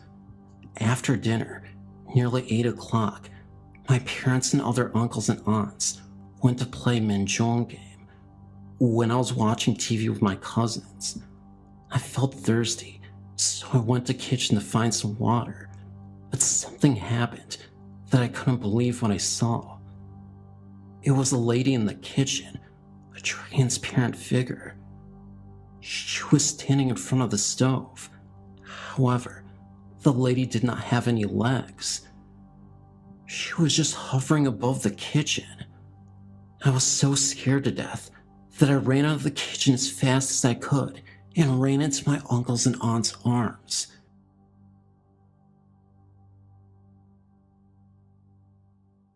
"3 years ago, I was taking university classes at St. Peter's College in Saskatchewan, about an hour-and-a-half drive east of Saskatoon. The college was originally built as a monastery for monks who came up from Minnesota to found a colony around 1900. Since then, it had been expanded from a boys-only school to a fully integrated co-ed college. There are several ghosts on the property. One is supposedly the ghost of the first bishop of the area, who apparently died before the building's construction was completed. He can be seen occasionally walking the grounds. The other is a ghost of a small boy who had left this earth intentionally, or died from an accident by falling out an upper story window. The year before I came to the college, the 4th floor was used for the drama and art classes, and also had a small room where the staff could go for coffee breaks. One day, one of the women went upstairs to make some coffee. She was standing with her back to the door, loading the coffee maker, when she felt a presence behind her. Turning around, she saw a small boy standing there, then vanished right in front of her. The first year that I attended school, I took part at amateur night one Friday. I was invited back to the girls' residence by some friends for tea. The place had originally been housing for a small group of nuns that had lived at the colony and was only a few feet from the main buildings. It was after midnight when I finally said goodnight and headed out. I had taken no more than 3 steps when I had the most unshakable feeling that something didn't want me on the grounds. There was this sensation that I was being chased that I just couldn't stand, and I ran to my car. The feeling didn't stop until I crossed the railroad tracks, which I found out later was the marker of the boundaries of the college grounds. I told some friends about this, and we all agreed that we should stay some time after midnight and try to see some ghosts. Well, we tried, but that is as far as it went. None of us had the nerve to stay past midnight. Strange feelings and weird noises always promoted us to leave just before the midnight hour. I've been privileged enough to have the luxury of traveling on many cruises over the years. Being born at 12, it's something that you get accustomed to. With that being said, all these experiences are not without their ghost stories. There were times in which I had terrifying encounters with spirits while alone in my cabin. I'm not just talking the stereotypical hauntings, knocks on the walls, objects being moved around, and other supernatural phenomena, but legitimate full-body apparitions and dark shadows looming the halls of the cabin, as well as seeing the presence of ghost sailors. One of my earliest paranormal experiences on a ship was when I was roughly 12 years old. My parents were wealthy enough to purchase a gigantic yacht for me and my family. However, we were able to buy it off the previous owner, who ended up being a great family friend. His name was Joe. Joe suffered from a multitude of health problems, suffered mild heart attacks, had high blood pressure. He really became somewhat of a father figure for me in my youth. Every time he'd see me, he'd run up to me and give me a giant bear hug and yell, "My little Sadie." He was such a great guy. However, being a 58-year-old male with all these medical health issues, I kind of felt like our days with him would be numbered. He suffered one last heart attack, and it would be the last of his life. That's because, unfortunately, this heart attack was the one which would take his life. So let me backtrack a little.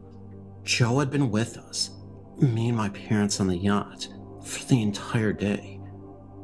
The morning before he died, Joe and I had a heart-to-heart. We were on lawn chairs on the deck, and he warned me about the dangers of excess, to not get so absorbed in these riches. Joe was a successful man, but he always reminded me that all of these riches don't mean a thing if you're not a good person at heart. I'll never forget his words. "Sadie, you can't bring anything with you when you're gone. These are the moments we live for. It's not about this yacht or the things you own in life. It's about the bonds we share with the people we love." I remember he urged me and said, "Do not waste this life. You can't get back this life, kiddo." I remember I just sort of smiled at him and nodded my head. Being 12, of course, I didn't really fully understand the magnitude of his words. So the day went on. We all had dinner together on that yacht, and later that night, that's when Joe decided to go back to his cabin to rest. He told us that he was very exhausted and just wanted a good night's rest. The morning after, I knocked on Joe's door in the cabin in his room. We had 3 separate rooms, and he wouldn't answer. I called for my parents. They opened the door, and that's when they found him dead. I was devastated and cried for days. About a month or so after his death, my parents were again on our yacht. All of our moments on our yacht were a little more somber after the death of our great friend Joe.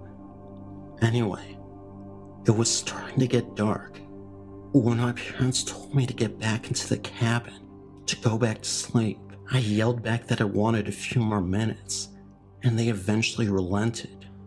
Our yacht is pretty long, so there is a lot of space to get around. The next few events are unexplainable and lead me to believe that our ship was in fact haunted. So, I'm standing right in the spot that me and Joe used to, with our lawn chairs, and I'm just taking in the scenery of the blue waters and breathing in the fresh air delicately touching my face. As I began to think of Joe, my eyes began to water. For some reason, I had an urge to look right behind me. Right behind me was where I could see the control room for where you could drive the yacht. As I stared into the window of the control room, I recognized the face for a few seconds. I knew it wasn't my imagination, but I wasn't able to figure out whose face it was. I got kinda spooked and ran into the cabin. My parents were both still there, so I had to rule them out. I didn't even mention what I saw to my parents, because I'm sure they would have dismissed me. Anyway, it's getting super late at night, and my parents are sleeping soundly. I had trouble sleeping because of what I saw, as well as the fact that I was profoundly missing Joe. I remember I went to the bathroom to splash water on my face and try to calm myself down a bit. However, once again, something insane happened. As I looked into the mirror, I saw the face of a man right behind my shoulder. Again, the face wasn't obvious, so I couldn't make it out, but it was enough to recognize that there was someone in the mirror. It's hard to explain, but it almost looked like a poorly rendered image from a video or something. Either way, I hopped back into bed terrified. It wasn't until days later, when I really thought about it, that I realized it could have been Joe's face in the control room and mirror. Knowing this possibility, it allowed me to become less frightened and more comforted. If it were Joe, I don't think his intentions were to scare me. I think he just wanted to let me know that he was okay, that he was watching over me. Years later, when I was 19, I was on the road and I got into a terrible car wreck. I crashed into a tree. Luckily for me, I was able to escape unscathed, and my parents drove me home. My parents were furious because I told them I had been texting and driving. Later that night, I had a dream. In the dream, Joe appeared in it. He looked very disappointed in me and literally said to me, "You have learned nothing. A phone is an object. Whatever you think is important can wait." All I could say to Joe was that I'm sorry I upset him, and he said, "Worry about yourself." The dream ended. I remember waking up in a cold sweat and crying. That's all I have for now. I'm 35 now, and to reiterate, the events in this story are 100% real and factual. I noticed that many stories on the site are lacking a bit of variety, and just wanted to share something different than the typical stories I read. I don't have that same yacht anymore, and I've since become a mother with a family of my own.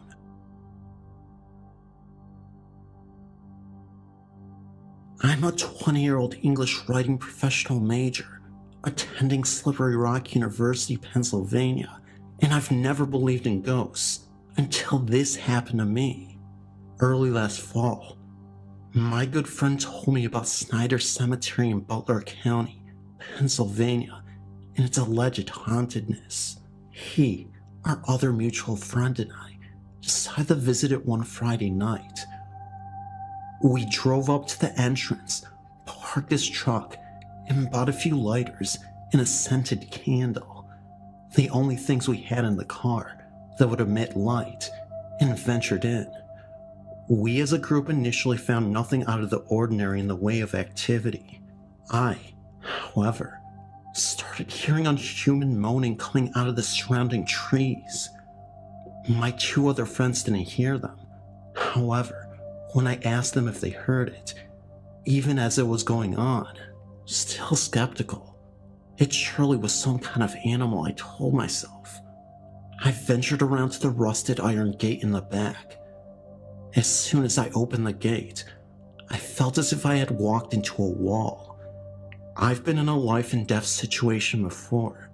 My arm was severed by a large piece of glass when I was young, and I know what it's like feeling and knowing that I may die. I had the same exact feeling as I walked through the entrance. I physically, for the first time that night, was scared. Beyond scared, petrified even. It was now dark. I creeped forward and lit my lighter to read a gravestone. I couldn't read it because of my actual shaking and fear. After about 15 seconds in the enclosed graveyard, I quickly exited. Then, the real problem started. As I went back to my friends who were standing at the entrance, they both decided it was best to leave. Apparently they were bored. We walked out through the entrance and got into his truck, a late 90s GMC pickup. The truck wouldn't start for about 5 turns of the key. Eventually, it did start. Then the truck's headlights started flickering extremely rapidly, but randomly, from high to low beam, as if being controlled by a person. We started barreling down the gravel road, in fear of whatever it was doing this. Immediately we noticed that a dense, zero visibility fog had come around our truck. We could only see about 3 inches past the headlights, and only the outline of the road. Burton Road extends for probably about 2 miles either direction out of the cemetery. For that entire stretch, we had no visibility due to the fog, and the truck's lights were behaving erratically, as previously stated. As soon as Burton ended, and we were on the main road, the fog disappeared, and the headlights were fine, and have been ever since. No areas that we drove through to get home had fog, and the lights haven't acted that way since. These are the things we have experienced. Cell phones go out as soon as you get onto Burton Road. No service from 4 different providers, including Virgin, Nokia, Verizon, and TracFone. Drums. This is sometimes listed on other sites, but not on yours. Odd, bassy but wooden sounding drums are heard. Not like a bass kick drum, but more of a war drum sound, playing simple war beats. Sounds of heavy creatures, peoples, or whatever entities in the woods, snapping sticks, walking in trees, etc. When pulling out, a feeling of tugging or extra weight in the car, as if we were riding the brakes, or we had about 500 pounds in the trunk. I hope all of this will be helpful in your listings on your hauntings. One last thing. Butler County, Marine State Park, Burton Road, Snyder Cemetery. Red eyes will chase you out. Also, something else will chase you out as well. It is Conrad Snyder, who is haunting the family's resting place.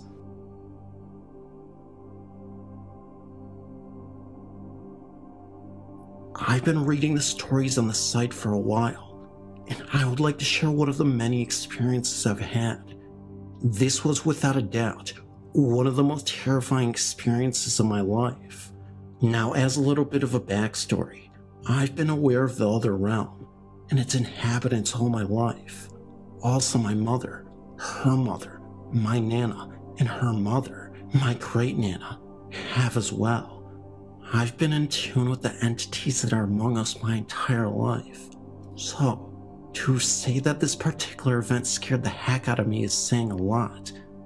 But I think the only reason why it scared me so much is just because it happened to someone I love, and it hits so very close to home. I want to make it very clear that I am absolutely no way being dishonest. Here is my story. My boyfriend and I had just recently gotten together and had only been dating a few months. We were house sitting at his parents' house while his parents were out of town, and we were sleeping in his parents' room. Also, we had just gotten our dog. That was a puppy at the time, a week before. This is all relevant to the story. It was a Sunday, and things had felt very different that day, not normal. And I had taken a nap during the day, which for me is just simply not something I do. But it was a good thing that I did, and I found out why later. As the day turned to night, around 11 p.m., I tried to get my boyfriend to come to bed with me. He was acting weird, and said that he would be coming to bed really soon. Now, like I said, it was around 11, and anyway, I went to bed, and I ended up jolting awake at 10 minutes till 5 in the morning. I remember because I looked at the clock. Anyway, my boyfriend had not come to bed yet, and all the lights were still on in the house. But I disregarded, and I laid back down. Then I heard him coming down the hall, and got into bed. When he laid down, he obviously sounded very tired, and he said, in almost a dazed voice, that there was a man outside the front window of the house that he and the dog both saw, and they didn't like the way the guy looked. He also said that he had just taken a sleeping pill. Now, my boyfriend kept telling me to look out the window. At this point, I was getting freaked out, because my boyfriend says there's a weird looking guy outside, and he just took a sleeping pill. So I told my boyfriend I was going to call one of my friends that is expertly versed in the ways of the supernatural. And when I told him that, he started saying, "No, don't call her." And at that point, I immediately called her. Now, while I was on the phone with her, my boyfriend shot upright in bed and started repeating the phrase, "When all the lights go out." He just kept repeating it. And then, as he was halfway through the saying, his voice changed into the most demonic sounding voice I've ever heard in my life. I have never moved so fast in my life. I turned on all the lights and went to the living room. I was just watching the hall to see if my boyfriend came after me. I was trying to decide if I should go to my car, but I was under the impression that someone was out there, so I felt trapped.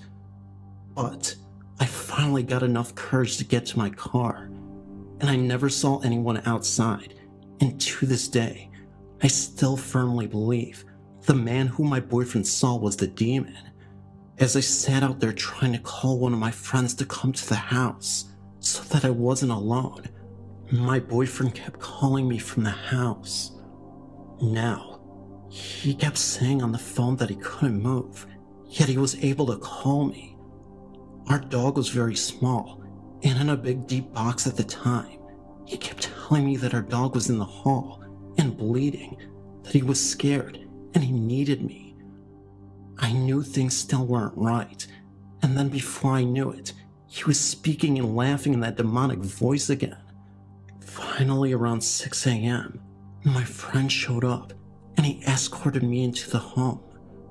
When I got back to the bedroom, my boyfriend was passed out, and I went up to him with my blessed cross, and remember, he's passed out. And every time I got the cross 2 inches from his hand, he would close his hand. My friend saw that his eyes did not move and were closed, and he was not awake. If I had not had a witness there, I wouldn't believe it myself. Then, as I turned my back and started to walk away, he started laughing in that voice again and telling me to get out. Then, I told the demon that I was aware of what it was trying to do. Then, my boyfriend passed out again. So my friend and I left the home because I had to go to work. Well, later that day, my boyfriend called me asking why our dog was in its box in the bathtub with the water running. I had not done that, and he obviously didn't do it either. When I started talking about the events of the night, he didn't remember any of it. But he did talk to his mom, and she said that the same thing had happened to his dad many years before. I knew that there was something in that house, but what had visited that night was not it.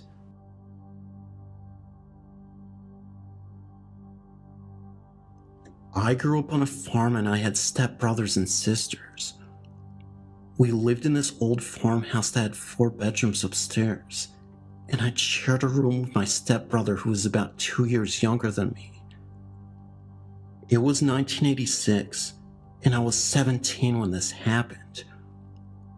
Our room was a small one, but we had 2 beds in there, and the way I had my bed was that the end of my bed was towards the bedroom door, and then my head was about 2 feet from the wall because I had a couple rifles, a .22 and my .32 Winchester Special. The night this happened, I was sleeping on my belly with my arms under my pillow, and something woke me up. It wasn't a noise or light. Maybe it was a dream, but I woke up and kind of pushed myself up a little bit with my arms to look at the door. When I looked, there was this figure, a dark shadow, or better yet, like a silhouette, and for some reason, almost telepathically I learned that it's just one of my sisters. Their room was straight across from mine on the other side, just bringing in one of the cats to sleep with me because the cat was keeping them up. We had a lot of barn cats that weren't allowed in the house. So I turned back around the way I was before I woke up and laid my head back down, and I expected the cat to be put on my bed, and the feeling that I got was a very comfortable feeling, like everything is okay.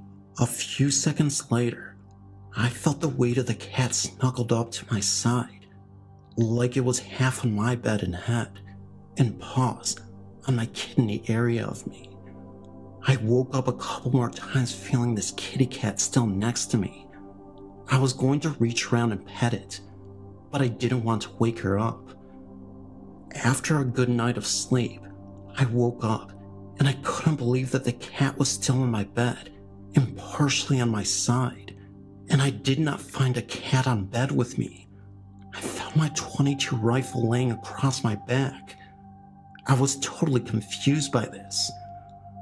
I wanted to confirm that it was not me who put my rifle across my back, so I put it back to where I had it before I went to sleep. And to be able to get at it, I would have to have gotten on my knees and reached way over to the corner, and with one arm grabbing it, and I couldn't lift it up at that angle. Of course, nobody had believed in me, so I just never tell the story, except for now. For my next story, I'm going to say something first as it relates to my story. I have what is now known by some as sleep paralysis. I'm sure a lot of you know what this is. When you wake up and you are mutually awake, but you cannot move. This is a very terrifying experience. I have heard many theories on this, and the one that makes the most sense to me is by Sylvia Brown. She says that while you sleep, your soul leaves its vehicle, your body, and goes wandering around to various places. As a result, your body wakes up, but you can't do anything about it because your soul isn't back from its journey to whatever. On with the second story. After we had sold the farm, my family moved into this town called Ashland, Wisconsin. I decided that if I wanted to make it in life, I had to go to college. So I stayed in this house my parents bought, which was very old. Not sure what year it was built, but it was one of the first ones built when the town started. My room was a very small room, about the size of a large bathroom, but it worked. The year was 1993, and I stayed there throughout my college years till I graduated. One night, again I was sleeping on my belly, and I was in a very deep sleep. Something woke me up, not a noise or light. Everything was as dark as it could get. It woke me up enough where I sat up and I was staring towards my door. I couldn't see my door. It was so dark. I was wide awake and I kept looking at it, almost as if I was in a trance of some sort. All of a sudden, I got this telepathic-like communication that told me that everything is okay. You don't have to worry. This feeling is the most bizarre feeling, as if someone's mind is with my mind, talking to each other. So then I was told to lay down and don't be scared. Then I got this extremely comforting feeling, so I laid back down, except this time I laid down on my left side. Then I felt someone or something's hand around my neck, and it started to squeeze, and then it cocked my head over to the side of my bed, by my neck. Meanwhile, I tried my hardest to yell or scream to wake someone up, but all that could come out of my mouth was a little gargling sound that no one could hear, except for myself. This was extremely terrifying. Then I had the feeling of high voltage electricity that make this humming sound and buzzing sound, and feeling this throughout my entire body. I then woke up in the morning in that exact same position that it left me in. So, those are somewhat short versions of my two stories. I have many more like them. Thank you for taking the time to listen.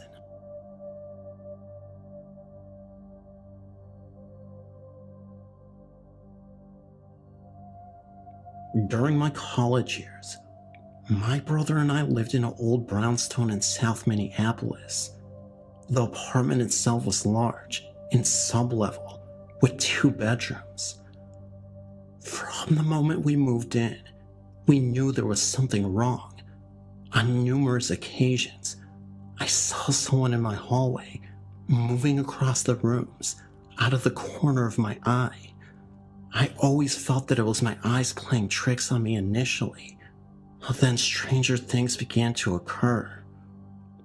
We began to have our television turn itself on at night. The stereo would do the same. I would be sleeping at night, and it would just start blaring. My bedroom was the worst. It was uncomfortable. I became afraid to sleep in there. I could not describe the feeling. I began sleeping out in the living room or on the futon. Finally, I told myself to stop with the silliness and resign myself to sleep back in the bedroom again. I did so uncomfortably for a few nights, only to be awakened one night by a man's disembodied head hovering above me and smiling. I still very clearly remember it. I screamed as loud as I could and took off out of that room and never slept in it again. We moved out after 6 months of living there. There is a large home in Martin that I lived in for 20 years. It used to be a carriage stop. The first day I was moving in, there was a woman in a black high-collared dress peering out at me and my mother. The curtain was being held back, and she was fiddling with the brooch and the collar of her dress. Once inside the house, it appeared to be a bundle of gray dusty rags floating in the air close to the ceiling. It swooped down under a doorway and went out through the window. It has been seen many times in the road in front of the house. A man in a black coat with a high collar holding a lantern and swinging it back and forth as if to lead the way for persons passing through. Sleeping on the couch one afternoon, a little girl in a blue dress was standing in front of me. I couldn't see her face, but she seemed so real. Lying in bed at night, and sometimes in the morning, footsteps can be heard walking up the stairs. You can't move. You feel a weight that holds you still. All you can see is the boots of a large man. He looks into every bedroom and then goes back downstairs. You can then move. In the parlor, you could hear a party going on, and while that is going on, you hear a baby crying. When my mom and I were sitting in the dining room, we both saw objects being thrown across the laundry room. You feel cold and get goosebumps throughout the house.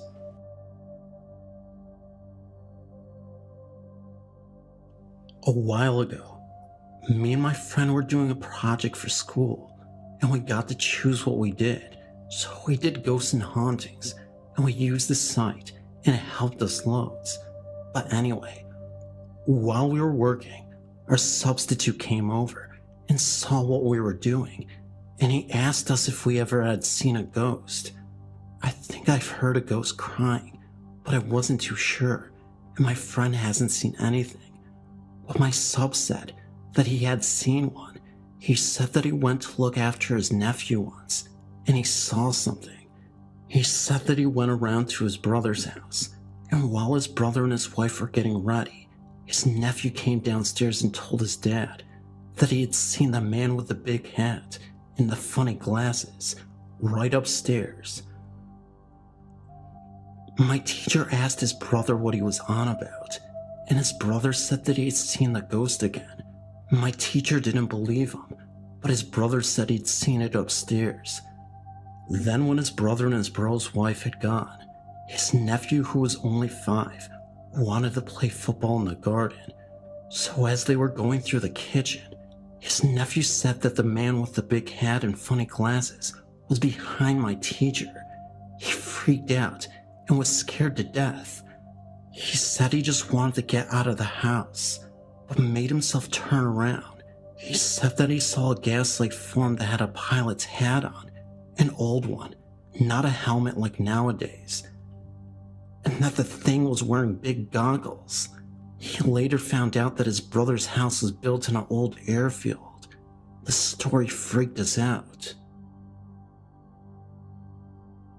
I've been to Reader Road many times, and actually know a different story of the road.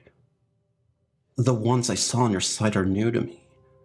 My parents told me the story long ago, and although I've not experienced it for myself, I know others who claim to have. This may be more of a local story, but who knows? It's still something I'd like to share. Back in the 1950s, the road was often used by teens and young adults as a private makeout place.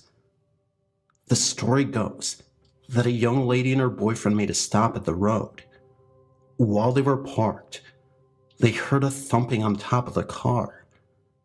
They ignored it for a bit, but the girl started to become creeped out as the noise grew louder. The boyfriend decided he would get out and investigate.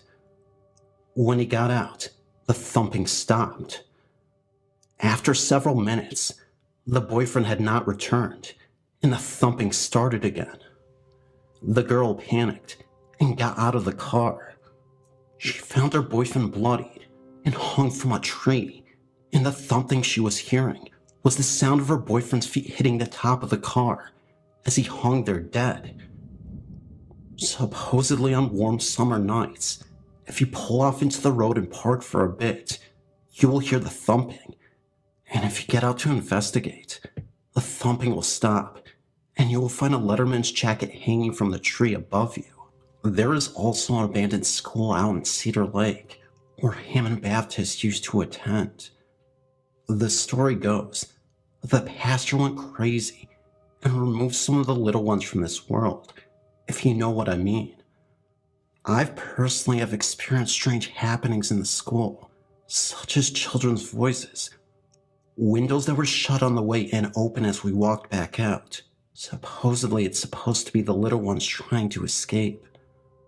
From what I understand, a few years ago, part of the building caught fire inexplicably. I haven't been there in about 5 years. However, if you would like some directions to the place, it's a little tricky to get to, and I would be happy to share them with you if you are interested. Like I said, this is a story passed on to me by my parents, and others I know also know the story and claim to have witnessed it.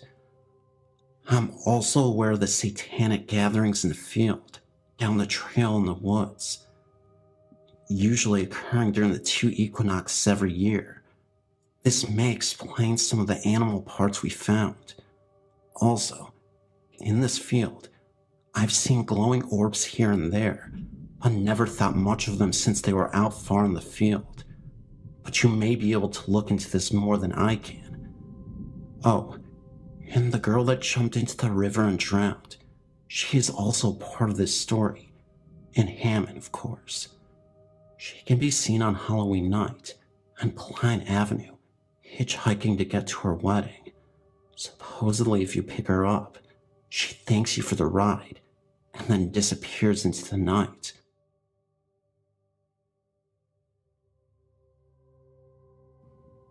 My name is Gemma. I went to a primary school in a small village where I lived for a year or 2. Then we had to move into a town nearby. It wasn't too far away from my friends, so sometimes I would catch the bus there. One day, I went up to see my friend Holly. She told me that my old deputy head teacher had just died. I don't know how old he was, but apparently he got murdered. That night, Holly asked me to stay at her house for the night, so I did. We were only about 10 at the time. Her parents were downstairs, and her 2 little brothers were both asleep. We were the only people awake upstairs. Holly went downstairs to get something to eat for me and her, and left me alone. I decided to play a trick on her. I turned all the lights off and hid under her bed in her room. I looked around. I was really scared, so I looked up and saw 2 eyes looking at me. They were glowing. At that point, I closed my eyes, thinking it was just my imagination. When I opened my eyes, they were still there. I stayed under the bed because I didn't want to move. Then, I heard Holly coming up the stairs. The eyes backed away into the darkness, and I backed away and hid again. When Holly came into the room, I jumped out and scared her. I told her about the eyes, and she believed me. Then she said, "Let's take a look inside the wardrobe." So we both opened it slowly and took a look inside.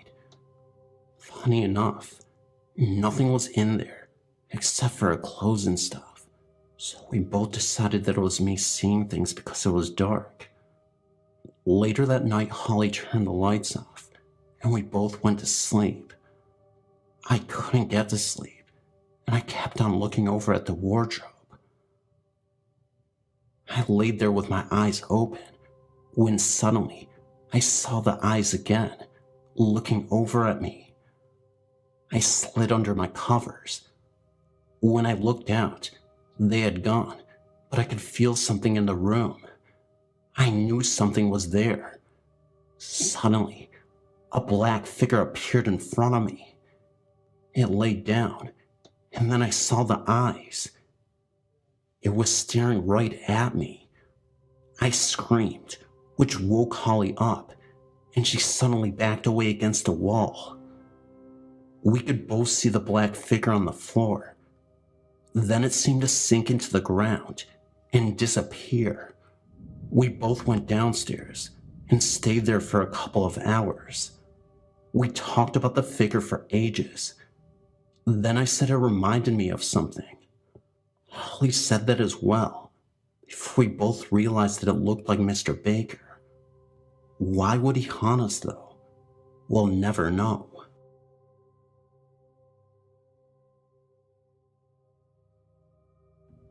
When I was younger, I had quite a few paranormal experiences, as did my mom. The most direct contact either of us had with spirits was with her father. He died at home and lived with us when I was about 4. My mom was very close to him, and I was pretty close to him too for being so young. After he died, my mom would often be house cleaning and walk into his room where his old recliner sat and smell his unique scent, cigarette smoke mixed with cologne and whatnot. She never saw or heard him, but she would know he was there and would talk to him for a while. When I was 6, we moved out of the house he died in and into the house where my mom still lives. I never had the type of encounters my mom had with them, but I was lucky enough to see him once. First, I need to explain the setup of our house. The front and back doors are directly parallel to each other, and both have glass panes in them. The front door opens into the dining room, and you can walk straight through to the kitchen, and then to the back door. You can look from the front porch all the way into the backyard through the glass in these doors. When I was about 7, I was standing in the kitchen, looking out the window of the back door, and I could see the reflection of the front door in the glass. Suddenly, I saw my grandfather walk by the front door in the reflection, as though he was walking across the front porch. He smiled and waved at me. The whole thing only lasted a split second, but he was very deliberately contacting me. I believe he chose to do it in such an indirect way, so as to not frighten me. Maybe he was saying goodbye, since I was too young to understand when he actually died. What's really strange, though, is that I described him to my mom as looking younger than he did when he died. And when she showed me some pictures of him in his 40s, I told her that that's exactly how he appeared to me. She thinks he must have been happiest during that time of his life, and so chose to appear that way. I think it was a couple years after that when my mom had her final encounter with him. She was house cleaning again, when she smelled his familiar odor. She was in a hurry, and she told him, "I'm sorry, Dad, I can't really talk right now," and left the room. When she came back in, the scent was gone, and she just knew that was the last time she would hear from him. She feels guilty that she didn't stop to talk to him, but I think she just realized that she was ready to move on, and that's why he didn't contact her again. We do believe that he stuck around for a while after that, because he would often lose a piece of jewelry or something small, only to have it turn up right under our noses a few days later. I've had other experiences unrelated to my grandfather, but his was the only human spirit I ever actually saw. Not long after we moved into the new home, I had several experiences with feline spirits. I once saw the hind legs and tail of a cat disappearing into, not up, the top of the stairs from the landing. I know it could have been our own cat, because it was pure white, and our 2 cats were black. Another time, I was sitting at the kitchen table when I felt a cat rubbing against my legs. I reached down to pet it, but nothing was there, and when I looked under the table, there was no cat to be found. There were also a few incidents in my mom's house where electronics would do seemingly things on their own.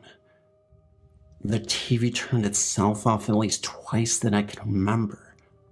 Perhaps the weirdest instance was when I was in my bedroom listening to my stereo, It has one of those LED screens that flashes at things as music plays.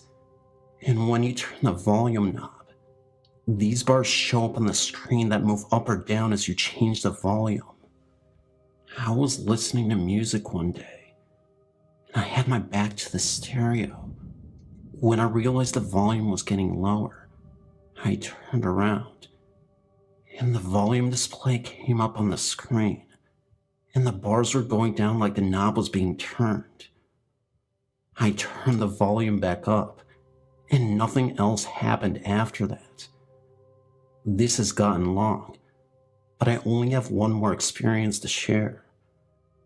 At another sleepover with my best friend, we decided to leave a tape recorder with a blank tape in an empty room while we hung out in the living room and record whatever there was to hear. No one went in the room while I was recording, and the door was shut. When we played it back, we could very faintly hear ourselves in the living room for most of the tape, and nothing else. But there was one spot on the tape where a high-pitched voice spoke in a loud, raspy whisper. It was obviously neither of us, because you could hear us in the background very softly behind it. We weren't sure what it said, but it sounded like "shine a light." It didn't make any sense, but it did creep us out. That was the only unexplained voice on the tape, which unfortunately I no longer have. That was the last experience I had that I'm certain had no physical explanation.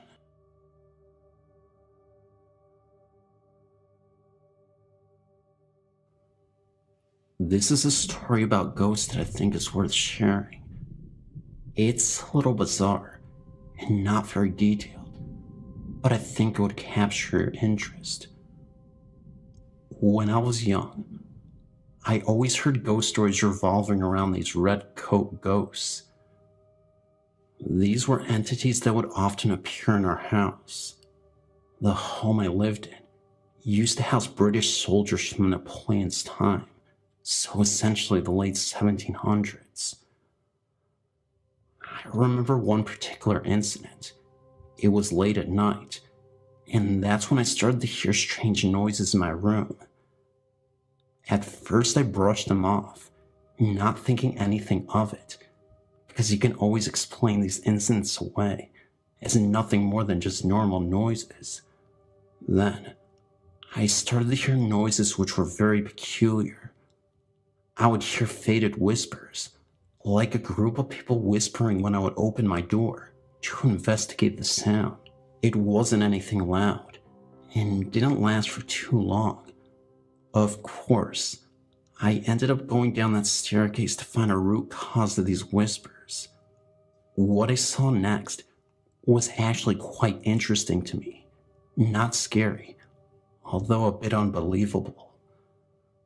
After going downstairs and into the living room, I saw two redcoat soldiers for a second, just standing side by side as they quickly faded from the living room.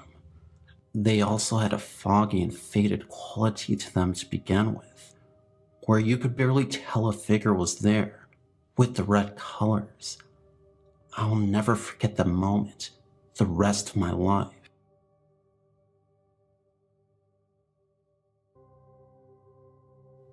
Growing up in Lakeland, Florida, my parents purchased a repossessed mobile home. One of the bedroom doors had a deadbolt lock, but face so the child in the room could not get out. My elder sister had this room and reported a small girl about the age of 5 or 6 that would appear in a white nightgown carrying a teddy bear. She would sit at the end of my sister's bed and just cry. In the closet of the bedroom in the same home, there were stickers and drawings on the wall where it appeared someone was punished and made to sit in the closet. There were also fingernail scratches on the wall in the same closet. In the third children's room of the same home, there was brown carpeting with a line rim shape on the floor that was the same shape of a clothes iron. If an iron fell onto carpeting while it was hot, doesn't it make sense it would just burn the carpet hair instead of change the color to green? My aunt even had to come remove a spirit once that was following my little sister all the way to school and hiding behind things when she turned around to see who was following her. My little sister said it resembled a Grim Reaper type of shadow.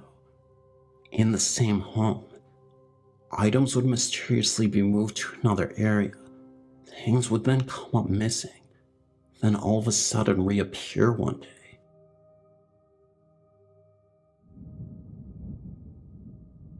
I truly believe that we are not living alone on this earth, and that spirits live among us.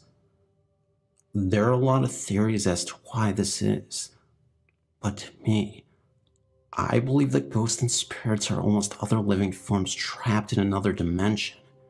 Even if we have loved ones who have passed and appeared to us, to me, it's like they are leaving this realm of existence to enter another one. And they behave much like we all do, often unaware of the world they just left. I believe that the ones that chose to bridge the gap between our world and theirs are messengers chosen by God to give us confirmation that we as human beings will not lose purpose once we have left this earth, and that our souls do live on. Even if you aren't a religious type, I do believe that if ghosts exist, then God must exist in some form. Otherwise, how do these souls still live on? And what power is allowing them to exist in the other universe? Anyway, my ghost experience comes at the time I was staying at my grandmother's. It was night, and I was 11 years old. I was watching TV in the living room when I heard what sounded like my grandfather, who was a heavy-set man, but tall, make his way through the home. Noticeable footsteps, as if he were wearing boots, and they were walking across the hardwood floor. At the time, I immediately recognized it was probably my deceased grandpa, so I yelled out to Grandpa Bunky to please stop scaring me. I was hoping I would get confirmation of him leaving me alone, because I'm a very anxious person, and even though I'm in tune with spirits, sometimes I just don't want to deal with it. I don't think my grandpa honestly meant any harm by it, but I think he felt that he wasn't getting enough attention, if that makes sense, and wanted his presence to really be known that day. He was always known as a loud, boisterous person in life, the kind of man that had to be the center of attention. Then, out of the corner of my eye, I could have swore I saw the shadow of my grandfather materialize. As soon as I got up to turn directly to where he was gone and faded. So I rushed downstairs to where my grandma was. I really wanted to make sure that nobody else was upstairs, so I just asked Grandma if she was just up the stairs in the hall. She emphatically said no, and asked me why I was so concerned. I told her that I saw Grandpa, and she said that Grandpa is gone, and that while you may miss him, we have to accept this. She didn't believe in the afterlife. Funny thing was, about a year before this all happened, my great-uncle died of a disease in his lungs and kidneys. This was the exact same disease that my grandpa had died from. While that's not unusual, my older sister told me she witnessed the exact same thing that happened to me. One night, when I was at a friend's house sleeping over, she was about 17 at the time. So, I'm not entirely sure if it was my grandpa or great uncle exactly, but I still think my grandpa was the one to visit because he knew me better than my great uncle did. I also think that it had to be my grandpa because maybe he wanted my grandma to believe, but saying she is closed off to this world because of her views. He was frustrated. Maybe he gave her signs, and she ignored them. Are frustrated ghosts a thing? Anyway, hope you enjoyed my story.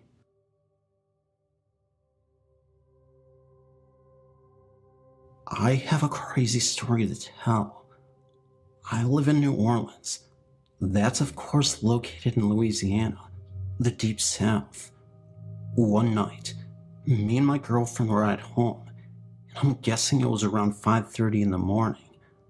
I'm assuming, because that's when I got up to go to work, and I always sit by the window and wait for my ride. This morning was a bit unusual and different.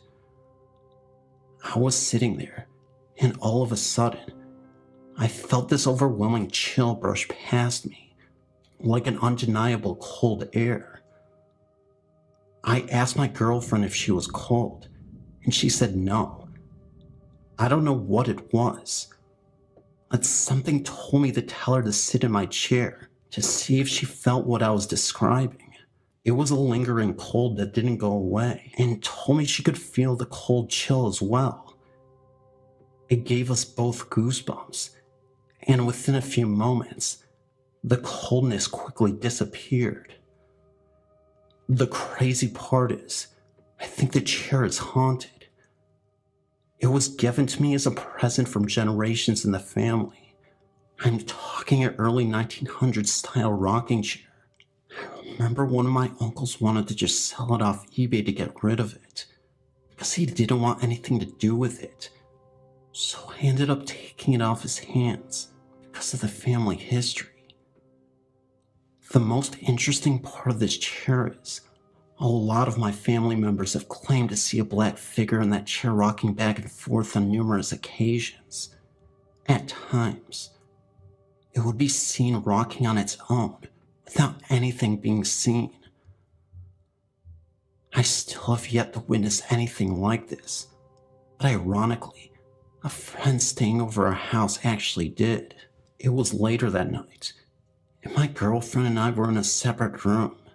Suddenly, my friend screams for us to come in because he just saw the rocking chair move on its own without any force. He didn't even know about the history of that chair and our family, so that made it even more terrifying, but intriguing in a way. My dad had stayed in our house once, and he said looking out the window, there's a tree outside our home, and late at night, he saw a faded man in overalls walk behind the tree and suddenly disappear. Again, none of these things have personally happened to me, but they seem to be happening to my family and friends. None of them are capable of lying. I don't see why anyone would anyway, since we're all older, mature adults, and we have no business lying for attention or any purpose really. Now, just because I said I didn't experience anything besides the coldness in the chair, doesn't mean my girlfriend hasn't. She told me one day when she was out on the front porch, where you could see the tree. It was evening. It was getting pretty dark, but not so dark you couldn't see anything. She too thought she saw a very dark shadow move around the tree and then disappear. She said it was the weirdest thing because it was like a fog, and you could easily see the contrast between the tree and this mysterious fog. I don't know if you've seen these type of videos before on YouTube where they show this type of stuff, but she said it was very similar to that. She's also seen the blinds from the window where the chair is positioned move from time to time without any explanation. Knocks on the walls, and sometimes her name is whispered into her ear. Again, these are her experiences, so I can't tell you if it's real based on what she said. But again, my girlfriend wouldn't lie to me for no reason. As you know, New Orleans is a city with lots of history dating back hundreds of years, and with our old home, there's bound to be some entity especially with the haunted chair. Do you believe in this?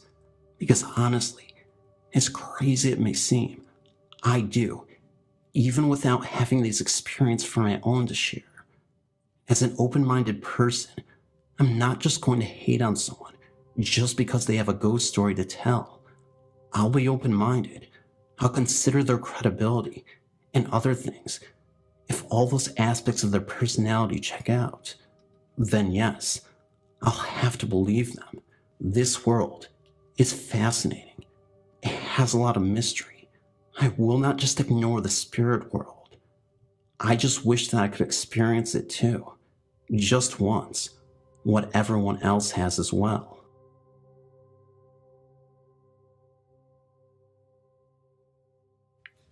I used to live in the Theta Chi fraternity house as a brother. There were stories talking about the house had a fire in the attic and whole sorts of supernatural and paranormal happenings. I can confirm the fire in the attic was true, and strange things did happen too. Some even reported glowing eyes in the dark of the attic. However, one of the most common had to do with the lights. We had sensors installed to cut back on the brothers leaving the lights on. These sensors only reacted to movement.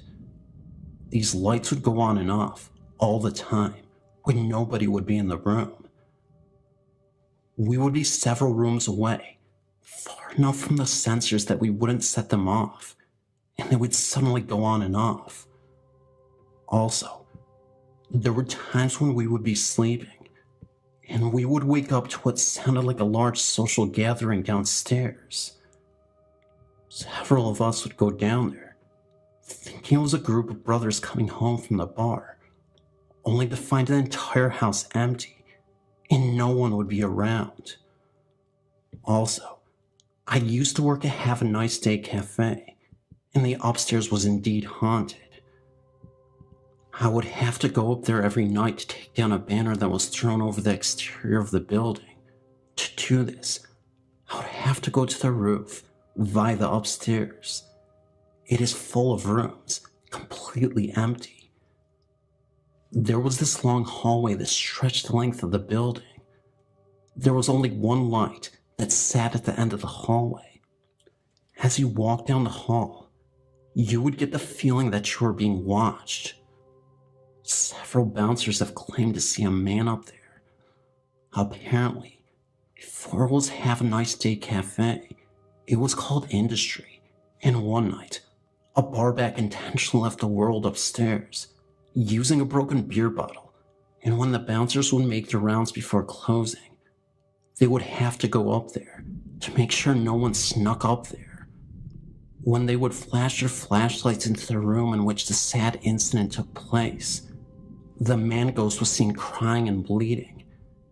He would get up and run towards you, as if asking for help. Many bouncers quit after they experienced it. I guess you could say they bounced after they saw that ghost.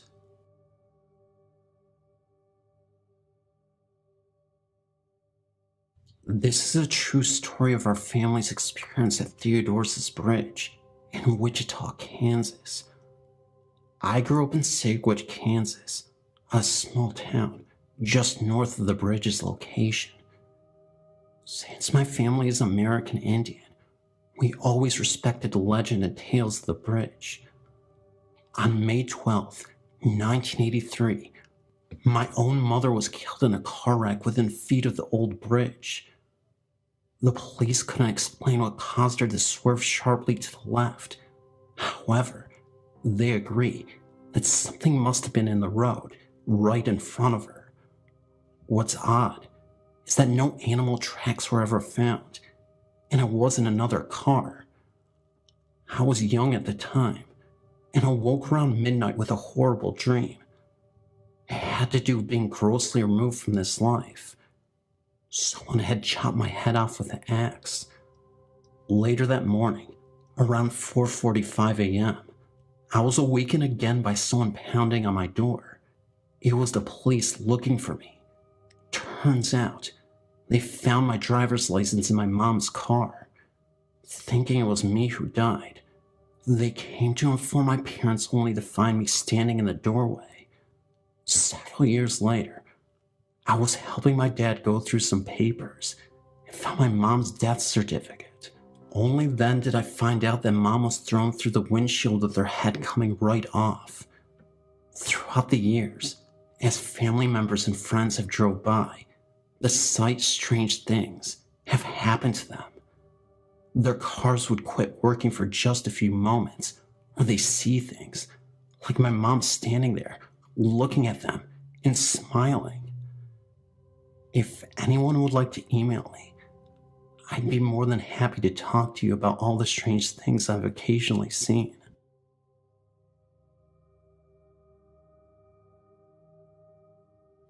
My name is Catherine. After the experiences me and my family have had, I know we have a ghost. It all started when I was 7. I couldn't get to sleep. I looked down from my bunk bed for a moment or two and saw, in my bedroom closet, which had no door, what seemed to be a little girl sitting in there, staring at me. She wore a white dress and was underneath either a white blanket or a duvet cover. Once me, my mom and my sister were watching a film in the dark, and suddenly, on the shelf, my picture was slammed down. One time my sister had said that she had seen the ghost. One night when we had our normal beds, she saw her walk from the closet to the end of the bed and just staring at her. Then she flew through the wall. The second time I saw her was when I was out in the kitchen. I saw her out the window, in the shed window, smiling, but there would be 2 faces beside her this time. The scariest experience I've ever encountered was when I was watching TV. I was sitting down on one of the seats when I heard footsteps coming down the stairs. I got scared and turned off the TV to ask who was there. Then the door creaked open.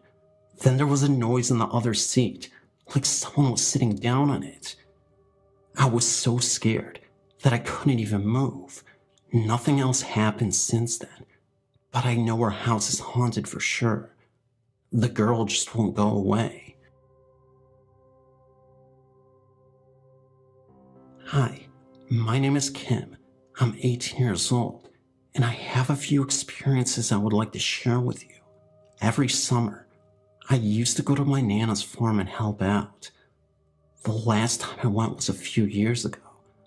That was when I was 14, and something creepy happened that I've since tried to forget. I think it's about time I shared it with you all. It was a boiling hot July afternoon, and I was helping to clean out one of the barns. My Nana went on and on for about an hour, complaining that it was too hot for her liking, but I decided to stay to try and finish. About 10 minutes after my Nana left, I began to hear tiny pitter-patter of the feet in the hayloft. Thinking that it was just mice or something, I got on with my work. I began sweeping when I heard laughter and 2 voices, one of a boy and the other of a girl, talking in hushed whispers. I peered up the stairs, feeling slightly scared, and called again, but nobody replied. As I turned to get back to my work, the voice of the girl called up here. I was quite spooked. Nobody should be up here, but yet, there I was, hearing a voice. Sometimes, though, the other kids in the village muck around, so maybe I thought it was one of them. "Hey, you're not allowed up there," I shouted as I walked up the stairs. As I got up to the hayloft, I looked up to see 2 black shadows with hooks through their necks, almost hanging for a split second. This faded quickly. I completely freaked out and ran screaming to my Nana's house. My Nana later told me that 2 little people had died in that barn when they were playing around. My mom came to pick me up the next day, and as we drove away, I looked back at the barn and saw two little faces staring right back at me from the hayloft window. Needless to say, I never went back.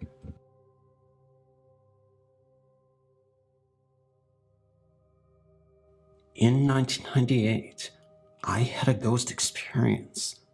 My first, and I hope my last. I was living in the second floor of a college dormitory. My colleague that lived directly under me would ask me on occasion if I was moving furniture late in the night and early morning, between 12 midnight and 2 a.m. Absolutely not. I can recall that I moved my bed once in the middle of the day when I first moved in at the beginning of the semester. I thought maybe it was a ghost because it was common knowledge that our dormitory was an old TB hospital. The entire campus was located on an old military hospital site. Our cafeteria was where the morgue was, back in the Great First Conflict, or the Great Second Conflict. I never heard anything in my room. Then, early one Saturday morning, I got up and made myself coffee and left the dormitory on the second floor and headed down the old iron stairs. I made my way across the tennis courts to make a phone call. I could see my dormitory from where I stood. I dialed the number and was talking to a friend steadily watching the stairs to my dorm. That is, when I saw a smoky black figure flailing its arms around and staring straight at me. Then it went back into the locked closed doors of the second floor dorm. They lock behind each person that leaves, so I reported it to staff. That is when I started to hear many ghost stories from the Knights Guardsmen that patrolled the cafeteria and hallways. There are many dorm buildings on campus. Anyhow, I put it behind me and continued my life. Shortly after my brother died, due to a long illness, I returned to college, but got my own apartment and shared it with a friend. It would get so cold in there.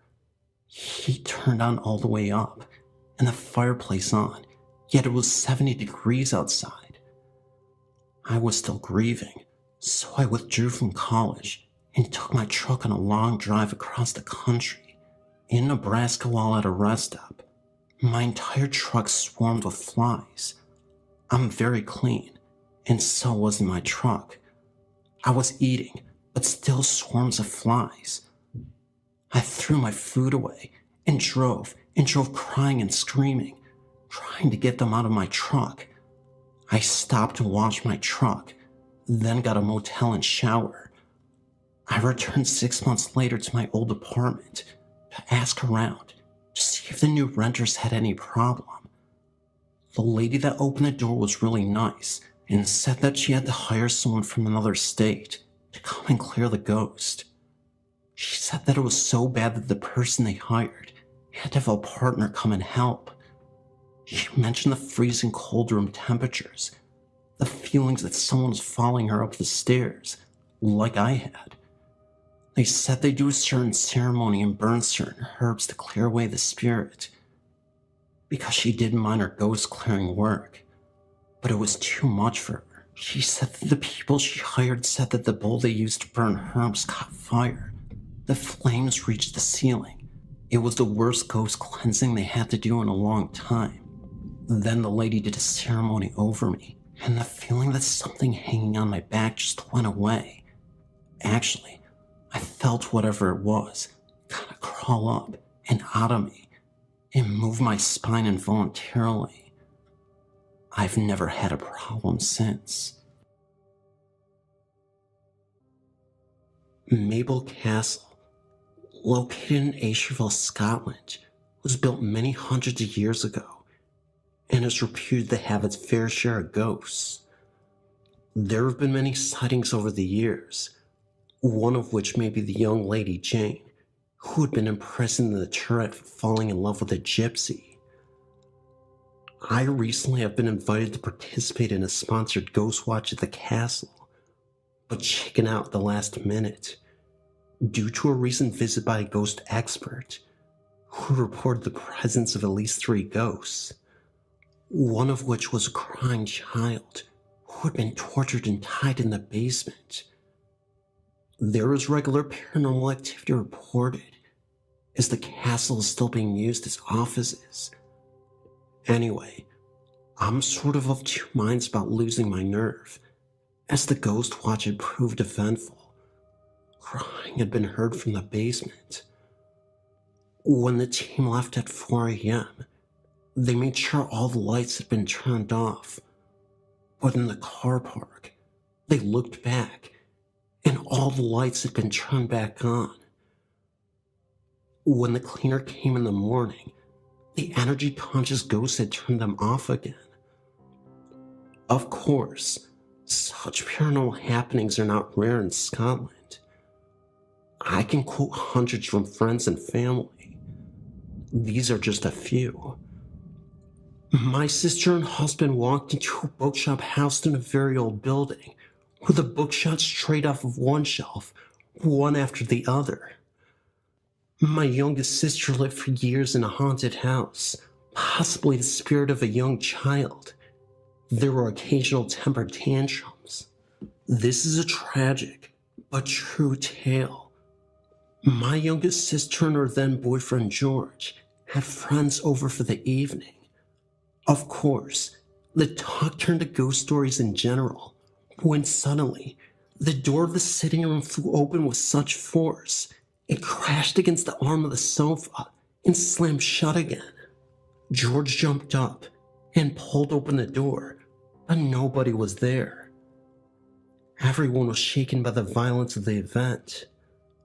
Later it was learned that at that precise moment in time, George's cousin and his friend had drowned in the River Irvine after a night of drinking and hijinks that went badly wrong. I remember reading about the drowning of these men in the local paper at the time, but did not learn of the connection to my sister's boyfriend until later. A friend heard the voice via baby monitor, which urged the baby to come. It was hard to be distinguished from the low guttural tone, whether it was male or female. When they went to investigate, no one was in the room besides the baby.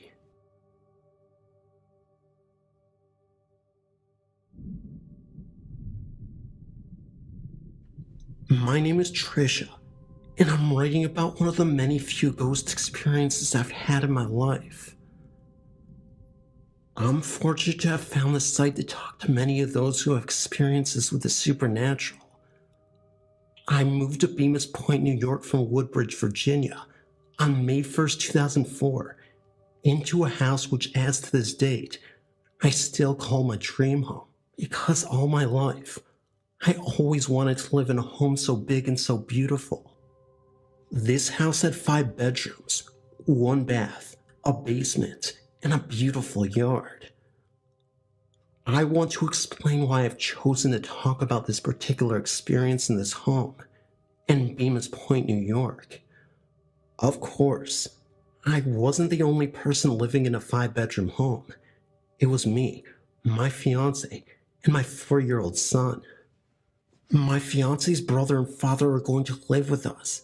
However, that didn't really work out, so it was just the 3 of us for a while.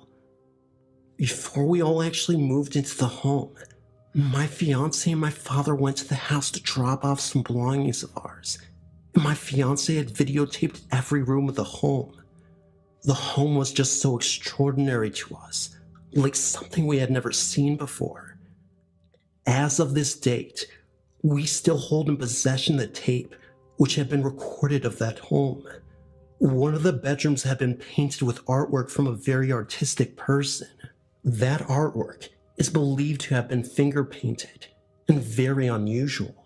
At the time I looked at the house before we had all moved in, I went to that room with the painting many times. I knelt down on my knees in front of the painting and touched it with my hands to get a full feel of its characterization. I will say, to this date, that the painting that was on the wall at that very moment had changed once we had moved into the home. First, It was a painting of a turkey, very unusual. There were many things in this house that were strange, only we didn't catch the unusual things about them until we had moved in. To this date, I only hope to find who had lived here before we had, and I will, in time, find my answers. Now you will know the beginning of this unusual experience. It started with that painting. After we had moved into the home, we began to refresh our minds a little bit of what we thought was strange. I was in the process of unpacking and settling into our new home. I went back into that room with the painting and was in shock from what I had seen. That painting was a woman, and there was writing above the painting of that woman, and it said Earth, hate her, everything. The painting of the woman was on the wall, right on the outlet corner where a television had been sitting. I will explain to you what description I'd seen in that painting. It was a woman whose face was intensely beaten with blood flowing from her hair down through her face, and then to her arms. Her hair was hung up, as if she had been in an electric shock. Her face was bruised badly, and cut up with scars on the side of her face. Her eyes were open, and the smile on her face was extremely intense, as if she was angry. I looked around the room more thoroughly, and there on the other side of the wall were more paintings. One was of a butterfly, and a mushroom was the other. On the closet door was a poem written by the famous poet, Keats. I believe to this date, the same person who had written the poem on the door had to have been the same person who did the painting on the wall. I looked around the room closer and came upon some blood on the floor on the side of the room.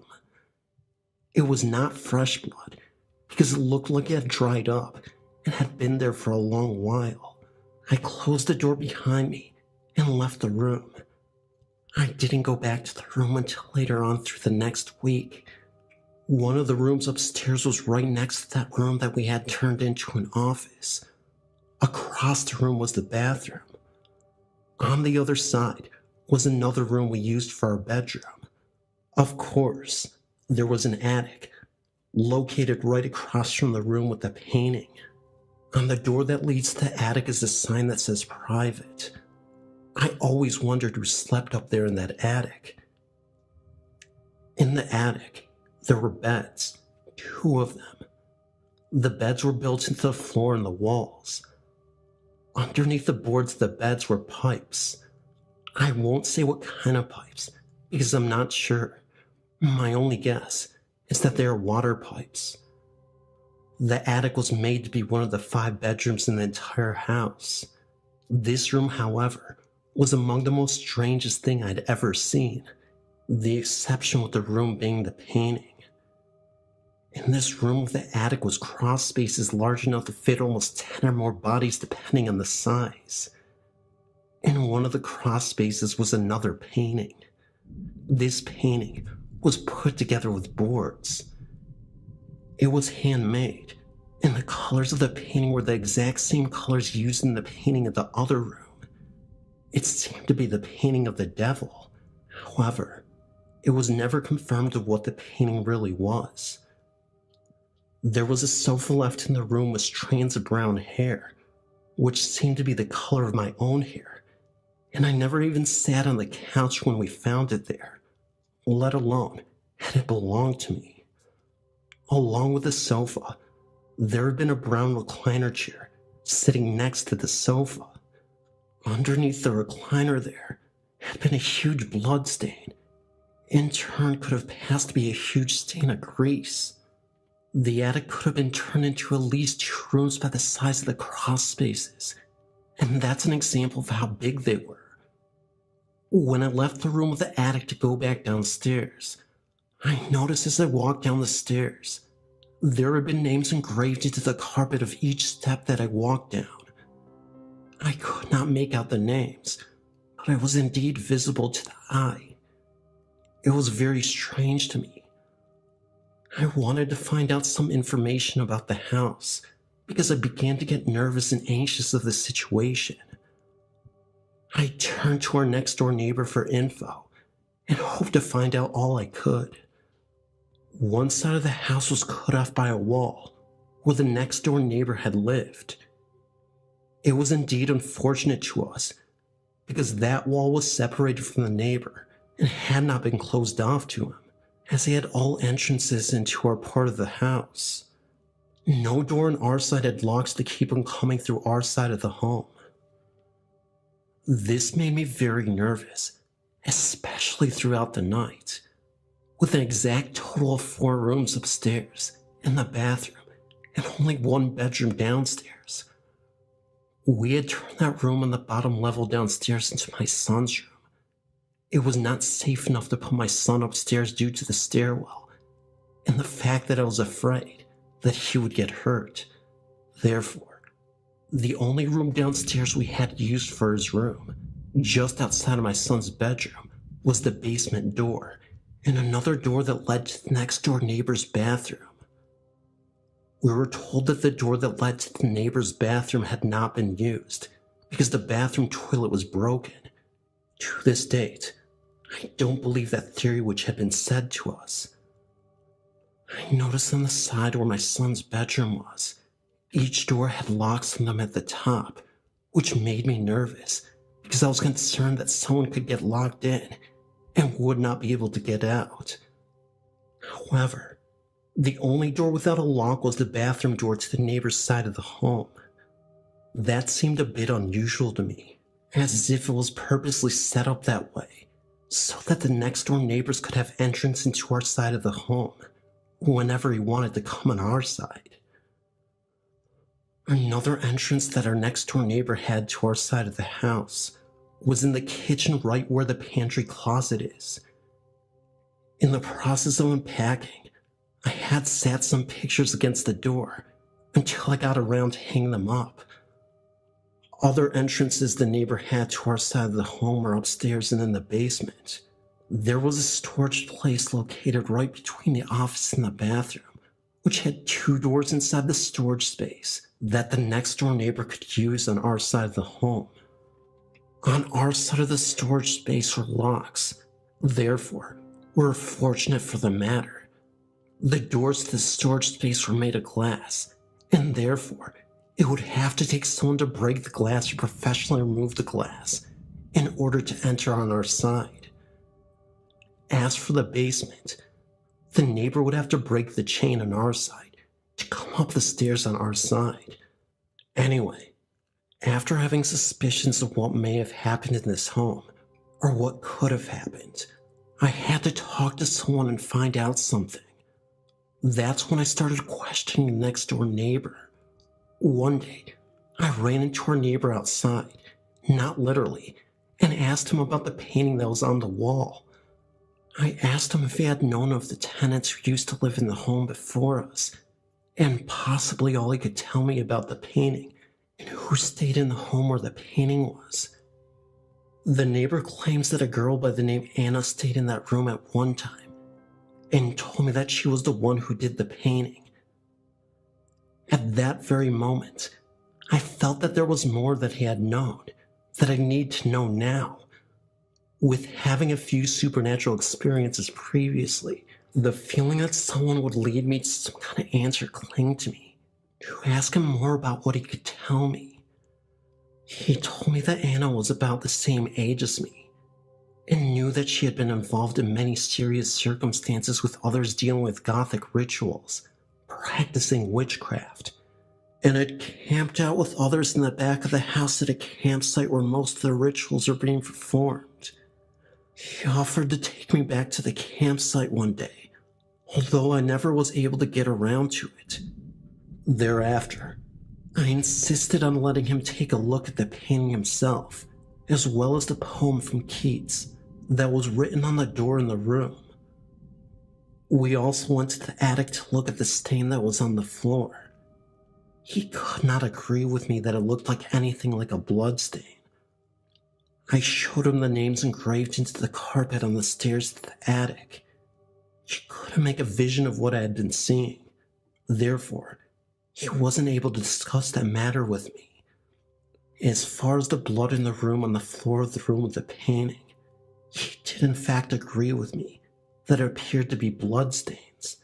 However, he could not give me any explanation of why or how it got in there. The neighbor explained that he rarely paid any attention to anything in the home and hadn't been in the home but a few times to do some work to it.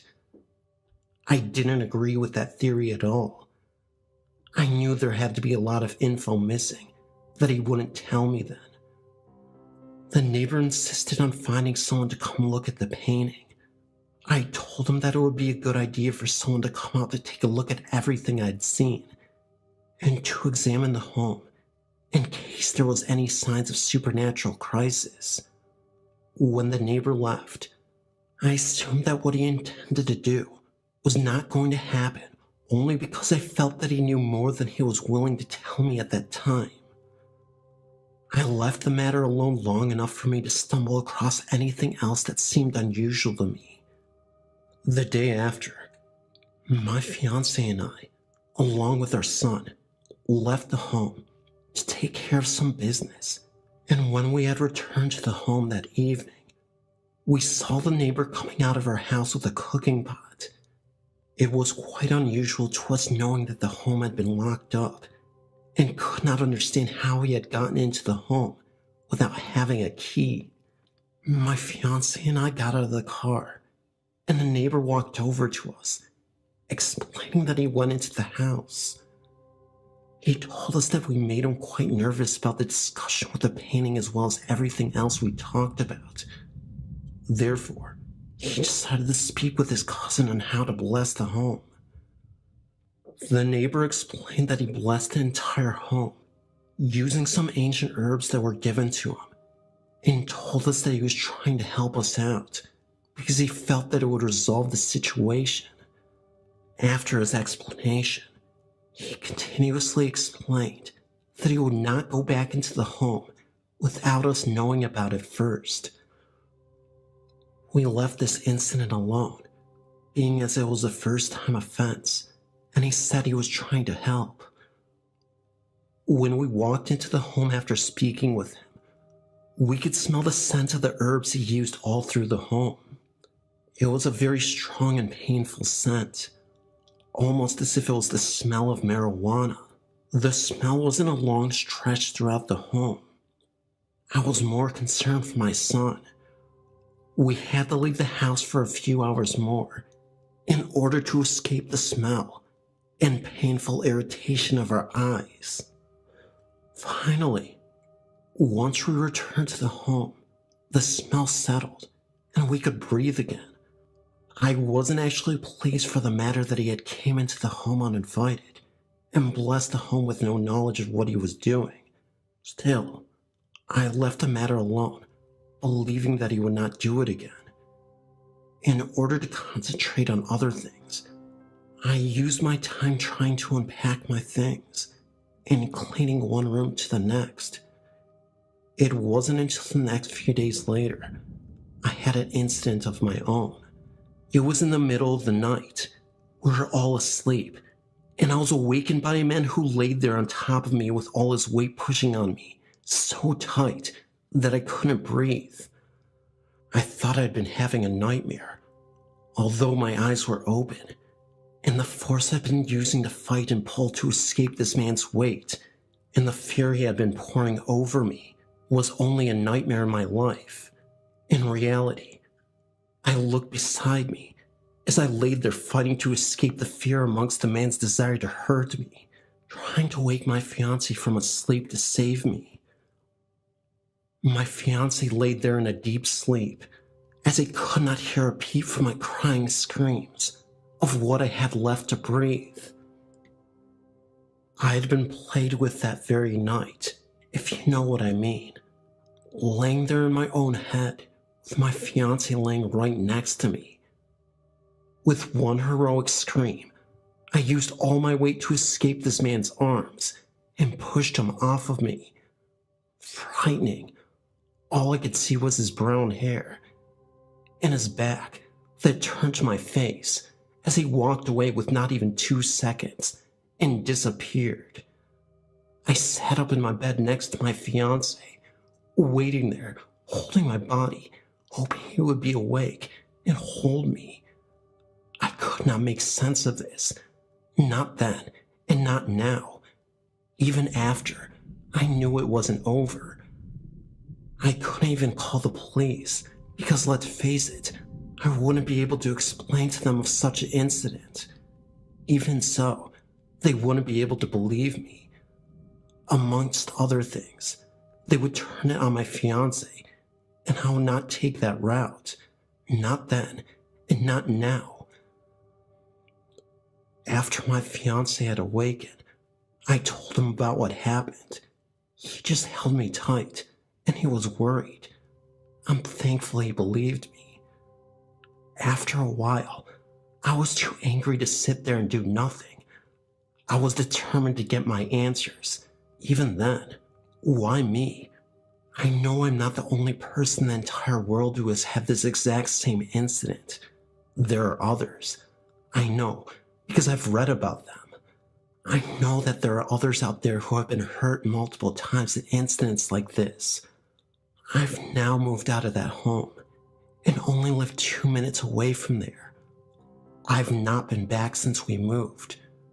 There are others who I'm aware who live in that same house right now as I'm telling you this.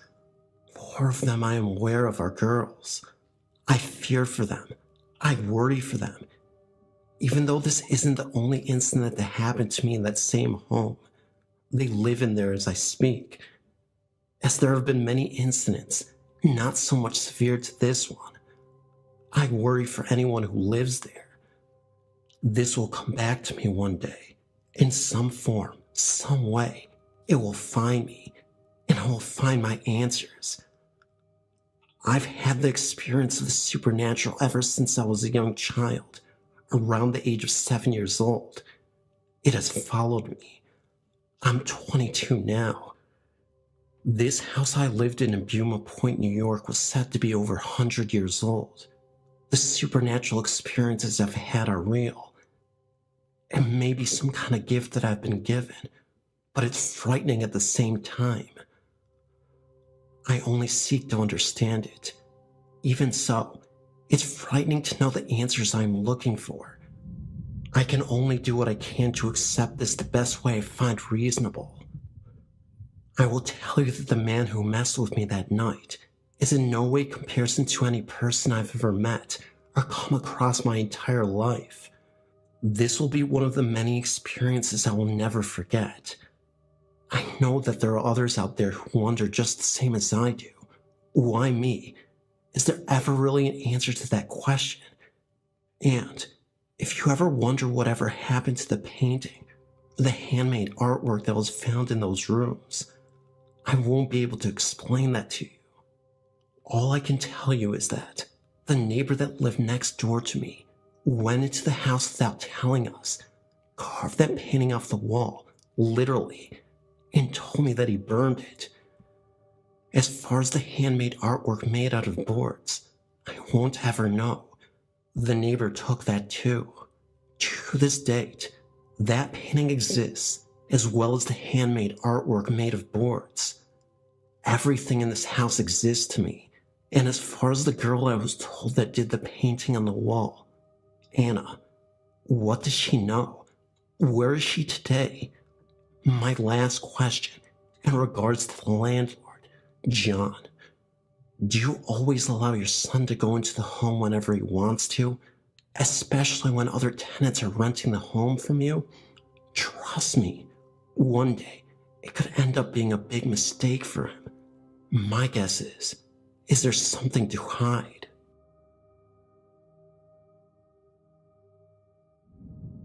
I live in Arlington, Washington. When I moved into my house, the forks started bending. Now when I'm there by myself, I can hear people walking upstairs. When I'm upstairs trying to sleep, I can hear people or things running up and down the stairs. If I get up and look down the stairs, I can't see anything, but I can still hear it. Soon after we started moving into this home, our pets started disappearing. One of our cats came back, covered in what looked like blood. He was gone about an hour after he came back. All of our pets were inside pets. My aunt saw a little girl in my yard, and in the house with blonde hair. Nobody I live with or live near has even blonde hair. When my mom lived with me, she saw her too. My sister loved to listen to her stereo, but then the stations started changing by themselves. We could actually watch the bar move back and forth across it. Recently, my dad's stereo started doing that too. I got an iZone sticky film camera for my birthday one year. I took a picture, and there was an orb in the corner of it. When I'm home alone, it can totally be silent. I'll be reading a book, and my dog will start barking. I can get her to calm down, but as soon as I sit down again, she starts barking again. My cousin and I got really big chills right before we hear any of the noises upstairs.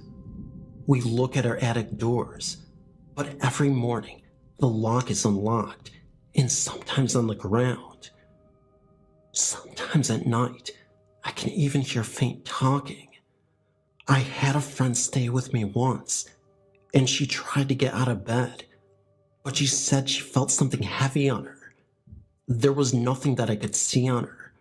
My dad went into the kitchen in the middle of the night to get a glass of water, and the freezer was wide open. This all started in '88. My aunt even had someone come and bless the home.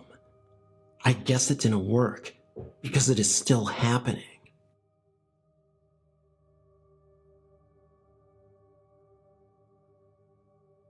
My name is Eric, and I have a couple of occurrences that are rather interesting. Nothing amazing, but definitely weird.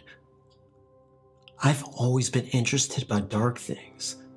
Like to dress in black, and I like to listen to extreme metal and such things like that, so I've always kept an open mind on such things.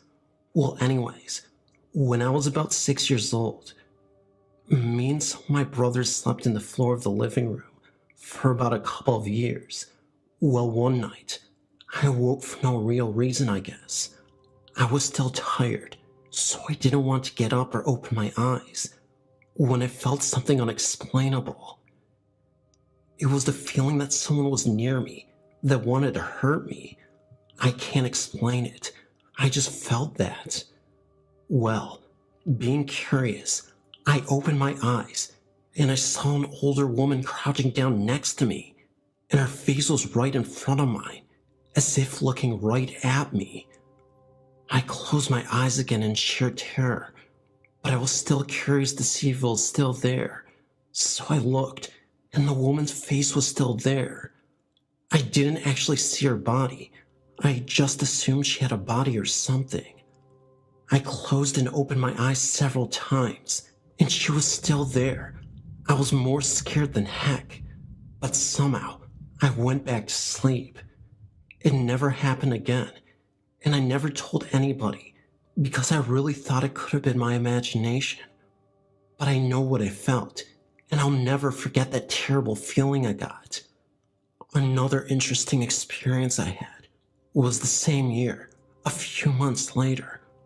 I woke up for no real reason, and when I opened my eyes, I saw an older looking woman standing on the base of my brother's feet that slept next to me. I didn't close my eyes because I wanted to see if it was real. At one moment, I felt that same threatening feeling, but not for myself. But I actually feared the well-being of my brother. I went to sleep again, and it never happened again after. I never told anybody for the same reason as last time, because I'm skeptical, so it could have been either a real apparition or just my stupid imagination. I guess I'll never know. I've been looking at your website for the last couple of weeks, and I've read some of the experiences people had with the supernatural. I've had several experiences in my life. The first one that I can really remember is when my grandmother died. I was 16 years old and lived most of my life with my grandma. The night she passed away from cancer, I was devastated since I never got to say goodbye to her. But the night she passed, she came back to say goodbye to me. I remember being in that state between awake and asleep. I remember her coming to my bed, sitting beside me, and telling me she was perfectly fine and so happy to be with my grandpa. I told her I loved her, and she left. The second thing that happened was about 2 months after I had my third child. We moved into a beautiful home in Northwest Ohio. It had been totally remodeled, except for one room upstairs, in which we made into a toy room for the kids. My daughter, who was 2 at the time, was in that room playing when she started screaming for me. I ran up the stairs to see what was wrong with her, and she was in a corner with her hands protecting her head and screaming for the bad man to go away. I did not see a man. I picked her up and headed back downstairs, and when I was on the 3rd or 4th step down, I felt as if someone was behind me and very angry with me. Needless to say, I ran the rest of the way down. Also in that home, I was in the kitchen washing my son's bottles, and directly behind the sink was our stove. I'd placed my son in the carrier by the stove. My daughters had brought in their stuffed animals that my mother had gotten them for Easter and laid them down beside the stove. Now, these stuffed animals were the kind that make noise, as in the duck quacked, the pig oinked, and the cow mooed. I know my son was just a little bit too young to be able to reach over his carrier and play with the toys, let alone make them talk. While I was washing his bottles, the duck started in. I thought nothing of it. I thought maybe it was just malfunctioning. But then the cow started in, and a few seconds after that, the pig. I turned around, and my son was just all smiles. Needless to say, I hightailed it out of the home. I always hated to go into the basement of that house. It just felt wrong for me to be down there. But one afternoon, I had no choice but to go down. I had to take a bag of old clothing down to be stored. I thought I would just leave them on the floor, right at the bottom of the steps. So I leaned down to retie the bag, and as soon as I looked up, I saw 2 little girls standing right in front of me. They were not my little girls. They looked about 7 and 5 years old, and let me tell you, I didn't waste any time getting up these stairs. They did not make me feel very safe. I did some research on the home and found that the house was built in the mid-1800s. A man and his family lived in the home, and he had 2 daughters. The man owed some money to a loan shark, and when he couldn't repay his debt, the loan shark killed the 2 daughters and buried them in the basement. My family and I didn't stay long in that house. The longer we stayed, the more evil it seemed to be. The most recent experience has been for the last 2.5 years. My father passed away, and I've had a very hard time dealing with his passing. I was made to make all of his decisions when it came to taking him off of life support. I felt and still feel guilty for letting him go. I know that my dad comes to visit me, and I hope he never stops visiting. I don't let anyone smoke in my home, and my dad hated it. He hated to go outside in the garage. He was always on my case about it. Well, now that Dad has passed away, there are many nights and even days that you can smell cigarette smoke so plainly, like it's right next to you. I know it's my dad, and I tell him to take it to the garage, and he does. I know that he's looking out for me and my family. I just wish he would show himself to me just one more time. Thank you so much for your website. It's a comfort knowing that I'm not alone, and definitely not crazy.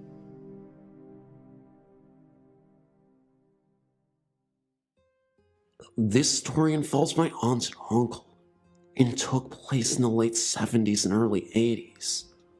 My aunt and uncle, and then baby cousin, lived in a nice modest house in Upland, California, a very nice little city near Panola in Ontario. The niceness of the house didn't last long, and almost immediately, my family began experiencing weird things. Every night on the way to bed, my uncle would latch close the door to the spare bedroom across the hall from he and my aunt's master bedroom. Every morning, as he passed the same door, it would discreetly unlatch and push itself open on its own. This same room once locked in my uncle's sister, with her and my uncle both frantically turning and pushing and pulling on the door as things flew out of the closet at her. All at once, everything stopped, and they both jumped back to have the door unlatch and push itself open, as it always did. Needless to say, my uncle's sister didn't stay much longer in the bedroom, let alone the home. When my aunt would leave the home to run errands in the daytime, she would return to find all the pictures from the wall on the ground, not knocked over, but propped against the wall, directly under the nail it was once hanging on. This would happen nearly every time the house was left empty, no matter how many times they would put the items back on the wall. Another nightly struggle is the pounding up and down the walls, like someone banging their fist across the center of the wall, back and forth, back and forth. My own grandma, as well as my mom and dad, witnessed this and hightailed it out of there ASAP. One day in the summer, my cousin, who was about 2 or 3, was sitting in a high chair next to a long hallway. My aunt was just outside the back door. My cousin asked, "Mommy, who's that man in the hallway?" My aunt, not quite listening, asked back somewhat distracted, "What man?" My cousin proceeded to explain that the man looked like her Uncle Mike, who lived out of state. When my family had finally decided that enough was enough, they decided to sell the home and move to Kalamazoo, just outside of Yucapeka, California. On one of their last nights in the home, it seemed as if everything was going crazy. The pounding was out of control. There were loud bangs and unusual noises everywhere, and their dog was at the front door, its hair on end, and growling out the front porch. My aunt and uncle looked outside to the wraparound driveway and saw their van rocking back and forth as if people were inside jumping around. Within seconds, everything had stopped. Once my family had moved out, they eventually learned that their house was built over an old Indian burial ground.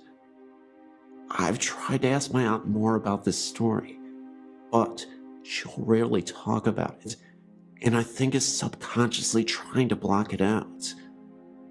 My aunt and uncle are very straight-laced and don't make up these sort of things, and I think that if my other family members had not been there to witness a lot of them, I would not even know about these occurrences in Upland. I've had to rely on my mom retelling me what she remembers, my aunt telling her as it was happening. There are probably many more things that went on that I would love to find out. I still don't even know the address of this old home, to see if the place still exists. As for the significance of Uncle Mike, my cousin's Uncle Mike had long, black flowing hair with darkly tanned skin and often wore a leather band across his forehead. Think 70s rocker fashion, looking somewhat like an Indian perhaps.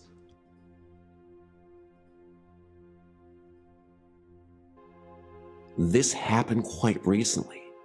Well, a few weeks ago, actually.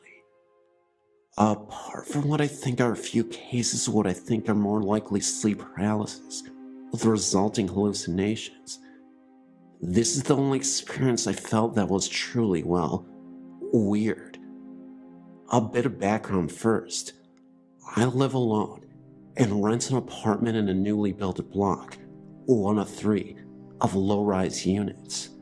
These were built on the grounds of an old public primary school, which is over 100 plus years old. The far end of the strip of where the school used to be is preserved, and still has the school hall, a beautiful sandstone building, and is used for public functions. My particular block is built where the playgrounds etc. used to be. I know this as I grew up in the area, and remember the school when I was a teenager, though I did not go there, and remember what it used to look like beforehand. I'm personally unaware of any hauntings in the area, nor am I unaware of the history of the site, as I've not researched it. There is a fairly modern funeral base directly across the road containing offices, a small chapel, and a large garage with several hearses. Whilst I assume bodies are prepared there, etc. there are no burials. The story. I had a very hard day at work, and have been under a lot of stress.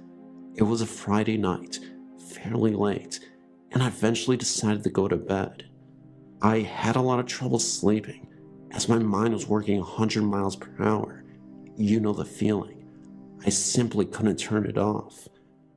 After staring at the ceiling for an hour, I became frustrated, and finally, I thought I'd open my mind and try to meditate. It was an effort, but after almost half an hour of this, I drifted off. Shortly after, I had an odd feeling, and I woke up and opened my eyes. I immediately noticed a web of white mist floating above me. This network of yellow-white colored mist was basically sort of like a spider web about a meter above my bed, and almost stretching across the entire room. Actually, the whole room was a bit foggy in general. I blinked, and then did a I don't think so double take, and rubbed my eyes. No sleep paralysis this time. It was still there. I tried to focus my eyes on it, and it was not easy. But what I saw was what I thought were transparent faces, outlined in the mist. The effect was very like the outline of an invisible person in smoke. One moved through on my right side and looked directly at me. The fear started to hit me now, but I tried to calm myself down and think rationally. Just hold on here. I might be seeing things just because I'm so tired and stressed, and I've just woken up too. I forced myself to be distracted and take my attention away. I shifted position in bed, closed my eyes, rubbed them, blinked them several times, and looked over at my clock radio. It was about 1:10, I think.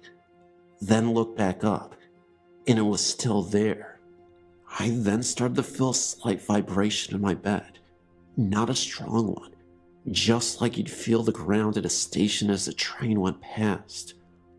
I remember thinking, what the? And thought at first it was just my body shivering because I was cold or I had a muscle twitch. My attention on this now, I flexed my muscles a few times and then tried to hold still and feel it was still there. The bed was definitely vibrating, even a bit more pronounced now. I was getting quite frightened and not knowing what else to do, short of running out of the bedroom. I began to recite a prayer softly and also verbalize what I wanted any spirits to leave the place. Basically anything that came to mind, just in case I wasn't imagining things. After about a minute of this, it faded. After a while, I wanted to go back to sleep as I was super tired, but every minute or so, I was worried it was still there. So I snapped my eyes open to check. It had gone.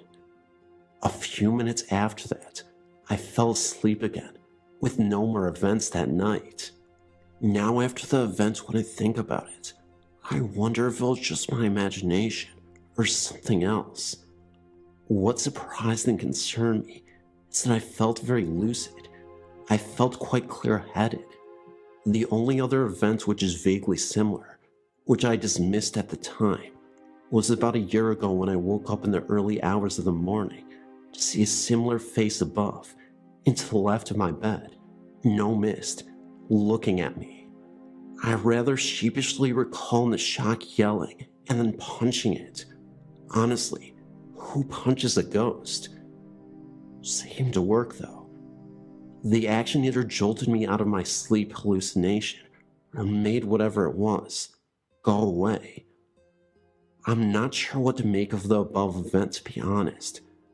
As a general comment in my apartment itself, I don't typically feel anything strange or a presence, and other than this, there have been no odd things going on.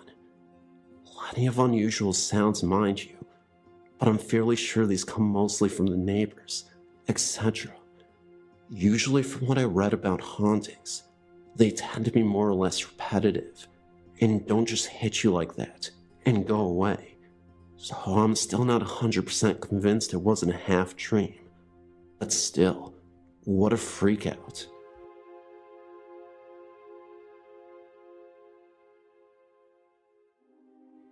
I now believe that I officially have a poltergeist in my home. At first, my live-in boyfriend thought I was nuts.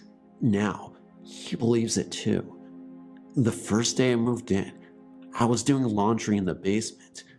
My cats both began acting strangely and circled me whenever I was in the basement. I thought they were just hungry and trying to get my attention. But when I waited out to go upstairs, I had this terrible feeling that someone was standing behind me, staring right through me. The 12-year-old inside me told me to run up the stairs like I did when I was a kid. And I did. Then, one day, I was looking for my favorite tank top. I couldn't find it anywhere, and could swear that I brought it to this new house. I dismissed it as having it left somewhere. The third day we lived in this house, I broke my ankle playing softball. I ended up having to sleep on the couch in the living room. Throughout my 2-month stay on the sofa, I could swear I heard someone going up and down the basement steps, cold breezes, etc. I just thought that the pain medication was kicking in, and that my mind was playing tricks on me.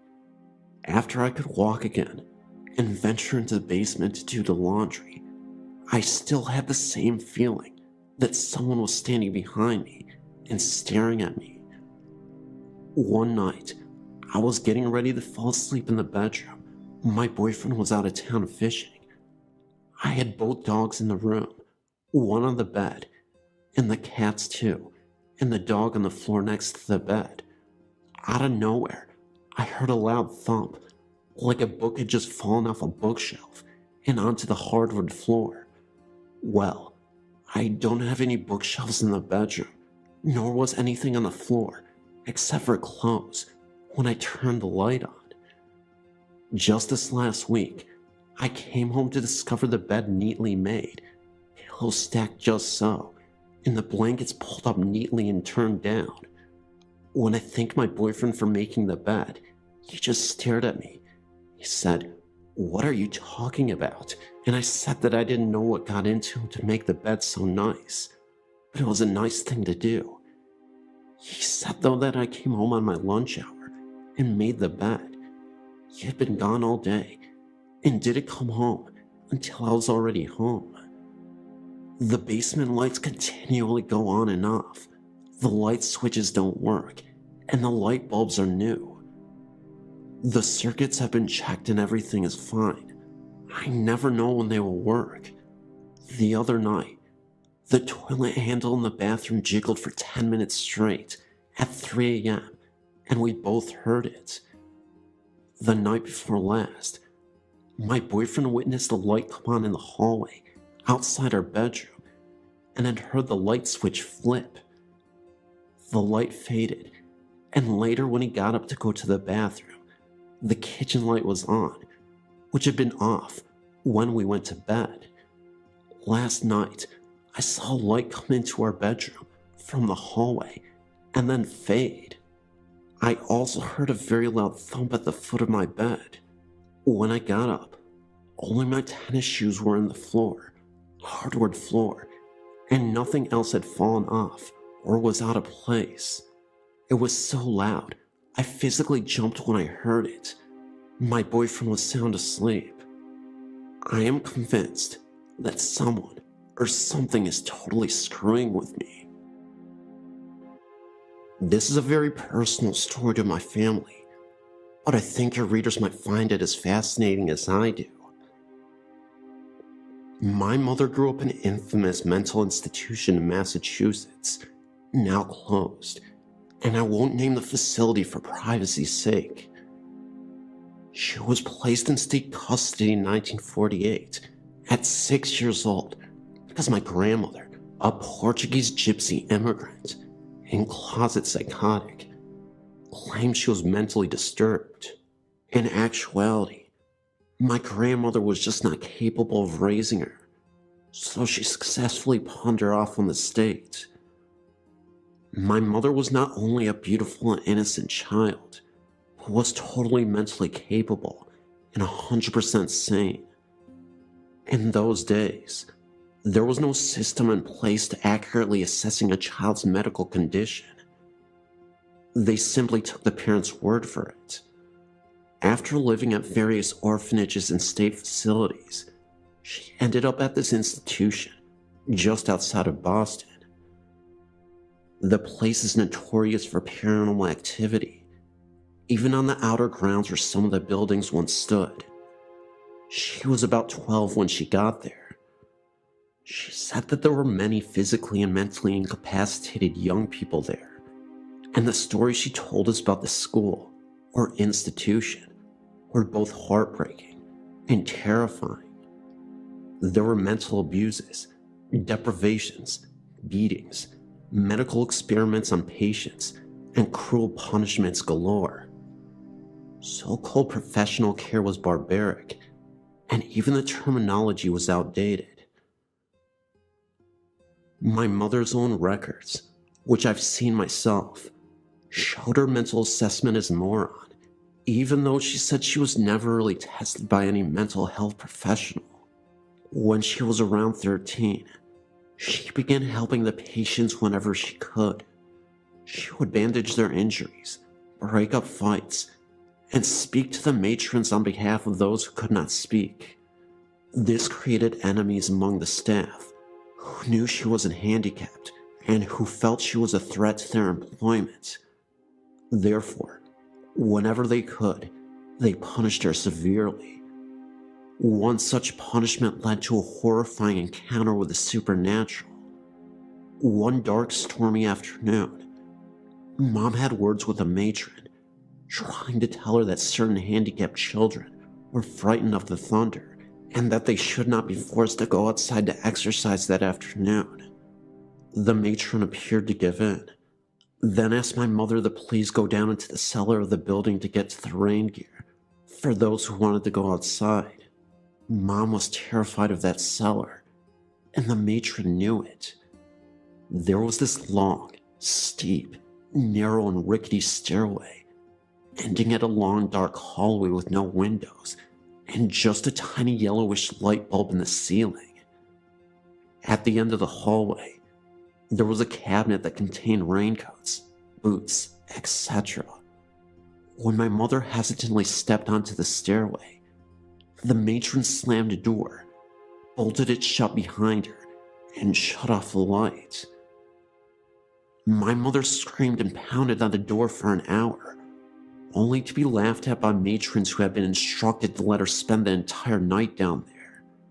The stairs being steep and dangerous, she decided that she would rather creep to the bottom and at least huddle on the damp floor. As she descended, she noticed a dim light coming from the long hallway beneath her. She came to the bottom of the stairs and looked around. She said she saw a man in a dark jumpsuit about 20 feet from her, leaping against a wall and just smiling at her.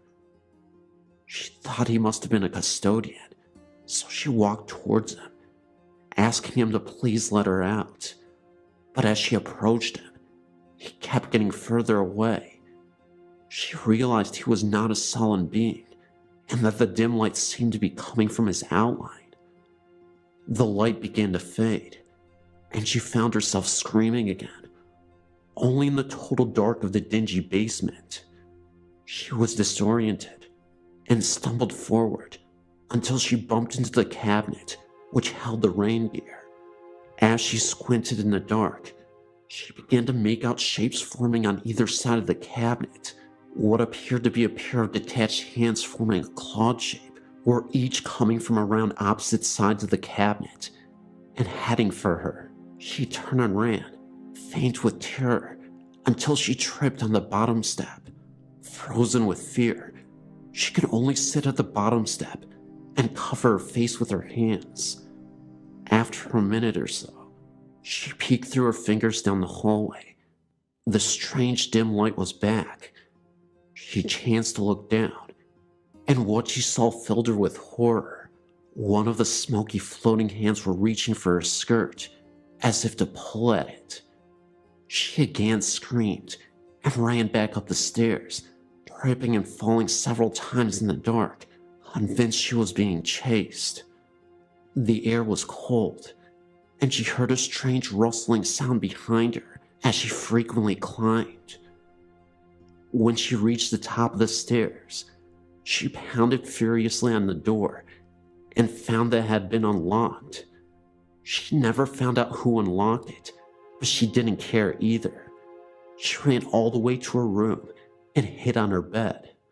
She never told the school staff what had happened, fearing reprisals, and she never set foot in that cellar again, despite the punishment of defiance. She's fine today, despite her horrific youth. There were many other strange things happening during her stay, but I'm considering a book about them, and I wanted to reap the benefits of the sales if it happens. I'll save the creepiest stuff for that.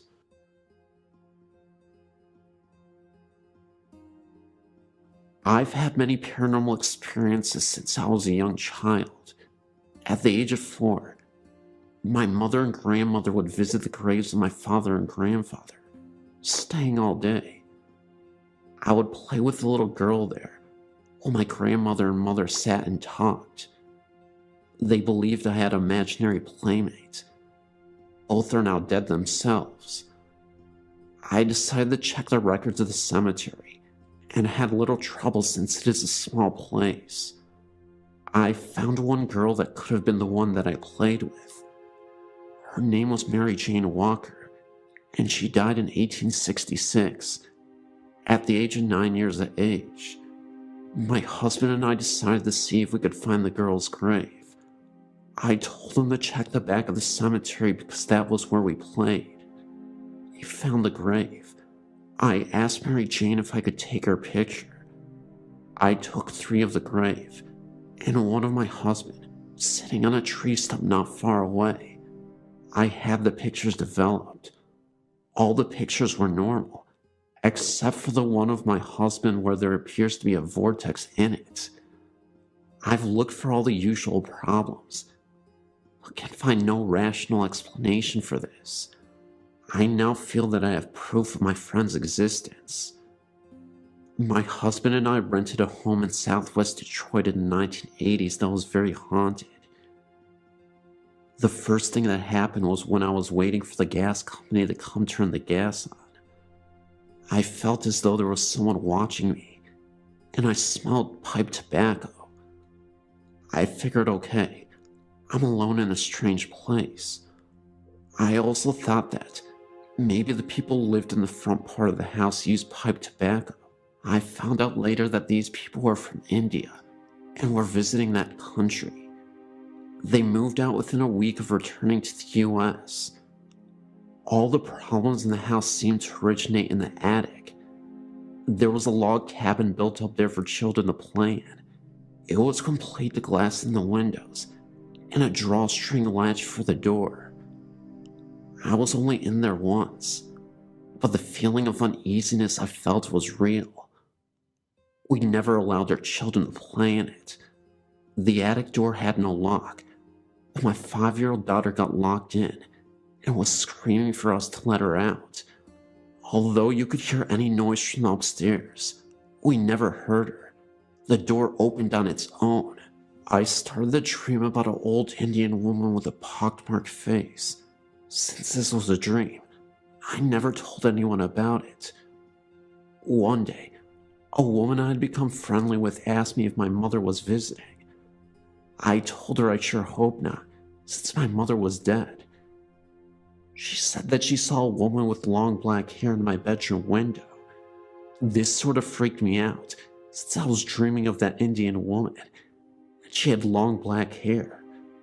One day this friend was visiting me, and we were sitting in the kitchen having coffee and talking about nothing really.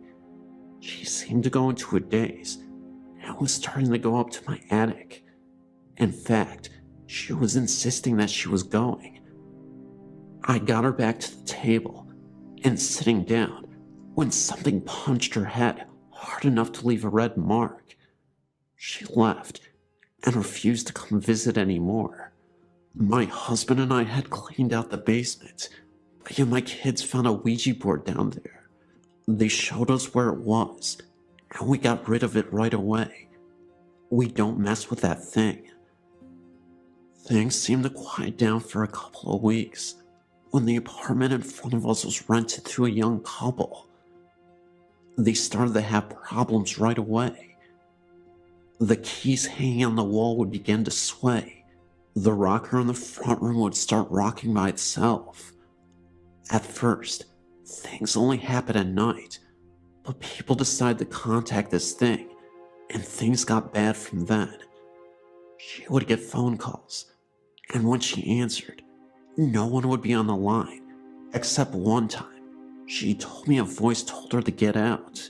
We are Christians, and decided enough was enough. We had to have help. I turned on the radio to listen to evangelical echoes, and called a prayer line for suggestions on what to do. This program wasn't on yet, but another one was, and someone on that program was praying in the spirit. Suddenly from the basement came an unearthly howl. Needless to say, this woman and I got out of the house and waited on the front porches for our husbands to get home. While all this was going on, my husband never noticed anything. One night, my nephew was spending the night, and while he was praying, this thing shot from our apartment to the other one, banging things in its haste to leave. My nephew refused to stay another night. One night, my husband was in bed sleeping, and I was on my way up when I asked the man in the next apartment to go wake him up and tell him to come sleep on the couch. He asked me what was wrong, and I told him I could see my husband in pieces. He did, and the couch was occupied that night. The only thing my husband noticed was that one night we were watching TV, and it sounded like a dresser was being dragged down the stairs. He heard that. We moved from there, and the next place was no better. Whatever was there caused arguments. My nephew and his then girlfriend were constantly fighting, and it got so bad that my husband and I started fighting as well. This was something we normally didn't do. We had the normal arguments that married people usually have, but this was getting serious. Even one of my children was being affected by this thing. It was appearing to her as a little girl talking to her. At first it was nice to her, but as time went on, it was starting to get mean. We had bought this one house, and it might sound silly, but the best thing that ever happened was that an arsonist burned us out, and we had to move. We have had no problems since. I don't believe this was a ghost, but rather a demon, and why it hasn't followed us, I have no idea, but I thank God that it hasn't. I have more stories, but I've taken up enough time as it is. I'm glad that I can finally tell his story without fear of people ridiculing me.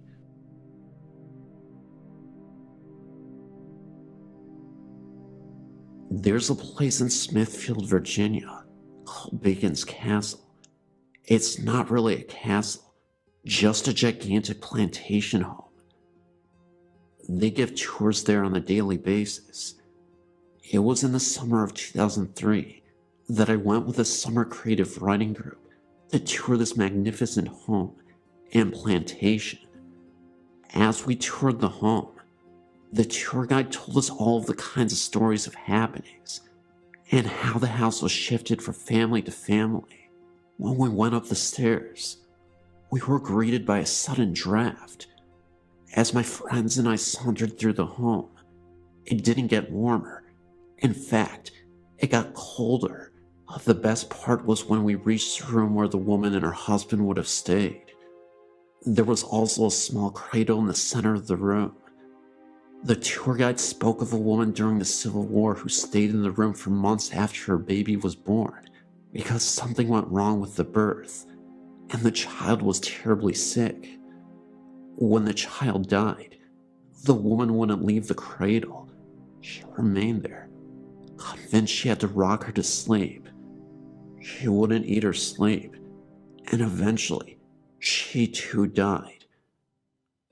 As I stared into the room, I didn't notice anything. My friend Crystal had asked me if I felt a breeze. When I said I didn't, she said she didn't either, and pointed at the cradle, which was swaying back and forth noticeably. I didn't really think much of it, and after everyone left, I took a picture and then followed my friends up the stairs to the attic.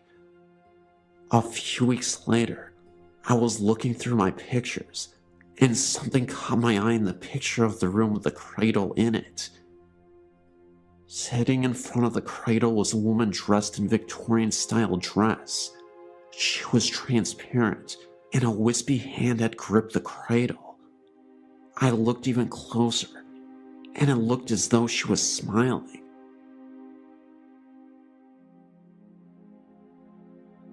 Hello, my name is Ray, and I would like to share with you the experiences that happened to my small family in 1996. We had been transferred to the Houston area from San Antonio and found a 2-story 4-bedroom home in the Clear Lake City area. A real fix-it-upper, and it was the worst looking home in a very nice community called Green Acres. My brother-in-law Robert and her sister helped us for 6 months in remodeling, cleaning up, and making the place a nice home. Robert had sold his own home 2 years earlier and lived in a travel trailer, but missed his home. He jumped in and was happy to do most of the work and was proud of the results. A month after the house was finished, we found out that Robert had terminal cancer and had less than 6 months to live. The trailer was small, and so my wife and I decided to bring Robert into our home for his final days. We put him downstairs in the formal living room, and with the help of hospice, we knew we could help Robert with a peaceful and quiet death. This was not the case. Robert fought hard for his life and was terrified of death because he had fought in Vietnam and had killed many. He didn't know what was waiting for him on the other side. The end came with Robert fighting to get out of bed. The look on his face was one of horror. As per his request, he was left in his room for 6 hours after his death, and then the funeral home was called and Robert left. Or did he? The week after the funeral, things started not being right. Odd bumps and sounds from downstairs. Late at night, our dog would not go downstairs after dark, and furniture being moved. One morning, the living room sofa was standing on end with all the cushions still in place. Dining room chairs would be taken and lined along the living room wall, and mirrors would vibrate. We called the hospice minister to the house, and he blessed every room, But Robert still didn't leave. We did. The house stood vacant for a while, and new people moved in, but their stay was short. Neighbors say 2 families came and left. It has been 8 years now, and just a while back I was in the area and went by the home. It sits vacant again with a sale sign in the front yard, standing in front of the window of the room in which Robert died. As I stood there, remembering our last few months at home, a chill ran down my back, and I quickly got into my car to drive away.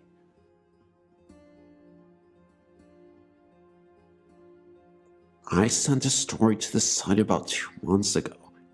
Is it my imagination or something paranormal? Well, since then, some new things have happened, and I found out some interesting information that I didn't know before. When I first sent out my story, I told my sister-in-law Jenna about it. She's a Jehovah's Witness too, but a little bit more open-minded than my mother-in-law. Anyway, I told her what I had wrote, and she told me she had a girlfriend when she was a teenager, about 15 years ago, that lived next door to her. The side where I heard the whispering, and the house where the old couple had died. I believe her family bought the house after the couple died. Anyway, she told her that her friend was a little odd, because she had been sleeping with her parents at night, but Jenna had found out later why. One night, she had stayed the night at her friend's house, and they slept in her friend's bed. Early in the morning, Jenna had woken up for some reason and noticed that her friend was squirming a lot and moaning, almost like she was doing the deed with someone, but no one was there. Her arms were at her side. So Jenna thought maybe she was having a dream. Then she thought that maybe she had seen imprints in her friend's body. She got startled with this and woke her friend up and told her what she had witnessed. Her friend got so upset about it that she didn't want to talk about it at all and never did. To say the least, Jenna never got asked again to stay another night. Then there is the other story that my mother-in-law told me recently about my other sister-in-law's house, Linda, which is ironically across the street from my mother-in-law's in the other house.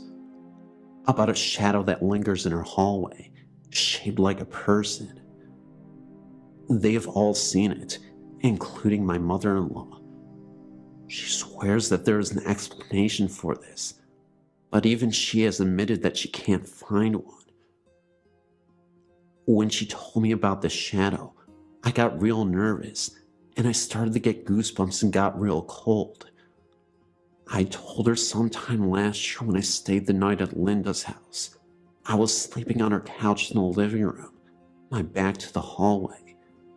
There was a small light on where the fish tank was, so it wasn't completely dark. For some reason I woke up and turned around, and I saw this dark shadow move from the open hallway and disappear into the instance of Linda's kitchen. I was startled at first, but then got up to investigate things, to see maybe it was the shadow of the fish tank, but there was no way it could have been with the position where the tank was. So I went back to sleeping, thinking it was just my imagination, and I never told anyone of that incident. That was until my mother-in-law said something. She told me not to say anything about it to Linda because she gets freaked out about it, and she said she'll still be looking for a logical explanation for it. Good luck on finding one in all 3 houses, I was thinking to myself. But one last thing. Back at my mother-in-law's house, a couple of weeks ago my niece Christine was staying the night, and my niece told me that when she got to the bathroom in the middle of the night, she came out running, screaming, and petrified out of the hallway. She told my niece, crying hysterically, that when she turned the corner to go into the hallway, that she saw a shadow figure walking towards her. My niece went to look, and nothing was there, and my 2-year-old daughter will not go near that hallway at all. One time I went to carry her down there to show her nothing was down there at all, and she started crying real hard and grabbing my neck and wouldn't let go, shaking badly. So whatever is in my mother-in-law's house is probably the same thing that are in the other two homes. Makes me wonder if it goes on in the other neighbors' houses.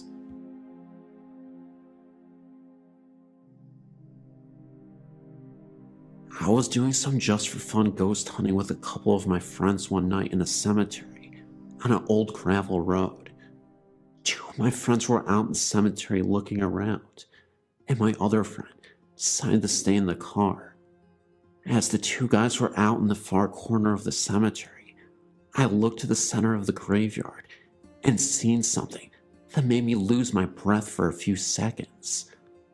A blurry gray figure floated above one of the gravestones, and then looked to run through the air across 3 other stones, and then drop right behind another stone. After it disappeared, I asked my friend in the car with me if he had seen it too, and he said he did, and he was just as freaked out as me. It was not light that created this, because it was pitch black out there. It was my first, and so far only time I've seen something like a ghost. Thank you for letting me share my story. I know this one was kinda short, but I appreciate it anyway.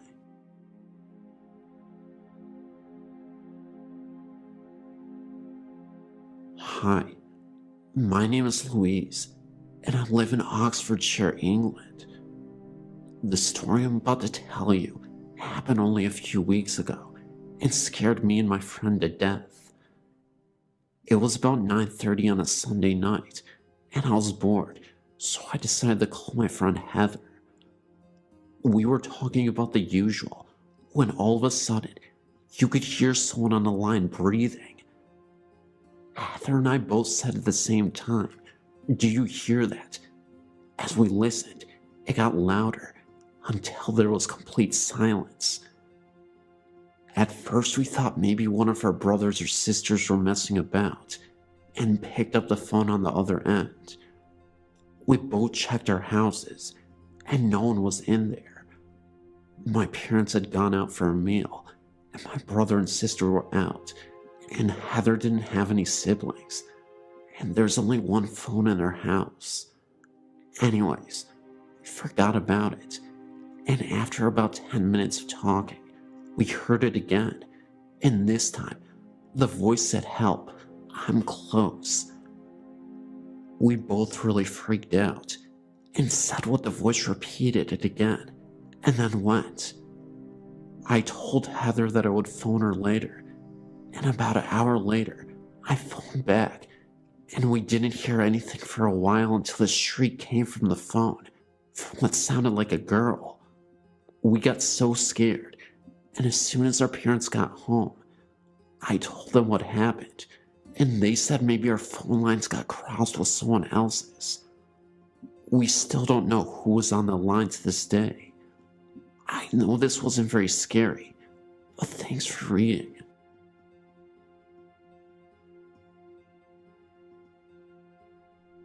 Well, I've been a ghost hunter for quite some time now. I've submitted a few areas under the California section of the haunted places. I recently moved to Arkansas and bought a home in April.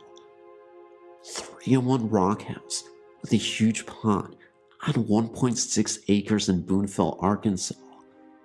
I fell in love with this house as soon as I saw that it said "For Sale by Owner" sign right in front of it.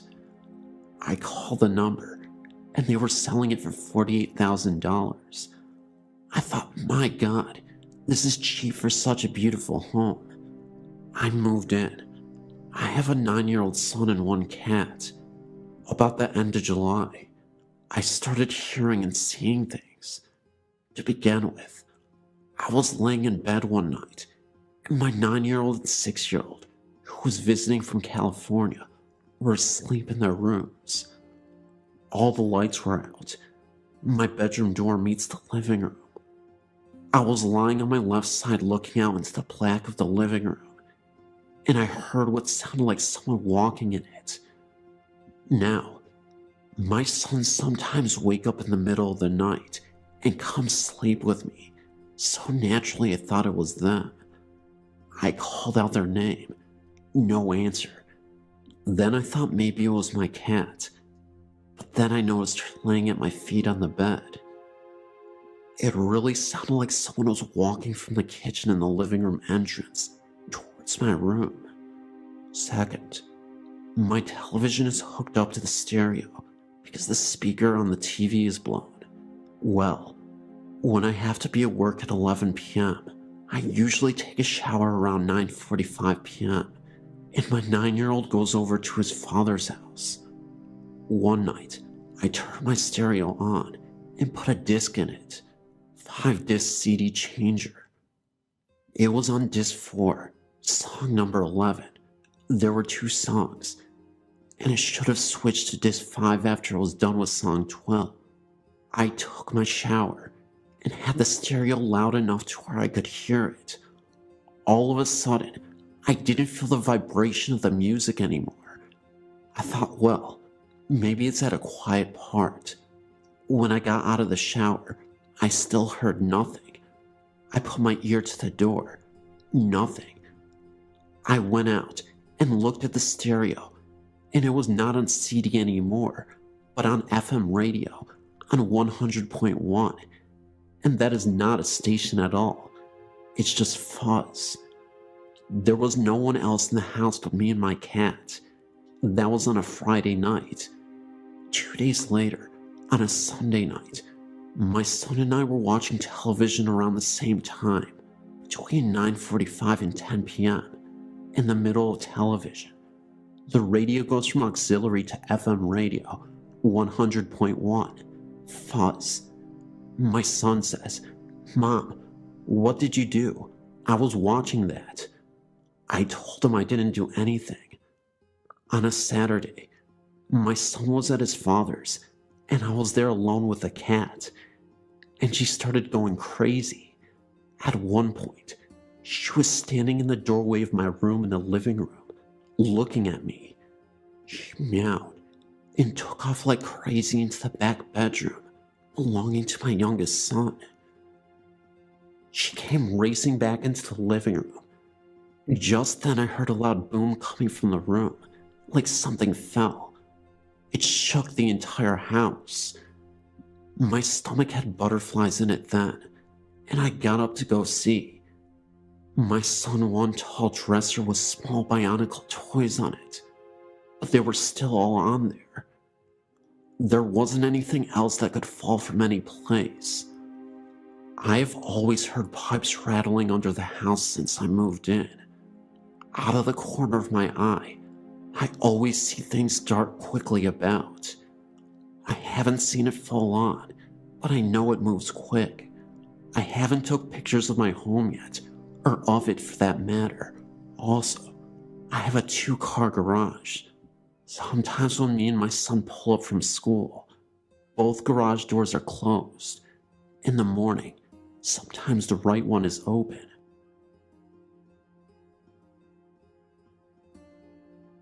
I've never really been a great believer, but for the past 8 or so years, since me and my mom moved from our old flat to our new house, I've experienced numerous experiences. The first one I was about 6.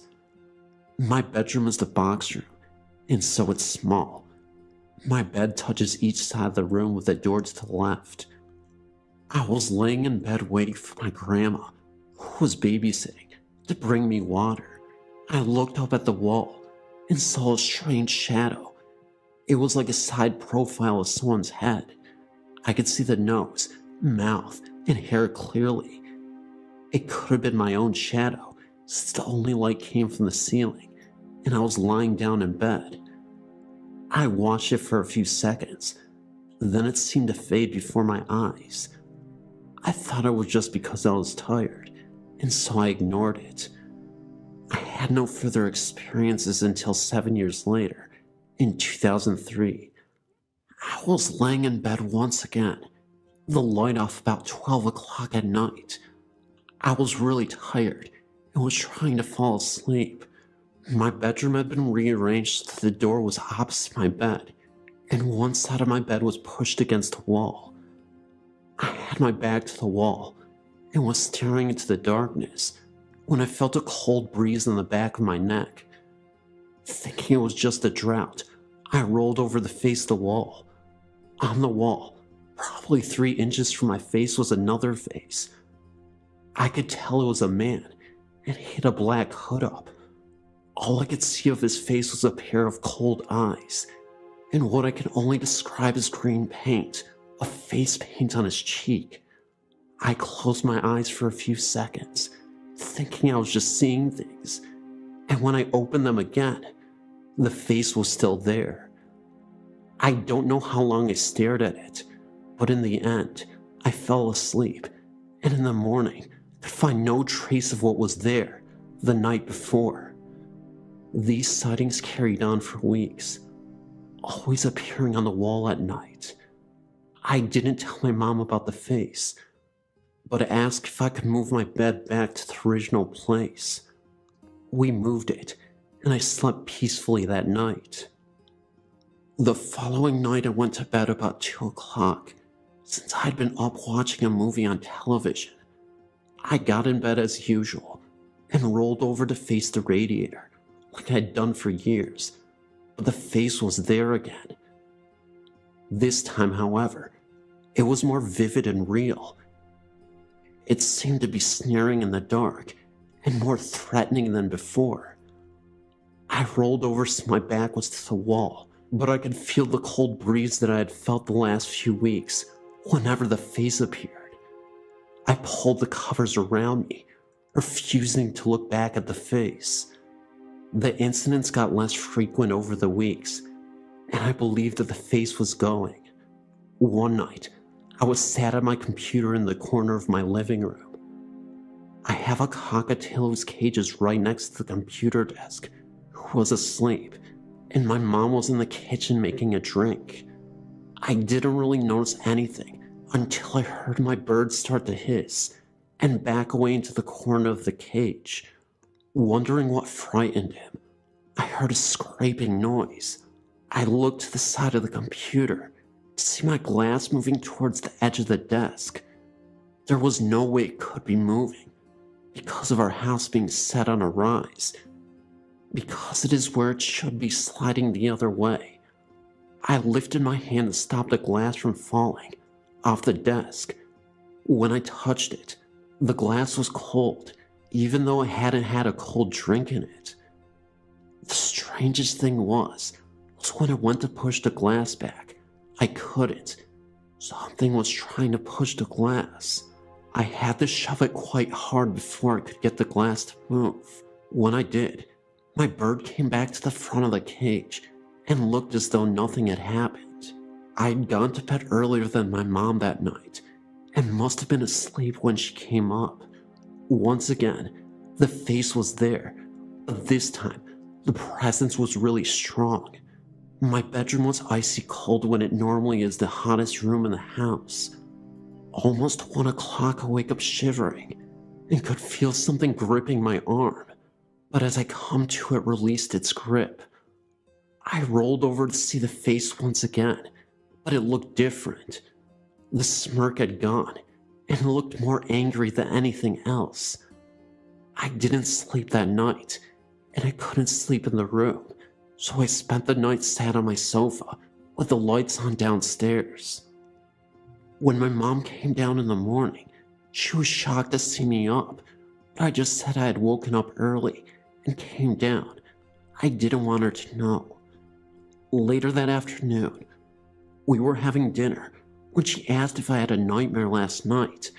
I couldn't recall anything but the face and cold hand, so I asked why. She said she had heard me talking in my sleep, which I had never done before that. She said I was telling someone to get away and don't touch me over and over. Then after about 5 minutes, I was quieter and mumbling things like, "Why are you doing this?" and "just go away." When I asked her what time, She said it was about 12:30, just before I woke up, with a hand gripping my arm. I haven't seen the face or had any strange experiences since that night, and I'm not quite sure what happened after.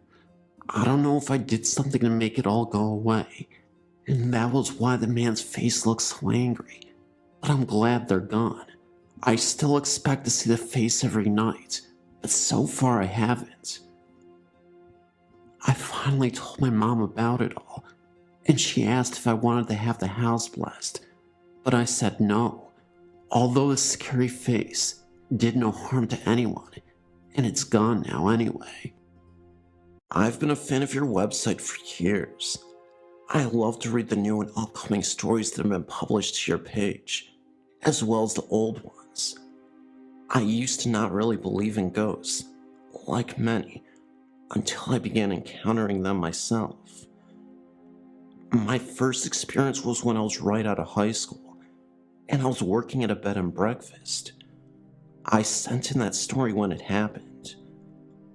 I've since graduated from college, and am now teaching in a quaint town called Woolmarket in Mississippi. The school has been registered as being the oldest in Mississippi, as well as one of the oldest in the United States. In the 1800s, the community was the center of the wool trade, hence the name Woolmarket. Eventually, a school was built in 1910 by the people of the community to help educate their children. It still stands and currently has about 300 students post-Hurricane Katrina. Well, 300 students we can actually see. We are not sure how many attend after hours. The faculty and staff just know it is more than one. This is my second year teaching, and I absolutely love it. The faculty are close, and some of us even stay after school on Wednesdays to do lesson plans together. I was told upon being hired that it isn't the safest place to be after hours, but I didn't realize what they even meant until I started staying late to do lessons. The teacher I worked with started telling me stories of when she used to have a classroom in the main building. She said she used to come real early in the morning to get things set up in her room before the children came, and she would hear children laughing and giggling in the hallway, but she was the only one at school. She said the intercom would come on in her class, and she would hear little children whispering through the system, but when she walked up to the office, it was locked. When I was hired on, the lead teacher told me she never sits at the school alone for the same reasons. Well, doing the lessons at school was just a lot easier for me than dragging all the books home and doing them, so my teacher friend and I began doing them together to make the time go quicker. Usually when everyone had left for the day and we had settled into our seats for a good while, is when we began hearing strange noises. The door to the main building would open and shut by itself, and we knew no one was there. We would hear little children giggling and running down the hall. The intercom would come on in different classrooms down the hall, and we could hear a voice that was not familiar. We began hearing what sounded like adult voices telling students to be quiet in the hallway. Last, but not least, desks would be heard moving and being arranged in different rooms, including the one I taught in. I would walk in, and my desk would be rearranged from the day before. When we would leave the school at night, sometimes after dark, we would see lights flicker on and off in the main building. Soon, things began missing. My lesson plans that I would have placed on my desk to be turned in the following morning would show up in a strange place I know I did not put them, or never be found. Then, when I began taking my printed copy home, my lesson plans on the computer screen would go in a sort of landscape mode, if you will, and would print out where the words would go off the page. There was no way to unlandscape the screen for them to print out correctly. My principal thought it was a joke and told me to fix it, When I showed her that it wasn't setting on the computer that was causing it, she realized I wasn't kidding.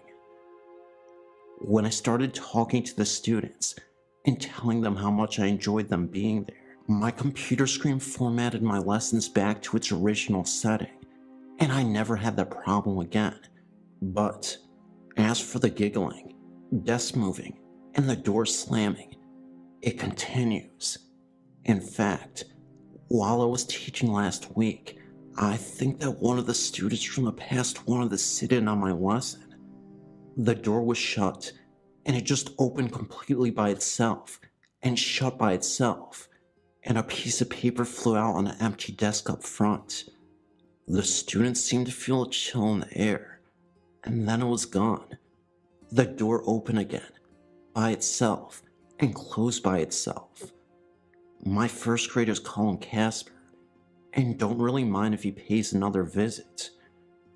My principal says she has encountered similar occurrences in the school, as she too refuses to stay at the school alone. She claims the police officer at night refuses to go by the north wing of the school where my classroom and several others are located, because he sees strange things. Many teachers feel that there are students who died while they were attending Wool Market. Others feel that they are students who attended the school when it was an agricultural school in the 1800s. Whomever they are, they make themselves known to many who attend the school now. We are not afraid of them, but the thought that they exist is kind of creepy.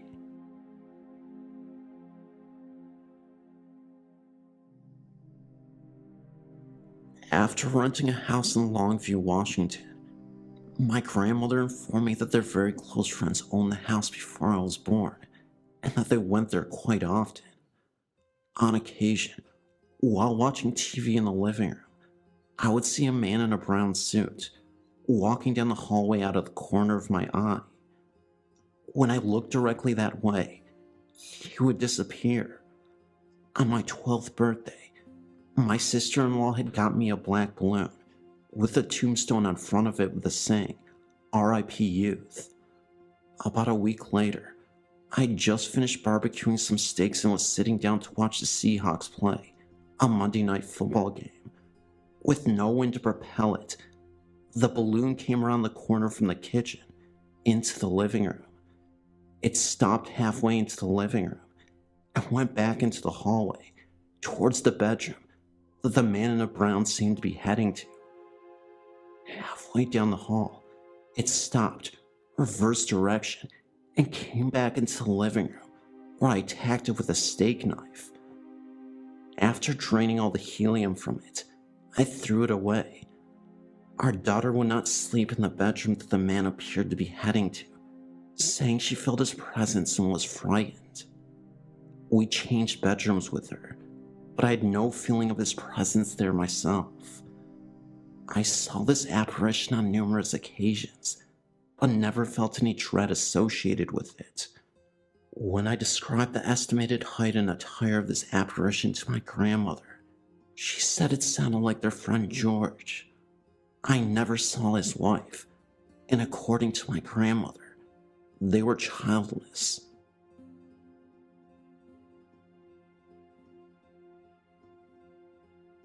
When I was about 13 or 14 years old, I witnessed something that I'll never forget to this day.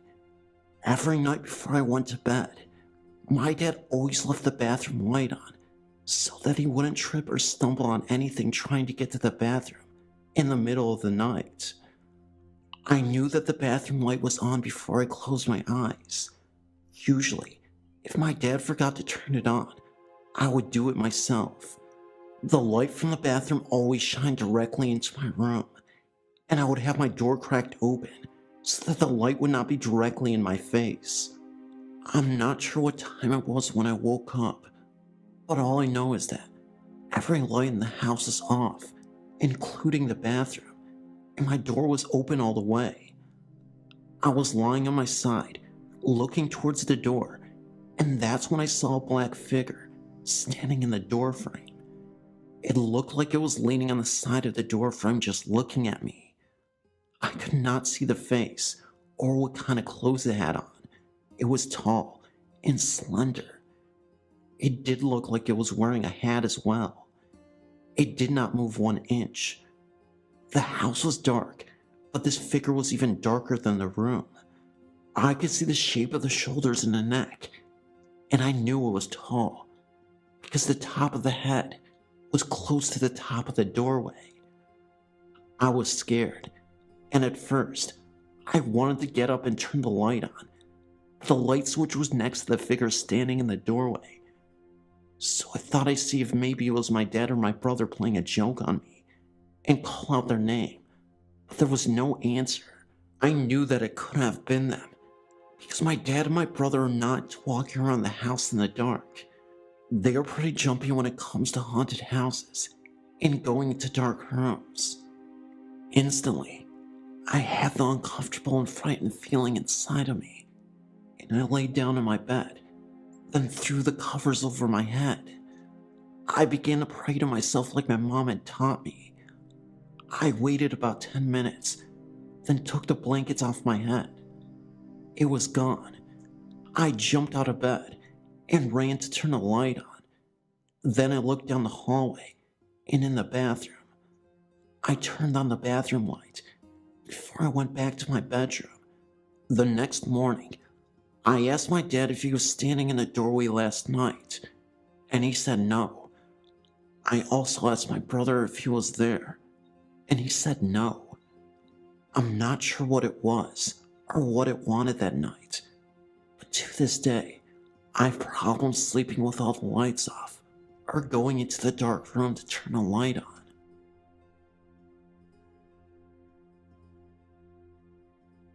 I have many stories from my childhood encounters with the supernatural, which I might share at a later date, but for now, I would like to tell you of my current home and the spirit which resides in it. The home used to belong to an older couple, who, as I've been told by neighbors, were pretty much forgotten about by their own grown-up children. They had both passed away of old age, and of course, the home and almost all of their belongings went up for sale. My husband purchased the home, and we moved in. Since the birth of our children, now 6 and 4, the kids and I have come to find out there is another person living in the home as well. It started when I was pregnant with my son. I would awake at night to find my daughter sitting up in bed, playing with a toy that I knew she didn't have in her crib when I laid her down for the night. I assumed my husband was giving her these toys off the floor when he would get home from working second shift. I asked him about it, and he assured me he was not even walking into her room, let alone having her toys in the middle of the night. I started to watch her during her naps, just to see if she had found a way to climb out of her crib and back in again. I never once saw her climb out, or into it, for that matter. When my son was born, we moved him into the room with our daughter. It's only a 2-bedroom home. As my son grew older, we heard very little from our resident ghost. One night, I'd just gone to bed and was just about to drift off when I saw someone dart down the hall to my children's room. I got up and peeked in, but there was no one there and all was quiet, so I went back to bed. I laid back down under the covers and closed my eyes, and right next to my ear, I hear an older woman's voice rather loudly say, "I can't breathe." For some reason, I thought of my son in that moment. Well, I jumped to my feet and ran to the kids' room. My son was breathing, but it was very struggled. I called my neighbor to come sit with my daughter and called my husband at work while en route to the emergency room. It turns out that my son had allergies to eggs, which I had never realized, and I had made omelets that evening for dinner. Since then, the visits to my kids are almost nightly. They love to hear me tell stories about the ghost we have come to call Granny Ghost. When they go to bed at night, they say their prayers. In thought prayers, they ask for Granny Ghost to watch over them and keep them safe always. I must admit, I hope she stays around too. My son may not be here today if it wasn't for her. She's welcome to stay with us as long as she likes. That is my story. Thank you for taking the time to read it. I would like to submit the following, based on personal experience, since we, or myself, have lived in these homes. Palmer, Massachusetts. This home was owned by my husband since its construction in 1927. Deceased family members often made their presence known by pushing us, whispering, talking out loud, and showing themselves in partial form. Bagpipe music was heard in the basement of the home. My husband's deceased grandfather. Tiny shadows dancing on a bedroom ceiling were witnessed. A dark shape flying through the basement on one occasion was seen by my husband. And in Oxford, Massachusetts, I owned this home with my late ex-husband. He loved the house so much that he swore he would never sell it during his lifetime. Soon after his death in 2001, his voice had been heard by a neighbor, calling out to her in a happy greeting. A fleeting glimpse of him had been seen through the kitchen and living room windows. The house was sold at an auction in 2002. No word on whether or not a spirit has been seen since. Dudley, Massachusetts. Built in 1839, this home has been the scene of many hauntings, witnessed by both the former owner of the home and myself, as I had rented the house in 1983 for 6 months. A baby who had died in an unused upstairs bedroom could often be heard crying. The baby would pull blankets off of a bed in another upstairs room. The creaking sounds of a rocking chair could be heard from the dead baby's bedroom. The images of 4 men could be seen in the basement. Voices were often heard from the basement. A white image was once seen, streaking from the kitchen into the bathroom wall, which was formerly a pantry. Many cold spots were felt even in the hottest summer months. Some people who entered the home usually felt a feeling of uneasiness, like they shouldn't be there. Footsteps were often heard, the sound of a dragging foot. I later learned this was the ghost of a former owner who had suffered a leg injury during the Civil War. The home was sold in the summer of 1983 to owners who claimed they've never experienced any hauntings, but the house mysteriously went up for sale months after they had purchased it. Springfield, Massachusetts. My husband lived in this opulent home as a child in the 1960s. The entire family witnessed spirits of a soldier who had lived in the home before dying during the war. Fatal wounds could be seen on his body when he thought nobody was looking at him, but if someone caught sight of him and gave him their attention, the bloody wounds would disappear. Other sightings included a former groundskeeper, a small bright dancing light that may have been the spirit of a dead infant, and the ominous form of an elderly woman who would glare at living family members. A room on the unused 3rd floor of the home that held the remains of a wooden bed, and iron rings into the post of the bed, possibly keeping a hidden family member who had been insane or mentally disturbed. My husband's family members described disturbing feelings if they entered this room, as if a satanic spirit dwelled there. After my husband's family moved from the home burned to the ground. A chain-link fence was constructed around the vacant house lot, and nothing was rebuilt in its place as of 2002.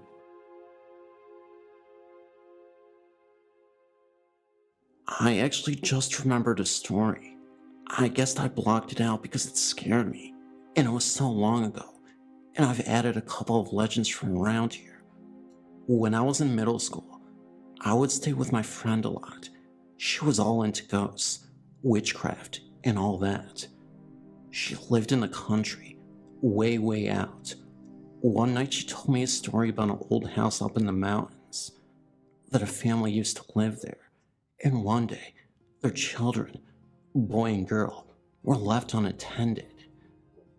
The girl had an apple and a sharp knife, so she could cut it. They began running around, and the little girl flipped over the couch, and well, you can come to the conclusion it wasn't good. She fell on a knife and bled to death on the couch. My friend told me the couch was up there still, and what she had experienced on trips up there. Well, being that it was so late there was no way I was walking up a dirt road on a mountain up to a haunted house. So the next day we started walking up there. We passed an old barn that was just spooky. You know how you can just look at a house or structure and get a bad feeling from it? So we continued up to the house, but we never made it in. As soon as the house came into view, I saw something in the upstairs window.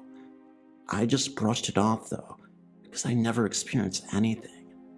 We got up to the porch and could hear children laughing, and as soon as you got to the door, the laughter stopped, and a little girl's voice said, "Mommy."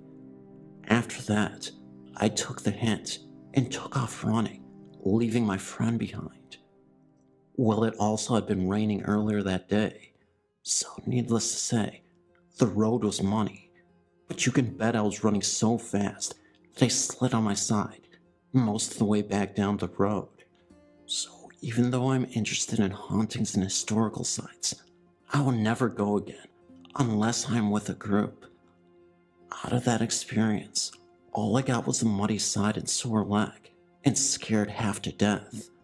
I guess the little girl was wondering if it was her mother returning home, since she never saw her mother again after the accident.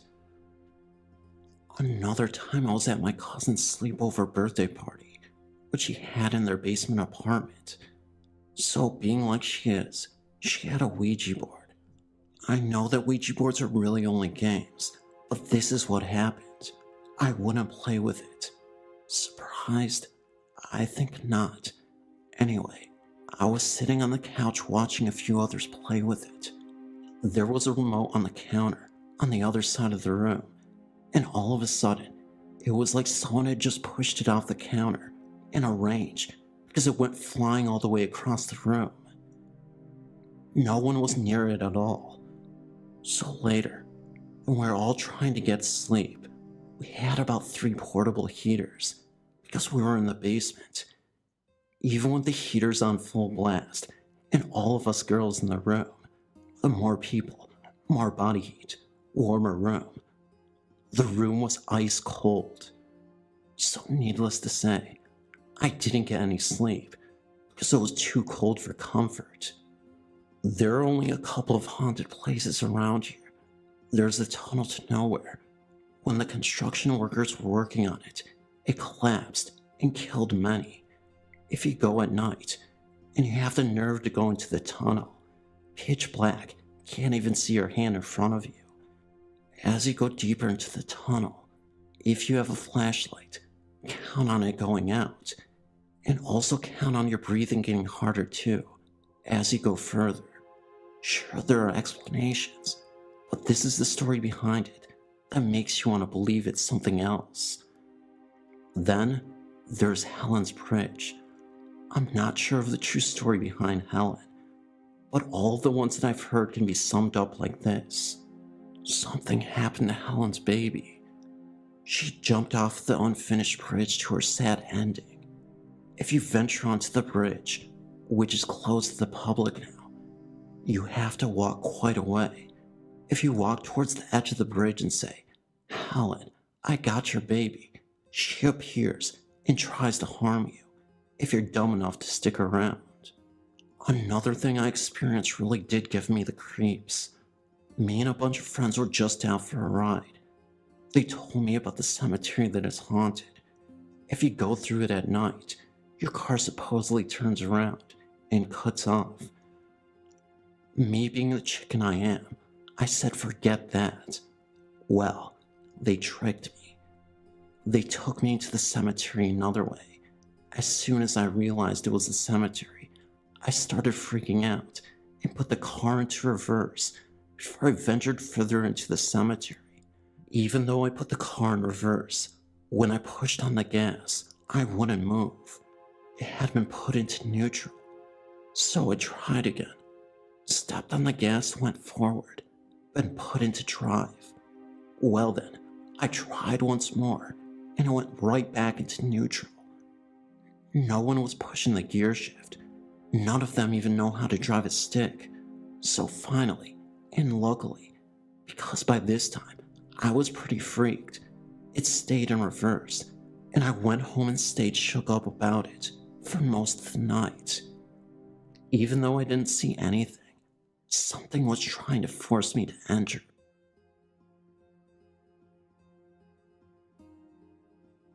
My name is Joe, and this is my most recent encounter. At least I feel it is an encounter. I'm 33, have a very open mind to these such things, and do try to look at both sides of the story before I go telling my family. I also consider myself to be on the sensitive side of those feelings, as in being watched, hairs standing up, those types of feelings. It was about 2 years ago. My ex-girlfriend and I just rented a new place in Malden, Massachusetts. It was very nice, and not too old looking. 2 floors, and a done-over attic, with 2 bedrooms up there. There was a very nicely done master bedroom directly under one of the rooms. That room had a storage space not finished. The creepy event started on the night that our new furniture was delivered. I was meeting the delivery guys. I received the new goods and proceeded to start putting together the dining room table, and was alone that night.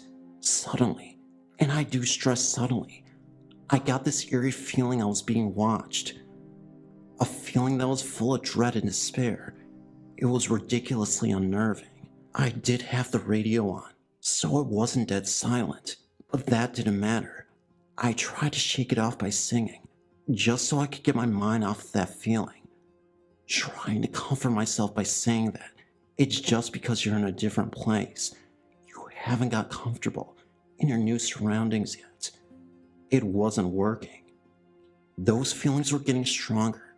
Now mind you, I'm putting this table together in the living room, and that feeling was coming from behind me, from on the stairs. It's as if someone sits on the stairs and pokes their head through the dowels, sort of like they're in jail.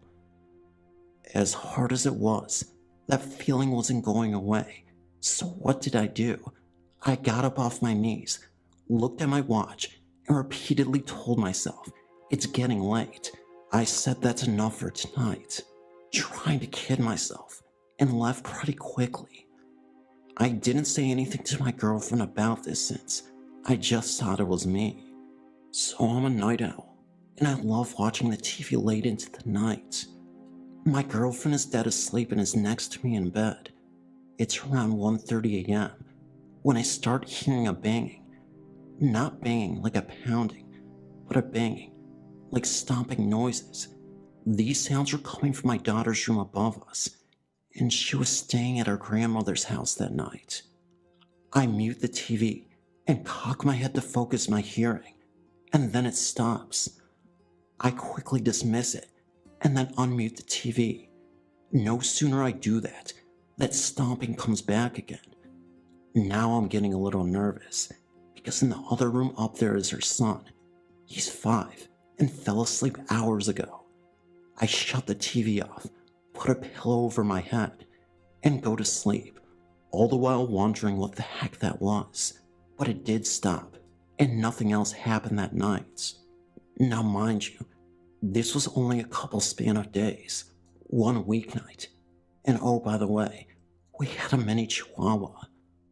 I was going in the basement to do laundry and the basement wasn't finished, but it was still nice and had small box windows at about the outside grass level, and the dog was following me. At about the time I got to the 3rd step down, I noticed he was still at the threshold of the entranceway refusing to come down. I called, and I said, come on. He whined and fled back upstairs. I started to do the laundry, and it starts again. Hairs on my neck stand straight up. Goosebumps start appearing on my arms, and the feeling of not being alone floods my body. My fight or flight alarms are going off, and my nerves are starting to get shaky at best. It's not like it felt like a presence was right behind me. It was more towards the other side of the room, as if something was just hanging around. Being curious, I finished putting the laundry in the washing machine and started to go upstairs. I then started getting a sense of relief. Now this could be my own mind playing tricks on me. But as I got to the top step, I felt it again, but this time, it was like it was watching me from the bottom step, just looking up at me as I left. When I got through the door, I felt fine, and nothing really else happened the rest of the night. Up until now, this whole experience was a little unsettling, but nothing major. One night, however, at about 2 or so in the morning, I was playing a computer game. My ex was asleep once again. The computer room was small, about 6 by 6 feet, and it had a doorway, but no door. The computer faces the back wall, so when you sit by the computer, your back is to the very short hallway and stairs. So if you turn around, you can see both very easily. Anyway, I'm playing and feeling comfortable when all of a sudden, the stairs creak. I thought it was just the stairs being stairs, making settling noises and the like, and then again I hear one more creak. Now, the daughter, and she was home this time, was known for trying to sneak down the stairs at night and watch TV. This second time I thought it was her and I turned around, but no one was there. You hear one creak, you can easily dismiss it, but two? That's when the nervous thoughts start to creep in. Suddenly, they stop. No more creaks as I started to relax and continue to play. All of a sudden the room, even though small, had an open air about it. So if you sit at the computer, you could just feel that there was no door and hence open. I felt as if there was someone standing in the doorway and making me feel closed in, casually standing there and watching me. I could feel eyes upon me. I didn't dare myself to turn around, so I look in the moment. Nothing. The thing was, it must have gotten closer, because very quickly, the hair stood up again. I started getting chills, and I felt a cold and tingling sensation. I then felt as if there was slight pressure on my right shoulder, as if a hand was being placed on it. Very subtle and slight coldness. It felt very much like someone was behind me and looking over my shoulder. This freaked me out so much that I shut the game down very quickly and went to bed, like a 5-year-old who's afraid of thunderstorms. The next day, I decided it was time to say something to my girlfriend. I told her what happened, and she looked at me like I had 10 heads, but still had the look of belief and disbelief. I asked her if she's ever felt any of these feelings that I've had, and her response was no. We went outside to have a cigarette, and the landlord, Dave, pulls into the driveway. We give him a cheery hi and she blurts it out. Joe thinks we have ghosts. I gave her a look of disgust and he starts in, laughs a little, jokes with me, and says, "So we do, huh?" I tell him about what's been happening to me, and I asked if he's ever felt anything. His response is no. This house is Dave's first rental property, and only the second to live in here, as opposed to the original owners. I asked him if he knows anything that has happened in this home, even the age of it, and he said I don't know. He did say it was kinda dated, but he never specified the exact age of this place. Well, to say the least, I never got to find out any more about what it was, because we broke up, and to this day, I'm still convinced that something is in here. This is a shorter story, but one that will always stick with me. When I was a little girl, I would often have nightmares, and afterwards would run across the hallway to my parents' room to sleep with them. One night, after a terrible dream, I went to the room only to find the door locked. I banged on the door crying that I was scared. My dad then said, "Come on in, the door is unlocked." I tried and I tried, but the doorknob wouldn't turn. While waiting for my dad to unlock the door, I glanced down the hallway into the living room. I saw the figure of a man getting up out of the rocking chair and coming towards me. Just as I screamed, my dad opened the door. I ran and jumped into the bed, telling my parents what happened.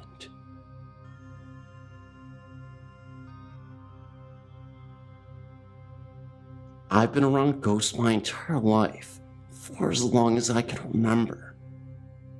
My house has had several unexplainable things happen. Doors open and close on their own when no windows are open. Lights will flicker and blow out only in certain parts of the home.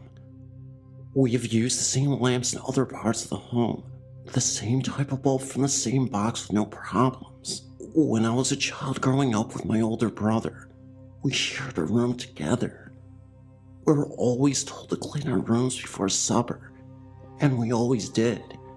Every night when we went to bed, our rooms were nearly spotless, but every morning, when we woke up, our rooms would be a mess. When my parents asked me about it, I told them I was a ninja, big Ninja Turtles fan, and they asked what I was talking about. I told them it was a man dressed in black, and he was messing everything up. After my older brother moved out, we switched rooms since ours was bigger. In the room I have now, arguing can be heard from the restroom, which was never repaired when we bought the home. The arguing goes on for about 3 or 4 minutes, getting louder and softer at times, which always ends with a muffled shout and scream. After about 15 minutes afterwards, you can hear sobbing.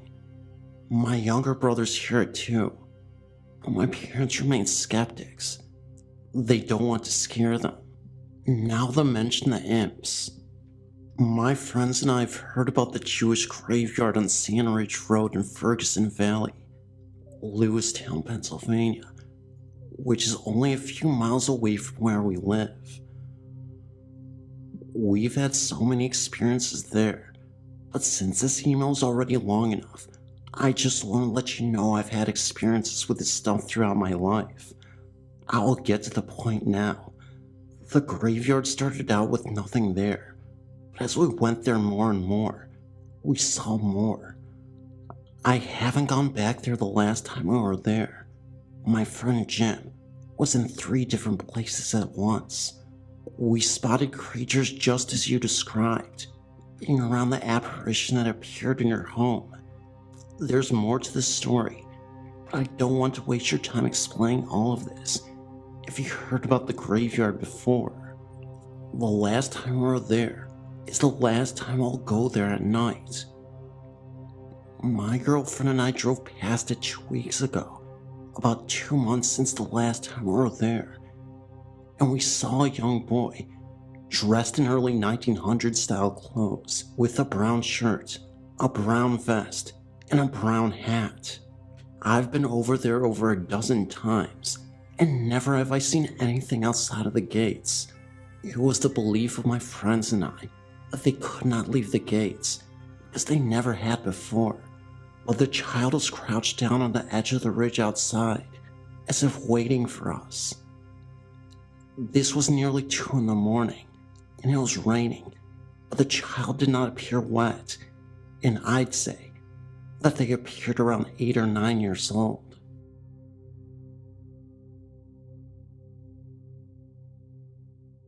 My husband and I lived at the house for 1 year and had several experiences. Our apartment covered 2 floors, the 3rd and the 4th. The living area, kitchen, etc. was on the 3rd floor, bathroom and 2nd bedrooms on the 4th floor. It started slowly, like after I had gone to bed. My husband would think that I was awake because he had heard someone walking out of the bedroom. The TV and clock radio would turn on and off by itself, sometimes change stations. The bathroom door would sometimes open by itself. One time, after getting out of the shower, there was a three-dimensional image in the mirror of a man in a sports coat. You can't see a face, but you can make out the shoulders, the lapel, and even that one button is buttoned. We happened to take a picture of it actually. It's hard to make out because it's a mirror, but you can see that it isn't something we can draw in the mirror ourselves. One time I felt what I thought was my husband sneaking into bed, as to not disturb me. I felt the weight of his body behind me, and then the weight of his arm over my waist, just holding me. My heart was racing like I'd never felt before. I reached my leg back to touch him, and everything vanished instantly. Another time, my husband was getting ready to come upstairs to bed, and thought that I was trying to scare him by the stairs, so he slowly crept up the stairs. When he got to the top, he saw a large black shadow hovering at the top of the stairs. Then it vanished in front of him. He saw that shadow again at the foot of our bed. When I told my daughter, who was out of state at college, she said we all knew something was there. It's about time that we saw it. The next time that she came home, she saw it out of the corner of her eye. When we moved out of the apartment, we had 2 last trips to the truck, and we went to get the last box. The door was locked. We didn't lock it.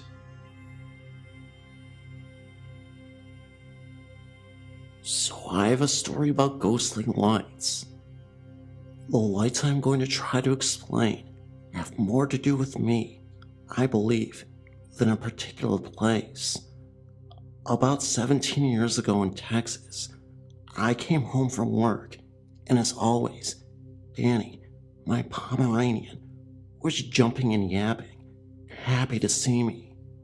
He followed me into my bedroom where I sat on the edge of the bed, removing my shoes. On the floor appeared 3 tiny white lights in the form of a triangle, moving slowly in front of me. Danny saw them and sniffed them, his ears packed, and he ran out of my room. I watched these lights move for about 20 seconds, and then they were gone. I ruled out every possible source I can think of. The blinds were always kept closed in my room. It spooks me still. There was an instance where my daughters and I watched the lights move in the corner ceiling of the living room. I ran to get the camera, but the pictures came back. Nothing appeared on the numerous prints. We all saw the lights, and about 4 weeks ago, it happened again, only this time, I'm in Minnesota. I was sitting in my room on the bed, watching TV, when I had this urge to open my door, like I felt something was on the other side. I opened the door. My eyes focused on the floor because I expected one of the cats to be there. A light on the floor, about the size of a teacup, moved slowly into the room. Again, the blinds are always closed in my room. A few days later, my 13-year-old fell asleep in a recliner and woke to hear voices whispering incoherently behind the chair.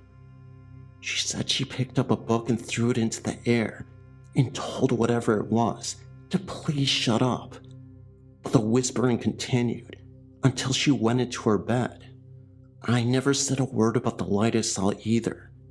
It all disturbed me so much. I had to find a medicine man and ask him to please advise. Often, I can smell freshly brewed coffee or something delicious cooking, but visual occurrences are extremely rare for me. I do believe in ghosts.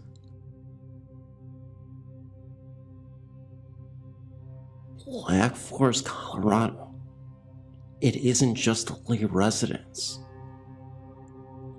I just wanted to say that I'm enjoying your website.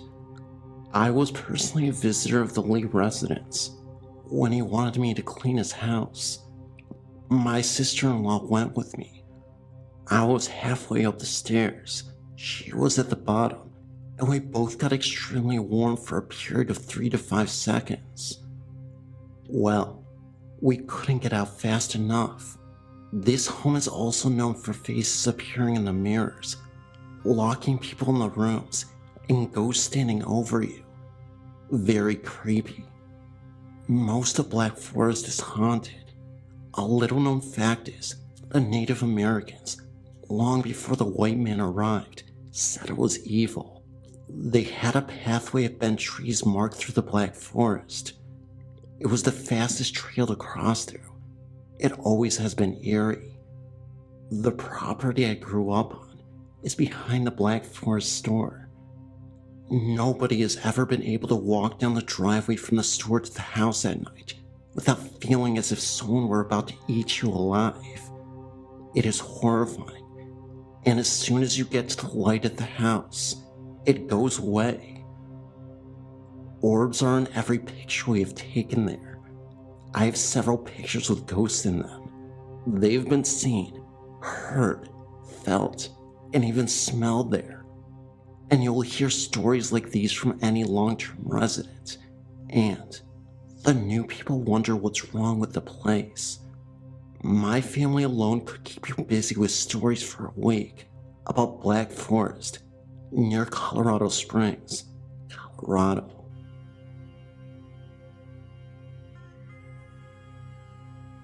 I grew up in suburban Illinois and have had a great many experiences throughout my life. Currently 24. As a child, 5 through 10, I've had many experiences seeing floating faces and heads in my parents' home. One night, I woke up around 1 a.m. Whenever I wake up in the middle of the night, I would walk over to my parents' bedroom to get back to sleep. I felt safer there. Our bedrooms were all on the second floor.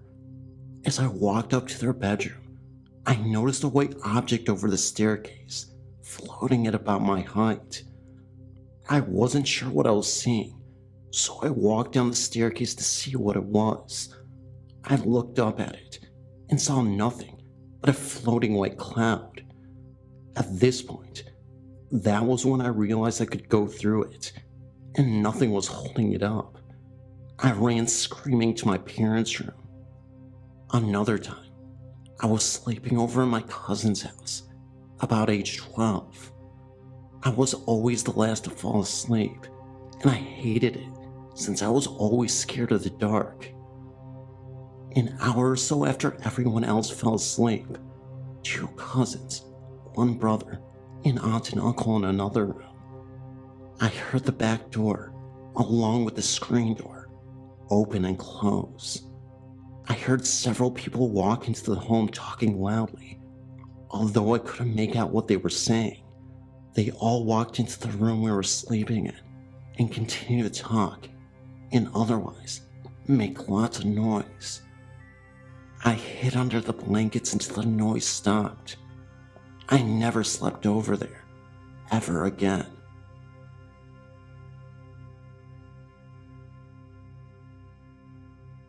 My name is Karen, and I live in a small town on the coast in North Carolina. I've always been sensitive to paranormal occurrences. It began when I was small, and my imaginary friend was actually my mother's cousin, who had died nearly 12 or more years earlier. I told her his name, what he looked like, how he died, everything. That was just the beginning. Then, when I was about 13, we moved into the home my grandfather grew up in. My house is between 80 and 90 years old. My grandfather and his 13 brothers and sisters grew up there. My great-grandfather actually died in what is now our living room. My sisters and I have experienced many creepy things. Take me. I've actually seen my great-grandfather standing over me.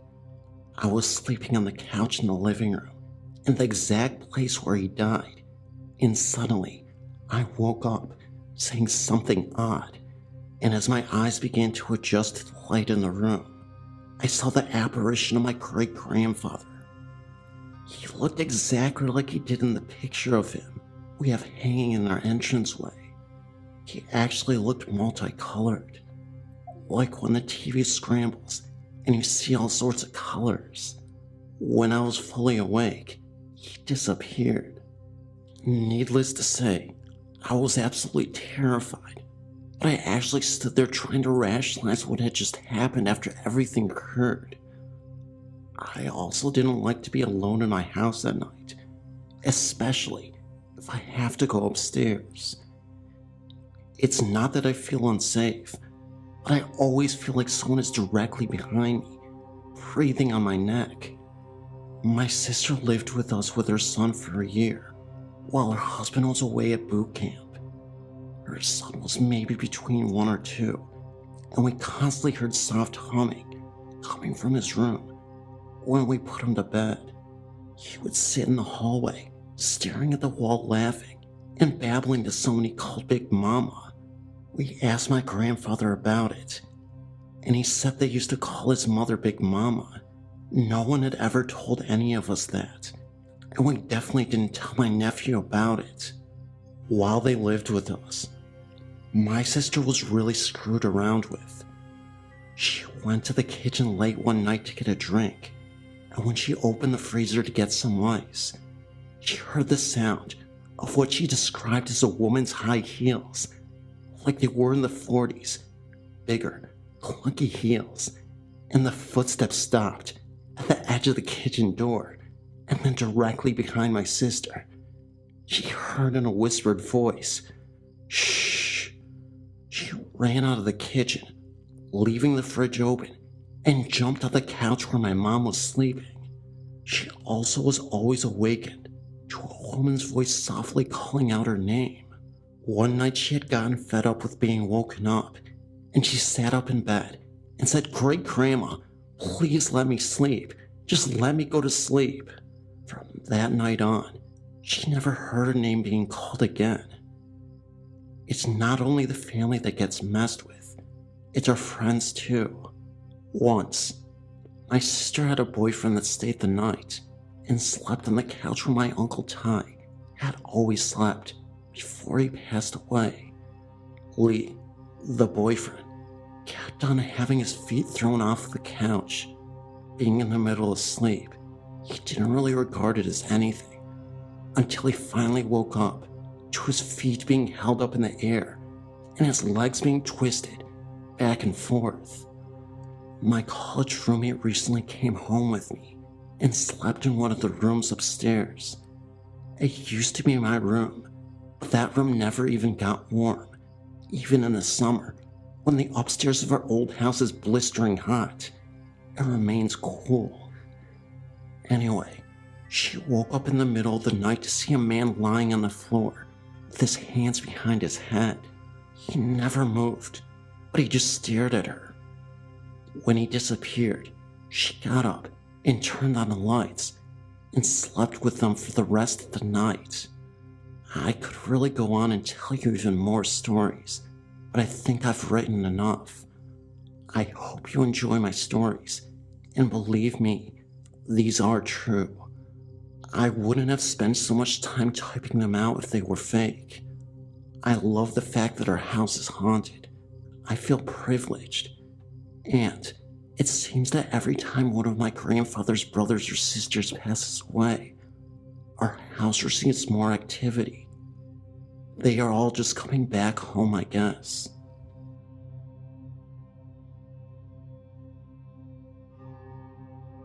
Pretty short story, but I think it's worth mentioning.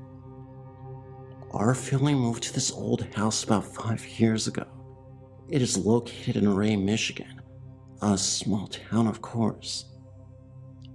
The house itself had some very scary and bizarre occurrences.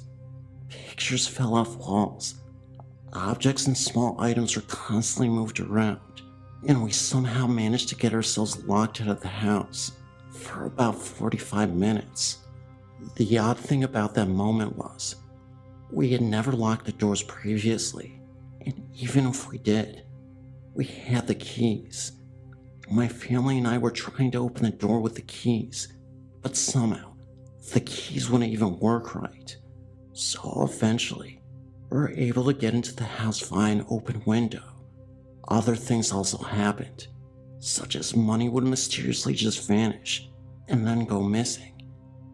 It would then appear in another place shortly afterwards. Pretty bizarre. Of course, all these instances forced us to have a priest come bless the home. We also came out to find out some disturbing details about ghosts who live here. One of them is a woman who seems to be living in a crawl space under the mudroom, as well as the rest of the basement. The mudroom and basement are combined. What was intriguing was the door. The door of the crawl space kept falling off, but after the priest blessed it, the door stayed on. I can't really put my finger on it. We have also seen another figure in the home. Have seen her face actually. She's a young girl, dressed from the 1950s, hair like the 50s. This house was built in 1928, but I'm not too sure about what was here before, or who did even live here in the past. I know that this house used to be a part of a farm. Don't know any of the history around here either. I know this sounds crazy, and at first, I was a little nervous about all the creepy things going on in here. But this young girl doesn't seem to be doing anything real harmful. She's more prone to being a prankster and playing tricks. The other woman in the mudroom, I can't say for sure. I try to stay as far away as I can. That's the story. Here's a nightmare I had one night.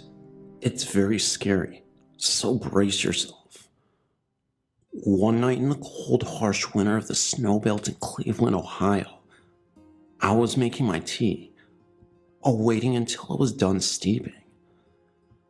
As I finished watching my nightly program, I slowly limped to my cold, damp room.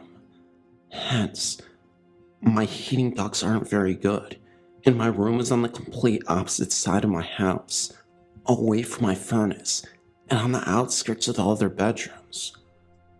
As I arrived in my room, I turned on a portable heater, let my Harrier dog in, and limped over to my bed and crawled under the blankets and flannel sheets. It was a freezing night, and my bed was freezing.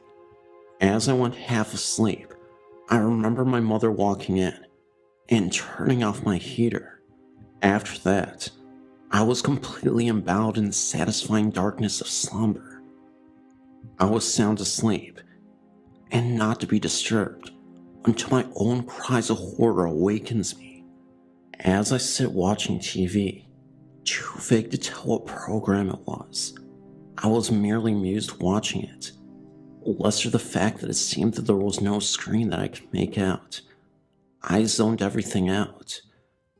As my mother walks into the kitchen from my long outstretched foyer, the foyer seemed like it was 50 feet long, a great chandelier hanging from the sky, expensive wall murals, and a marble floor, which was mixed in with red. She greets me with a mere kiss on the cheek and a brief conversation. She persuaded me into my dining room, which was empty with beige carpeting, white walls, and a chandelier on the ceiling. She leads me to a window where we look out into the unknown. As we stare into the forest, we notice nightfall is soon to come, and it is just past dusk. The clouds look like they are about to have a long blizzard. As we scan down the sky, I notice that there's already an inch of snow on the ground. The trees were all leafless, and they looked dead because it was that time of the season. As we just stare into the edge of our land and into the rest of the deep weald, we notice how gothically beautiful it looks. Just then, we notice a slight change in the landscape. We see deer scattering about, especially away from a certain side of the timberland. Just then, we hear a blood-curdling scream. The scream you hear when somebody is in excruciating pain and agony. It lasts for about 5 seconds and dies out. I tremble in my dream, even though it does not seem like it. I look at my mother, and she does not make a sound. We stare into the unknown. We look into the woodlot and hear the cry for help again, and it ceases after 5 seconds, then recites. Finally, she grabs my arms and takes me to my room. We sit in there and keep getting these haunting phone calls of a man screeching, screaming, "You're next. You're next." She solemnly hangs up and has a trace of fear across her face. Suddenly, the scream is much closer to my bedroom window.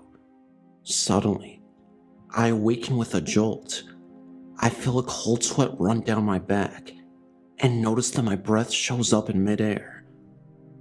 My furry little friend is in a little ball next to me, which means it was too cold for him too. I'm too afraid to fall back into sedation, so I stay awake and stay alert to any little noise in the home. As the clock turns 6 a.m., I wake up and wander into life before dawn. Everything is dark and I can't see, so I turn on the television. I make a cup of morning tea and tremble as I drink it. As I walked out to the bus, I couldn't help hearing the screams in my head and being terrified walking down a 50-foot driveway surrounded by timber.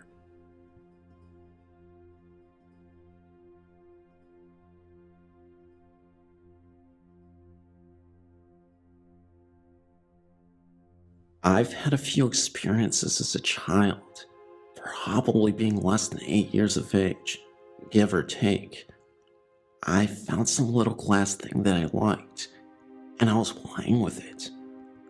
I don't know what I was fascinated about it with, but I was a child. I lost it, and I woke up that night to go to the bathroom, and there it was on the bathroom counter. I didn't know how it had gotten there. I walk out in the hallway to go back to bed, and I see a figure run into my room. I run into my room, looking under my closet, under my bed, and all over. I find nothing. I go into my brother's room, he's still asleep, and see nothing else. I suppose the figure was returning the object to me. Who knows? Another time, I guess I woke up my mother to get me something to drink.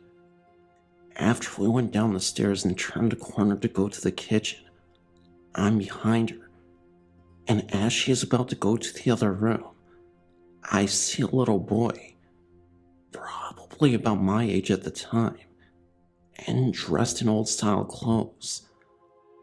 I don't know, maybe 17th or 18th century clothes, just old. I asked my mother if she just saw that, and she said, "No, Bradley. What did you see?" I told her what I had just seen, and she didn't tell me it was my imagination or anything. She believed me. She says that many people in the family have seen things from time to time like that. I've seen other things in those days. My memory is a little shady about them, but those are my two best remembered. For some reason, I was somewhat scared of what I saw. I don't know why. Maybe because they were so sudden and gone so quickly. I would only see them for about 2 or 3 seconds, and they would just disappear as quickly as they appeared. I did live across the street from a cemetery, and someone we sold something to at a garage sale said the plot of land we lived on used to be a cemetery. An old one, judging by the clothes the boy was wearing. An old girlfriend sent me a link to this site, and I thought I would check it out. I came across the link, Children and Ghosts, and I thought I would give you my thoughts after reading it. I stopped seeing these things when I guess I just got a little scared, and just said to myself, I don't want to see these things anymore. After that, I hadn't seen a thing. I don't know if that's a good thing or not. I'm not sure if I wouldn't mind seeing anything these days. I worked at a funeral home for 6 months and saw a lot of sadness and some gruesome things as well. People seem to be most upset when someone takes their own life, more so than a murder even. I got out of that because there is no money in it. It is because of those experiences that I do believe in life after death. Well, I hope I didn't make this message too long. I hope what I told you was helpful to you in some way.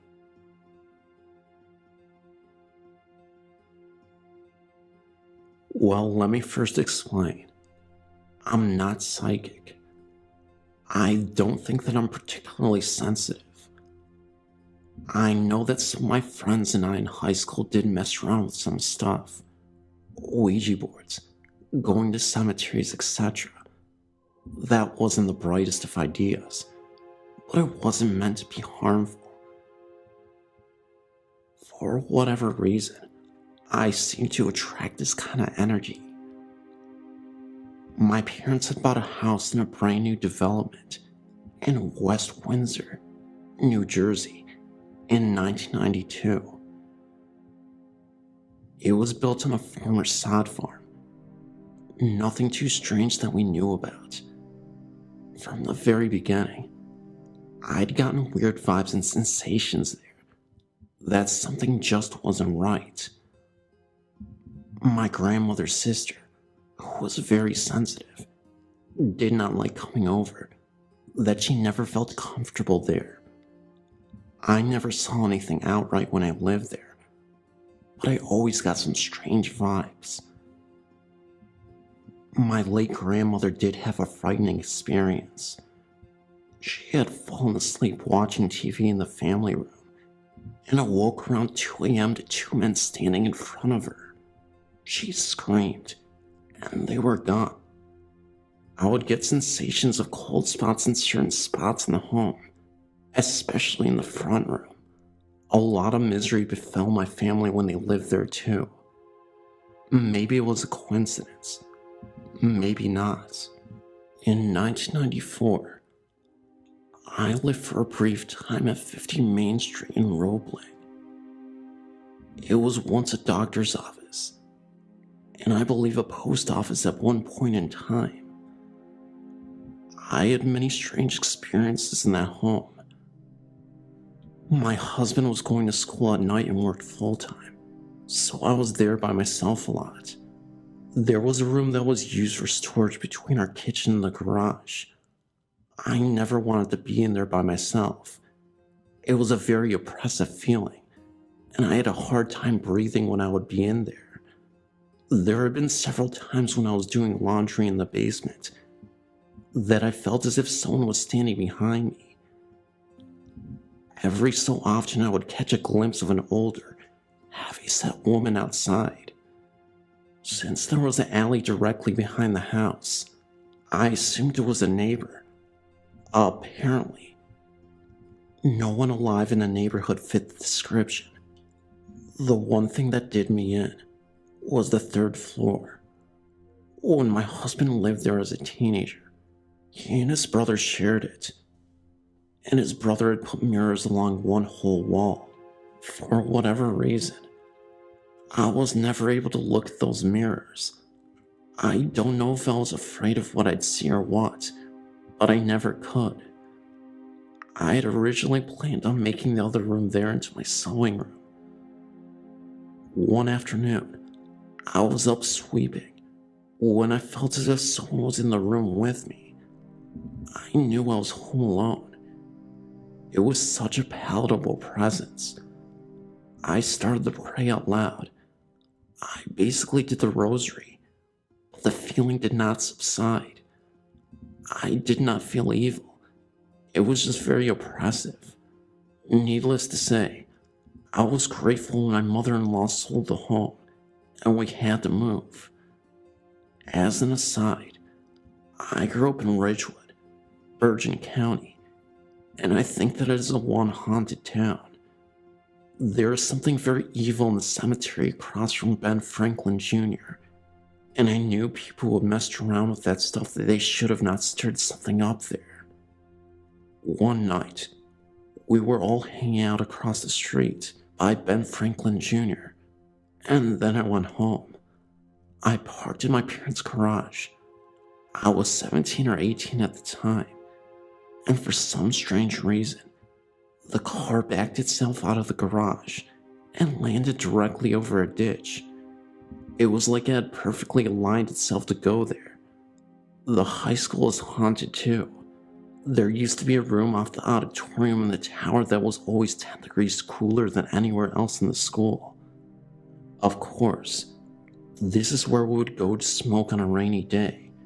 There would just be a strange feeling in there. I don't know of any stories behind the building.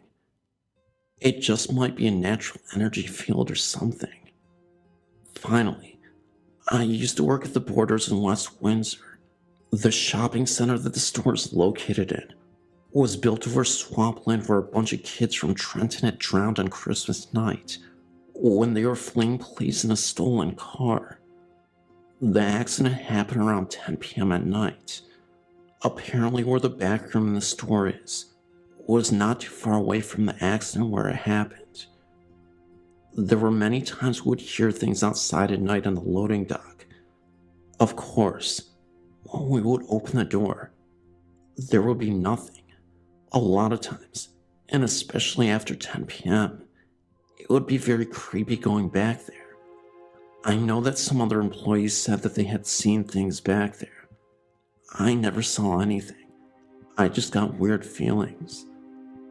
I've never really shared any of these stories with anyone before, but I feel like you guys won't do anything to exploit them or make fun of me.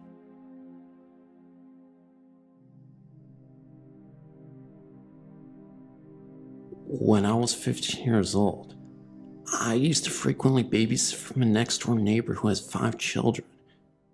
It was a Friday night at about 10 p.m. I just put the children to sleep in their bedrooms upstairs. I stayed up for a while watching a few late-night shows. At about midnight, I found myself restless and decided to wash the dishes from that evening's dinner. About 10 minutes into washing, I heard footsteps behind me. Without turning around, I said, "You're supposed to be sleeping." I received no response and turned slightly to my right, and out of the corner of my eye, I seen the outline of a little boy with dark hair, dressed in a t-shirt and shorts, and white tennis shoes. I turned back to the dishes and was about to repeat myself when the hair on the back of my neck started to go up and a shiver went down my back. I quickly realized that the little boy I had just seen was not one of the children. I turned completely about to find nobody there. I quickly walked through the kitchen to the living room and up the stairs, where I found all the children sleeping soundly in their beds. There is no way that any of the children could have ran back up the stairs and back into their beds within 5 seconds, and also without me hearing anything. My proof of what I had seen was real, is that all of the children were wearing pajamas, and not one of them had on shorts. Well, this didn't exactly happen to me, but it happened to my grandmother and her mother in the 40s in Brazil. My grandmother was young, and she had just bought her first house with my grandfather, and she had 2 little daughters. My aunts, obviously. My father wasn't even born yet. My grandmother isn't a person to lie, so this story is no bull. Well, it was around 1945, and my grandmother was preparing food in the kitchen for my aunts. My grandfather was at work, so she was alone with her two daughters. She heard footsteps coming down the living room and down the hall. She thought that was strange because my grandfather wouldn't come home. Only 5 hours later, she went to greet him, but instead was greeted by a terrible cold gust of wind. She shrugged it off and went on with her life. But until the next day, she was cooking for my two aunts. My oldest aunt was around 5, and the second was around 2. She heard the same footsteps, and she noticed that it was always at the end of her mother's room. My great-grandmother would sleep there sometimes. She grabbed her two daughters and waited outside for my grandfather to come. This would always happen at lunchtime, around 12 p.m. Well, my grandfather was always skeptical when it came to ghosts, so he comforted her and told her he was hearing things. She believed him and went on. The next day, my great-grandfather went to sleep there. She would sleep there to help out my grandmother with the girls, and the footsteps still came. But my grandmother felt safe because she was with her mother and two daughters, so she didn't mind it. At night, my great-grandmother was sleeping, and she felt the bed go down as if someone was sitting down on it. Then, she felt a hand caressing her face. She got the heck out of there and never returned to that house. They lived there for 2 years. Soon after my father was born, they moved. So that's my story. I do not believe she was lying because she isn't a person to lie about that. Thank you. Hey everybody, it's your new pal Fanty, or old pal if you've been here before. Remember to like the video because it is the end of the video and I will love you forever. I don't know why I'm stuttering, but Stutter Stanley is my nickname. Not really, I made that up and my name's not even Stanley, it's Phantom. Well, it's not really Phantom either, but not my legal name, just on YouTube. And if you want to know my real name, it's Poop.